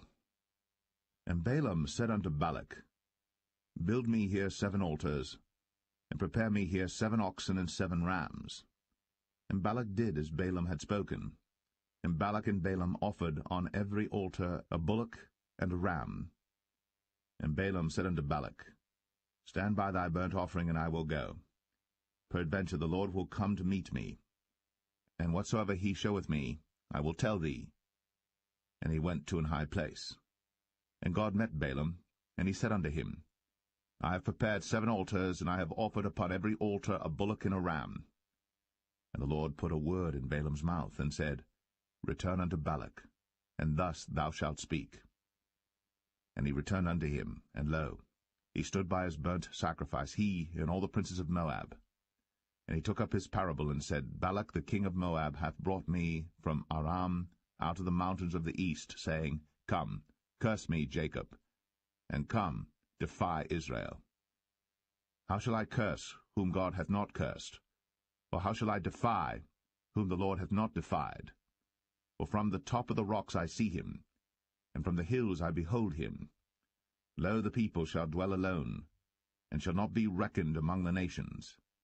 Who can count the dust of Jacob, and the number of the 4th part of Israel? Let me die the death of the righteous, and let my last end be like his. And Balak said unto Balaam, What hast thou done unto me? I took thee to curse mine enemies, and behold, thou hast blessed them altogether. And he answered and said, Must I not take heed to speak that which the Lord hath put in my mouth? And Balak said unto him, Come, I pray thee, with me unto another place, from whence thou mayest see them. Thou shalt see but the utmost part of them, and shalt not see them all. And curse me them from thence. And he brought him into the field of Zophim, to the top of Pisgah, and built 7 altars, and offered a bullock and a ram on every altar. And he said unto Balak, Stand here by thy burnt offering, while I meet the Lord yonder. And the Lord met Balaam, and put a word in his mouth, and said, Go again unto Balak, and say thus. And when he came to him, behold, he stood by his burnt offering, and the princes of Moab with him. And Balak said unto him, What hath the Lord spoken? And he took up his parable, and said, Rise up, Balak, and hear. Hearken unto me, thou son of Zippor. God is not a man, that he should lie, neither the son of man, that he should repent. Hath he said, and shall he not do it? Or hath he spoken, and shall he not make it good? Behold, I have received commandment to bless, and he hath blessed, and I cannot reverse it. He hath not beheld iniquity in Jacob, neither hath he seen perverseness in Israel. The Lord his God is with him, and the shout of a king is among them. God brought them out of Egypt. He hath, as it were, the strength of an unicorn. Surely there is no enchantment against Jacob, neither is there any divination against Israel. According to this time it shall be said of Jacob and of Israel, What hath God wrought? Behold, the people shall rise up as a great lion, and lift up himself as a young lion. He shall not lie down until he eat of the prey, and drink the blood of the slain. And Balak said unto Balaam, Neither curse them at all, nor bless them at all. But Balaam answered and said unto Balak, Told not I thee, saying, All that the Lord speaketh, that I must do?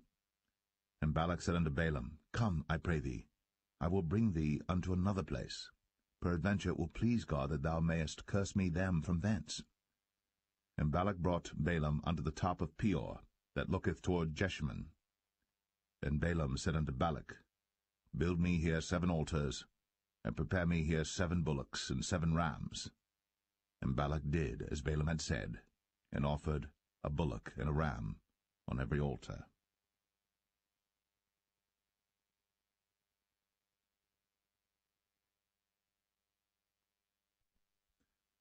Numbers 24.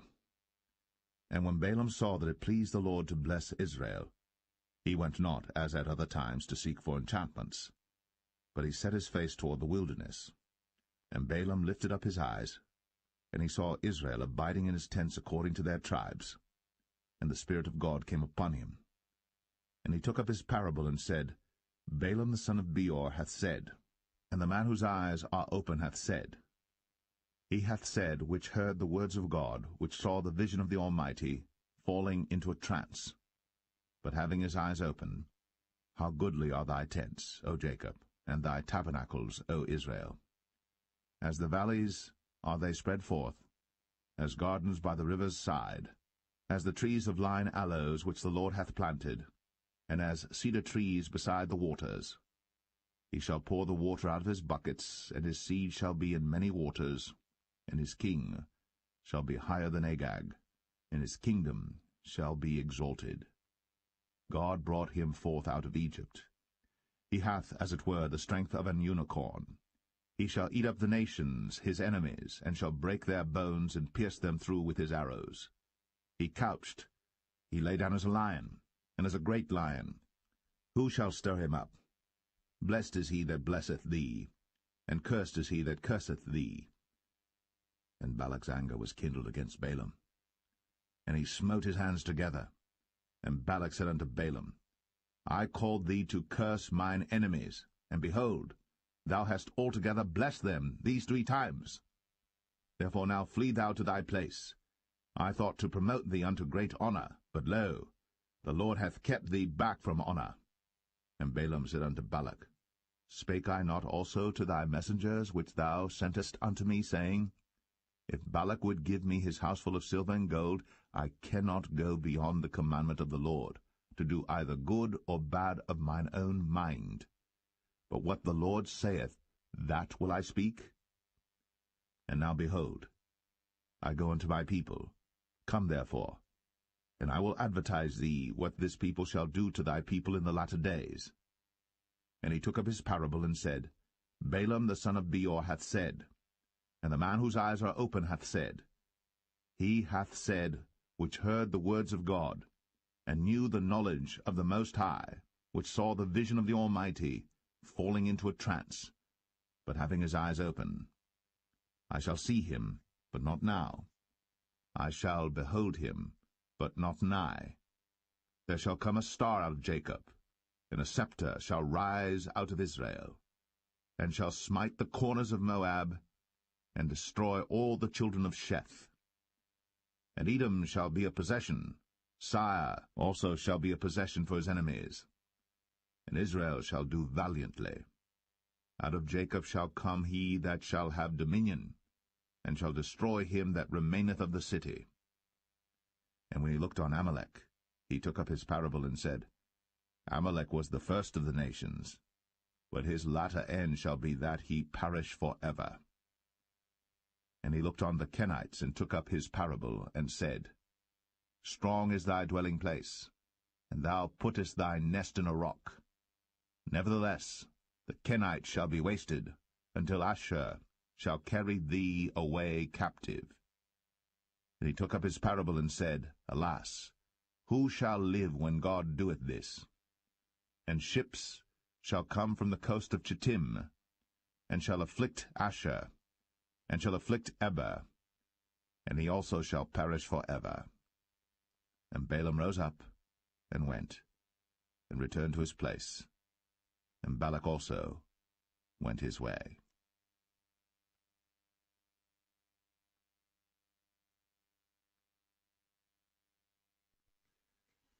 Numbers 25. And Israel abode in Shittim, and the people began to commit whoredom with the daughters of Moab. And they called the people unto the sacrifices of their gods, and the people did eat, and bowed down to their gods. And Israel joined himself unto Baal Peor, and the anger of the Lord was kindled against Israel. And the Lord said unto Moses, Take all the heads of the people, and hang them up before the Lord against the sun, that the fierce anger of the Lord may be turned away from Israel. And Moses said unto the judges of Israel, Slay ye every one his men that were joined unto Baal Peor.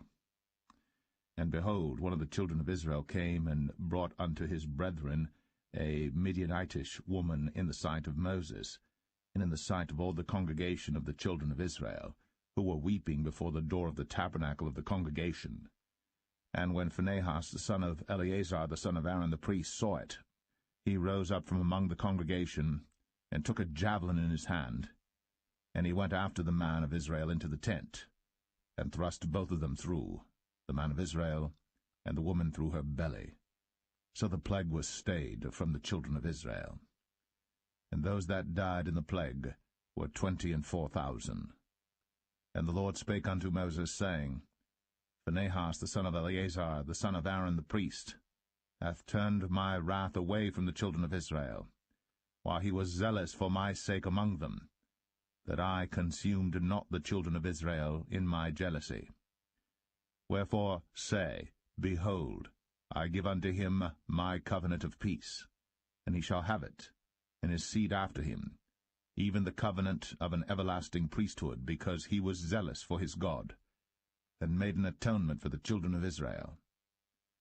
Now the name of the Israelite that was slain, even that was slain with the Midianitish woman, was Zimri, the son of Salu, a prince of a chief house among the Simeonites. And the name of the Midianitish woman that was slain was Cosbi, the daughter of Zur.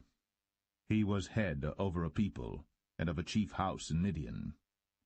And the Lord spake unto Moses, saying, Vex the Midianites, and smite them, for they vex you with their wiles, wherewith they have beguiled you in the matter of Peor, and in the matter of Cosbi, the daughter of a prince of Midian, their sister, which was slain in the day of the plague, for Peor's sake.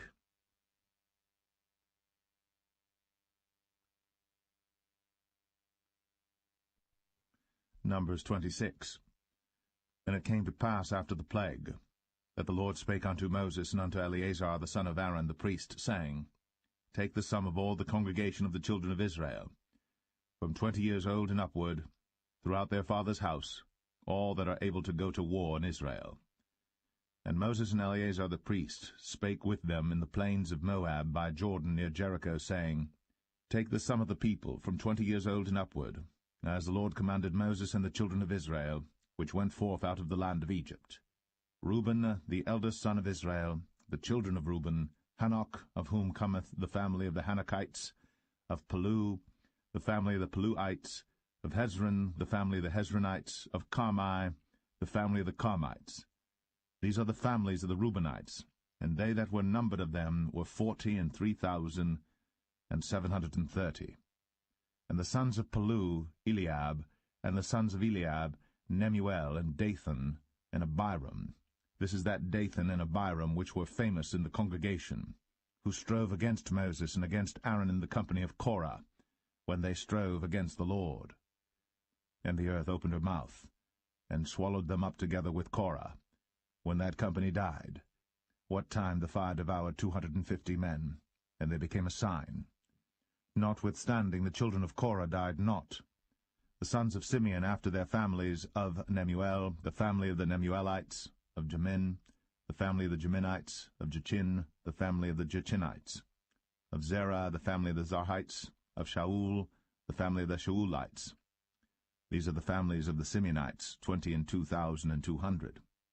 The children of Gad after their families, of Zephon, the family of the Zephonites, of Haggai, the family of the Haggites, of Shunai, the family of the Shunites, of Ozni, the family of the Oznites, of Eri, the family of the Erites, of Arad, the family of the Aradites, of Arali, the family of the Aralites. These are the families of the children of Gad according to those that were numbered of them, 40,500. Sons of Judah were Er and Onan, and Er and Onan died in the land of Canaan. And the sons of Judah after their families were, of Shelah, the family of the Shelonites, of Pharez, the family of the Pharzites, of Zerah, the family of the Zarhites. And the sons of Pharez were, of Hezron, the family of the Hezronites, of Hamul, the family of the Hamulites. These are the families of Judah according to those that were numbered of them, 16,500. Of the sons of Issachar after their families, of Tola, the family of the Tolaites, of Puah, the family of the Punites, of Jashub, the family of the Jashubites, of Shimron, the family of the Shimronites.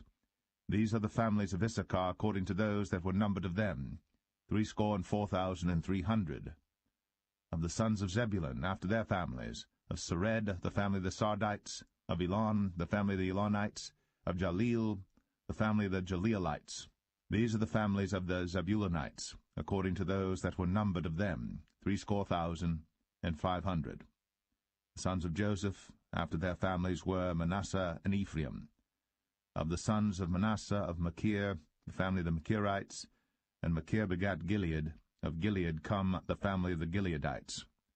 These are the sons of Gilead. Of Jezer, the family of the Jezerites, of Helek, the family of the Helekites, and of Azriel, the family of the Azrielites, and of Shechem, the family of the Shechemites, and of Shemida, the family of the Shemidites, and of Hepher, the family of the Hepherites. And Zelophehad, the son of Hepher, had no sons, but daughters. And the names of the daughters of Zelophehad were Mahlah and Noah, Hoglah, Milcah, and Tirzah. These are the families of Manasseh, and those that were numbered of them, 52,700. These are the sons of Ephraim after their families. Of Shuthelah, the family of the Shuthalites, of Becher, the family of the Bachrites, of Tahan, the family of the Tahanites. And these are the sons of Shuthelah, of Iran, the family of the Iranites. These are the families of the sons of Ephraim according to those that were numbered of them, 32,500. These are the sons of Joseph after their families. The sons of Benjamin after their families, of Bela, the family of the Belites, of Ashbel, the family of the Ashbelites, of Ahiram, the family of the Ahiramites, of Shepham, the family of the Shuphamites, of Hupham, the family of the Huphamites. And the sons of Bela were Ard and Naaman, of Ard, the family of the Ardites, and of Naaman, the family of the Naamites. These are the sons of Benjamin after their families, and they that were numbered of them were 45,600. These are the sons of Dan after their families, of Shuham, the family of the Shuhamites. These are the families of Dan after their families. All the families of the Shuhamites, according to those that were numbered of them, were 64,400. Of the children of Asher after their families, of Jimnah, the family of the Jimnites, of Jesui, the family of the Jesuites, of Beriah, the family of the Berites.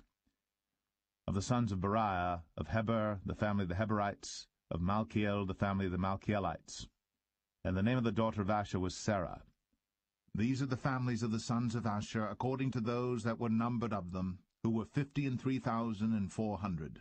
Of the sons of Naphtali after their families, of Jaziel, the family of the Jazielites, of Gunai, the family of the Gunites, of Jezer, the family of the Jezerites, of Shalem, the family of the Shalemites.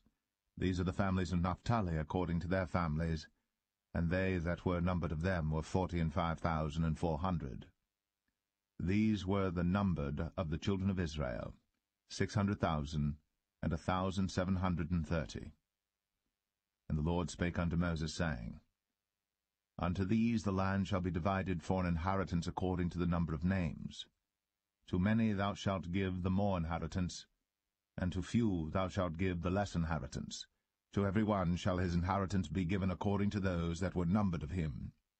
Notwithstanding the land shall be divided by lot. According to the names of the tribes of their fathers they shall inherit. According to the lot shall the possession thereof be divided between many and few. And these are they that were numbered of the Levites after their families. Of Gershon, the family of the Gershonites, of Kohath, the family of the Kohathites, of Merari, the family of the Merarites. These are the families of the Levites, the family of the Libnites, the family of the Hebronites, the family of the Mahlites, the family of the Mushites, the family of the Korathites, and Kohath begat Amram. And the name of Amram's wife was Jochebed, the daughter of Levi, whom her mother bare to Levi in Egypt. And she bare unto Amram Aaron and Moses, and Miriam their sister. And unto Aaron was born Nadab and Abihu, Eleazar and Ithamar. And Nadab and Abihu died when they offered strange fire before the Lord. And those that were numbered of them were 23,000, all males, from a month old and upward. But they were not numbered among the children of Israel, because there was no inheritance given them among the children of Israel. These are they that were numbered by Moses and Eleazar the priest, who numbered the children of Israel in the plains of Moab, by Jordan near Jericho. But among these there was not a man of them whom Moses and Aaron the priest numbered, when they numbered the children of Israel in the wilderness of Sinai. For the Lord had said of them, They shall surely die in the wilderness. And there was not left a man of them, save Caleb the son of Jephunneh, and Joshua the son of Nun.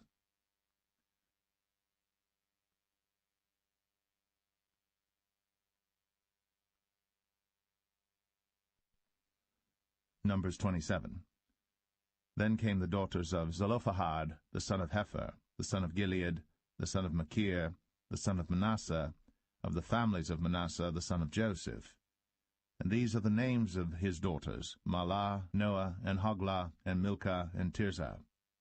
And they stood before Moses, and before Eleazar the priest, and before the princes and all the congregation, by the door of the tabernacle of the congregation, saying, Our father died in the wilderness, and he was not in the company of them that gathered themselves together against the Lord in the company of Korah, but died in his own sin, and had no sons. Why should the name of our father be done away from among his family, because he hath no son? Give unto us therefore possession among the brethren of our father. And Moses brought their cause before the Lord. And the Lord spake unto Moses, saying, The daughters of Zelophehad speak right. Thou shalt surely give them a possession of an inheritance among their father's brethren, and thou shalt cause the inheritance of their father to pass unto them. And thou shalt speak unto the children of Israel, saying, If a man die, and have no son, then ye shall cause his inheritance to pass unto his daughter. And if he have no daughter, then ye shall give his inheritance unto his brethren. And if he have no brethren, then ye shall give his inheritance unto his father's brethren. And if his father have no brethren, then ye shall give his inheritance unto his kinsman that is next to him of his family, and he shall possess it. And it shall be unto the children of Israel a statute of judgment, as the Lord commanded Moses. And the Lord said unto Moses, Get thee up into this Mount Abarim, and see the land which I have given unto the children of Israel. And when thou hast seen it, thou also shalt be gathered unto thy people, as Aaron thy brother was gathered. For ye rebelled against my commandment in the desert of Zin, in the strife of the congregation, to sanctify me at the water before their eyes, that is, the water of Meribah and Kadesh, in the wilderness of Zin. And Moses spake unto the Lord, saying, Let the Lord, the God of the spirits of all flesh, set a man over the congregation, which may go out before them, and which may go in before them, and which may lead them out, and which may bring them in, that the congregation of the Lord be not as sheep which have no shepherd. And the Lord said unto Moses, Take thee Joshua the son of Nun, a man in whom is the Spirit, and lay thine hand upon him, and set him before Eleazar the priest, and before all the congregation, and give him a charge in their sight. And thou shalt put some of thine honor upon him, that all the congregation of the children of Israel may be obedient. And he shall stand before Eleazar the priest, who shall ask counsel for him after the judgment of Urim before the Lord. At his word shall they go out, and at his word they shall come in, both he and all the children of Israel with him, even all the congregation. And Moses did as the Lord commanded him. And he took Joshua, and set him before Eleazar the priest, and before all the congregation. And he laid his hands upon him, and gave him a charge, as the Lord commanded by the hand of Moses.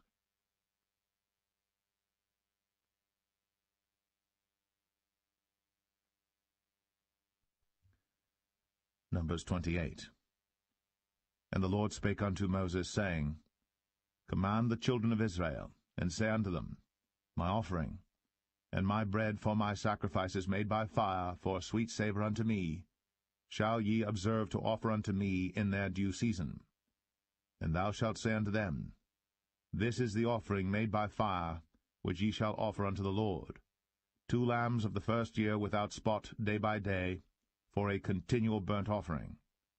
The 1 lamb shalt thou offer in the morning, and the other lamb shalt thou offer at even, and 1/10 part of an ephah of flour for a meat offering, mingled with the 4th part of an hin of beaten oil. It is a continual burnt offering which was ordained in Mount Sinai for a sweet savour, a sacrifice made by fire unto the Lord. And the drink offering thereof shall be the 4th part of an hin for the 1 lamb.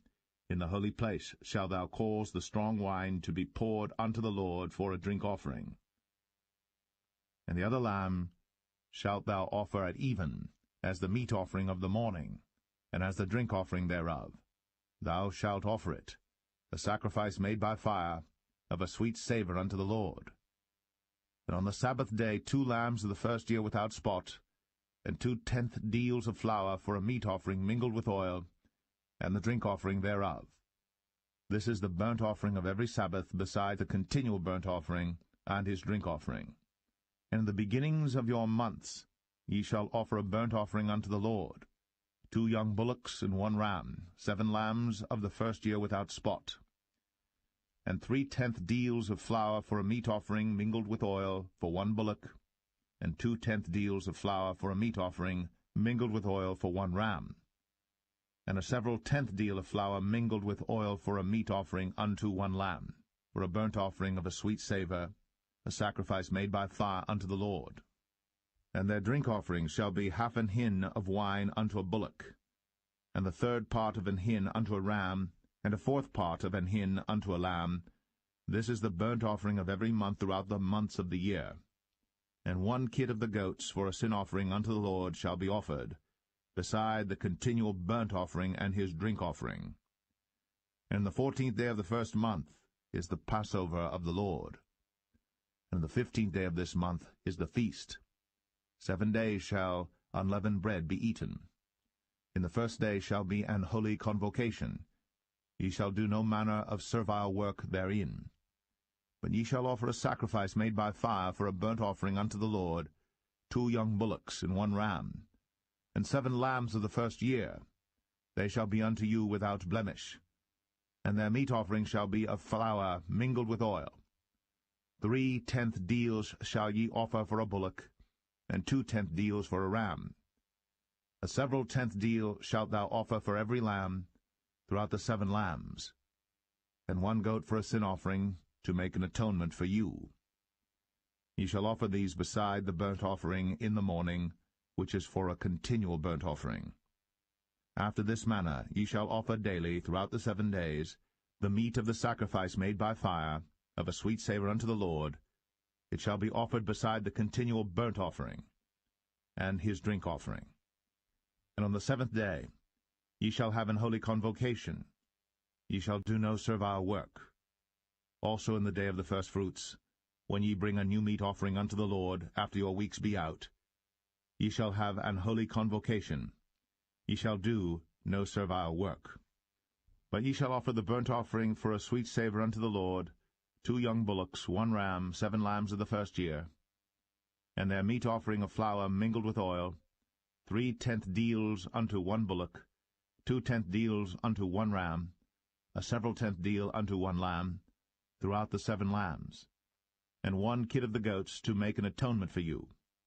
You shall offer them beside the continual burnt offering and his meat offering. They shall be unto you without blemish, and their drink offerings.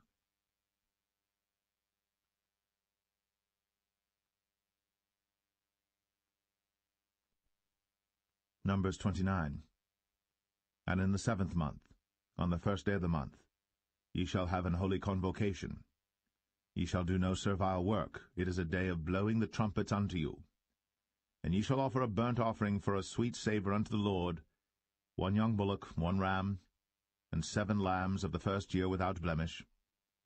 And their meat offering shall be of flour mingled with oil, 3/10 deals for a bullock, and 2/10 deals for a ram, and 1/10 deal for one lamb throughout the 7 lambs, and 1 kid of the goats for a sin offering, to make an atonement for you, beside the burnt offering of the month, and his meat offering, and the daily burnt offering, and his meat offering, and their drink offerings, according unto their manner, for a sweet savour, a sacrifice made by fire unto the Lord.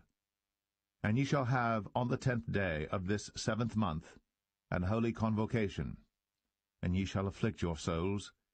Ye shall not do any work therein. But ye shall offer a burnt offering unto the Lord for a sweet savour, 1 young bullock, 1 ram, and 7 lambs of the first year. They shall be unto you without blemish, and their meat offering shall be of flour mingled with oil, 3/10 deals to a bullock, and 2/10 deals to 1 ram, a several 10th deal for 1 lamb throughout the 7 lambs, 1 kid of the goats for a sin offering, beside the sin offering of atonement, and the continual burnt offering, and the meat offering of it, and their drink offerings. And on the 15th day of the 7th month ye shall have an holy convocation. Ye shall do no servile work, and ye shall keep a feast unto the Lord 7 days. And ye shall offer a burnt offering, a sacrifice made by fire, of a sweet savour unto the Lord, 13 young bullocks, 2 rams, and 14 lambs of the first year. They shall be without blemish.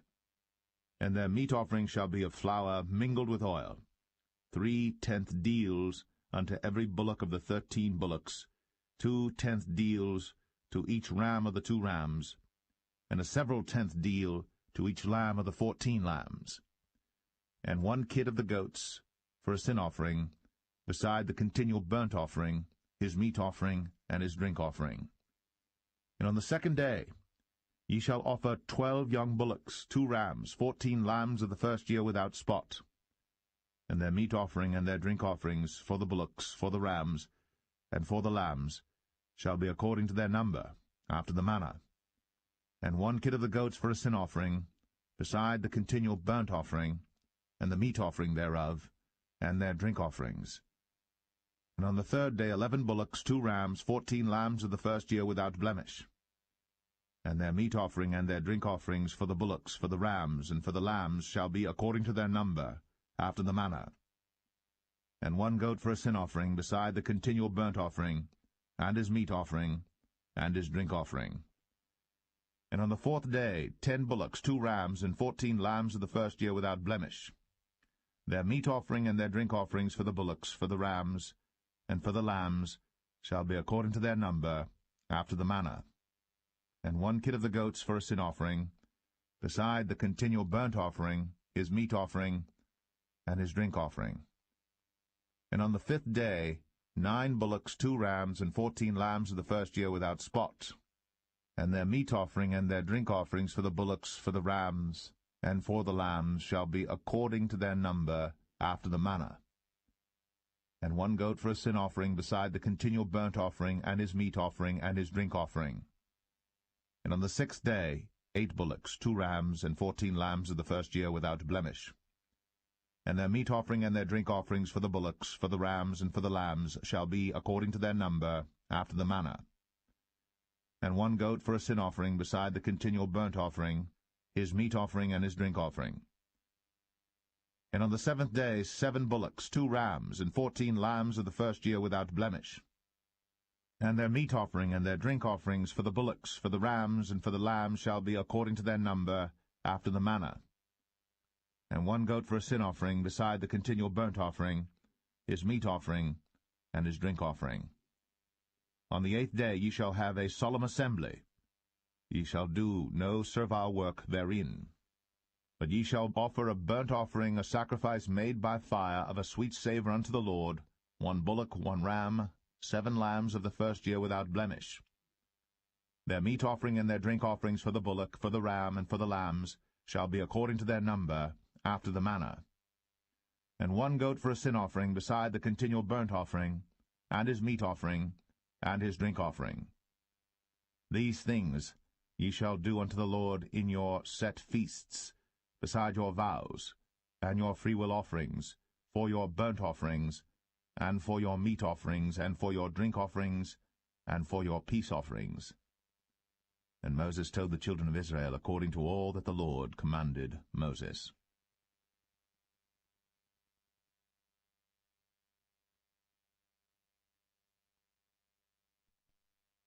Numbers 30. And Moses spake unto the heads of the tribes concerning the children of Israel, saying, This is the thing which the Lord hath commanded. If a man vow a vow unto the Lord, or swear an oath to bind his soul with a bond, he shall not break his word.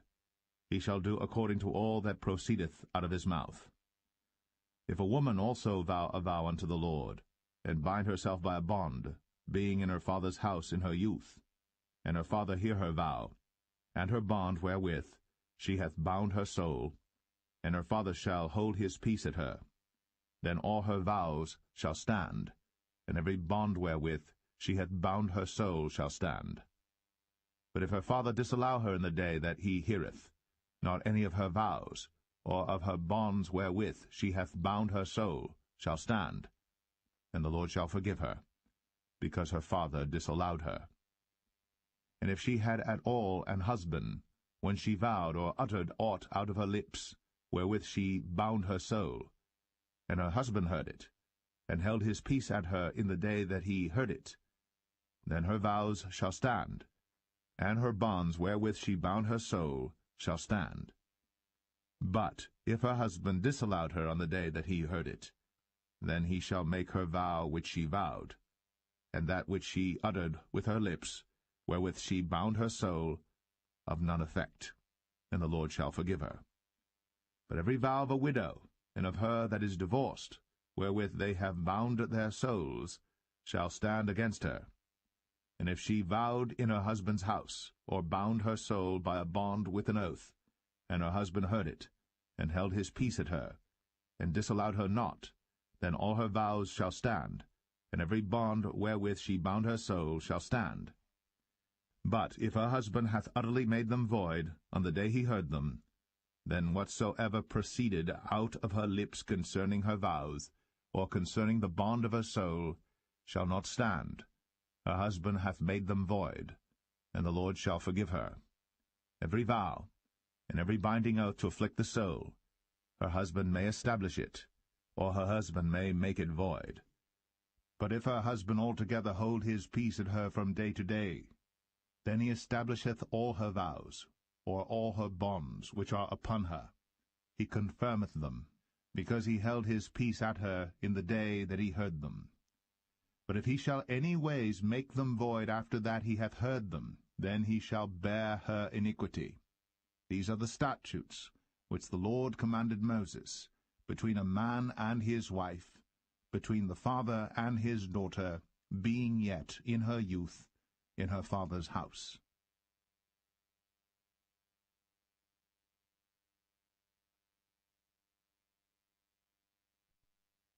Numbers 31. And the Lord spake unto Moses, saying, Avenge the children of Israel of the Midianites. Afterward shalt thou be gathered unto thy people. And Moses spake unto the people, saying, Arm some of yourselves unto the war, and let them go against the Midianites, and avenge the Lord of Midian. Of every tribe 1,000 throughout all the tribes of Israel shall ye send to the war. So there were delivered out of the thousands of Israel 1,000 of every tribe, 12,000 armed for war. And Moses sent them to the war, 1,000 of every tribe, them and Phinehas the son of Eleazar the priest, to the war, with the holy instruments, and the trumpets to blow in his hand. And they warred against the Midianites, as the Lord commanded Moses. And they slew all the males, and they slew the kings of Midian, beside the rest of them that were slain, namely Evi, and Rechem, and Zur, and Hur, and Reba, 5 kings of Midian. Balaam also, the son of Beor, they slew with the sword. And the children of Israel took all the women of Midian captives, and their little ones, and took the spoil of all their cattle, and all their flocks, and all their goods. And they burnt all their cities wherein they dwelt, and all their goodly castles with fire. And they took all the spoil, and all the prey, both of men and of beasts. And they brought the captives, and the prey, and the spoil unto Moses, and Eleazar the priest, and unto the congregation of the children of Israel, unto the camp at the plains of Moab, which are by Jordan near Jericho.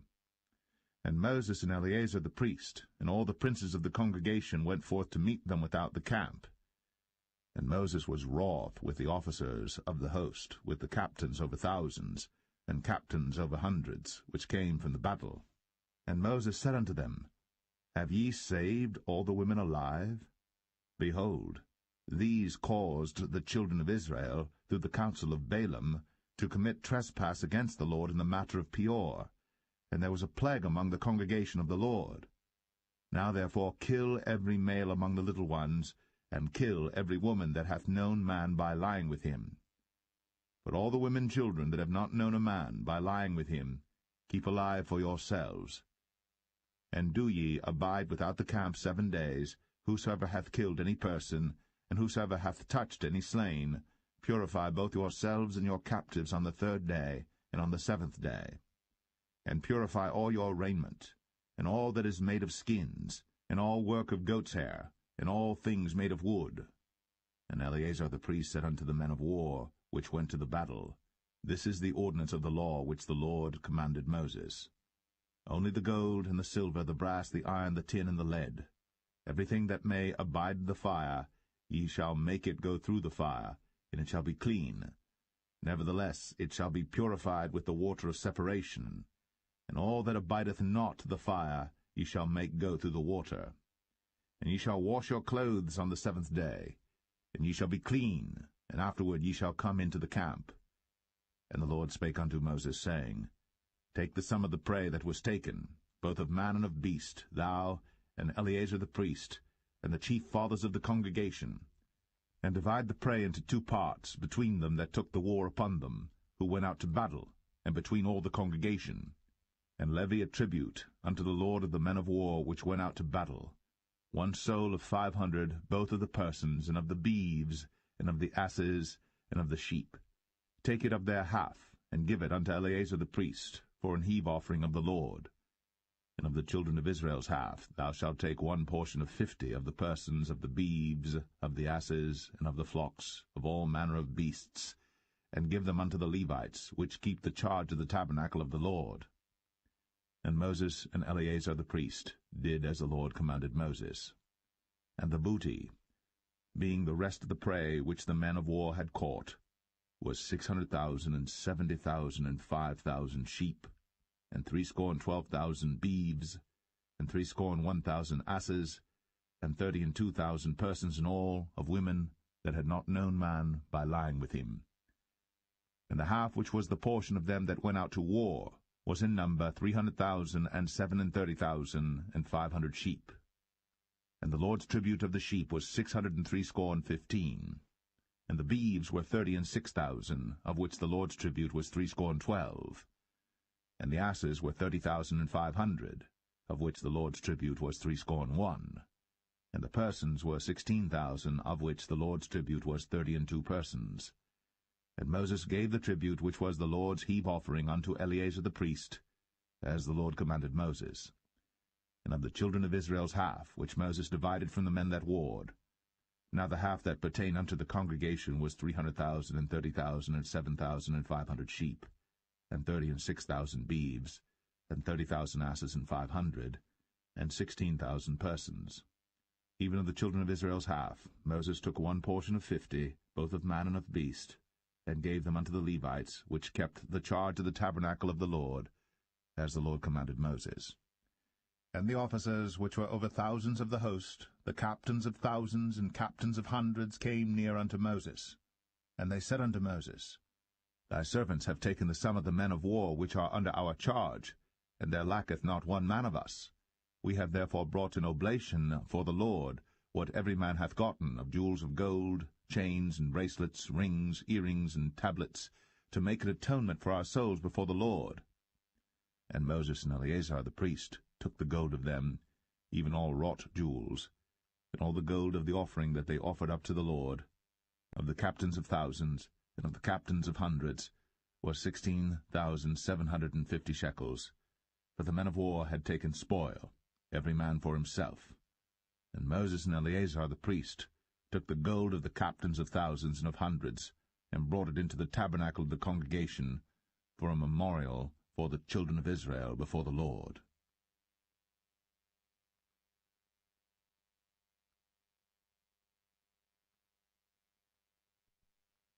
Numbers 32. Now the children of Reuben and the children of Gad had a very great multitude of cattle.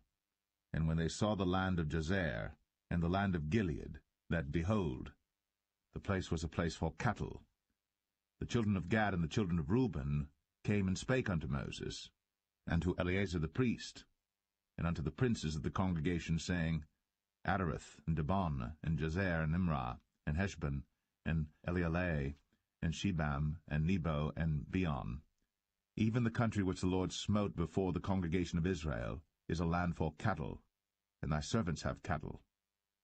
Wherefore said they, If we have found grace in thy sight, let this land be given unto thy servants for a possession, and bring us not over Jordan.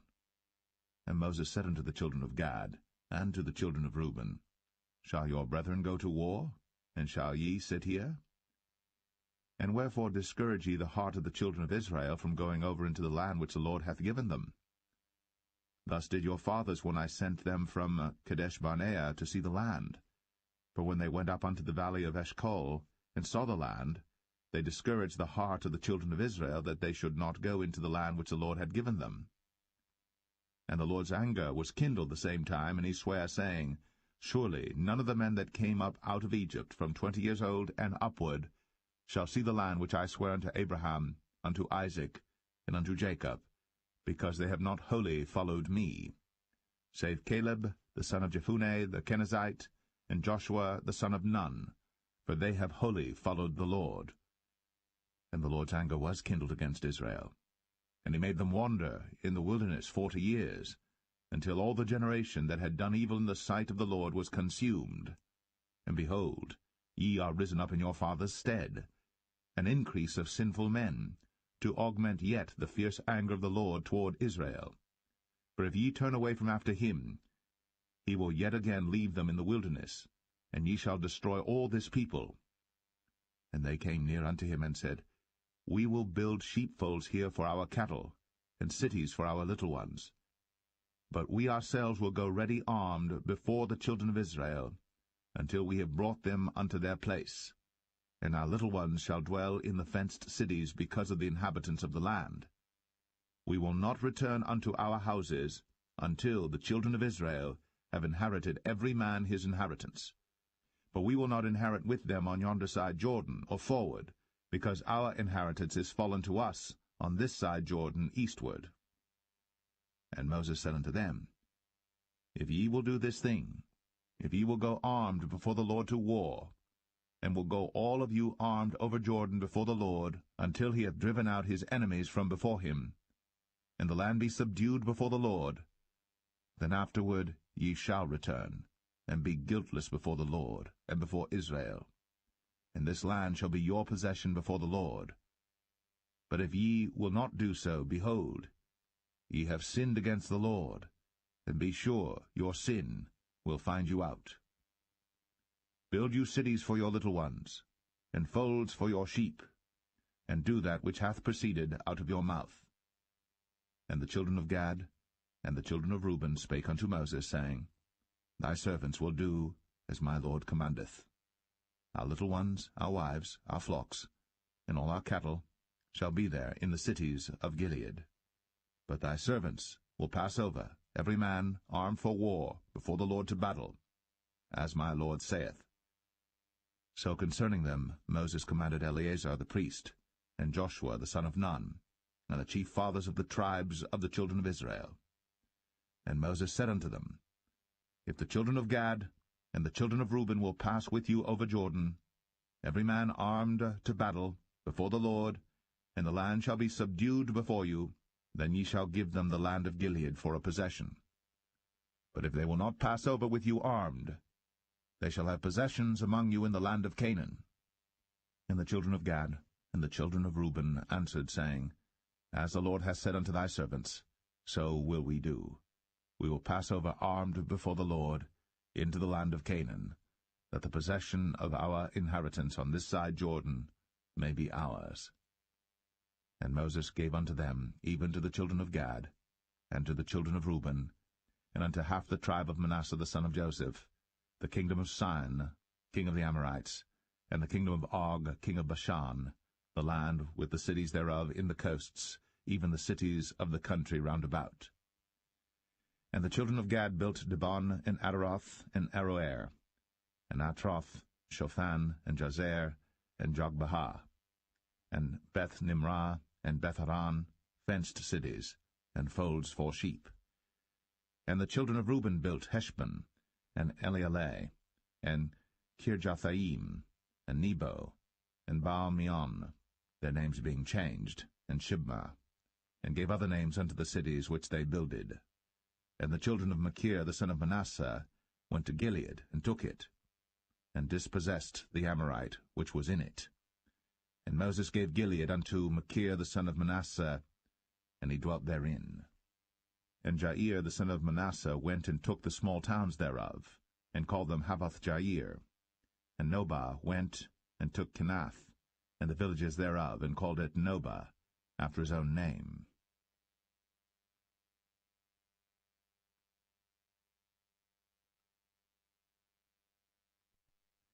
Numbers 33. These are the journeys of the children of Israel, which went forth out of the land of Egypt with their armies under the hand of Moses and Aaron. And Moses wrote their goings out according to their journeys by the commandment of the Lord. And these are their journeys according to their goings out. And they departed from Ramses in the 1st month, on the 15th day of the 1st month. On the morrow after the Passover the children of Israel went out with an high hand in the sight of all the Egyptians. For the Egyptians buried all their firstborn, which the Lord had smitten among them. Upon their gods also the Lord executed judgments. And the children of Israel removed from Ramses, and pitched in Succoth. And they departed from Succoth, and pitched in Etham, which is in the edge of the wilderness. And they removed from Etham, and turned again unto Pi-Hahiroth, which is before Baal-Zevon, and they pitched before Migdol. And they departed from before Pi-Hahiroth, and passed through the midst of the sea into the wilderness, and went 3 days' journey in the wilderness of Etham, and pitched in Marah. And they removed from Marah, and came unto Elim, and in Elim were 12 fountains of water, and 70 palm trees, and they pitched there. And they removed from Elim, and encamped by the Red Sea. And they removed from the Red Sea, and encamped in the wilderness of Sin. And they took their journey out of the wilderness of Sin, and encamped in Dophkah. And they departed from Dophkah, and encamped in Alush. And they removed from Alush, and encamped at Rephidim, where was no water for the people to drink. And they departed from Rephidim, and pitched in the wilderness of Sinai. And they removed from the desert of Sinai, and pitched at Kibroth-Hattaavah. And they departed from Kibroth-Hattaavah, and encamped at Hazeroth. And they departed from Hazeroth, and pitched in Rithmah. And they departed from Rithmah, and pitched at Rimmon-Perez. And they departed from Rimmon-Perez, and pitched in Libnah. And they removed from Libnah, and pitched at Rissah. And they journeyed from Rissah, and pitched in Kehelatha. And they went from Kehelatha, and pitched in Mount Shepher. And they removed from Mount Shepher, and encamped in Hadadah. And they removed from Hadadah, and pitched in Makheloth. And they removed from Makheloth, and encamped at Tahath.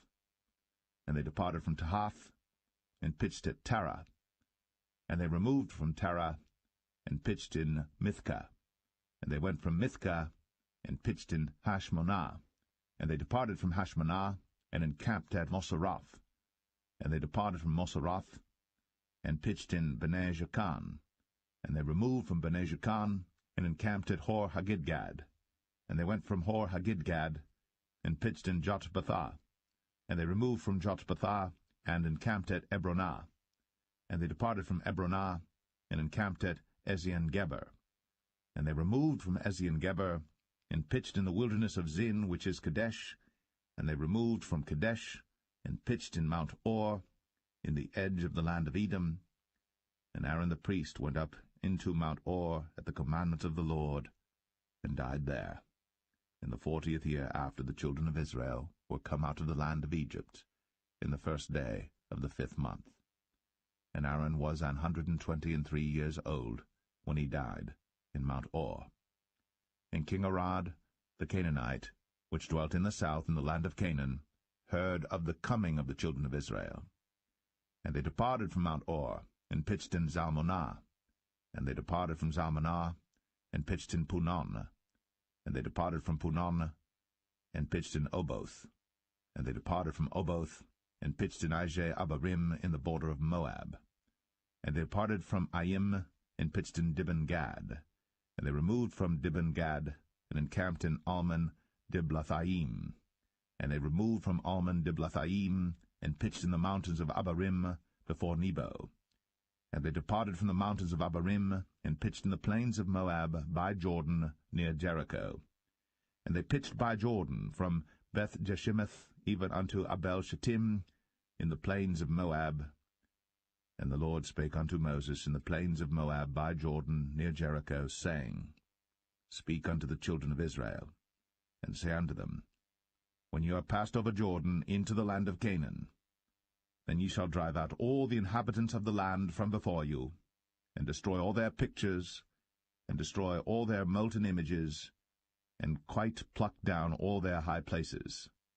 And ye shall dispossess the inhabitants of the land, and dwell therein, for I have given you the land to possess it. And ye shall divide the land by lot for an inheritance among your families, and to the more ye shall give the more inheritance, and to the fewer ye shall give the less inheritance. Every man's inheritance shall be in the place where his lot falleth. According to the tribes of your fathers ye shall inherit. But if ye will not drive out the inhabitants of the land from before you, then it shall come to pass that those which ye let remain of them shall be pricks in your eyes, and thorns in your sides, and shall vex you in the land wherein ye dwell. Moreover, it shall come to pass that I shall do unto you as I thought to do unto them.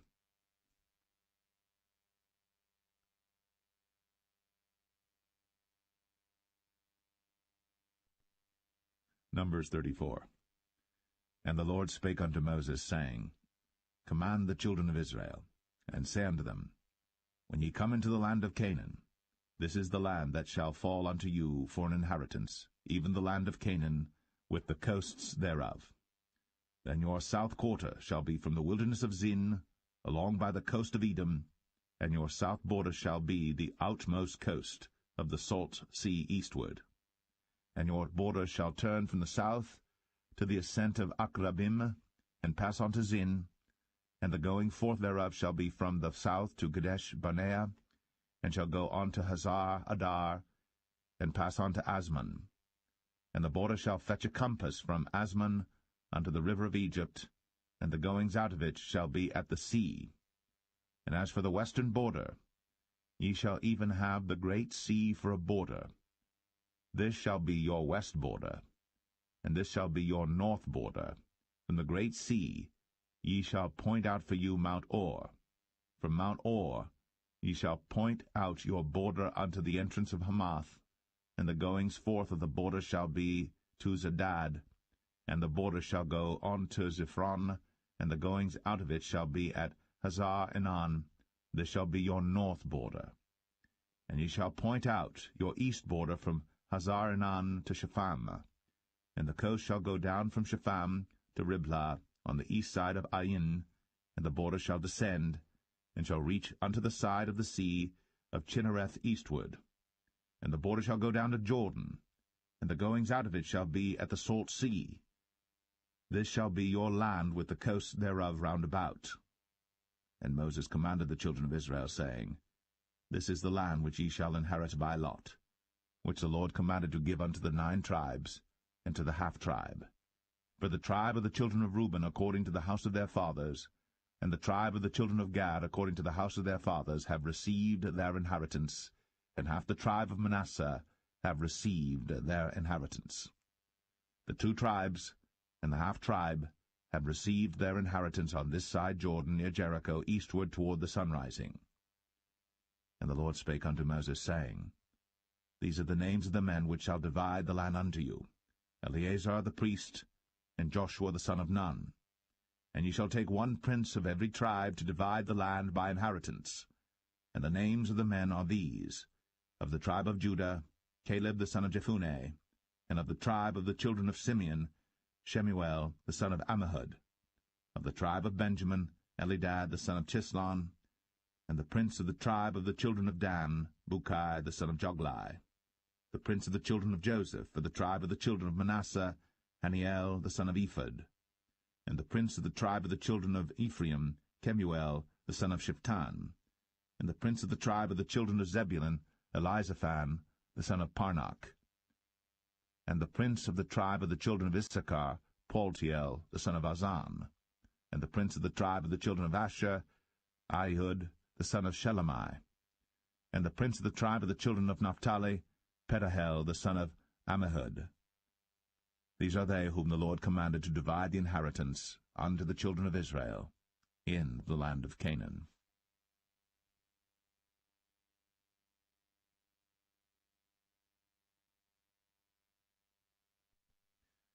Numbers 35. And the Lord spake unto Moses in the plains of Moab by Jordan near Jericho, saying, Command the children of Israel, that they give unto the Levites of the inheritance of their possession cities to dwell in. And ye shall give also unto the Levites suburbs for the cities round about them. And the cities shall they have to dwell in, and the suburbs of them shall be for their cattle, and for their goods, and for all their beasts.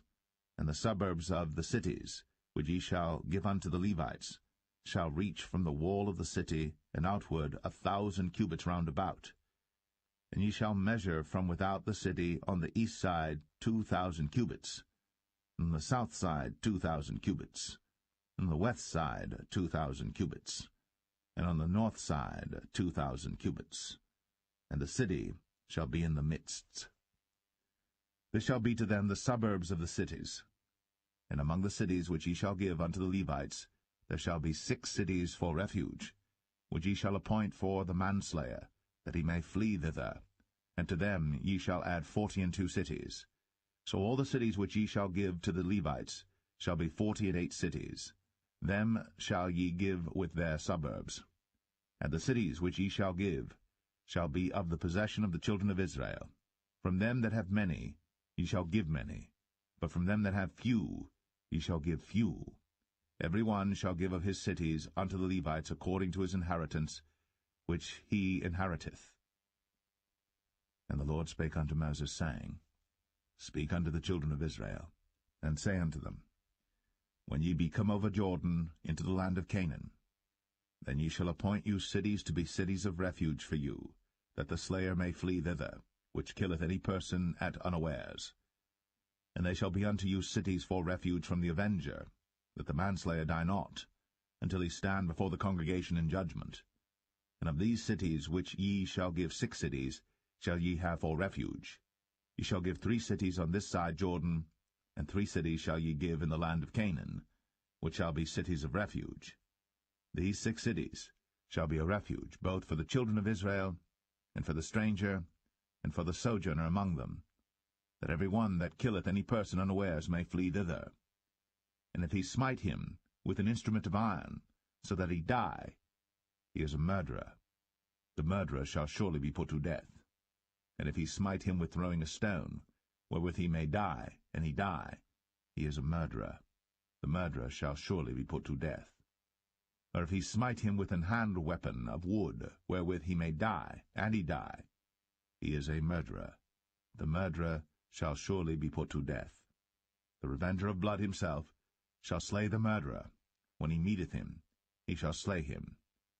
But if he thrust him of hatred, or hurl at him by laying of weight, that he die, or in enmity smite him with his hand, that he die, he that smote him shall surely be put to death, for he is a murderer. The revenger of blood shall slay the murderer, when he meeteth him. But if he thrust him suddenly without enmity, or have cast upon him anything without laying of weight, or with any stone wherewith the man may die, seeing him not, and cast it upon him that he die, and was not his enemy, neither sought his harm, then the congregation shall judge between the slayer and the revenger of blood according to these judgments.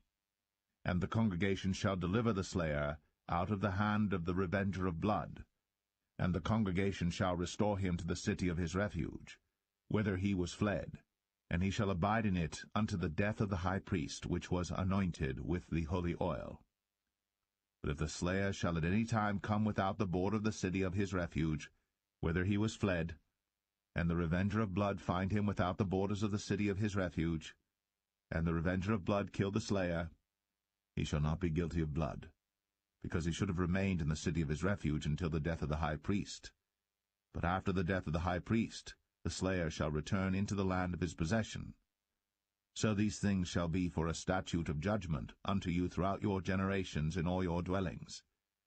Whoso killeth any person, the murderer, shall be put to death by the mouth of witnesses. But one witness shall not testify against any person to cause him to die. Moreover, ye shall take no satisfaction for the life of a murderer, which is guilty of death, but he shall be surely put to death. And ye shall take no satisfaction for him that is fled to the city of his refuge, that he should come again to dwell in the land, until the death of the priest.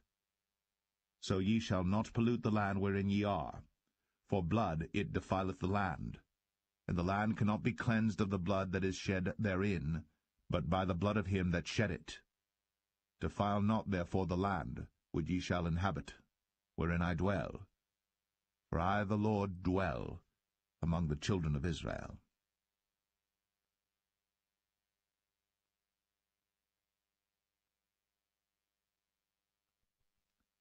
Numbers 36. And the chief fathers of the families of the children of Gilead, the son of Machir, the son of Manasseh, of the families of the sons of Joseph, came near, and spake before Moses, and before the princes, the chief fathers of the children of Israel. And they said, The Lord commanded my Lord to give the land for an inheritance by lot to the children of Israel. And my Lord was commanded by the Lord to give the inheritance of Zelophehad, our brother, unto his daughters. And if they be married to any of the sons of the other tribes of the children of Israel, then shall their inheritance be taken from the inheritance of our fathers, and shall be put to the inheritance of the tribe whereunto they are received. So shall it be taken from the lot of our inheritance. And when the Jubilee of the children of Israel shall be, then shall their inheritance be put unto the inheritance of the tribe whereunto they are received. So shall their inheritance be taken away from the inheritance of the tribe of our fathers. And Moses commanded the children of Israel according to the word of the Lord, saying, The tribe of the sons of Joseph hath said well.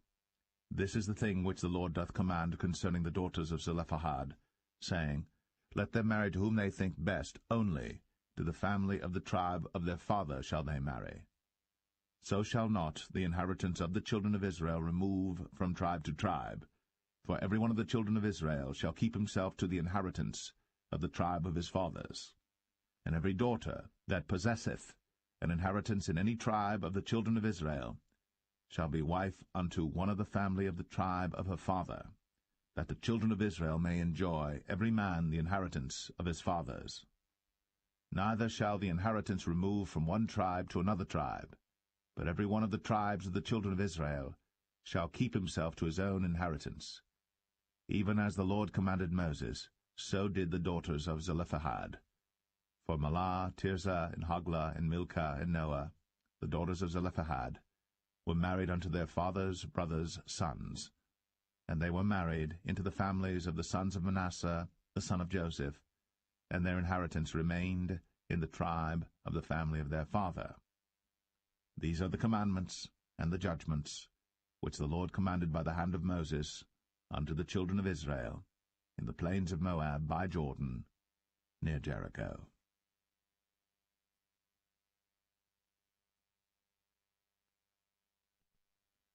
The Book of Deuteronomy, chapter 1. These be the words which Moses spake unto all Israel on this side Jordan in the wilderness, in the plain over against the Red Sea, between Paran and Tephel, and Laban and Hazroth, and Dizahab. There are 11 days' journey from Oreb by the way of Mount Seir unto Kadesh-barnea. And it came to pass in the 40th year, in the 11th month, on the first day of the month, that Moses spake unto the children of Israel according unto all that the Lord had given him in commandment unto them. After he had slain Sihon the king of the Amorites, which dwelt in Heshbon, and Og the king of Bashan, which dwelt at Ashtoreth in Edrei, on this side Jordan, in the land of Moab, began Moses to declare this law, saying, The Lord our God spake unto us in Oreb, saying, Ye have dwelt long enough in this mount. Turn you, and take your journey, and go to the mount of the Amorites, and unto all the places nigh thereunto, in the plain, in the hills, and in the vale, and in the south, and by the seaside to the land of the Canaanites, and unto Lebanon, unto the great river, the river Euphrates. Behold, I have set the land before you. Go in and possess the land which the Lord sware unto your fathers, Abraham, Isaac, and Jacob, to give unto them, and to their seed after them. And I spake unto you at that time, saying, I am not able to bear you myself alone. The Lord your God hath multiplied you, and behold, ye are this day as the stars of heaven for multitude. The Lord God of your fathers make you 1,000 times so many more as ye are, and bless you, as he hath promised you. How can I myself alone bear your cumbrance, and your burden, and your strife? Take you wise men and understanding, and known among your tribes, and I will make them rulers over you. And ye answered me and said, The thing which thou hast spoken is good for us to do. So I took the chief of your tribes, wise men and known, and made them heads over you, captains over thousands, and captains over hundreds, and captains over 50s, and captains over 10s, and officers among your tribes. And I charged your judges at that time, saying, Hear the causes between your brethren, and judge righteously between every man and his brother, and the stranger that is with him. Ye shall not respect persons in judgment, but ye shall hear the small as well as the great. Ye shall not be afraid of the face of man, for the judgment is God's. And the cause that is too hard for you, bring it unto me, and I will hear it. And I commanded you at that time all the things which ye should do. And when we departed from Oreb, we went through all that great and terrible wilderness, which ye saw by the way of the mountain of the Amorites, as the Lord our God commanded us. And we came to Kadesh-barnea. And I said unto you, Ye are come unto the mountain of the Amorites, which the Lord our God doth give unto us. Behold, the Lord thy God hath set the land before thee. Go up and possess it, as the Lord God of thy fathers hath said unto thee. Fear not, neither be discouraged.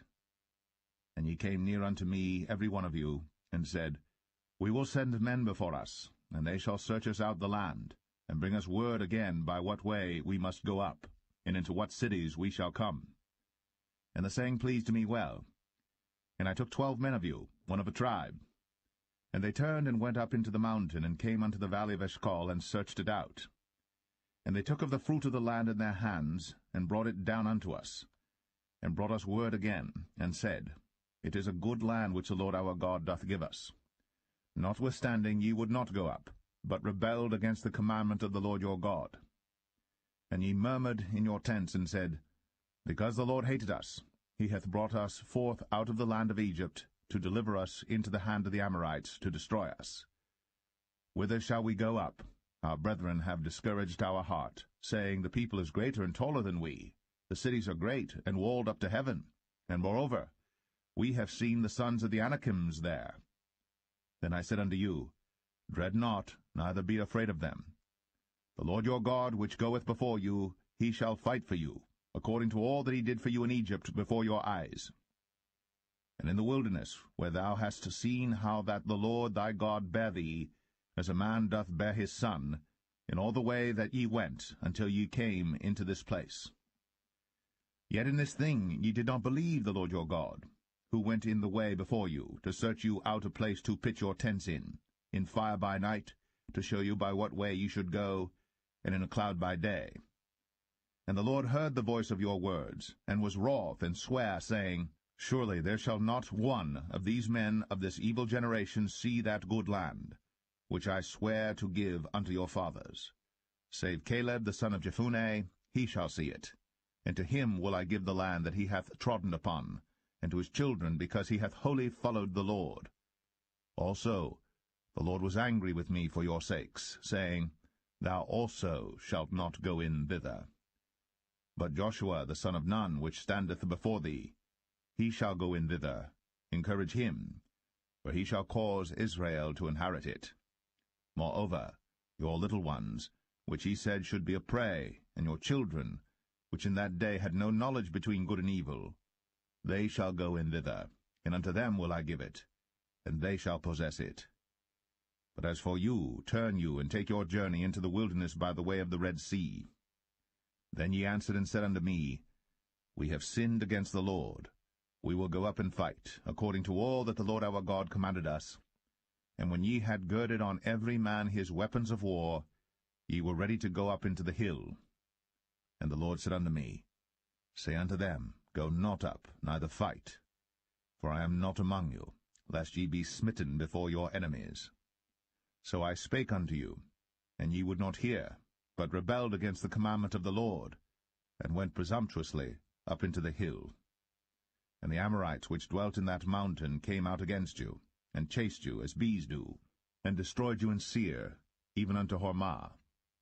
And ye returned and wept before the Lord. But the Lord would not hearken to your voice, nor give ear unto you. So ye abode in Kadesh many days, according unto the days that ye abode there.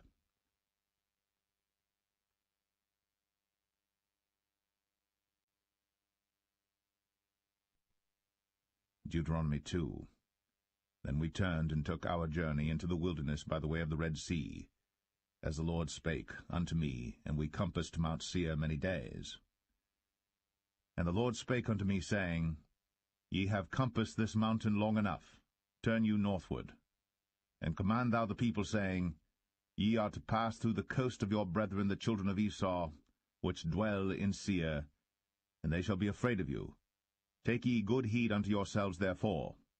Meddle not with them, for I will not give you of their land, no, not so much as a footbreadth, because I have given Mount Seir unto Esau for a possession. Ye shall buy meat of them for money, that ye may eat, and ye shall also buy water of them for money, that ye may drink. For the Lord thy God hath blessed thee in all the works of thy hand. He knoweth thy walking through this great wilderness. These 40 years the Lord thy God hath been with thee.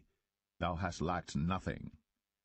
And when we passed by from our brethren the children of Esau, which dwelt in Seir, through the way of the plain from Elath and from Ezion-Geber, we turned and passed by the way of the wilderness of Moab. And the Lord said unto me, Distress not the Moabites, neither contend with them in battle. For I will not give thee of their land for a possession, because I have given Ar unto the children of Lot for a possession. The Emims dwelt therein in times past, a people great and many and tall, as the Anakims, which also were accounted giants, as the Anakims, but the Moabites called them Emims.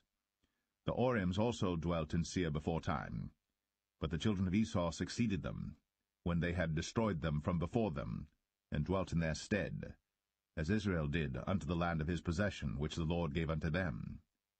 Now rise up, said I, and get you over the brook Zered. And we went over the brook Zered. And the space in which we came from Kadesh-barnea, until we were come over the brook Zered, was 38 years, until all the generation of the men of war were wasted out from among the host, as the Lord sware unto them. For indeed the hand of the Lord was against them, to destroy them from among the host, until they were consumed. So it came to pass, when all the men of war were consumed, and dead from among the people, that the Lord spake unto me, saying, Thou art to pass over through Ar, the coast of Moab, this day. And when thou comest nigh over against the children of Ammon, distress them not, nor meddle with them. For I will not give thee of the land of the children of Ammon any possession, because I have given it unto the children of Lot for a possession. That also was accounted a land of giants. Giants dwelt therein in old time, and the Ammonites call them Zamzummims, a people great and many and tall as the Anakims. But the Lord destroyed them before them, and they succeeded them, and dwelt in their stead, as he did to the children of Esau which dwelt in Seir, when he destroyed the Orims from before them, and they succeeded them, and dwelt in their stead, even unto this day. And the Avims, which dwelt in Hazarim, even unto Azar, the Caphtorims, which came forth out of Caphtor, destroyed them, and dwelt in their stead. Rise ye up, take your journey, and pass over the river Arnon. Behold, I have given into thine hand Sihon the Amorite, king of Heshbon, and his land. Begin to possess it, and contend with him in battle. This day will I begin to put the dread of thee, and the fear of thee, upon the nations that are under the whole heaven, who shall hear report of thee, and shall tremble, and be in anguish because of thee. And I sent messengers out of the wilderness of Kedemoth unto Sihon king of Heshbon with words of peace, saying, Let me pass through thy land. I will go along by the highway. I will neither turn unto the right hand, nor to the left. Thou shalt sell me meat for money, that I may eat, and give me water for money, that I may drink. Only I will pass through on my feet. As the children of Esau which dwelt in Seir, and the Moabites which dwell in Ar, did unto me, until I shall pass over Jordan into the land which the Lord our God giveth us. But Sihon king of Heshbon would not let us pass by him, for the Lord thy God hardened his spirit, and made his heart obstinate, that he might deliver him into thy hand, as appeareth this day. And the Lord said unto me, Behold, I have begun to give Sihon and his land before thee. Begin to possess, that thou mayest inherit his land. Then Sihon came out against us, he and all his people, to fight at Jahaz. And the Lord our God delivered him before us, and we smote him, and his sons, and all his people. And we took all his cities at that time, and utterly destroyed the men, and the women, and the little ones of every city. We left none to remain. Only the cattle we took for a prey unto ourselves, and the spoil of the cities which we took, from Aroer, which is by the brink of the river of Arnon, and from the city that is by the river, even unto Gilead. There was not one city too strong for us. The Lord our God delivered all unto us. Only unto the land of the children of Ammon thou camest not, nor unto any place of the river Jabbok, nor unto the cities in the mountains, nor unto whatsoever the Lord our God forbade us.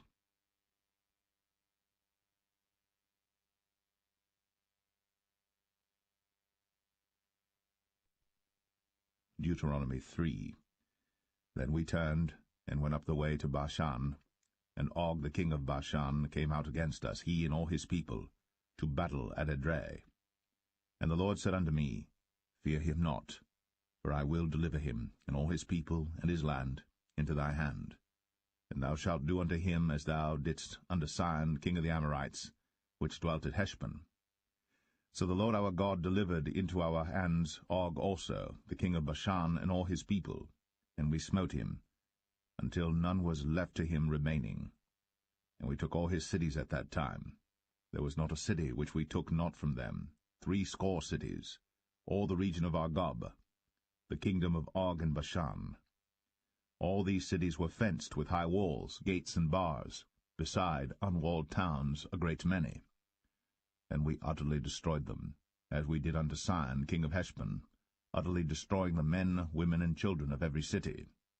But all the cattle and the spoil of the cities we took for a prey to ourselves. And we took at that time out of the hand of the 2 kings of the Amorites the land that was on this side Jordan, from the river of Arnon unto Mount Hermon, which Hermon the Sidonians call Sirion, and the Amorites call it Shenir. All the cities of the plain, and all Gilead, and all Bashan, unto Salcha and Edrei, cities of the kingdom of Og and Bashan. For only Og king of Bashan remained of the remnant of giants. Behold, his bedstead was a bedstead of iron. Is it not in Rabbath of the children of Ammon? 9 cubits was the length thereof, and 4 cubits the breadth of it, after the cubit of a man. And this land which we possessed at that time, from Aroer, which is by the river Arnon, and half Mount Gilead, and the cities thereof, gave I unto the Reubenites and to the Gadites. And the rest of Gilead and all Bashan, being the kingdom of Og, gave I unto the half-tribe of Manasseh, all the region of Argob, with all Bashan which was called the land of giants. Jair the son of Manasseh took all the country of Argob, unto the coasts of Geshuri and Maacathai, and called them after his own name, Bashan Avoth Jair, unto this day. And I gave Gilead unto Machir, and unto the Reubenites and unto the Gadites I gave from Gilead even unto the river Arnon half the valley, and the border even unto the river Jabbok, which is the border of the children of Ammon. The plain also, and Jordan, and the coast thereof, from Chinnereth even unto the sea of the plain, even the salt sea, under Ashdoth-Pisgah eastward. And I commanded you at that time, saying, The Lord your God hath given you this land to possess it. Ye shall pass over armed before your brethren the children of Israel, all that are meet for the war. But your wives, and your little ones, and your cattle, for I know that ye have much cattle, shall abide in your cities which I have given you, until the Lord hath given rest unto your brethren, as well as unto you, and until they also possess the land which the Lord your God hath given them beyond Jordan. And then shall ye return every man unto his possession, which I have given you. And I commanded Joshua at that time, saying, Thine eyes have seen all that the Lord your God hath done unto these two kings. So shall the Lord do unto all the kingdoms whither thou passest. Ye shall not fear them, for the Lord your God, he shall fight for you. And I besought the Lord at that time, saying, O Lord God, thou hast begun to show thy servant thy greatness, and thy mighty hand. For what God is there in heaven or in earth that can do according to thy works, and according to thy might? I pray thee, let me go over and see the good land that is beyond Jordan, that goodly mountain, and Lebanon. But the Lord was wroth with me for your sakes, and would not hear me. And the Lord said unto me, Let it suffice thee, speak no more unto me of this matter. Get thee up into the top of Pisgah, and lift up thine eyes westward, and northward, and southward, and eastward, and behold it with thine eyes.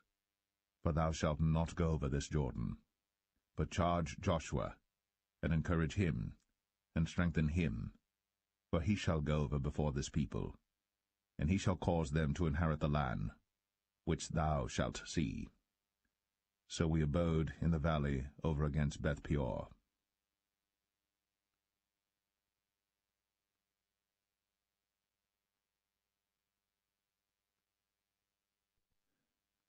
Deuteronomy 4. Now therefore hearken, O Israel, unto the statutes, and unto the judgments which I teach you, for to do them, that ye may live, and go in and possess the land which the Lord God of your fathers giveth you.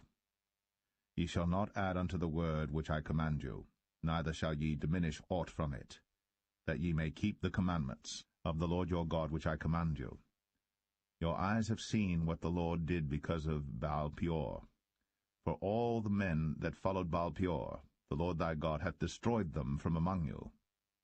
But ye that did cleave unto the Lord your God are alive, every one of you this day. Behold, I have taught you statutes and judgments, even as the Lord my God commanded me, that ye should do so in the land whither ye go to possess it. Keep therefore, and do them. For this is your wisdom and your understanding in the sight of the nations, which shall hear all these statutes and say, Surely this great nation is a wise and understanding people. For what nation is there so great, who hath God so nigh unto them, as the Lord our God is in all things that we call upon him for? And what nation is there so great, that hath statutes and judgments so righteous as all this law, which I set before you this day? Only take heed to thyself, and keep thy soul diligently, lest thou forget the things which thine eyes have seen, and lest they depart from thy heart all the days of thy life. But teach them thy sons, and thy sons' sons, especially the day that thou stoodest before the Lord thy God in Horeb, when the Lord said unto me, Gather me the people together, and I will make them hear my words, that they may learn to fear me all the days that they shall live upon the earth, and that they may teach their children.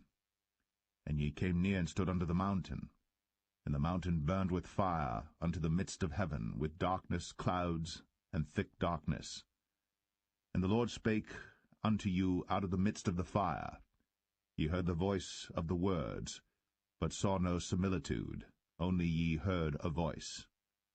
And he declared unto you his covenant, which he commanded you to perform, even 10 commandments, and he wrote them upon 2 tables of stone.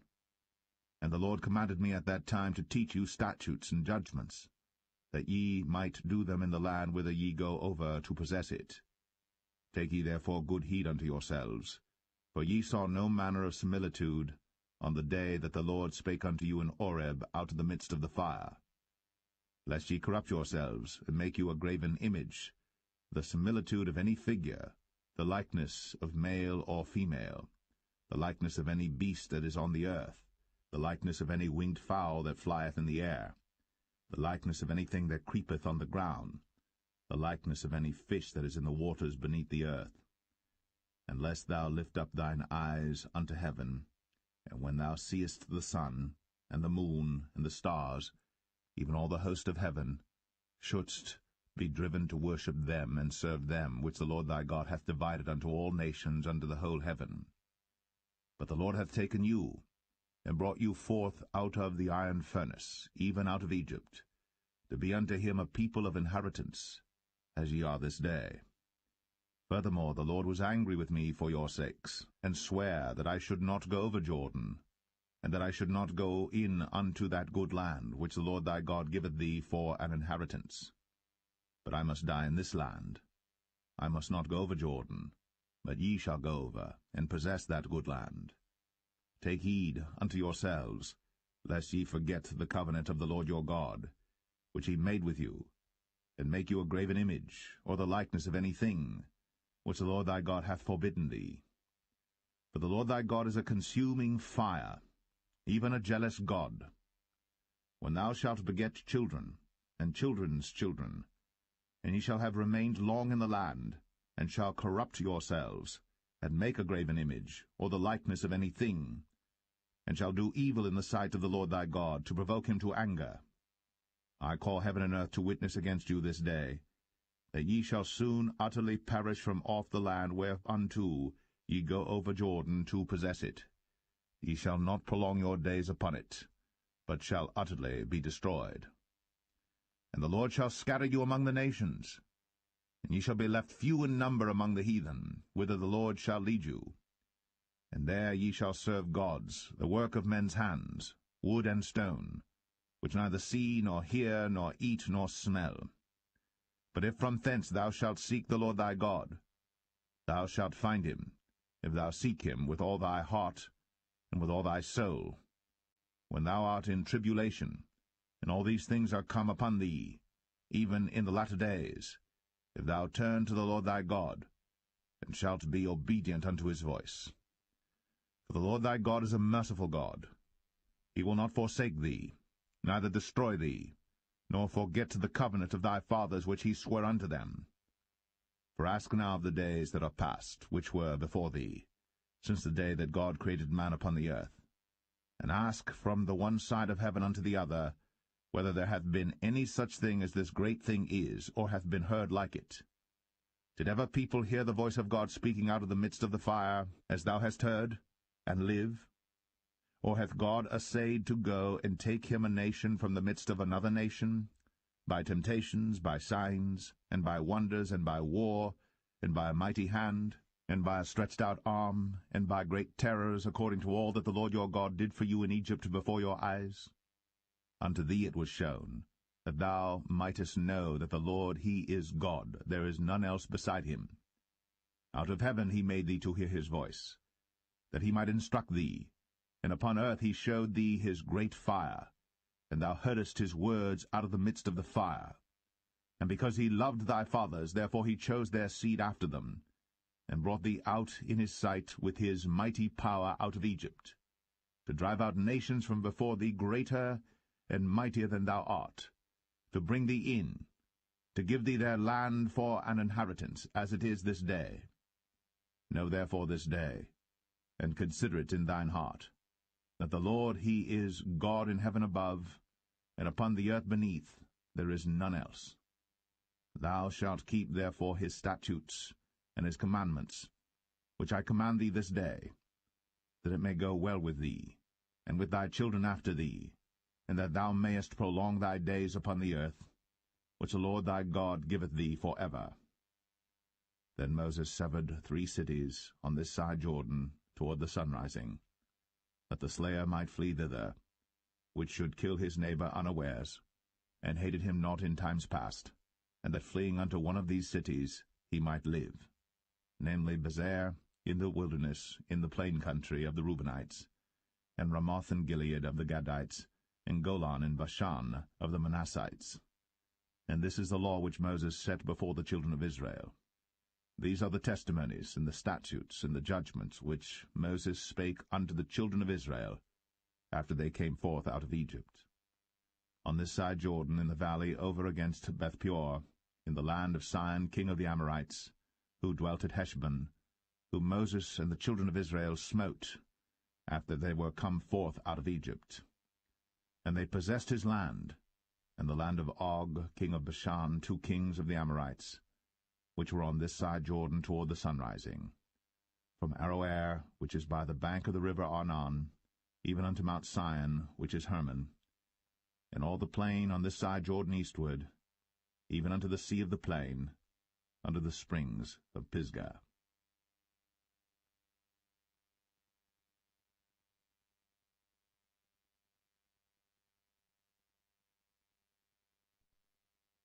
Deuteronomy 5. And Moses called all Israel, and said unto them, Hear, O Israel, the statutes and judgments which I speak in your ears this day, that ye may learn them, and keep and do them. The Lord our God made a covenant with us in Oreb. The Lord made not this covenant with our fathers, but with us, even us, who are all of us here alive this day. The Lord talked with you face to face, in the mount out of the midst of the fire. I stood between the Lord and you at that time, to show you the word of the Lord. For ye were afraid by reason of the fire, and went not up into the mount, saying, I am the Lord thy God, which brought thee out of the land of Egypt, from the house of bondage. Thou shalt have none other gods before me. Thou shalt not make thee any graven image, or any likeness of any thing that is in heaven above, or that is in the earth beneath, or that is in the waters beneath the earth. Thou shalt not bow down thyself unto them, nor serve them. For I, the Lord thy God, am a jealous God, visiting the iniquity of the fathers upon the children unto the 3rd and 4th generation of them that hate me, and showing mercy unto thousands of them that love me and keep my commandments. Thou shalt not take the name of the Lord thy God in vain, for the Lord will not hold him guiltless that taketh his name in vain. Keep the Sabbath day to sanctify it, as the Lord thy God hath commanded thee. 6 days thou shalt labor, and do all thy work. But the 7th day is the Sabbath of the Lord thy God. In it thou shalt not do any work, thou, nor thy son, nor thy daughter, nor thy manservant, nor thy maidservant, nor thine ox, nor thine ass, nor any of thy cattle, nor thy stranger that is within thy gates, that thy manservant and thy maidservant may rest as well as thou. And remember that thou wast a servant in the land of Egypt, and that the Lord thy God brought thee out thence through a mighty hand, and by a stretched out arm. Therefore the Lord thy God commanded thee to keep the Sabbath day. Honor thy father and thy mother, as the Lord thy God hath commanded thee, that thy days may be prolonged, and that it may go well with thee in the land which the Lord thy God giveth thee. Thou shalt not kill, neither shalt thou commit adultery, neither shalt thou steal, neither shalt thou bear false witness against thy neighbor, neither shalt thou desire thy neighbor's wife, neither shalt thou covet thy neighbor's house, his field, or his manservant, or his maidservant, his ox, or his ass, or anything that is thy neighbor's. These words the Lord spake unto all your assembly in the mount out of the midst of the fire, of the cloud, and of the thick darkness, with a great voice. And he added no more. And he wrote them in 2 tables of stone, and delivered them unto me.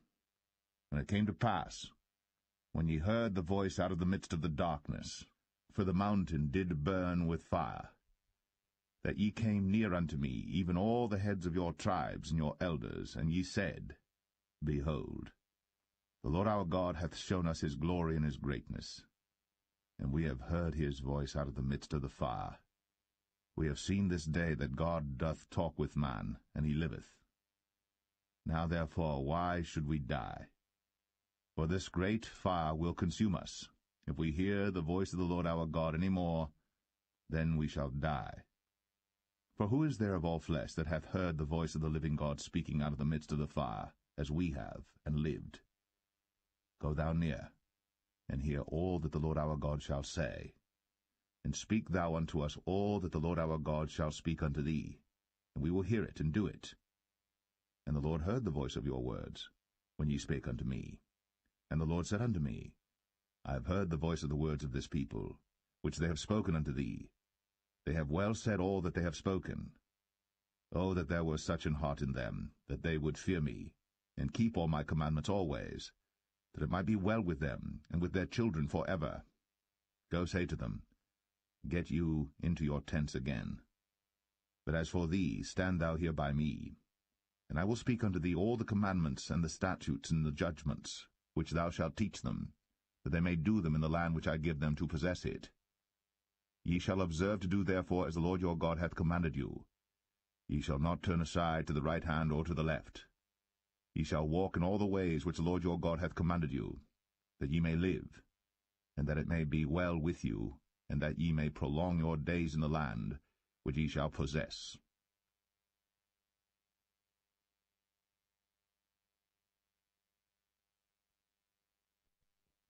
Deuteronomy 6.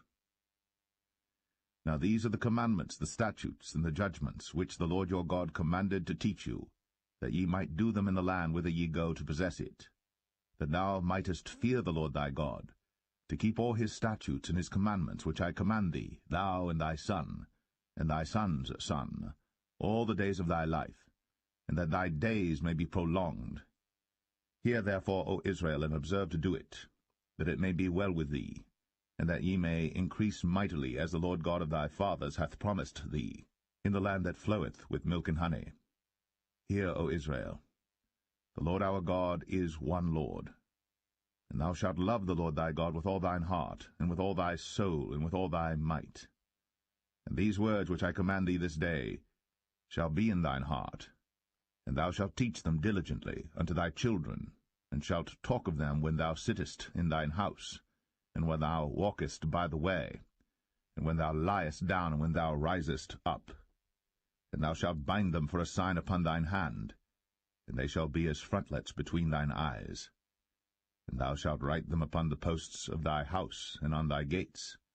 And it shall be, when the Lord thy God shall have brought thee into the land which he sware unto thy fathers, to Abraham, to Isaac, and to Jacob, to give thee great and goodly cities, which thou buildest not, and houses full of all good things, which thou fillest not, and wells digged, which thou diggest not, vineyards and olive trees, which thou plantest not.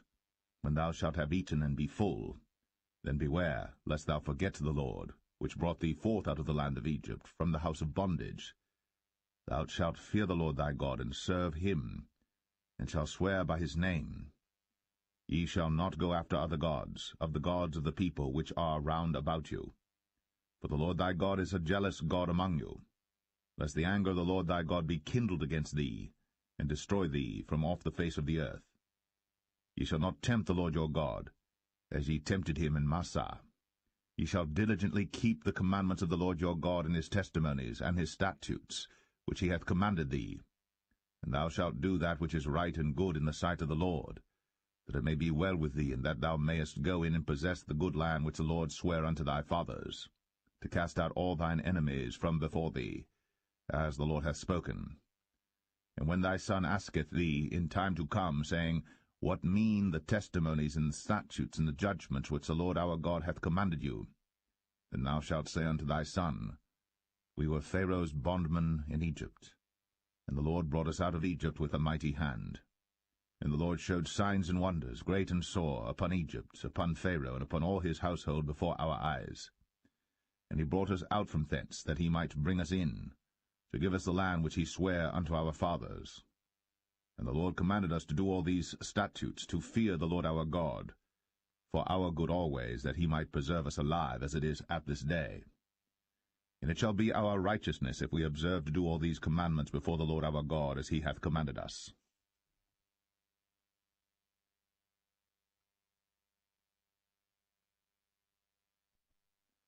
Deuteronomy 7. When the Lord thy God shall bring thee into the land whither thou goest to possess it, and hath cast out many nations before thee, the Hittites, and the Girgashites, and the Amorites, and the Canaanites, and the Perizzites, and the Hivites, and the Jebusites, 7 nations greater and mightier than thou. And when the Lord thy God shall deliver them before thee, thou shalt smite them, and utterly destroy them. Thou shalt make no covenant with them, nor show mercy unto them. Neither shalt thou make marriages with them. Thy daughter thou shalt not give unto his son, nor his daughter shalt thou take unto thy son. For they will turn away thy son from following me, that they may serve other gods. So will the anger of the Lord be kindled against you, and destroy thee suddenly. But thus shall ye deal with them. Ye shall destroy their altars, and break down their images, and cut down their groves, and burn their graven images with fire. For thou art an holy people unto the Lord thy God. The Lord thy God hath chosen thee to be a special people unto himself, above all people that are upon the face of the earth. The Lord did not set his love upon you, nor choose you, because ye were more in number than any people, for ye were the fewest of all people. But because the Lord loved you, and because he would keep the oath which he had sworn unto your fathers, hath the Lord brought you out with a mighty hand, and redeemed you out of the house of bondmen, from the hand of Pharaoh king of Egypt. Know therefore that the Lord thy God, he is God, the faithful God, which keepeth covenant and mercy with them that love him, and keep his commandments to 1,000 generations, and repayeth them that hate him to their face, to destroy them. He will not be slack to him that hateth him. He will repay him to his face. Thou shalt therefore keep the commandments, and the statutes, and the judgments, which I command thee this day to do them. Wherefore it shall come to pass, if ye hearken to these judgments, and keep and do them, that the Lord thy God shall keep unto thee the covenant, and the mercy which he sware unto thy fathers. And he will love thee, and bless thee, and multiply thee. He will also bless the fruit of thy womb, and the fruit of thy land, thy corn, and thy wine, and thine oil, the increase of thy kine, and the flocks of thy sheep, in the land which he sware unto thy fathers to give thee. Thou shalt be blessed above all people. There shall not be male or female barren among you, or among your cattle. And the Lord will take away from thee all sickness, and will put none of the evil diseases of Egypt, which thou knowest, upon thee, but will lay them upon all them that hate thee. And thou shalt consume all the people which the Lord thy God shall deliver thee. Thine eye shall have no pity upon them, neither shalt thou serve their gods, for that will be a snare unto thee. If thou shalt say in thine heart, These nations are more than I, how can I dispossess them? Thou shalt not be afraid of them, but shalt well remember what the Lord thy God did unto Pharaoh and unto all Egypt, the great temptations which thine eyes saw, and the signs and the wonders, and the mighty hand, and the stretched out arm, whereby the Lord thy God brought thee out. So shalt the Lord thy God do unto all the people of whom thou art afraid. Moreover, the Lord thy God will send the hornet among them, until they that are left and hide themselves from thee be destroyed. Thou shalt not be affrighted at them, for the Lord thy God is among you, a mighty God and terrible. And the Lord thy God will put out those nations before thee by little and little. Thou mayest not consume them at once, lest the beasts of the field increase upon thee. But the Lord thy God shall deliver them unto thee, and shall destroy them with a mighty destruction until they be destroyed. And he shall deliver their kings into thine hand, and thou shalt destroy their name from under heaven. There shall no man be able to stand before thee until thou have destroyed them. The graven images of their gods shall ye burn with fire. Thou shalt not desire the silver or gold that is on them, nor take it unto thee, lest thou be snared therein, for it is an abomination to the Lord thy God. Neither shalt thou bring an abomination into thine house, lest thou be a cursed thing like it. But thou shalt utterly detest it, and thou shalt utterly abhor it, for it is a cursed thing.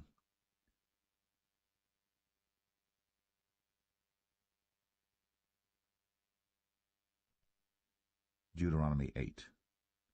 All the commandments which I command thee this day shall ye observe to do, that ye may live, and multiply, and go in and possess the land which the Lord sware unto your fathers. And thou shalt remember all the way which the Lord thy God led thee these 40 years in the wilderness, to humble thee, and to prove thee, to know what was in thine heart, whether thou wouldst keep his commandments or no. And he humbled thee, and suffered thee to hunger, and fed thee with manna, which thou knewest not, neither did thy fathers know, that he might make thee know that man doth not live by bread only, but by every word that proceedeth out of the mouth of the Lord doth man live. Thy raiment waxed not old upon thee, neither did thy foot swell these 40 years. Thou shalt also consider in thine heart, that, as a man chasteneth his son, so the Lord thy God chasteneth thee. Therefore thou shalt keep the commandments of the Lord thy God, to walk in his ways, and to fear him. For the Lord thy God bringeth thee into a good land, a land of brooks of water, of fountains and depths that spring out of valleys and hills, a land of wheat and barley and vines and fig trees and pomegranates, a land of oil, olive, and honey, a land wherein thou shalt eat bread without scarceness, thou shalt not lack anything in it, a land whose stones are iron, and out of whose hills thou mayest dig brass. When thou hast eaten and art full, then thou shalt bless the Lord thy God for the good land which he hath given thee. Beware that thou forget not the Lord thy God, in not keeping his commandments, and his judgments, and his statutes, which I command thee this day. Lest when thou hast eaten and art full, and hast built goodly houses, and dwelt therein, and when thy herds and thy flocks multiply, and thy silver and thy gold is multiplied, and all that thou hast is multiplied, then thine heart be lifted up, and thou forget the Lord thy God, which brought thee forth out of the land of Egypt from the house of bondage, who led thee through that great and terrible wilderness, wherein were fiery serpents and scorpions, and drought, where there was no water, who brought thee forth water out of the rock of flint, who fed thee in the wilderness with manna, which thy fathers knew not, that he might humble thee, and that he might prove thee to do thee good at thy latter end. And thou say in thine heart, My power and the might of mine hand hath gotten me this wealth. But thou shalt remember the Lord thy God, for it is he that giveth thee power to get wealth, that he may establish his covenant which he sware unto thy fathers, as it is this day. And it shall be, if thou do at all forget the Lord thy God, and walk after other gods, and serve them, and worship them, I testify against you this day, that ye shall surely perish. As the nations which the Lord destroyeth before your face, so shall ye perish, because ye would not be obedient unto the voice of the Lord your God.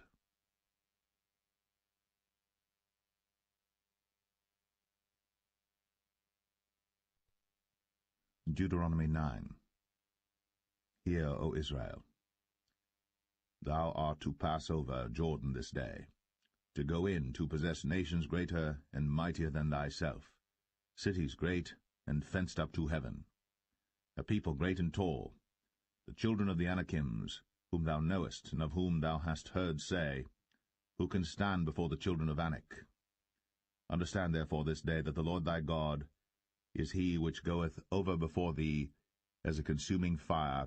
He shall destroy them, and he shall bring them down before thy face. So shalt thou drive them out, and destroy them quickly, as the Lord hath said unto thee. Speak not thou in thine heart, after that the Lord thy God hath cast them out from before thee, saying, For my righteousness the Lord hath brought me in to possess this land. But for the wickedness of these nations the Lord doth drive them out from before thee. Not for thy righteousness, or for the uprightness of thine heart, dost thou go to possess their land. But for the wickedness of these nations the Lord thy God doth drive them out from before thee, and that he may perform the word which the Lord sware unto thy fathers, Abraham, Isaac, and Jacob. Understand, therefore, that the Lord thy God giveth thee not this good land to possess it for thy righteousness, for thou art a stiff-necked people. Remember, and forget not, how thou provokest the Lord thy God to wrath in the wilderness, from the day that thou didst depart out of the land of Egypt, until ye came unto this place. Ye have been rebellious against the Lord. Also in Oreb ye provoked the Lord to wrath, so that the Lord was angry with you to have destroyed you. When I was gone up into the mount to receive the tables of stone, even the tables of the covenant which the Lord made with you, then I abode in the mount 40 days and 40 nights. I neither did eat bread nor drink water. And the Lord delivered unto me 2 tables of stone written with the finger of God, and on them was written according to all the words which the Lord spake with you in the mount out of the midst of the fire in the day of the assembly. And it came to pass at the end of 40 days and 40 nights, that the Lord gave me the 2 tables of stone, even the tables of the covenant. And the Lord said unto me, Arise, get thee down quickly from hence, for thy people which thou hast brought forth out of Egypt have corrupted themselves. They are quickly turned aside out of the way which I commanded them. They have made them a molten image. Furthermore the Lord spake unto me, saying, I have seen this people, and behold, it is a stiff-necked people. Let me alone, that I may destroy them, and blot out their name from under heaven. And I will make of thee a nation mightier and greater than they. So I turned, and came down from the mount, and the mount burned with fire, and the 2 tables of the covenant were in my 2 hands. And I looked, and behold, ye had sinned against the Lord your God, and had made you a molten calf. Ye had turned aside quickly out of the way which the Lord had commanded you.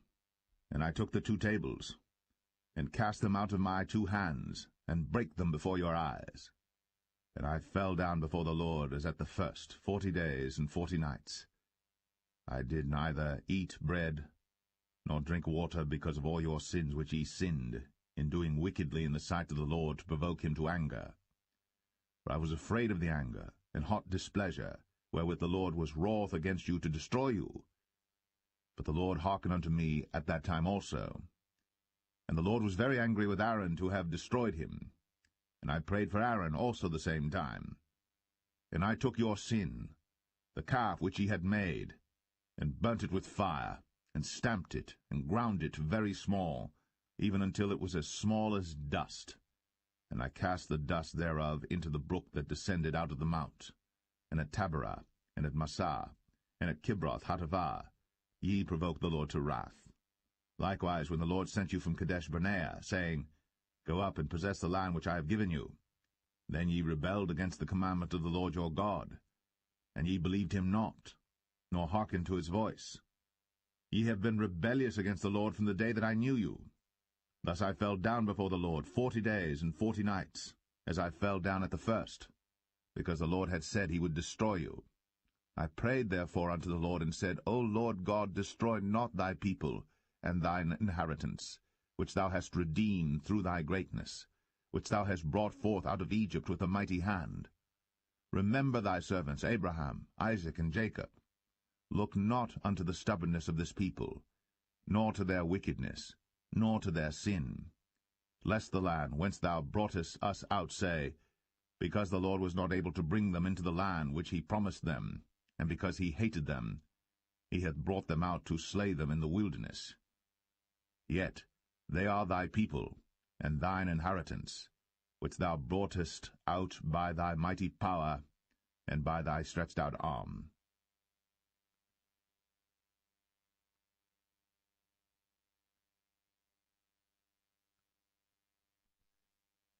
Deuteronomy 10.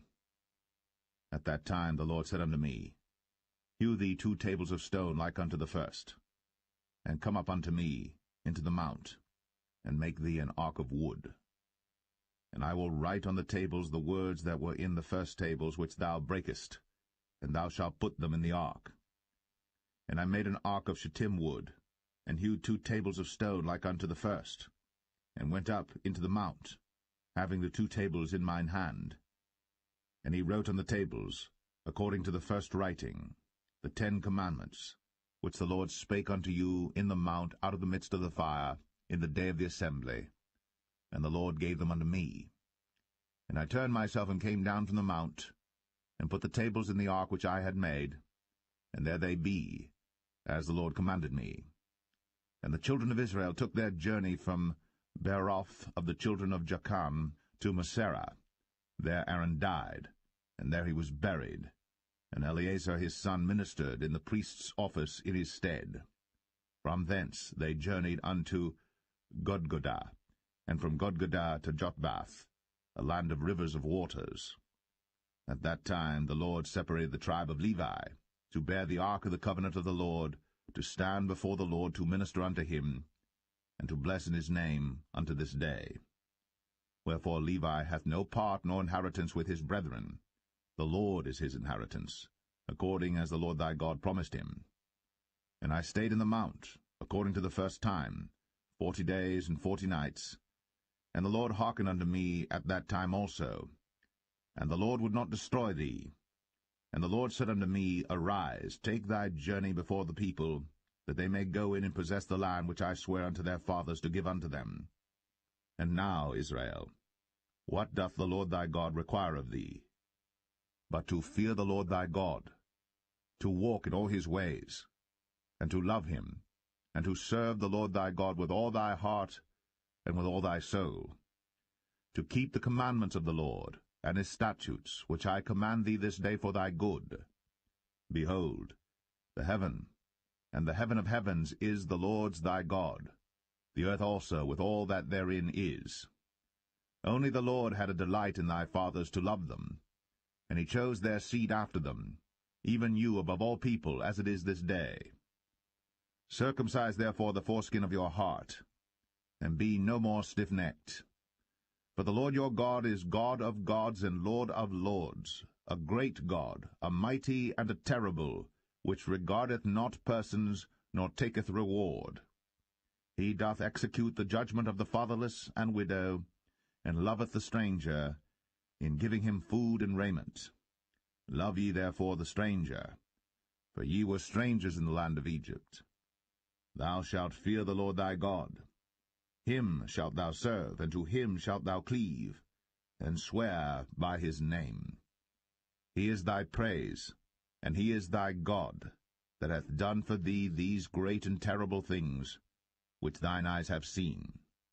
Thy fathers went down into Egypt with 70 persons, and now the Lord thy God hath made thee as the stars of heaven for multitude.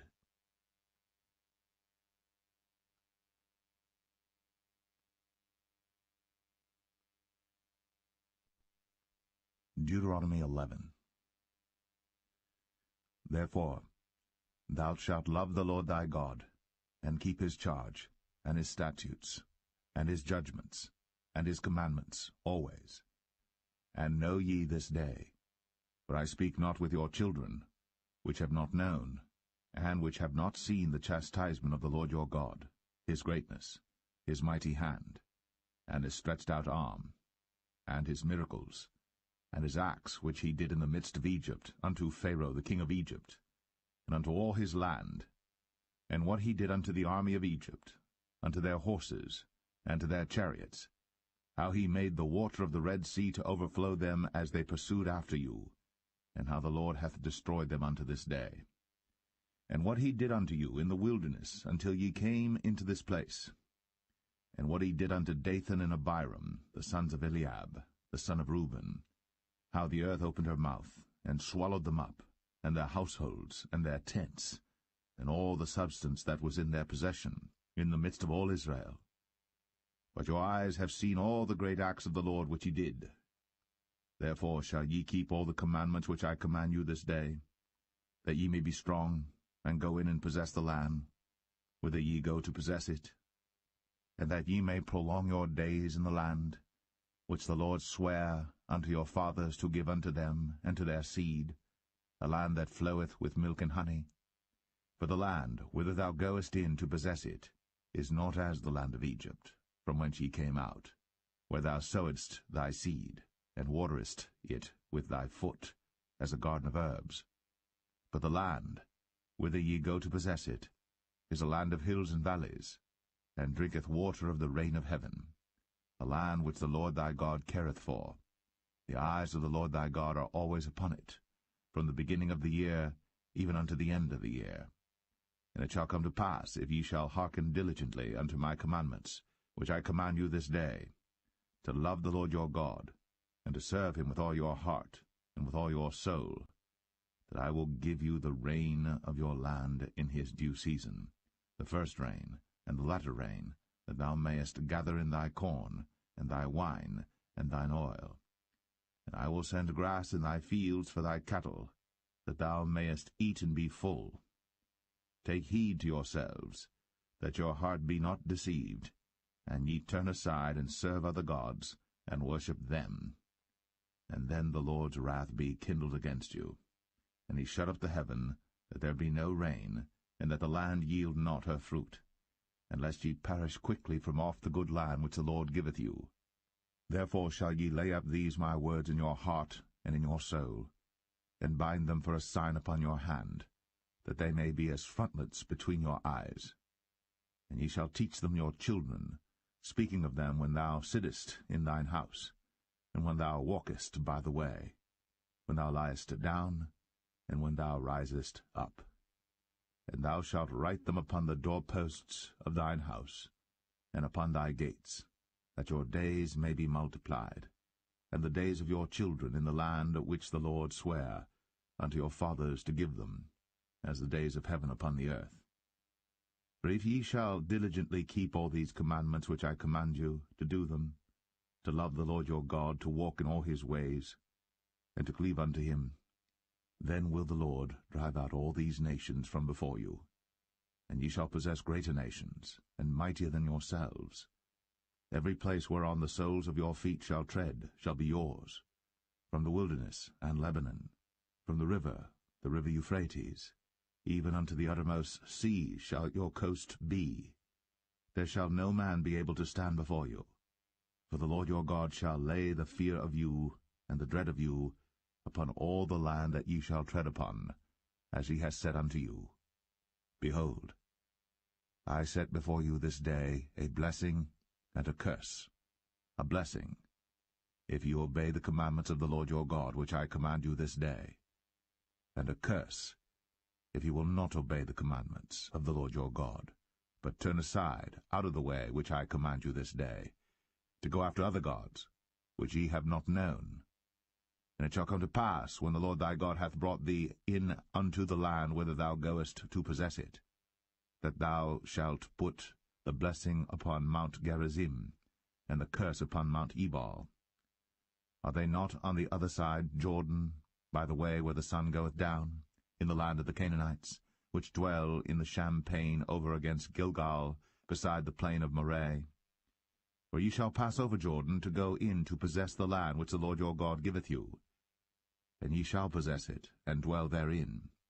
And ye shall observe to do all the statutes and judgments which I set before you this day.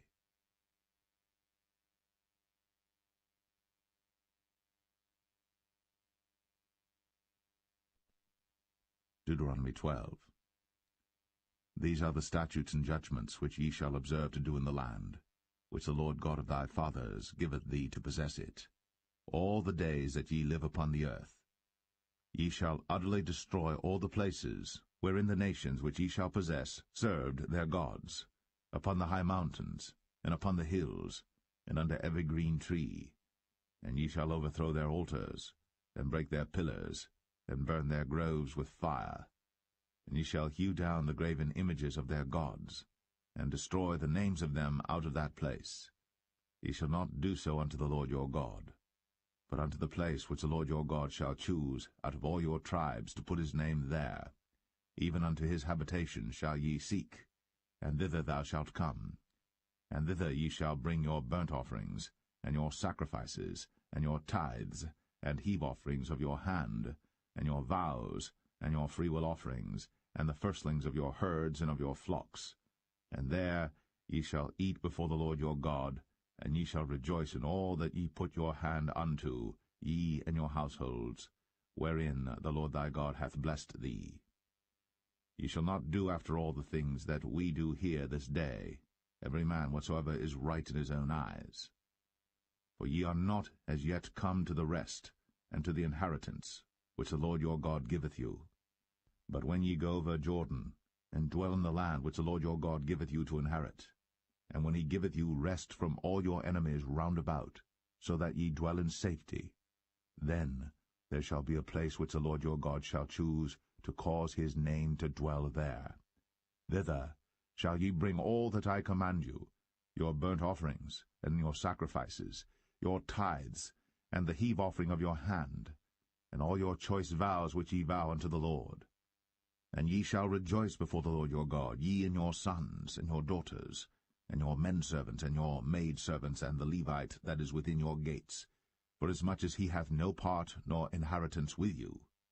Take heed to thyself, that thou offer not thy burnt offerings in every place that thou seest, but in the place which the Lord shall choose in one of thy tribes, there thou shalt offer thy burnt offerings, and there thou shalt do all that I command thee. Notwithstanding, thou mayest kill and eat flesh in all thy gates, whatsoever thy soul lusteth after, according to the blessing of the Lord thy God which he hath given thee. The unclean and the clean may eat thereof, as of the roebuck, and as of the hart. Only ye shall not eat the blood. Ye shall pour it upon the earth as water. Thou mayest not eat within thy gates the tithe of thy corn, or of thy wine, or of thy oil, or the firstlings of thy herds, or of thy flock, nor any of thy vows which thou vowest, nor thy freewill offerings, or heave offering of thine hand. But thou must eat them before the Lord thy God in the place which the Lord thy God shall choose, thou, and thy son, and thy daughter, and thy manservant, and thy maidservant, and the Levite that is within thy gates. And thou shalt rejoice before the Lord thy God in all that thou puttest thine hands unto. Take heed to thyself that thou forsake not the Levite as long as thou livest upon the earth. When the Lord thy God shall enlarge thy border, as he hath promised thee, and thou shalt say, I will eat flesh, because thy soul longeth to eat flesh. Thou mayest eat flesh, whatsoever thy soul lusteth after. If the place which the Lord thy God hath chosen to put his name there be too far from thee, then thou shalt kill of thy herd and of thy flock, which the Lord hath given thee, as I have commanded thee, and thou shalt eat in thy gates whatsoever thy soul lusteth after. Even as the roebuck and the hart is eaten, so thou shalt eat them. The unclean and the clean shall eat of them alike. Only be sure that thou eat not the blood, for the blood is the life, and thou mayest not eat the life with the flesh. Thou shalt not eat it. Thou shalt pour it upon the earth as water. Thou shalt not eat it, that it may go well with thee, and with thy children after thee, when thou shalt do that which is right in the sight of the Lord. Only thy holy things which thou hast, and thy vows, thou shalt take, and go unto the place which the Lord shall choose. And thou shalt offer thy burnt offerings, the flesh and the blood, upon the altar of the Lord thy God. And the blood of thy sacrifices shall be poured out upon the altar of the Lord thy God, and thou shalt eat the flesh. Observe and hear all these words which I command thee, that it may go well with thee, and with thy children after thee for ever, when thou doest that which is good and right in the sight of the Lord thy God. When the Lord thy God shall cut off the nations from before thee, whither thou goest to possess them, and thou succeedest them, and dwellest in their land, take heed to thyself that thou be not snared by following them, after that they be destroyed from before thee, and that thou inquire not after their gods, saying, How did these nations serve their gods? Even so will I do likewise. Thou shalt not do so unto the Lord thy God. For every abomination to the Lord which he hateth have they done unto their gods. For even their sons and their daughters they have burnt in the fire to their gods. What thing soever I command you, observe to do it. Thou shalt not add thereto, nor diminish from it.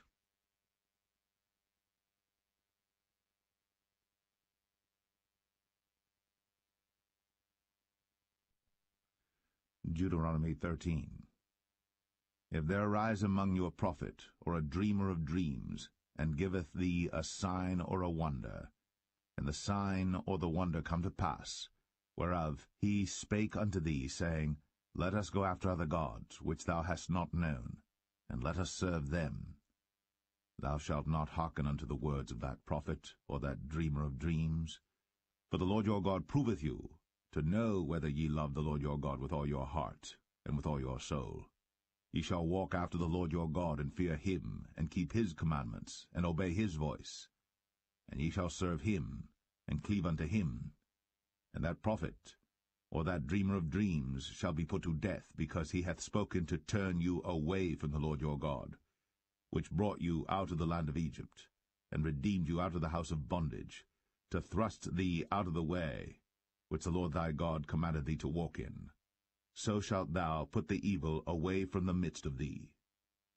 If thy brother, the son of thy mother, or thy son, or thy daughter, or the wife of thy bosom, or thy friend, which is as thine own soul, entice thee secretly, saying, Let us go and serve other gods, which thou hast not known, thou nor thy fathers, namely of the gods of the people which are round about you, nigh unto thee, or far off from thee, from the one end of the earth even unto the other end of the earth. Thou shalt not consent unto him, nor hearken unto him, neither shall thine eye pity him, neither shalt thou spare, neither shalt thou conceal him. But thou shalt surely kill him. Thine hand shall be first upon him to put him to death, and afterwards the hand of all the people. And thou shalt stone him with stones, that he die, because he hath sought to thrust thee away from the Lord thy God, which brought thee out of the land of Egypt, from the house of bondage. And all Israel shall hear and fear, and shall do no more any such wickedness as this is among you.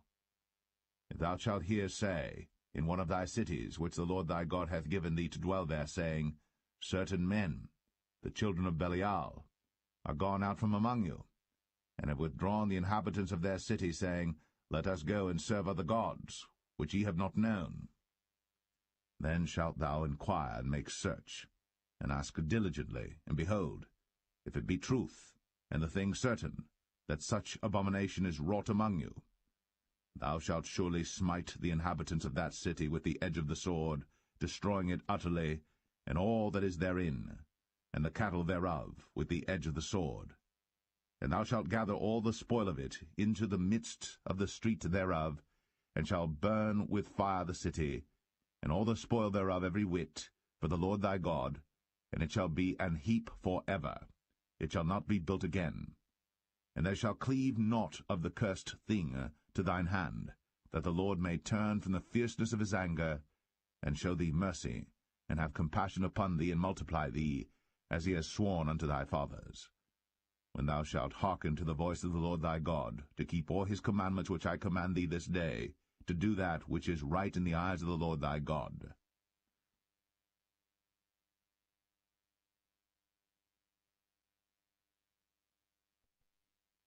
Deuteronomy 14. Ye are the children of the Lord your God.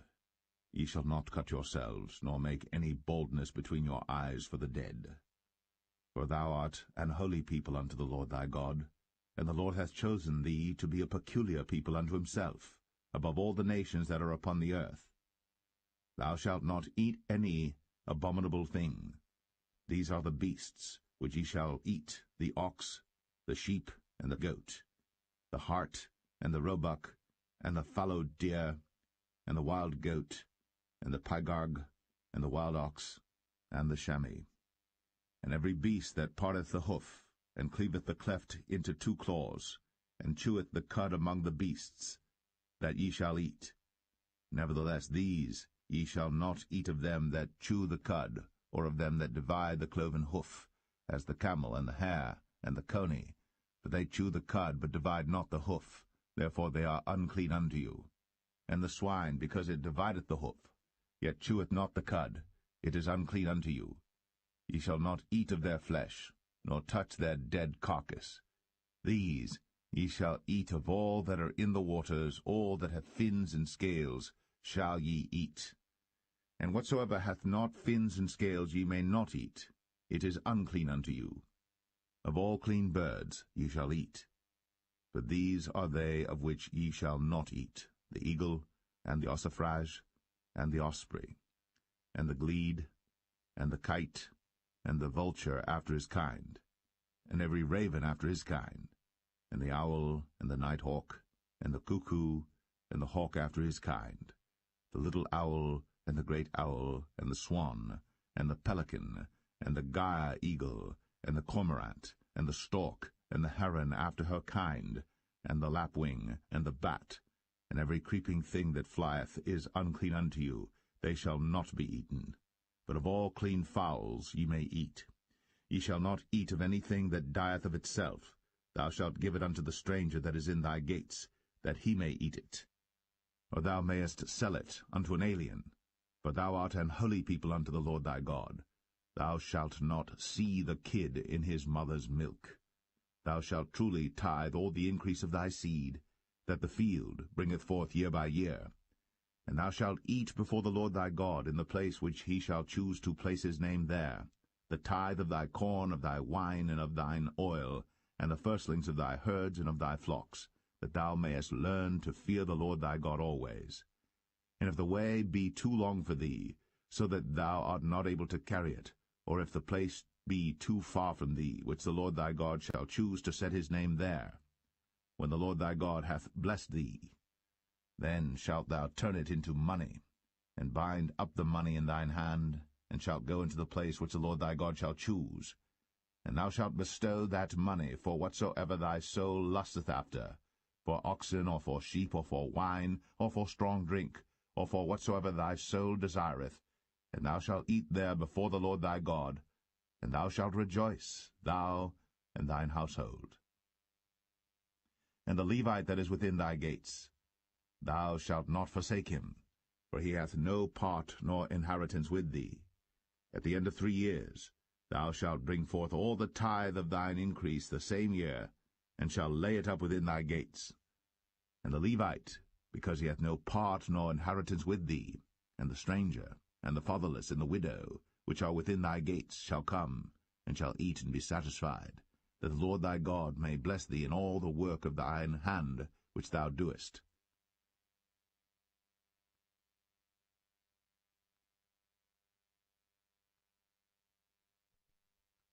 Deuteronomy 15. At the end of every 7 years thou shalt make a release, and this is the manner of the release. Every creditor that lendeth aught unto his neighbor shall release it. He shall not exact it of his neighbor, or of his brother, because it is called the Lord's release. Of a foreigner thou mayest exact it again, but that which is thine with thy brother thine hand shall release, save when there shall be no poor among you. For the Lord shall greatly bless thee in the land which the Lord thy God giveth thee for an inheritance to possess it. Only if thou carefully hearken unto the voice of the Lord thy God, to observe to do all these commandments which I command thee this day. For the Lord thy God blesseth thee, as he promised thee, and thou shalt lend unto many nations, but thou shalt not borrow, and thou shalt reign over many nations, but they shall not reign over thee. If there be among you a poor man, of one of thy brethren within any of thy gates in thy land which the Lord thy God giveth thee, thou shalt not harden thine heart, nor shut thine hand from thy poor brother, but thou shalt open thine hand wide unto him, and shalt surely lend him sufficient for his need in that which he wanteth. Beware that there be not a thought in thy wicked heart, saying, The 7th year, the year of release, is at hand, and thine eye be evil against thy poor brother, and thou givest him naught, and he cry unto the Lord against thee, and it be sin unto thee. Thou shalt surely give him, and thine heart shall not be grieved when thou givest unto him, because that for this thing the Lord thy God shall bless thee in all thy works, and all that thou puttest thine hand unto. For the poor shall never cease out of the land.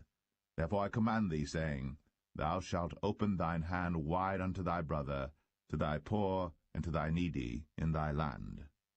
And if thy brother, an Hebrew man or an Hebrew woman, be sold unto thee, and serve thee 6 years, Then in the 7th year thou shalt let him go free from thee. And when thou sendest him out free from thee, thou shalt not let him go away empty. Thou shalt furnish him liberally out of thy flock, and out of thy floor, and out of thy winepress. Of that wherewith the Lord thy God hath blessed thee thou shalt give unto him. And thou shalt remember that thou wast a bondman in the land of Egypt, and the Lord thy God redeemed thee. Therefore I command thee this thing today. And it shall be, if he say unto thee, I will not go away from thee, because he loveth thee and thine house, because he is well with thee, then thou shalt take an awl, and thrust it through his ear unto the door, and he shall be thy servant for ever. And also unto thy maidservant thou shalt do likewise. It shall not seem hard unto thee when thou sendest him away free from thee, for he hath been worth a double hired servant to thee, in serving thee 6 years. And the Lord thy God shall bless thee in all that thou doest. All the firstling males that come of thy herd, and of thy flock, thou shalt sanctify unto the Lord thy God. Thou shalt do no work with the firstling of thy bullock, nor shear the firstling of thy sheep. Thou shalt eat it before the Lord thy God year by year in the place which the Lord shall choose, thou and thy household. And if there be any blemish therein, as if it be lame, or blind, or have any ill blemish, thou shalt not sacrifice it unto the Lord thy God. Thou shalt eat it within thy gates. The unclean and the clean person shall eat it alike, as the roebuck and as the hart. Only thou shalt not eat the blood thereof. Thou shalt pour it upon the ground as water.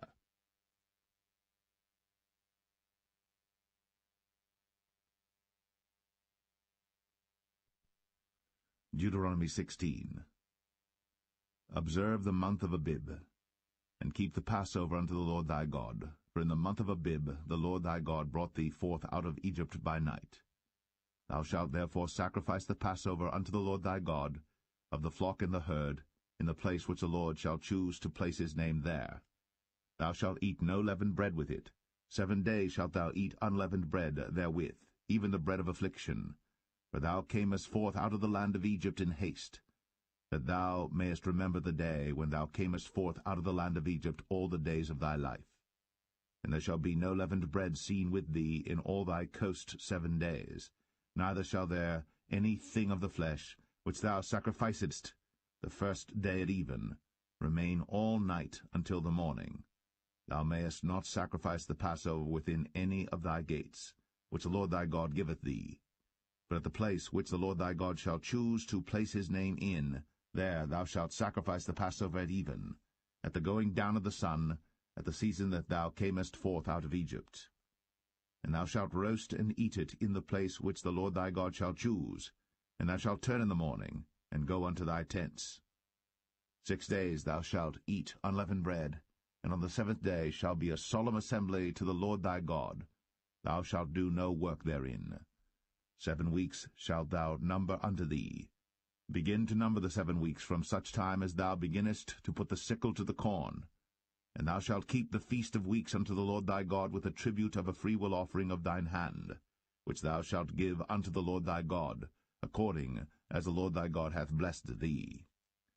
And thou shalt rejoice before the Lord thy God, thou, and thy son, and thy daughter, and thy manservant, and thy maidservant, and the Levite that is within thy gates, and the stranger, and the fatherless, and the widow that are among you, in the place which the Lord thy God hath chosen to place his name there. And thou shalt remember that thou wast a bondman in Egypt, and thou shalt observe and do these statutes. Thou shalt observe the Feast of Tabernacles 7 days. After that thou hast gathered in thy corn and thy wine. And thou shalt rejoice in thy feast, thou and thy son, and thy daughter, and thy manservant, and thy maidservant, and the Levite, the stranger, and the fatherless, and the widow, that are within thy gates. 7 days shalt thou keep a solemn feast unto the Lord thy God in the place which the Lord shall choose, because the Lord thy God shall bless thee in all thine increase, in all the works of thine hands. Therefore thou shalt surely rejoice. 3 times in a year shall all thy males appear before the Lord thy God in the place which he shall choose, in the feast of unleavened bread, in the feast of weeks, in the feast of tabernacles, and they shall not appear before the Lord empty. Every man shall give as he is able, according to the blessing of the Lord thy God which he hath given thee. Judges and officers shalt thou make thee in all thy gates, which the Lord thy God giveth thee throughout thy tribes, and they shall judge the people with just judgment. Thou shalt not wrest judgment. Thou shalt not respect persons, neither take a gift, for a gift doth blind the eyes of the wise, and pervert the words of the righteous. That which is altogether just shalt thou follow, that thou mayest live, and inherit the land which the Lord thy God giveth thee. Thou shalt not plant thee a grove of any trees near unto the altar of the Lord thy God, which thou shalt make thee. Neither shalt thou set thee up any image, which the Lord thy God hateth.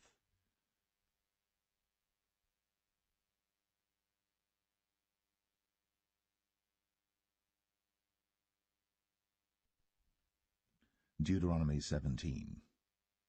Thou shalt not sacrifice unto the Lord thy God any bullock or sheep wherein is blemish, or any evil favouredness, for that is an abomination unto the Lord thy God. If there be found among you within any of thy gates, which the Lord thy God giveth thee, man or woman, that hath wrought wickedness in the sight of the Lord thy God, in transgressing his covenant, and hath gone and served other gods, and worshipped them, either the sun or moon, or any of the host of heaven, which I have not commanded, and it be told thee, and thou hast heard of it, and inquired diligently, and behold, it be true, and the thing certain that such abomination is wrought in Israel, then shalt thou bring forth that man or that woman, which have committed that wicked thing, unto thy gates, even that man or that woman, and shalt stone them with stones till they die. At the mouth of 2 witnesses or 3 witnesses shall he that is worthy of death be put to death. But at the mouth of 1 witness he shall not be put to death. The hands of the witnesses shall be first upon him to put him to death, and afterward the hands of all the people. So thou shalt put the evil away from among you. If there arise a matter too hard for thee in judgment, between blood and blood, between plea and plea, and between stroke and stroke, being matters of controversy within thy gates, then shalt thou arise, and get thee up into the place which the Lord thy God shall choose. And thou shalt come unto the priests, the Levites, and unto the judge that shall be in those days, and inquire, and they shall show thee the sentence of judgment. And thou shalt do according to the sentence which they of that place which the Lord shall choose shall show thee.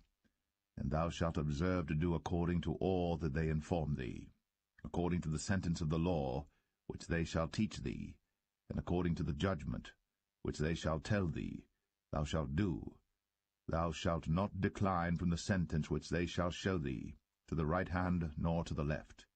And the man that will do presumptuously, and will not hearken unto the priest that standeth to minister there before the Lord thy God, or unto the judge, even that man shall die. And thou shalt put away the evil from Israel. And all the people shall hear and fear, and do no more presumptuously.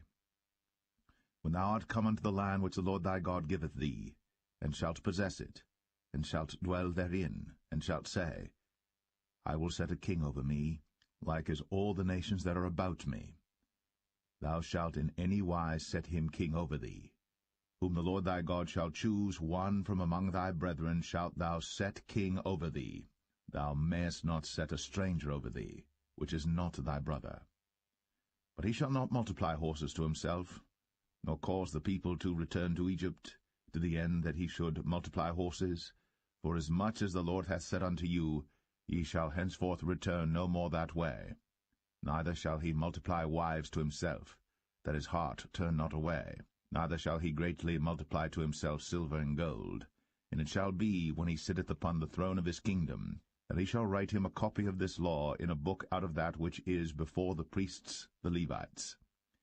And it shall be with him, and he shall read therein all the days of his life, that he may learn to fear the Lord his God, to keep all the words of this law and these statutes to do them, that his heart be not lifted up above his brethren, and that he turn not aside from the commandment to the right hand or to the left, to the end that he may prolong his days in his kingdom, he and his children, in the midst of Israel.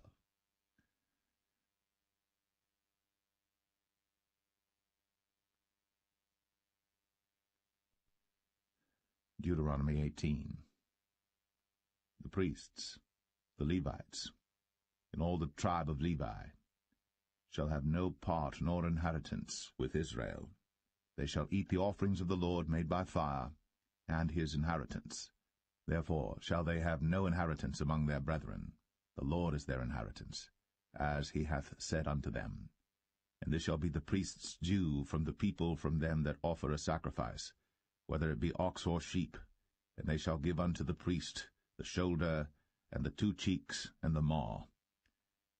The firstfruit also of thy corn, of thy wine, and of thine oil, and the first of the fleece of thy sheep shalt thou give him. For the Lord thy God hath chosen him out of all thy tribes, to stand to minister in the name of the Lord, him and his sons forever. And if a Levite come from any of thy gates out of all Israel, where he sojourned, and come with all the desire of his mind unto the place which the Lord shall choose, then he shall minister in the name of the Lord his God, as all his brethren the Levites do, which stand there before the Lord. They shall have like portions to eat, beside that which cometh of the sale of his patrimony. When thou art come into the land which the Lord thy God giveth thee, thou shalt not learn to do after the abominations of those nations. There shall not be found among you any one that maketh his son or his daughter to pass through the fire, or that useth divination, or an observer of times, or an enchanter, or a witch, or a charmer, or a consulter with familiar spirits, or a wizard, or a necromancer. For all that do these things are an abomination unto the Lord. And because of these abominations the Lord thy God doth drive them out from before thee. Thou shalt be perfect with the Lord thy God. For these nations which thou shalt possess hearkened unto observers of times, and unto diviners. But as for thee, the Lord thy God hath not suffered thee so to do. The Lord thy God will raise up unto thee a prophet from the midst of thee, of thy brethren, like unto me.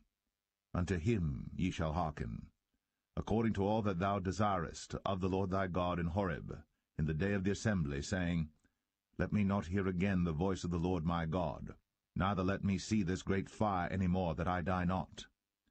And the Lord said unto me, They have well spoken that which they have spoken. I will raise them up a prophet from among their brethren, like unto thee, and will put my words in his mouth, and he shall speak unto them all that I shall command him. And it shall come to pass, that whosoever will not hearken unto my words which he shall speak in my name, I will require it of him. But the prophet, which shall presume to speak a word in my name, which I have not commanded him to speak, or that shall speak in the name of other gods, even that prophet shall die. And if thou say in thine heart, How shall we know the word which the Lord hath not spoken? When a prophet speaketh in the name of the Lord, if the thing follow not, nor come to pass, that is the thing which the Lord hath not spoken, but the prophet hath spoken it presumptuously, thou shalt not be afraid of him.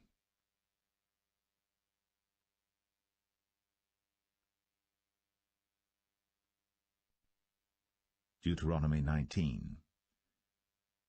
When the Lord thy God hath cut off the nations, whose land the Lord thy God giveth thee, and thou succeedest them, and dwellest in their cities and in their houses, thou shalt separate 3 cities for thee in the midst of thy land, which the Lord thy God giveth thee to possess it. Thou shalt prepare thee a way, and divide the coasts of thy land, which the Lord thy God giveth thee to inherit, into 3 parts, that every slayer may flee thither. And this is the case of the slayer, which shall flee thither, that he may live, whoso killeth his neighbor ignorantly, whom he hated not in time past. As when a man goeth into the wood with his neighbor to hew wood, and his hand fetcheth a stroke with the axe to cut down the tree, and the head slippeth from the helve, and lighteth upon his neighbor, that he die. He shall flee unto one of those cities, and live, lest the avenger of blood pursue the slayer, while his heart is hot, and overtake him, because the way is long, and slay him, whereas he was not worthy of death, inasmuch as he hated him not in time past. Wherefore I command thee, saying, Thou shalt separate 3 cities for thee. And if the Lord thy God enlarge thy coast, as he hath sworn unto thy fathers, and give thee all the land which he promised to give unto thy fathers, If thou shalt keep all these commandments to do them, which I command thee this day, to love the Lord thy God, and to walk ever in his ways, then shalt thou add 3 cities more for thee, beside these 3, that innocent blood be not shed in thy land, which the Lord thy God giveth thee for an inheritance, and so blood be upon thee. But if any man hate his neighbor, and lie in wait for him, and rise up against him, and smite him mortally, that he die, and fleeth into one of these cities, then the elders of his city shall send and fetch him thence, and deliver him into the hand of the avenger of blood, that he may die. Thine eye shall not pity him, but thou shalt put away the guilt of innocent blood from Israel, that it may go well with thee.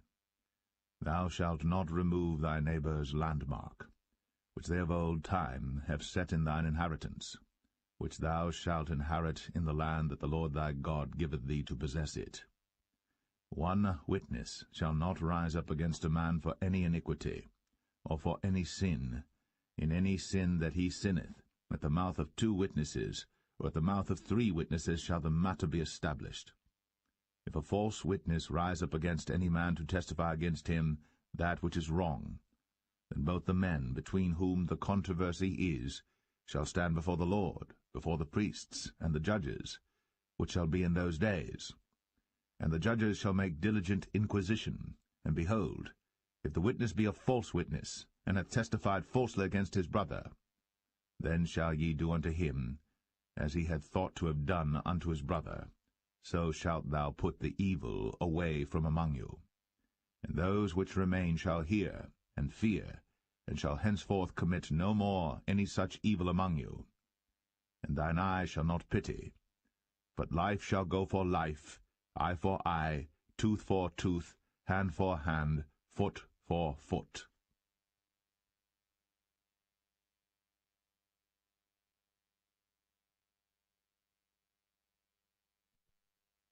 Deuteronomy 20. When thou goest out to battle against thine enemies, and seest horses and chariots, and a people more than thou, be not afraid of them, for the Lord thy God is with thee, which brought thee up out of the land of Egypt. And it shall be, when you are come nigh unto the battle, that the priest shall approach and speak unto the people, and shall say unto them, Hear, O Israel, ye approach this day unto battle against your enemies. Let not your hearts faint, fear not, and do not tremble, neither be ye terrified because of them. For the Lord your God is he that goeth with you, to fight for you against your enemies, to save you. And the officers shall speak unto the people, saying, What man is there that hath built a new house, and hath not dedicated it? Let him go and return to his house, lest he die in the battle, and another man dedicate it. And what man is he that hath planted a vineyard, and hath not yet eaten of it? Let him also go and return unto his house, lest he die in the battle, and another man eat of it. And what man is there that hath betrothed a wife, and hath not taken her? Let him go and return unto his house, lest he die in the battle, and another man take her. And the officers shall speak further unto the people, and they shall say, What man is there that is fearful and faint-hearted? Let him go, and return unto his house, lest his brethren's heart faint as well as his heart. And it shall be, when the officers have made an end of speaking unto the people, that they shall make captains of the armies to lead the people. When thou comest nigh unto a city to fight against it, then proclaim peace unto it. And it shall be, if it make thee answer of peace, and open unto thee, then it shall be that all the people that is found therein shall be tributaries unto thee, and they shall serve thee. And if it will make no peace with thee, but will make war against thee, then thou shalt besiege it. And when the Lord thy God hath delivered it into thine hands, thou shalt smite every male thereof with the edge of the sword. But the women, and the little ones, and the cattle, and all that is in the city, even all the spoil thereof, shalt thou take unto thyself, and thou shalt eat the spoil of thine enemies, which the Lord thy God hath given thee. Thus shalt thou do unto all the cities which are very far off from thee, which are not of the cities of these nations, but of the cities of these people, which the Lord thy God doth give thee for an inheritance. Thou shalt save alive nothing that breatheth. But thou shalt utterly destroy them, namely the Hittites, and the Amorites, the Canaanites, and the Perizzites, the Hivites, and the Jebusites, as the Lord thy God hath commanded thee, that they teach you not to do after all their abominations which they have done unto their gods. So should ye sin against the Lord your God. When thou shalt besiege a city a long time, in making war against it to take it, thou shalt not destroy the trees thereof by forcing an axe against them, for thou mayest eat of them, and thou shalt not cut them down, for the tree of the field is man's life, to employ them in the siege. Only the trees which thou knowest that they be not trees for meat, thou shalt destroy and cut them down, and thou shalt build bulwarks against the city that maketh war with thee, until it be subdued.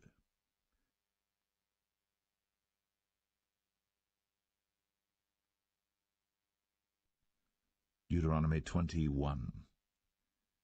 If one be found slain in the land which the Lord thy God giveth thee to possess it, lying in the field, and it be not known who hath slain him, then thy elders and thy judges shall come forth, and they shall measure unto the cities which are round about him that is slain.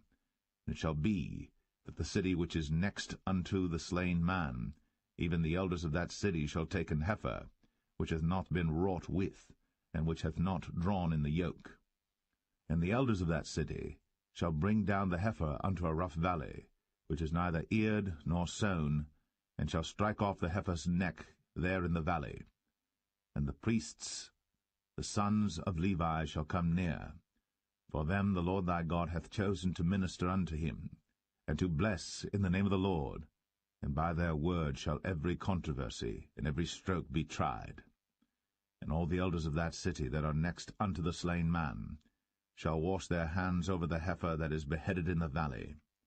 And they shall answer and say, Our hands have not shed this blood, neither have our eyes seen it. Be merciful, O Lord, unto thy people Israel, whom thou hast redeemed, and lay not innocent blood unto thy people of Israel's charge, and the blood shall be forgiven them. So shalt thou put away the guilt of innocent blood from among you, when thou shalt do that which is right in the sight of the Lord. When thou goest forth to war against thine enemies, and the Lord thy God hath delivered them into thine hands, and thou hast taken them captive, and seest among the captives a beautiful woman, and hast a desire unto her, that thou wouldest have her to thy wife, then thou shalt bring her home to thine house, and she shall shave her head, and pare her nails. And she shall put the raiment of her captivity from off her, and shall remain in thine house, and bewail her father and her mother a full month. And after that thou shalt go in unto her, and be her husband, and she shall be thy wife. And it shall be, if thou have no delight in her, then thou shalt let her go whither she will, but thou shalt not sell her at all for money. Thou shalt not make merchandise of her, because thou hast humbled her. If a man have 2 wives, one beloved, and another hated, and they have borne him children, both the beloved and the hated, and if the firstborn son be hers that was hated, then it shall be, when he maketh his sons to inherit that which he hath, that he may not make the son of the beloved firstborn before the son of the hated, which is indeed the firstborn. But he shall acknowledge the son of the hated for the firstborn, by giving him a double portion of all that he hath, for he is the beginning of his strength. The right of the firstborn is his.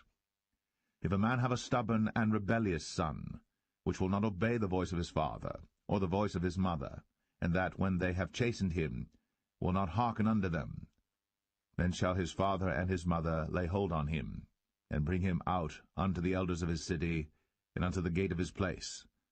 And they shall say unto the elders of his city, This our son is stubborn and rebellious. He will not obey our voice. He is a glutton and a drunkard. And all the men of his city shall stone him with stones, that he die. So shalt thou put evil away from among you, and all Israel shall hear and fear. And if a man have committed a sin worthy of death, and he be put to death, and thou hang him on a tree, his body shall not remain all night upon the tree, but thou shalt in any wise bury him that day. For he that is hanged is accursed of God, that thy land be not defiled, which the Lord thy God giveth thee for an inheritance.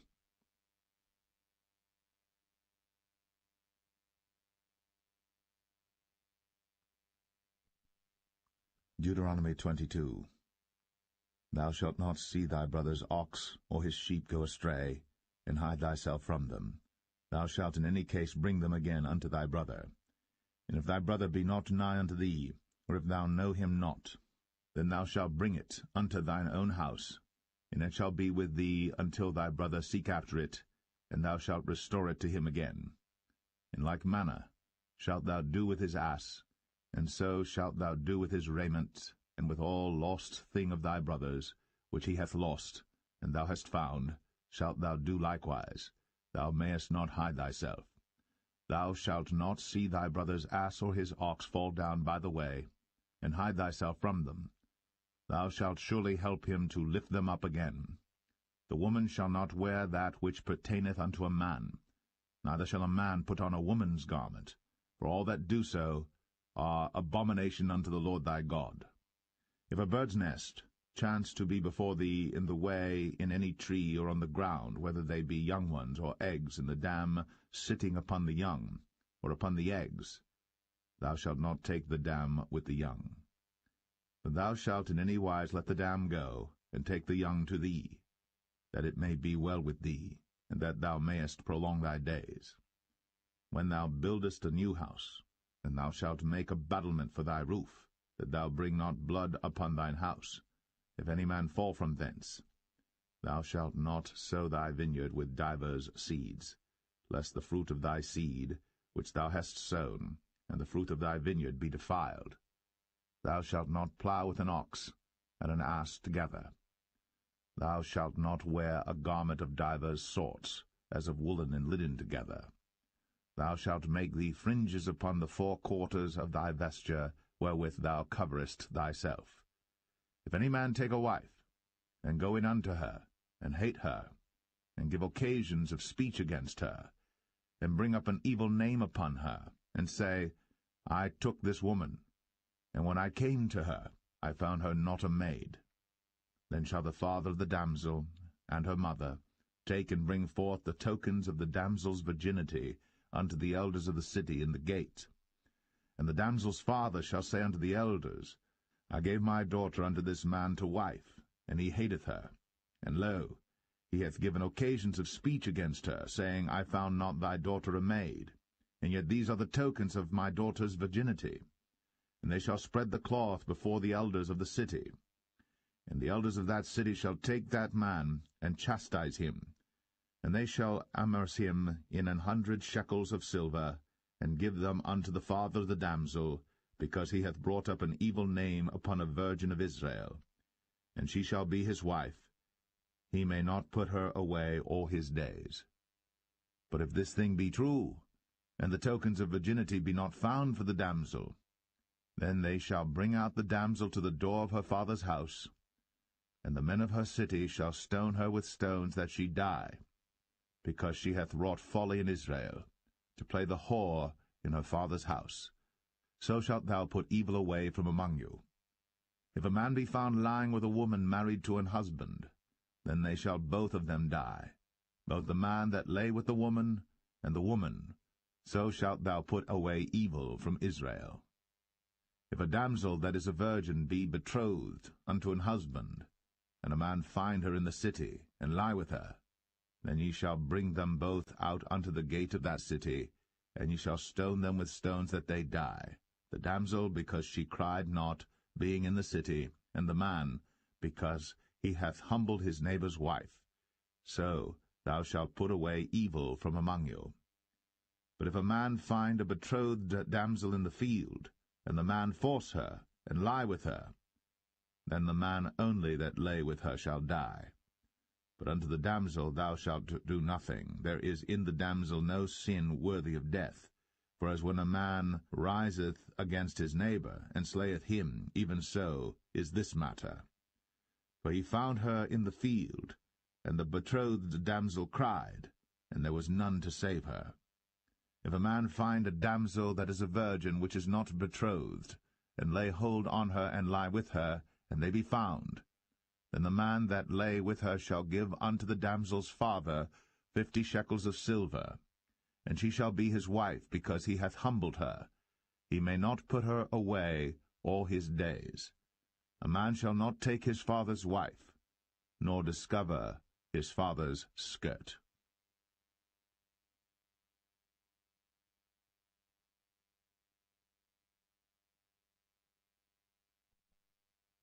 Deuteronomy 23. He that is wounded in the stones, or hath his privy member cut off, shall not enter into the congregation of the Lord. A bastard shall not enter into the congregation of the Lord. Even to his 10th generation shall he not enter into the congregation of the Lord. An Ammonite or Moabite shall not enter into the congregation of the Lord. Even to their 10th generation shall they not enter into the congregation of the Lord forever. Because they met you not with bread and with water in the way when ye came forth out of Egypt, and because they hired against thee Balaam the son of Beor of Pethor of Mesopotamia to curse thee. Nevertheless the Lord thy God would not hearken unto Balaam, but the Lord thy God turned the curse into a blessing unto thee, because the Lord thy God loved thee. Thou shalt not seek their peace nor their prosperity all thy days forever.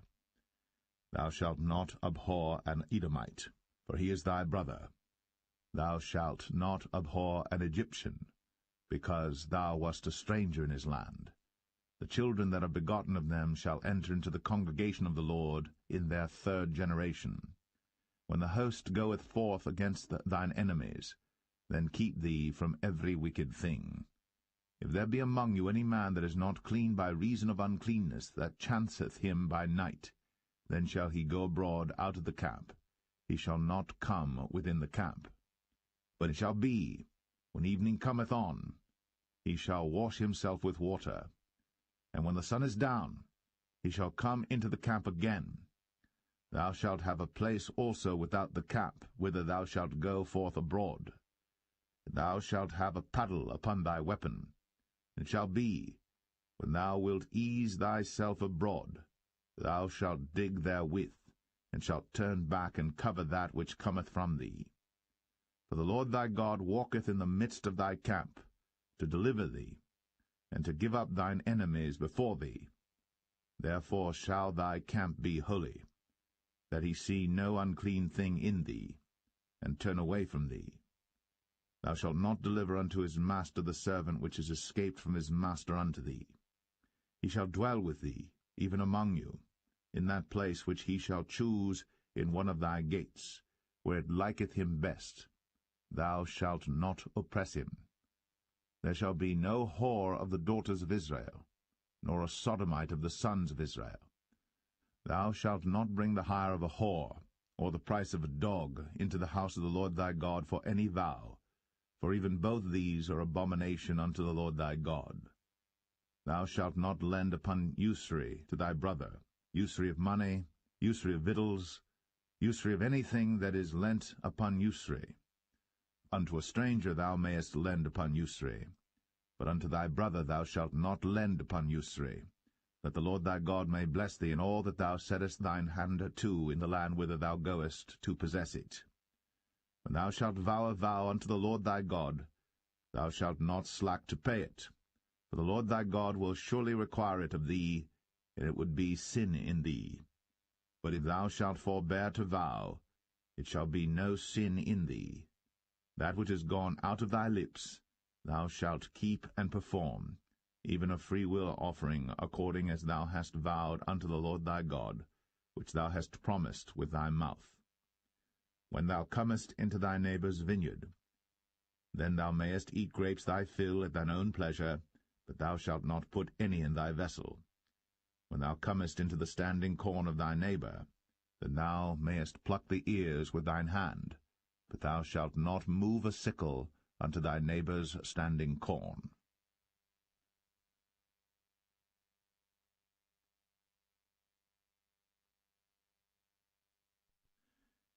Deuteronomy 24.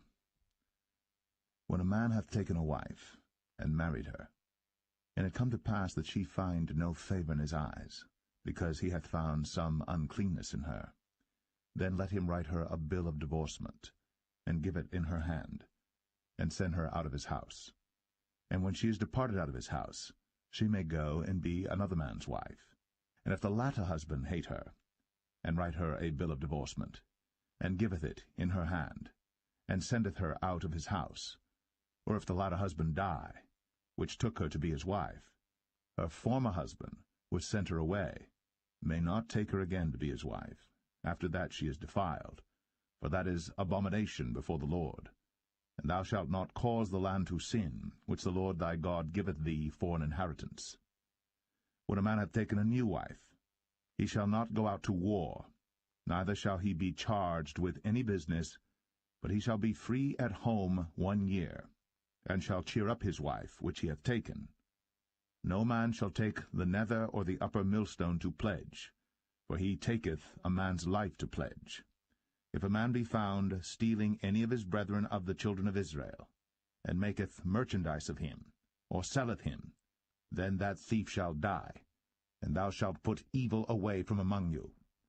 Take heed in the plague of leprosy, that thou observe diligently, and do according to all that the priests the Levites shall teach you. As I commanded them, so ye shall observe to do. Remember what the Lord thy God did unto Miriam by the way, after that ye were come forth out of Egypt. When thou dost lend thy brother any thing, thou shalt not go into his house to fetch his pledge. Thou shalt stand abroad, and the man to whom thou dost lend shall bring out the pledge abroad unto thee. And if the man be poor, thou shalt not sleep with his pledge. In any case, thou shalt deliver him the pledge again when the sun goeth down, that he may sleep in his own raiment, and bless thee, and it shall be righteousness unto thee before the Lord thy God. Thou shalt not oppress an hired servant that is poor and needy, whether he be of thy brethren, or of thy strangers that are in thy land within thy gates. At his day thou shalt give him his hire, neither shall the sun go down upon it, for he is poor, and setteth his heart upon it, lest he cry against thee unto the Lord, and it be sin unto thee. The fathers shall not be put to death for the children, neither shall the children be put to death for the fathers. Every man shall be put to death for his own sin. Thou shalt not pervert the judgment of the stranger, nor of the fatherless, nor take a widow's raiment to pledge. But thou shalt remember that thou wast a bondman in Egypt, and the Lord thy God redeemed thee thence. Therefore I command thee to do this thing. When thou cuttest down thine harvest in thy field, and hast forgot a sheaf in the field, thou shalt not go again to fetch it. It shall be for the stranger, for the fatherless, and for the widow, that the Lord thy God may bless thee in all the work of thine hands. When thou beatest thine olive tree, thou shalt not go over the boughs again. It shall be for the stranger, for the fatherless, and for the widow. When thou gatherest the grapes of thy vineyard, thou shalt not glean it afterward. It shall be for the stranger, for the fatherless, and for the widow. And thou shalt remember that thou wast a bondman in the land of Egypt. Therefore I command thee to do this thing.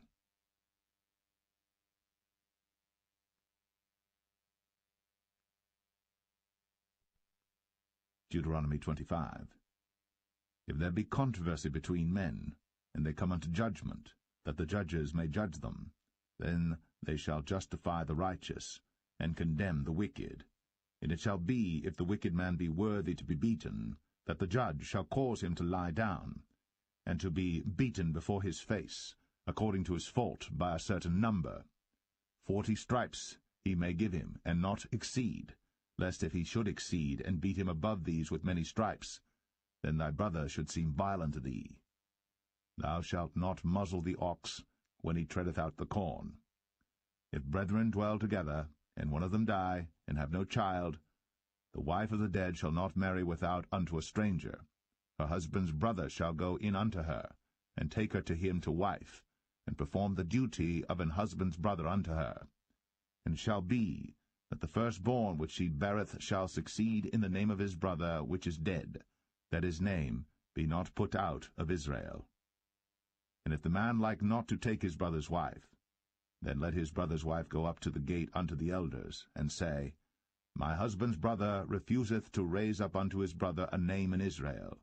He will not perform the duty of my husband's brother. Then the elders of his city shall call him, and speak unto him. And if he stand to it, and say, I like not to take her, then shall his brother's wife come unto him in the presence of the elders, and loose his shoe from off his foot, and spit in his face, and shall answer and say, So shall it be done unto that man that will not build up his brother's house. And his name shall be called in Israel, the house of him that hath his shoe loosed. When men strive together one with another, and the wife of the one draweth near for to deliver her husband out of the hand of him that smiteth him, and putteth forth her hand, and taketh him by the secrets, then thou shalt cut off her hand, thine eye shall not pity her. Thou shalt not have in thy bag divers weights, a great and a small. Thou shalt not have in thine house divers measures, a great and a small. But thou shalt have a perfect and just weight, a perfect and just measure shalt thou have, that thy days may be lengthened in the land which the Lord thy God giveth thee. For all that do such things, and all that do unrighteously, are an abomination unto the Lord thy God. Remember what Amalek did unto thee by the way when ye were come forth out of Egypt, how he met thee by the way, and smote the hindmost of thee, even all that were feeble behind thee, when thou wast faint and weary, and he feared not God. Therefore it shall be, when the Lord thy God hath given thee rest from all thine enemies round about, in the land which the Lord thy God giveth thee for an inheritance to possess it, that thou shalt blot out the remembrance of Amalek from under heaven. Thou shalt not forget it.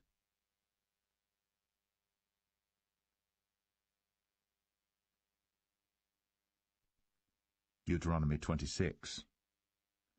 And it shall be, when thou art come in unto the land which the Lord thy God giveth thee for an inheritance, and possessest it, and dwellest therein, that thou shalt take of the first of all the fruit of the earth, which thou shalt bring of thy land, that the Lord thy God giveth thee, and shalt put it in a basket, and shalt go unto the place which the Lord thy God shall choose to place his name there. And thou shalt go unto the priest that shall be in those days, and say unto him, I profess this day unto the Lord thy God, that I am come unto the country which the Lord sware unto our fathers for to give us. And the priest shall take the basket out of thine hand, and set it down before the altar of the Lord thy God. And thou shalt speak and say before the Lord thy God, A Syrian ready to perish was my father, and he went down into Egypt, and sojourned there with a few, and became there a nation, great, mighty, and populous. And the Egyptians evil entreated us, and afflicted us, and laid upon us hard bondage.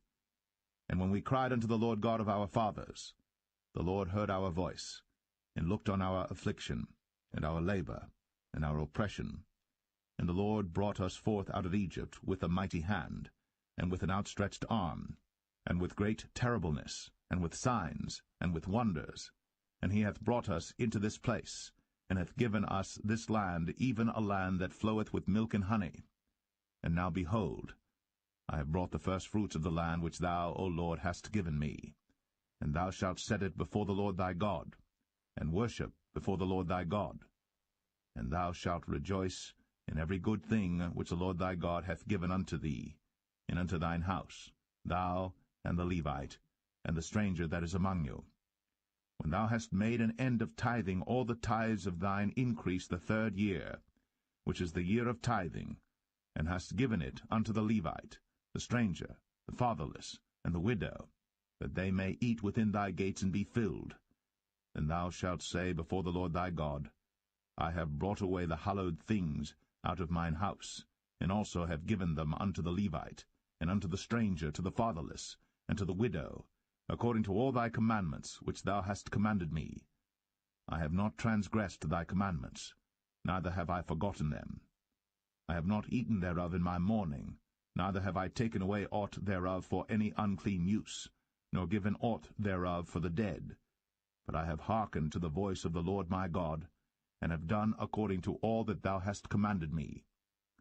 Look down from thy holy habitation from heaven, and bless thy people Israel, and the land which thou hast given us, as thou swarest unto our fathers, a land that floweth with milk and honey. This day the Lord thy God hath commanded thee to do these statutes and judgments. Thou shalt therefore keep and do them with all thine heart, and with all thy soul. Thou hast avouched the Lord this day to be thy God, and to walk in his ways, and to keep his statutes, and his commandments, and his judgments, and to hearken unto his voice. And the Lord hath avouched thee this day to be his peculiar people, as he hath promised thee, and that thou shouldest keep all his commandments, and to make thee high above all nations which he hath made, in praise, and in name, and in honour, and that thou mayest be an holy people unto the Lord thy God, as he hath spoken.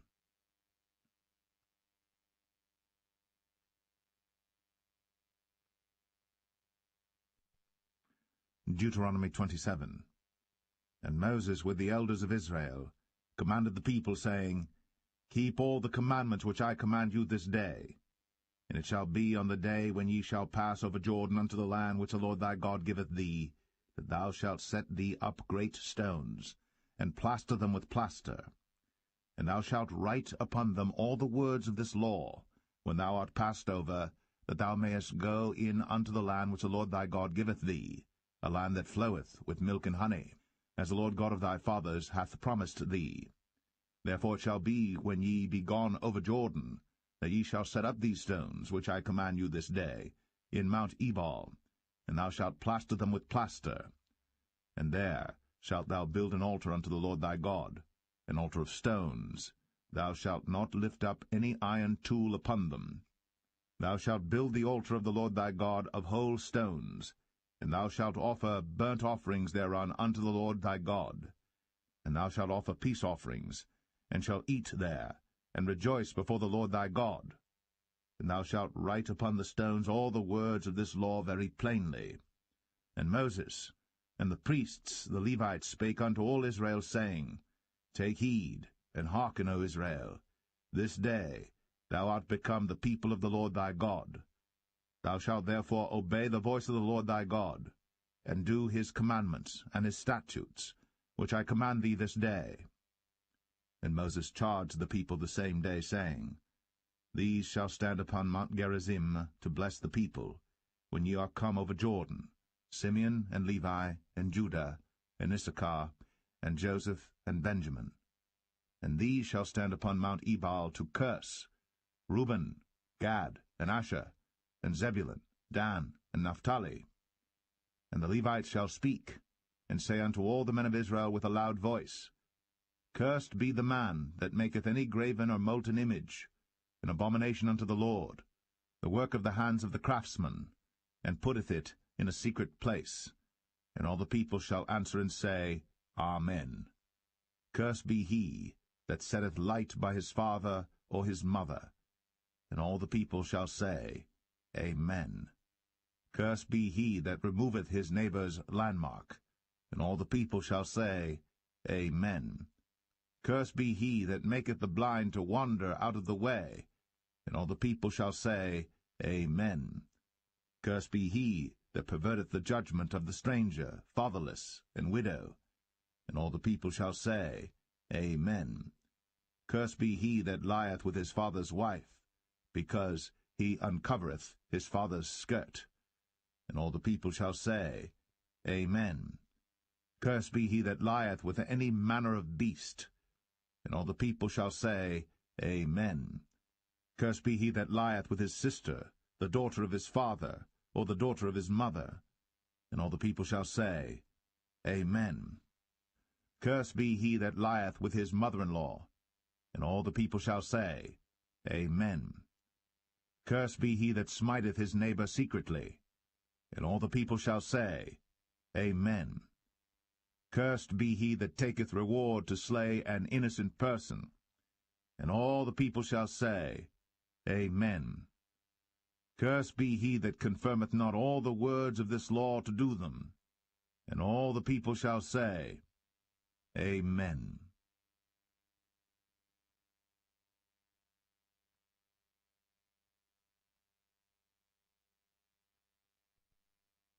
Deuteronomy 28. And it shall come to pass, if thou shalt hearken diligently unto the voice of the Lord thy God, to observe and to do all his commandments which I command thee this day, that the Lord thy God will set thee on high above all nations of the earth.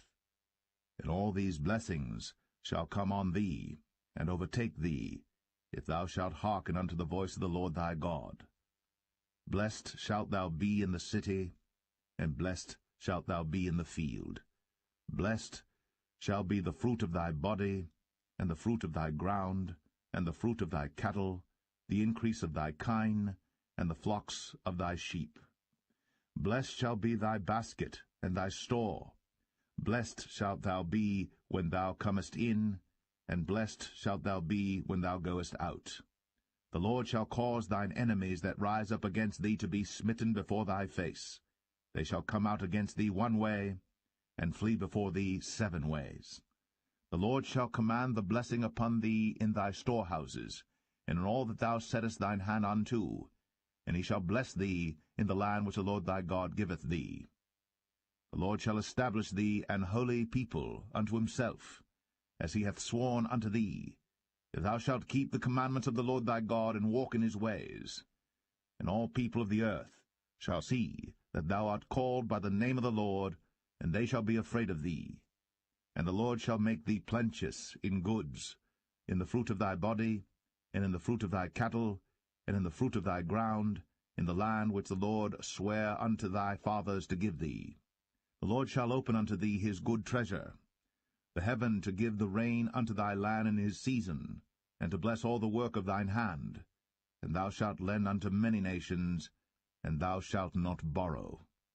And the Lord shall make thee the head, and not the tail, and thou shalt be above only, and thou shalt not be beneath, if that thou hearken unto the commandments of the Lord thy God, which I command thee this day, to observe and to do them. And thou shalt not go aside from any of the words which I command thee this day, to the right hand or to the left, to go after other gods to serve them. But it shall come to pass, if thou wilt not hearken unto the voice of the Lord thy God, to observe to do all his commandments and his statutes, which I command thee this day, that all these curses shall come upon thee, and overtake thee. Cursed shalt thou be in the city, and cursed shalt thou be in the field. Cursed shall be thy basket and thy store. Cursed shall be the fruit of thy body, and the fruit of thy land, the increase of thy kine, and the flocks of thy sheep. Cursed shalt thou be when thou comest in, and cursed shalt thou be when thou goest out. The Lord shall send upon thee cursing, vexation, and rebuke, in all that thou settest thine hand unto for to do, until thou be destroyed, and until thou perish quickly, because of the wickedness of thy doings, whereby thou hast forsaken me. The Lord shall make the pestilence cleave unto thee, until he have consumed thee from off the land, whither thou goest to possess it. The Lord shall smite thee with a consumption, and with a fever, and with an inflammation, and with an extreme burning, and with a sword, and with blasting, and with mildew, and they shall pursue thee until thou perish. And thy heaven that is over thy head shall be brass, and the earth that is under thee shall be iron. The Lord shall make the rain of thy land powder and dust. From heaven shall it come down upon thee, until thou be destroyed. The Lord shall cause thee to be smitten before thine enemies. Thou shalt go out one way against them, and flee 7 ways before them, and shalt be removed into all the kingdoms of the earth. And thy carcass shall be meat unto all fowls of the air, and unto the beasts of the earth, and no man shall fray them away. The Lord will smite thee with the botch of Egypt, and with the emerods, and with the scab, and with the itch, whereof thou canst not be healed. The Lord shall smite thee with madness, and blindness, and astonishment of heart. And thou shalt grope at noonday, as the blind gropeth in darkness, and thou shalt not prosper in thy ways, and thou shalt be only oppressed and spoiled evermore, and no man shall save thee. Thou shalt betroth a wife, and another man shall lie with her. Thou shalt build an house, and thou shalt not dwell therein. Thou shalt plant a vineyard, and shalt not gather the grapes thereof. Thine ox shall be slain before thine eyes, and thou shalt not eat thereof. Thine ass shall be violently taken away from before thy face, and shall not be restored to thee. Thy sheep shall be given unto thine enemies, and thou shalt have none to rescue them. Thy sons and thy daughters shall be given unto another people, and thine eyes shall look, and fail with longing for them all the day long, and there shall be no might in thine hand.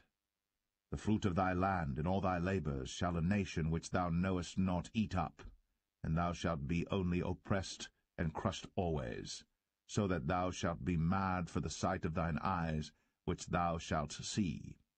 The Lord shall smite thee in the knees, and in the legs, with a sore botch that cannot be healed, from the sole of thy foot unto the top of thy head.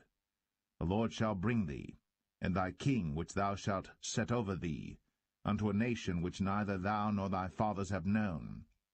And there shalt thou serve other gods, wood and stone. And thou shalt become an astonishment, a proverb, and a byword among all nations whither the Lord shall lead thee. Thou shalt carry much seed out into the field, and shalt gather but little in, for the locust shall consume it. Thou shalt plant vineyards, and dress them, but shalt neither drink of the wine, nor gather the grapes, for the worms shall eat them. Thou shalt have olive trees throughout all thy coasts, but thou shalt not anoint thyself with the oil, for thine olive shall cast his fruit. Thou shalt beget sons and daughters, but thou shalt not enjoy them, for they shall go into captivity. All thy trees and fruit of thy land shall the locusts consume. The stranger that is within thee shall get up above thee very high, and thou shalt come down very low. He shall lend to thee, and thou shalt not lend to him. He shall be the head, and thou shalt be the tail. Moreover, all these curses shall come upon thee, and shall pursue thee, and overtake thee, till thou be destroyed, because thou hearkenest not unto the voice of the Lord thy God, to keep his commandments and his statutes, which he commanded thee. And they shall be upon thee for a sign, and for a wonder, and upon thy seed for ever, because thou servest not the Lord thy God with joyfulness, and with gladness of heart, for the abundance of all things. Therefore shalt thou serve thine enemies which the Lord shall send against thee, in hunger, and in thirst, and in nakedness, and in want of all things. And he shall put a yoke of iron upon thy neck, until he have destroyed thee.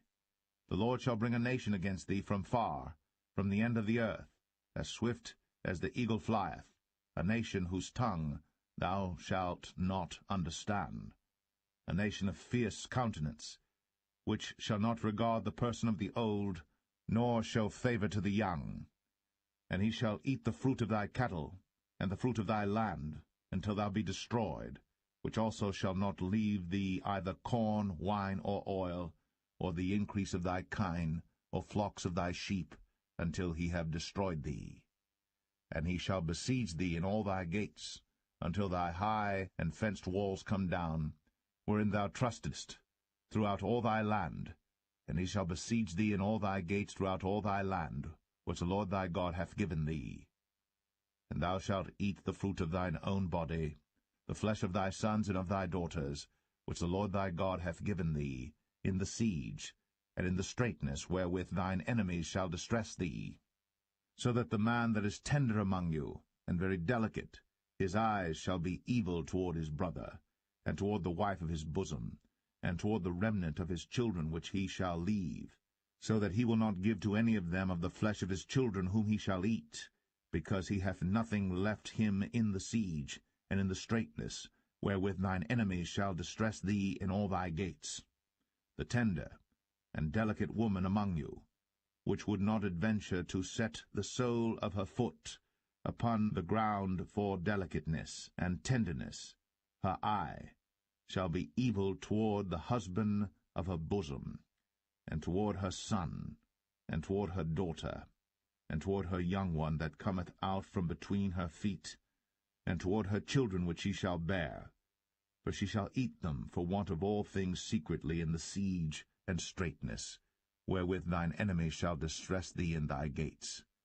If thou wilt not observe to do all the words of this law that are written in this book, that thou mayest fear this glorious and fearful name, the Lord thy God, then the Lord will make thy plagues wonderful, and the plagues of thy seed, even great plagues, and of long continuance, and sore sicknesses, and of long continuance.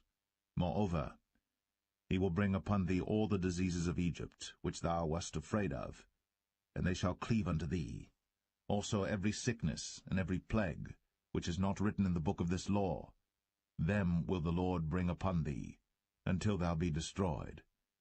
And ye shall be left few in number, whereas ye were as the stars of heaven for multitude, because thou wouldest not obey the voice of the Lord thy God. And it shall come to pass, that as the Lord rejoiced over you to do you good, and to multiply you, so the Lord will rejoice over you to destroy you, and to bring you to naught, and ye shall be plucked from off the land whither thou goest to possess it. And the Lord shall scatter thee among all people, from the one end of the earth even unto the other, and there thou shalt serve other gods, which neither thou nor thy fathers have known, even wood and stone. And among these nations shalt thou find no ease, neither shall the sole of thy foot have rest. But the Lord shall give thee there a trembling heart, and failing of eyes, and sorrow of mind. And thy life shall hang in doubt before thee, and thou shalt fear day and night, and shalt have none assurance of thy life. In the morning thou shalt say, Would God it were even, and at even thou shalt say, Would God it were morning, for the fear of thine heart wherewith thou shalt fear, and for the sight of thine eyes which thou shalt see. And the Lord shall bring thee into Egypt again with ships, by the way whereof I spake unto thee. Thou shalt see it no more again. And there ye shall be sold unto your enemies for bondmen and bondwomen, and no man shall buy you.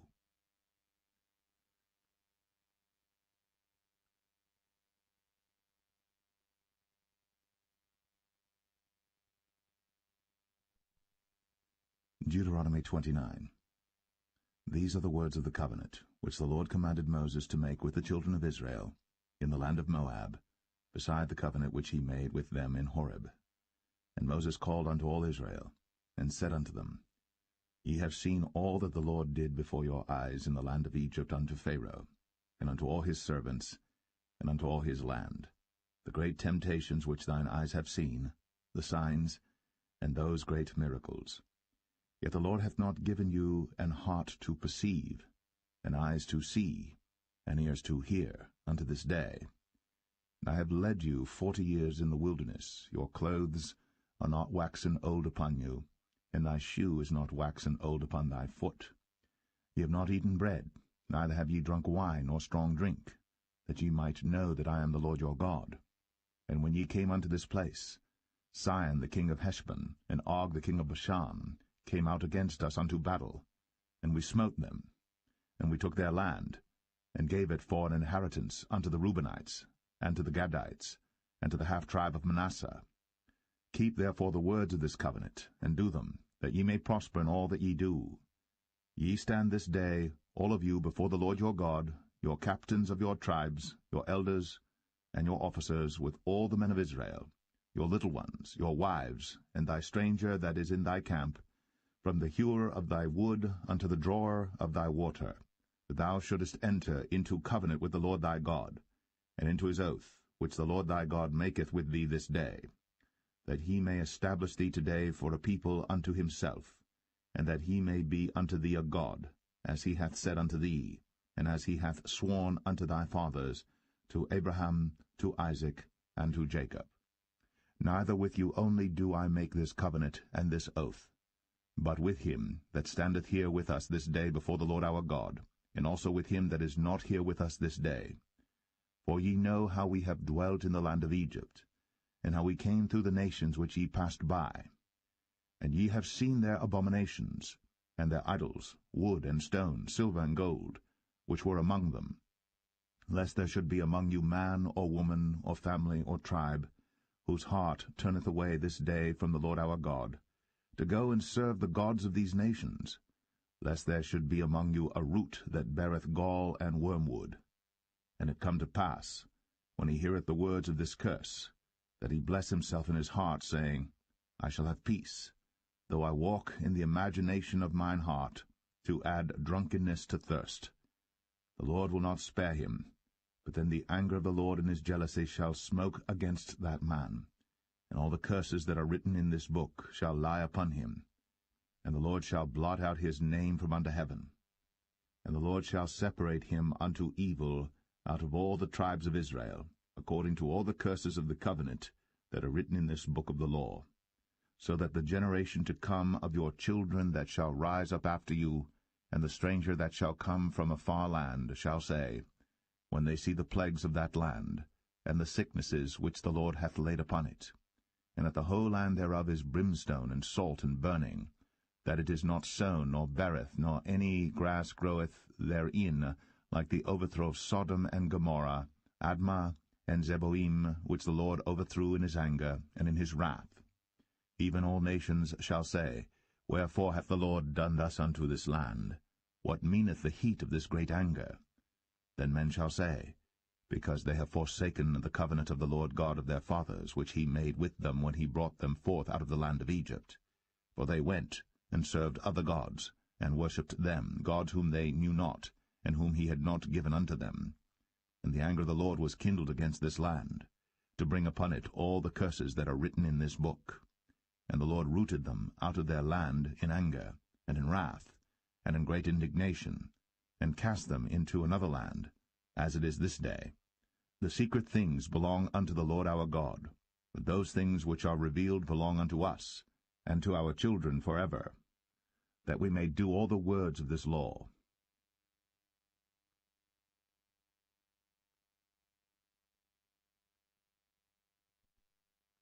Deuteronomy 30.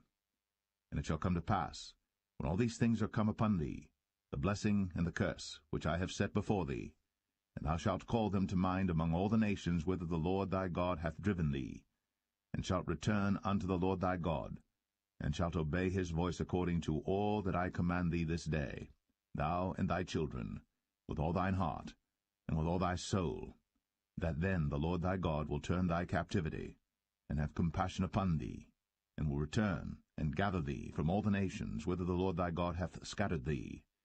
If any of thine be driven out unto the utmost parts of heaven, from thence will the Lord thy God gather thee, and from thence will he fetch thee. And the Lord thy God will bring thee into the land which thy fathers possessed, and thou shalt possess it. And he will do thee good, and multiply thee above thy fathers.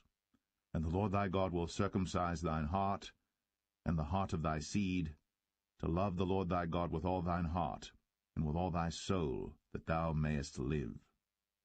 And the Lord thy God will put all these curses upon thine enemies, and on them that hate thee, which persecuted thee. And thou shalt return and obey the voice of the Lord, and do all his commandments which I command thee this day. And the Lord thy God will make thee plenteous in every work of thine hand, in the fruit of thy body, and in the fruit of thy cattle, and in the fruit of thy land for good. For the Lord will again rejoice over thee for good, as he rejoiced over thy fathers. If thou shalt hearken unto the voice of the Lord thy God, to keep his commandments and his statutes, which are written in this book of the law, and if thou turn unto the Lord thy God with all thine heart, and with all thy soul, for this commandment which I command thee this day, it is not hidden from thee, neither is it far off. It is not in heaven, that thou shouldst say, Who shall go up for us to heaven, and bring it unto us, that we may hear it and do it? Neither is it beyond the sea, that thou shouldst say, Who shall go over the sea for us, and bring it unto us, that we may hear it and do it? But the word is very nigh unto thee, in thy mouth, and in thy heart, that thou mayest do it.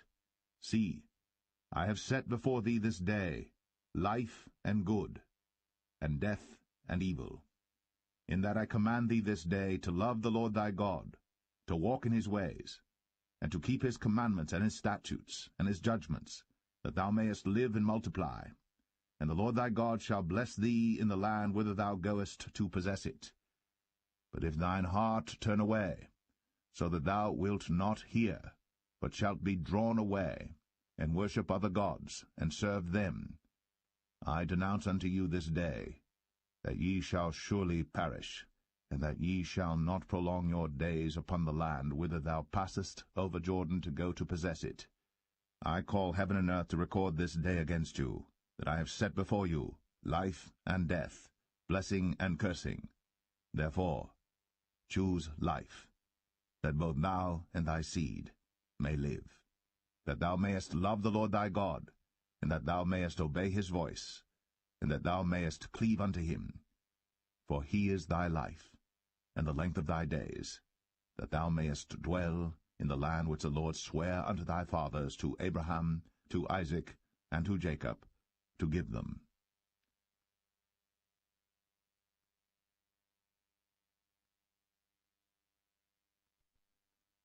Deuteronomy 31. And Moses went and spake these words unto all Israel. And he said unto them, I am 120 years old this day. I can no more go out and come in. Also the Lord hath said unto me, Thou shalt not go over this Jordan. The Lord thy God, he will go over before thee, and he will destroy these nations from before thee, and thou shalt possess them. And Joshua, he shall go over before thee, as the Lord hath said. And the Lord shall do unto them as he did to Sihon and to Og, kings of the Amorites, and unto the land of them whom he destroyed. And the Lord shall give them up before your face, that ye may do unto them according to all the commandments which I have commanded you. Be strong, and of a good courage, fear not, nor be afraid of them. For the Lord thy God, he it is that doth go with thee. He will not fail thee, nor forsake thee. And Moses called unto Joshua, and said unto him in the sight of all Israel, Be strong, and of a good courage, for thou must go with this people unto the land which the Lord hath sworn unto their fathers to give them. And thou shalt cause them to inherit it. And the Lord, he it is that doth go before thee. He will be with thee. He will not fail thee, neither forsake thee. Fear not, neither be dismayed. And Moses wrote this law, and delivered it unto the priests, the sons of Levi, which bear the ark of the covenant of the Lord, and unto all the elders of Israel.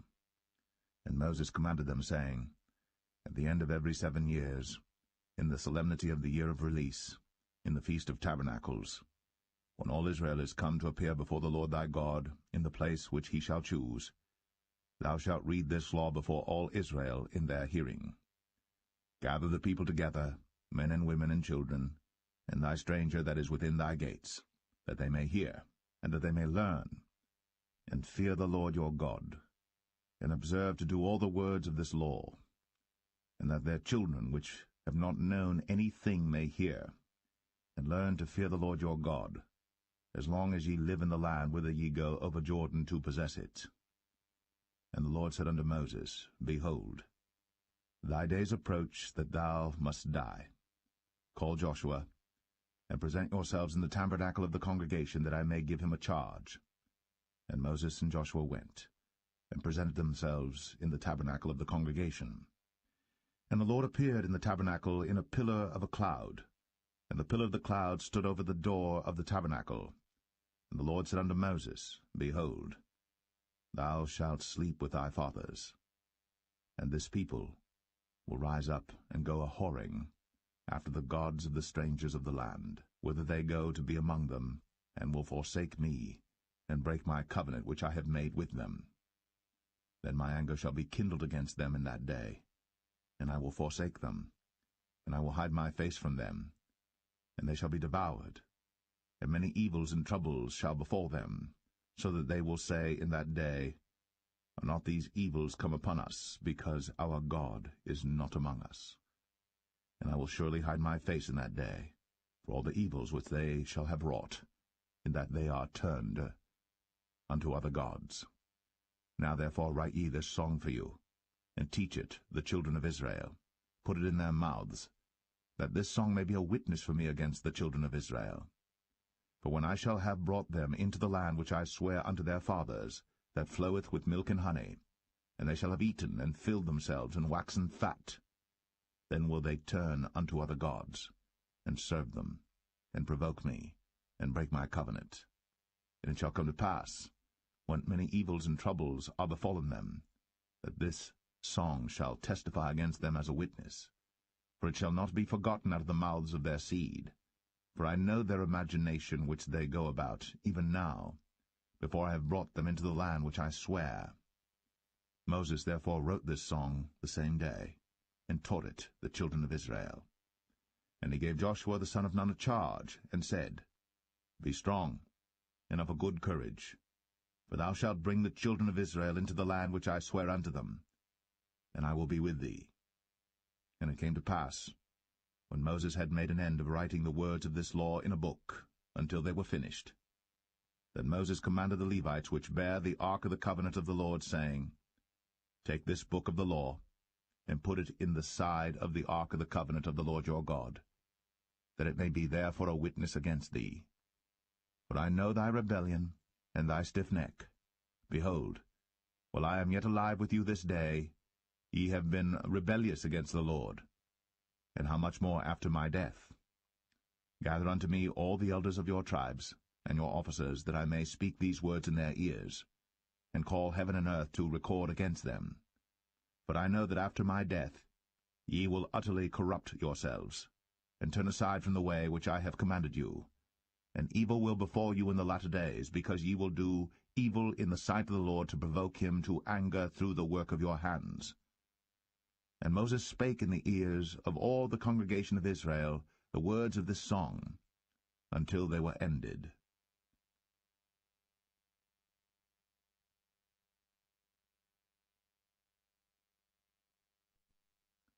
Deuteronomy 32. Give ear, O ye heavens, and I will speak, and hear, O earth, the words of my mouth. My doctrine shall drop as the rain, my speech shall distill as the dew, as the small rain upon the tender herb, and as the showers upon the grass, because I will publish the name of the Lord. Ascribe ye greatness unto our God. He is the rock, his work is perfect, for all his ways are judgment, a God of truth and without iniquity, just and right is he. They have corrupted themselves, their spot is not the spot of his children. They are a perverse and crooked generation. Do ye thus requite the Lord, O foolish people and unwise? Is not he thy father that hath bought thee? Hath he not made thee and established thee? Remember the days of old. Consider the years of many generations. Ask thy father, and he will show thee, thy elders, and they will tell thee. When the Most High divided to the nations their inheritance, when he separated the sons of Adam, he set the bounds of the people according to the number of the children of Israel. For the Lord's portion is his people. Jacob is the lot of his inheritance. He found him in a desert land, and in the waste howling wilderness. He led him about, he instructed him, he kept him as the apple of his eye. As an eagle stirreth up her nest, fluttereth over her young, spreadeth abroad her wings, taketh them, beareth them on her wings. So the Lord alone did lead him, and there was no strange God with him. He made him ride on the high places of the earth, that he might eat the increase of the fields. And he made him to suck honey out of the rock, and oil out of the flinty rock, butter of kine, and milk of sheep, with fat of lambs, and rams of the breed of Bashan, and goats with the fat of kidneys of wheat. And thou didst drink the pure blood of the grape.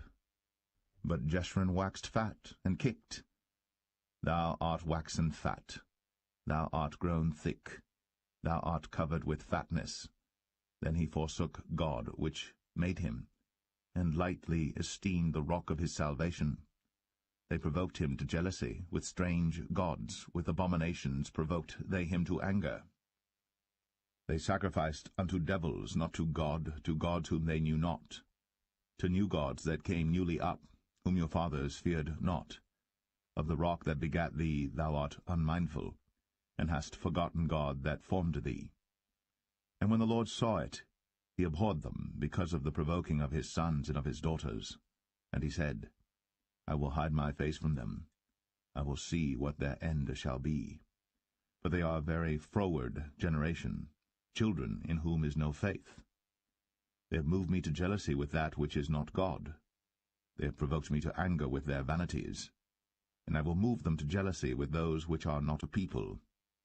I will provoke them to anger with a foolish nation. For a fire is kindled in mine anger, and shall burn unto the lowest hell. and shall consume the earth with her increase, and set on fire the foundations of the mountains. I will heap mischiefs upon them. I will spend mine arrows upon them. They shall be burnt with hunger, and devoured with burning heat, and with bitter destruction. I will also send the teeth of beasts upon them, with the poison of serpents of the dust. The sword without, and terror within, shall destroy both the young man and the virgin, the suckling also with the man of grey hairs. I said, I would scatter them into corners. I would make the remembrance of them to cease from among men. Were it not that I feared the wrath of the enemy, lest their adversaries should behave themselves strangely, and lest they should say, Our hand is high, and the Lord hath not done all this. For they are a nation void of counsel, neither is there any understanding in them. Oh, that they were wise, that they understood this, that they would consider their latter end. How should one chase 1,000, and 2 put 10,000 to flight, except their rock had sold them, and the Lord had shut them up? For their rock is not as our rock, even our enemies themselves being judges.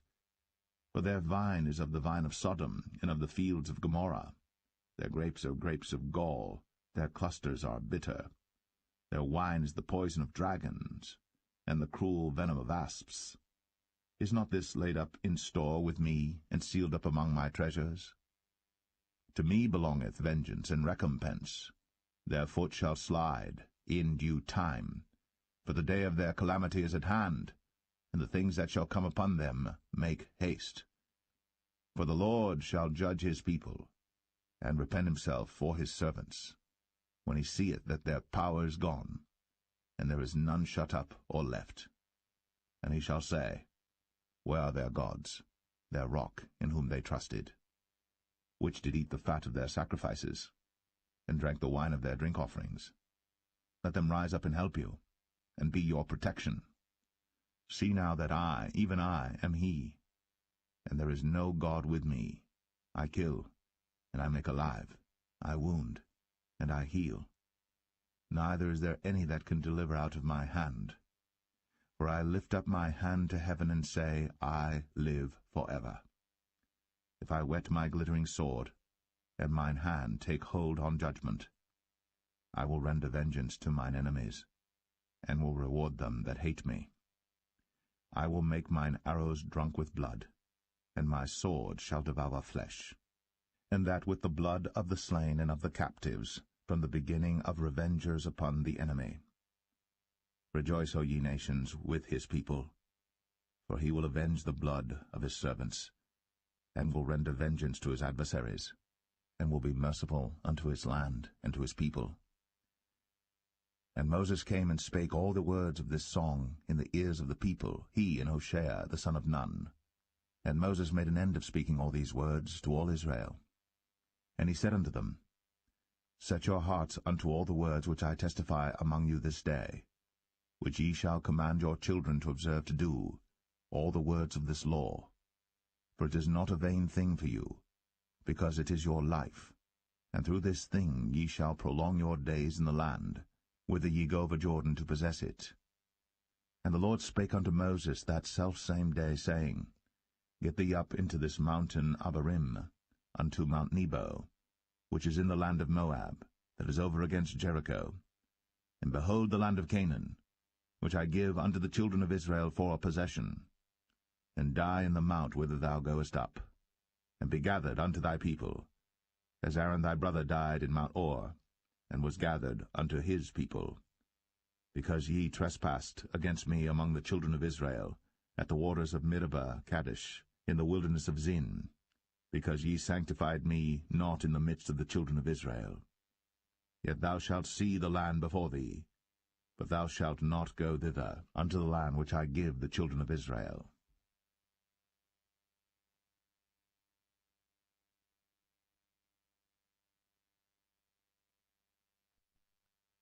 Deuteronomy 33. And this is the blessing wherewith Moses, the man of God, blessed the children of Israel before his death. And he said, The Lord came from Sinai, and rose up from Seir unto them. He shined forth from Mount Paran, and he came with 10,000s of saints. From his right hand went a fiery law for them. Yea, he loved the people. All his saints are in thy hand. And they sat down at thy feet. Every one shall receive of thy words. Moses commanded us a law, even the inheritance of the congregation of Jacob. And he was king in Jeshurun, when the heads of the people and the tribes of Israel were gathered together. Let Reuben live, and not die, and let not his men be few. And this is the blessing of Judah. And he said, Hear, Lord, the voice of Judah, and bring him unto his people. Let his hands be sufficient for him, and be thou an help to him from his enemies. And of Levi he said, Let thy Thummim and thy Urim be with thy Holy One, whom thou didst prove at Massah, and with whom thou didst strive at the waters of Meribah, who said unto his father and to his mother, I have not seen him, neither did he acknowledge his brethren, nor knew his own children. For they have observed thy word, and kept thy covenant. They shall teach Jacob thy judgments, and Israel thy law. They shall put incense before thee, and whole burnt sacrifice upon thine altar. Bless, Lord, his substance, and accept the work of his hands. Smite through the loins of them that rise against him, and of them that hate him, that they rise not again. And of Benjamin he said, The beloved of the Lord shall dwell in safety by him, and the Lord shall cover him all the day long, and he shall dwell between his shoulders. And of Joseph he said, Blessed of the Lord be his land, for the precious things of heaven, for the dew, and for the deep that coucheth beneath, and for the precious fruits brought forth by the sun, and for the precious things put forth by the moon, and for the chief things of the ancient mountains, and for the precious things of the lasting hills, and for the precious things of the earth and fullness thereof, and for the goodwill of him that dwelt in the bush. Let the blessing come upon the head of Joseph, and upon the top of the head of him that was separated from his brethren. His glory is like the firstling of his bullock, and his horns are like the horns of unicorns. With them he shall push the people together to the ends of the earth. And they are the 10,000s of Ephraim, and they are the thousands of Manasseh. And of Zebulun he said, Rejoice, Zebulun, in thy going out, and Issachar in thy tents. They shall call the people unto the mountain. There they shall offer sacrifices of righteousness. For they shall suck of the abundance of the seas, and of treasures hid in the sand. And of Gad he said, Blessed be he that enlargeth Gad. He dwelleth as a lion, and teareth the arm with the crown of the head. And he provided the first part for himself, because there in a portion of the lawgiver was he seated. And he came with the heads of the people. He executed the justice of the Lord, and his judgments with Israel. And of Dan he said, Dan is a lion's whelp, he shall leap from Bashan. And of Naphtali he said, O Naphtali, satisfied with favor, and full with the blessing of the Lord, possess thou the west and the south. And of Asher he said, Let Asher be blessed with children, let him be acceptable to his brethren, and let him dip his foot in oil. Thy shoes shall be iron and brass, and as thy days, so shall thy strength be. There is none like unto the God of Jeshurun, who rideth upon the heaven in thy help, and in his excellency on the sky. The eternal God is thy refuge, and underneath are the everlasting arms. And he shall thrust out the enemy from before thee, and shall say, Destroy them. Israel then shall dwell in safety alone. The fountain of Jacob shall be upon a land of corn and wine. Also his heavens shall drop down dew. Happy art thou, O Israel! Who is like unto thee, O people saved by the Lord, the shield of thy help? And who is the sword of thy excellency? And thine enemies shall be found liars unto thee, and thou shalt tread upon their high places.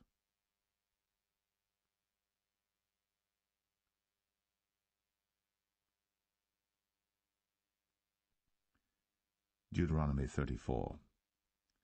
And Moses went up from the plains of Moab unto the mountain of Nebo, to the top of Pisgah, that is over against Jericho.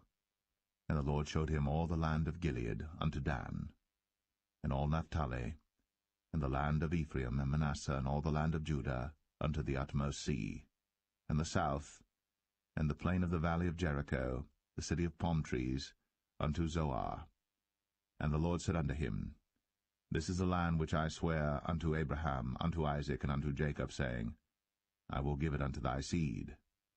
I have caused thee to see it with thine eyes, but thou shalt not go over thither. So Moses, a servant of the Lord, died there in the land of Moab, according to the word of the Lord. And he buried him in a valley in the land of Moab, over against Beth-peor. But no man knoweth of his sepulchre unto this day. And Moses was 120 years old when he died. His eye was not dim, nor his natural force abated. And the children of Israel wept for Moses in the plains of Moab 30 days. So the days of weeping and mourning for Moses were ended.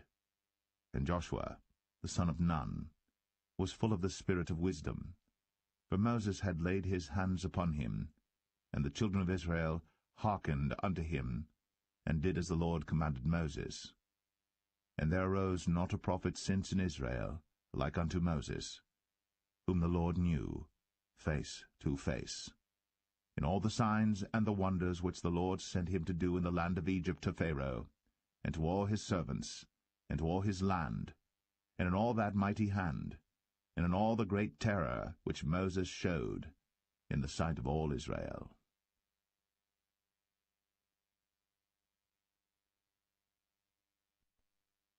The book of Joshua, chapter 1. Now after the death of Moses, the servant of the Lord, it came to pass that the Lord spake unto Joshua the son of Nun, Moses' minister, saying, Moses my servant is dead. Now therefore arise, go over this Jordan, thou and all this people, unto the land which I do give to them, even to the children of Israel. Every place that the sole of your foot shall tread upon, that have I given unto you, as I said unto Moses, from the wilderness and this Lebanon even unto the great river, the river Euphrates, all the land of the Hittites, and unto the great sea toward the going down of the sun, shall be your coast. There shall not any man be able to stand before thee all the days of thy life. As I was with Moses, so I will be with thee. I will not fail thee nor forsake thee. Be strong, and of a good courage. For unto this people shalt thou divide for an inheritance the land which I swear unto their fathers to give them. Only be thou strong and very courageous, that thou mayest observe to do, according to all the law, which Moses my servant commanded thee. Turn not from it to the right hand or to the left, that thou mayest prosper whithersoever thou goest. This book of the law shall not depart out of thy mouth, but thou shalt meditate therein day and night, that thou mayest observe to do according to all that is written therein. For then thou shalt make thy way prosperous, and then thou shalt have good success. Have not I commanded thee? Be strong, and of a good courage. Be not afraid, neither be thou dismayed. For the Lord thy God is with thee whithersoever thou goest. Then Joshua commanded the officers of the people, saying, Pass through the host, and command the people, saying, Prepare you victuals, for within 3 days ye shall pass over this Jordan to go in to possess the land, which the Lord your God giveth you to possess it. And to the Reubenites, and to the Gadites, and to half the tribe of Manasseh spake Joshua, saying, Remember the word which Moses the servant of the Lord commanded you, saying, The Lord your God hath given you rest, and hath given you this land. Your wives, your little ones, and your cattle shall remain in the land which Moses gave you on this side Jordan. But ye shall pass before your brethren armed, all the mighty men of valor, and help them, until the Lord have given your brethren rest, as he hath given you. And they also have possessed the land which the Lord your God giveth them. Then ye shall return unto the land of your possession, and enjoy it, which Moses the Lord's servant gave you on this side Jordan toward the sunrising. And they answered Joshua, saying, All that thou commandest us we will do, and whithersoever thou sendest us we will go, according as we hearkened unto Moses in all things, so will we hearken unto thee. Only the Lord thy God be with thee, as he was with Moses. Whosoever he be that doth rebel against thy commandment, and will not hearken unto thy words in all that thou commandest him, he shall be put to death. Only be strong, and of a good courage.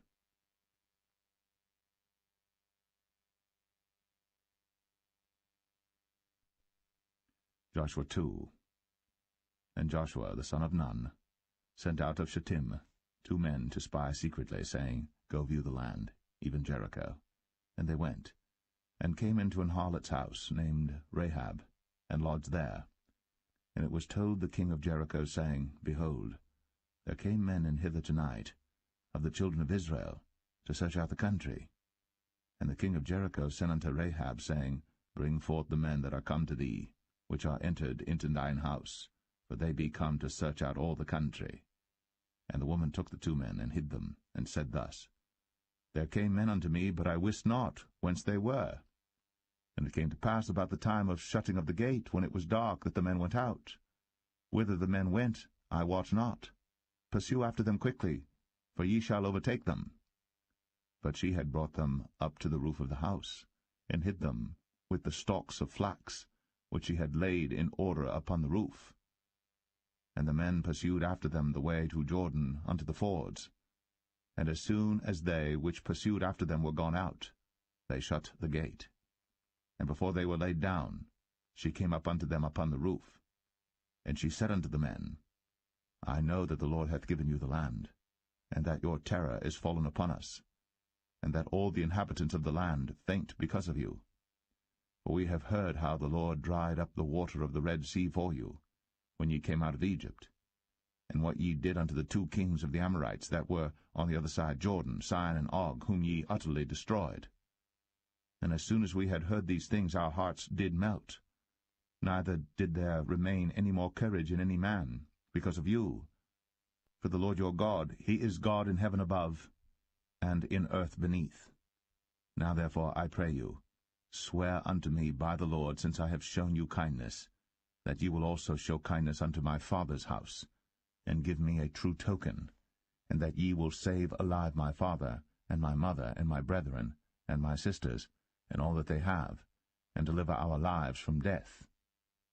And the men answered her, Our life for yours, if ye utter not this our business. And it shall be, when the Lord hath given us the land, that we will deal kindly and truly with thee. Then she let them down by a cord through the window, for her house was upon the town wall, and she dwelt upon the wall. And she said unto them, Get you to the mountain, lest the pursuers meet you, and hide yourselves there 3 days, until the pursuers be returned, and afterward may ye go your way. And the men said unto her, We will be blameless of this thine oath, which thou hast made us swear. Behold, when we come into the land, thou shalt bind this line of scarlet thread in the window which thou didst let us down by. And thou shalt bring thy father, and thy mother, and thy brethren, and all thy father's household home unto thee. And it shall be, that whosoever shall go out of the doors of thy house into the street, his blood shall be upon his head, and we will be guiltless. And whosoever shall be with thee in the house, his blood shall be on our head, if any hand be upon him. And if thou utter this our business, then we will be quit of thine oath, which thou hast made us to swear. And she said, According unto your words, so be it. And she sent them away, and they departed. And she bound the scarlet line in the window. And they went, and came unto the mountain, and abode there 3 days, until the pursuers were returned.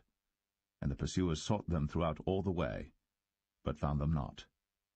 So the 2 men returned, and descended from the mountain, and passed over, and came to Joshua the son of Nun, and told him all things that befell them. And they said unto Joshua, Truly, the Lord hath delivered into our hands all the land, for even all the inhabitants of the country do faint because of us.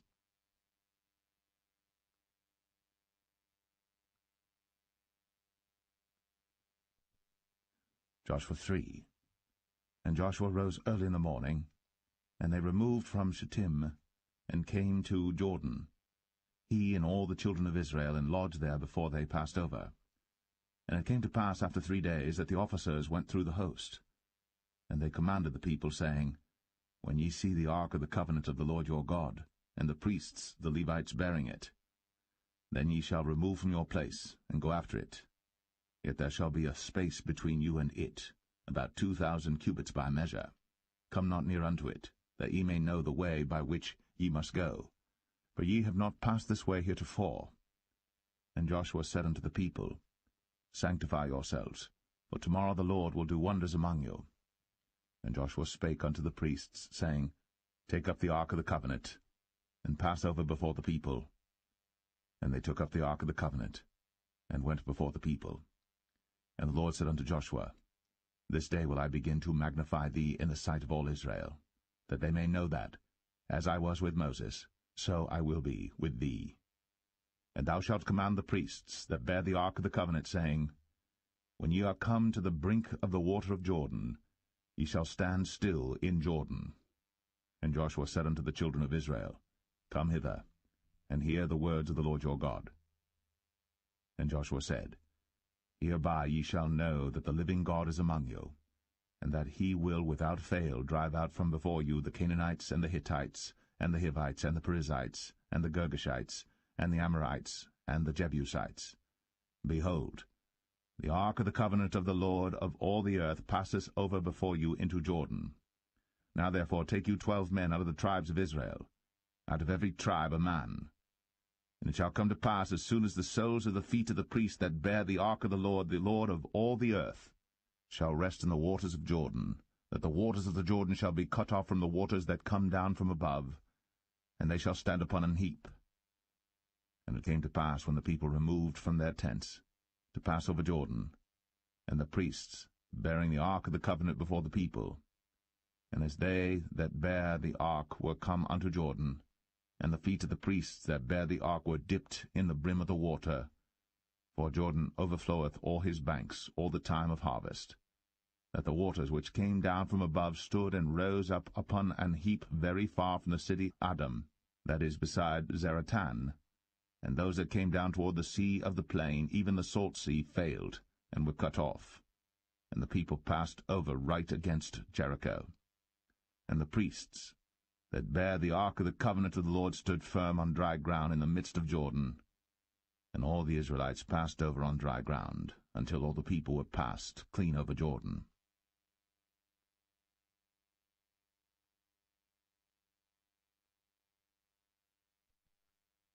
Joshua 4. And it came to pass, when all the people were clean passed over Jordan, that the Lord spake unto Joshua, saying, Take you 12 men out of the people, out of every tribe a man, and command ye them, saying, Take you hence out of the midst of Jordan, out of the place where the priests' feet stood firm, 12 stones, and ye shall carry them over with you, and leave them in the lodging place, where ye shall lodge this night. Then Joshua called the 12 men, whom he had prepared of the children of Israel, out of every tribe a man. And Joshua said unto them, Pass over before the ark of the Lord your God into the midst of Jordan, and take you up every man of you a stone upon his shoulder, according unto the number of the tribes of the children of Israel, that this may be a sign among you, that when your children ask their fathers in time to come, saying, What mean ye by these stones? Then ye shall answer them, that the waters of Jordan were cut off before the ark of the covenant of the Lord when it passed over Jordan. The waters of Jordan were cut off, and these stones shall be for a memorial unto the children of Israel forever. And the children of Israel did so as Joshua commanded, and took up 12 stones out of the midst of Jordan, as the Lord spake unto Joshua, according to the number of the tribes of the children of Israel, and carried them over with them unto the place where they lodged, and laid them down there. And Joshua set up 12 stones in the midst of Jordan, in the place where the feet of the priests which bare the ark of the covenant stood, and they are there unto this day. For the priests which bare the ark stood in the midst of Jordan, until everything was finished, that the Lord commanded Joshua to speak unto the people according to all that Moses commanded Joshua, and the people hasted and passed over. And it came to pass, when all the people were clean passed over, that the ark of the Lord passed over, and the priests, in the presence of the people, and the children of Reuben, and the children of Gad, and half the tribe of Manasseh passed over armed before the children of Israel, as Moses spake unto them.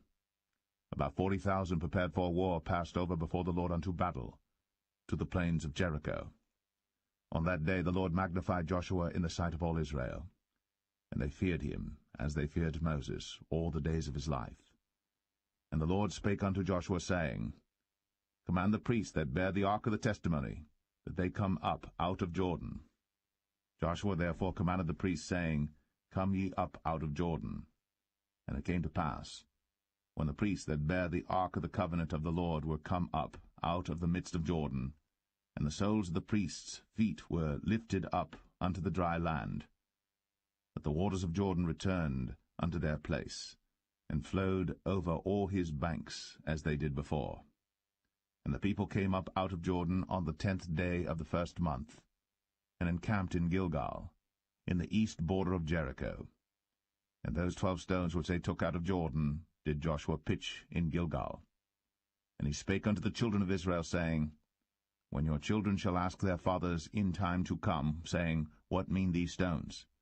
Then ye shall let your children know, saying, Israel came over this Jordan on dry land.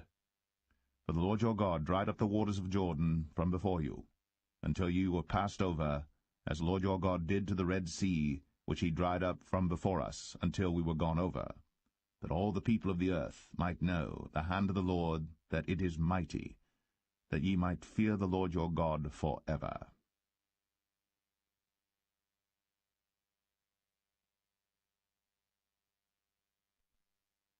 Joshua 5.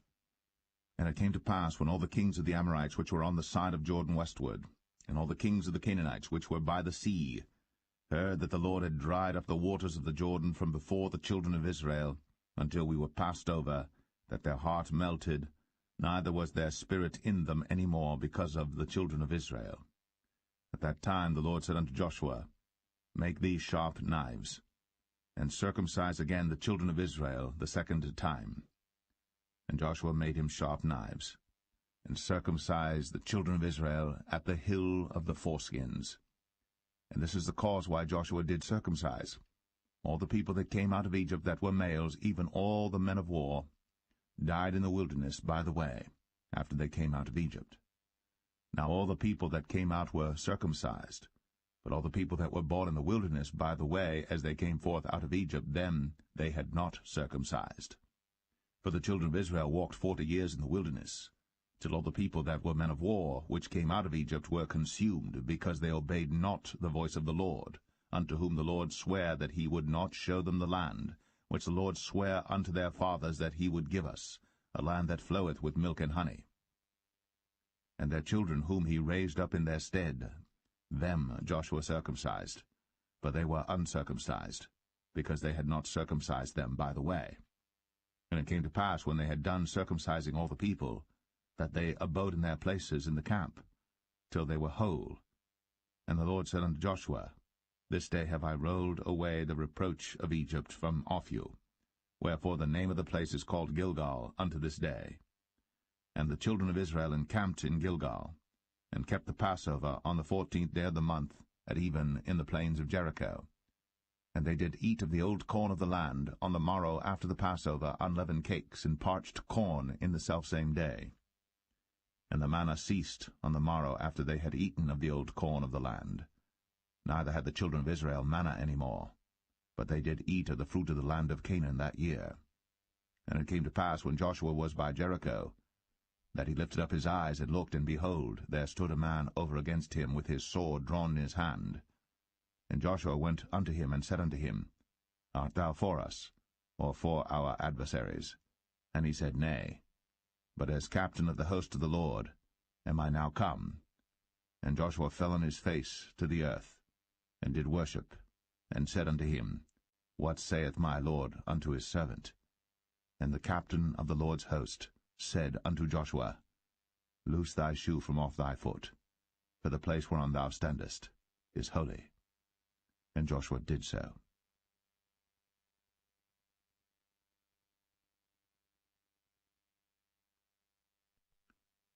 Joshua 6. Now Jericho was straitly shut up because of the children of Israel. None went out, and none came in. And the Lord said unto Joshua, See, I have given into thine hand Jericho, and the king thereof, and the mighty men of valor. And ye shall compass the city, all ye men of war, and go round about the city once. Thus shalt thou do 6 days. And 7 priests shall bear before the ark 7 trumpets of ram's horns.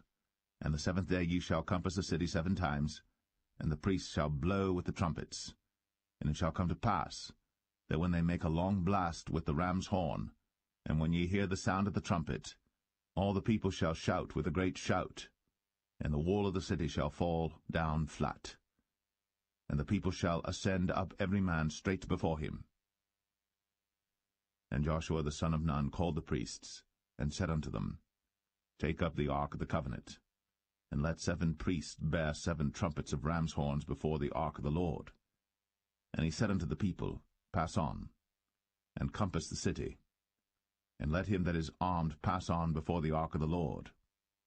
And it came to pass, when Joshua had spoken unto the people, that the 7 priests bearing the 7 trumpets of ram's horns passed on before the Lord, and blew with the trumpets. And the ark of the covenant of the Lord followed them. And the armed men went before the priests that blew with the trumpets. And the rearward came after the ark, the priests going on, and blowing with the trumpets. And Joshua had commanded the people, saying, Ye shall not shout, nor make any noise with your voice, neither shall any word proceed out of your mouth, until the day I bid you shout. Then shall ye shout. So the ark of the Lord compassed the city, going about it once. And they came into the camp, and lodged in the camp. And Joshua rose early in the morning, and the priests took up the ark of the Lord. And 7 priests bearing 7 trumpets of ram's horns before the ark of the Lord went on continually, and blew with the trumpets. And the armed men went before them. But the rearward came after the ark of the Lord, the priests going on and blowing with the trumpets. And the 2nd day they compassed the city once, and returned into the camp. So they did 6 days. And it came to pass on the 7th day that they rose early about the dawning of the day, and compassed the city after the same manner 7 times.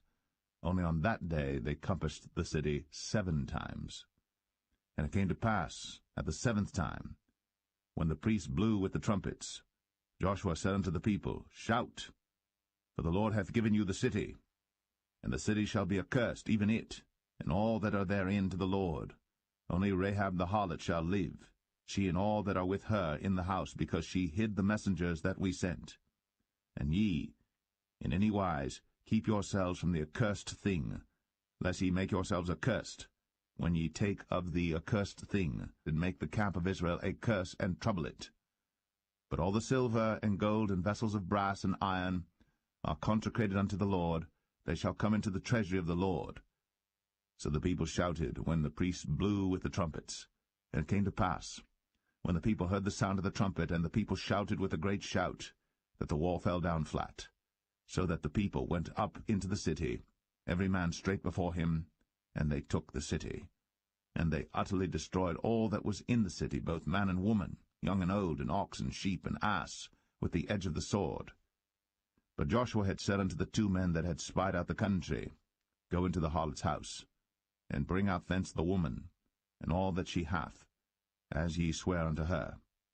And the young men that were spies went in, and brought out Rahab, and her father, and her mother, and her brethren, and all that she had. And they brought out all her kindred, and left them without the camp of Israel. And they burnt the city with fire, and all that was therein, only the silver and the gold, and the vessels of brass and of iron, they put into the treasury of the house of the Lord. And Joshua saved Rahab the harlot alive, and her father's household, and all that she had. And she dwelleth in Israel even unto this day, because she hid the messengers which Joshua sent to spy out Jericho. And Joshua adjured them at that time, saying, Cursed be the man before the Lord that riseth up and buildeth this city Jericho. He shall lay the foundation thereof in his firstborn, and in his youngest son shall he set up the gates of it. So the Lord was with Joshua, and his fame was noised throughout all the country.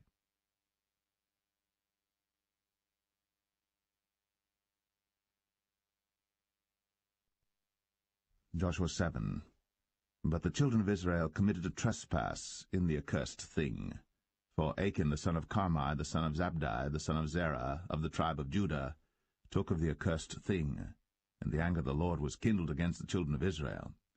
And Joshua sent men from Jericho to Ai, which is beside Bethaven, on the east side of Bethel, and spake unto them, saying, Go up, and view the country. And the men went up and viewed Ai. And they returned to Joshua, and said unto him, Let not all the people go up, but let about 2,000 or 3,000 men go up and smite Ai.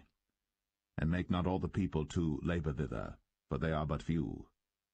So there went up thither of the people about 3,000 men, and they fled before the men of Ai.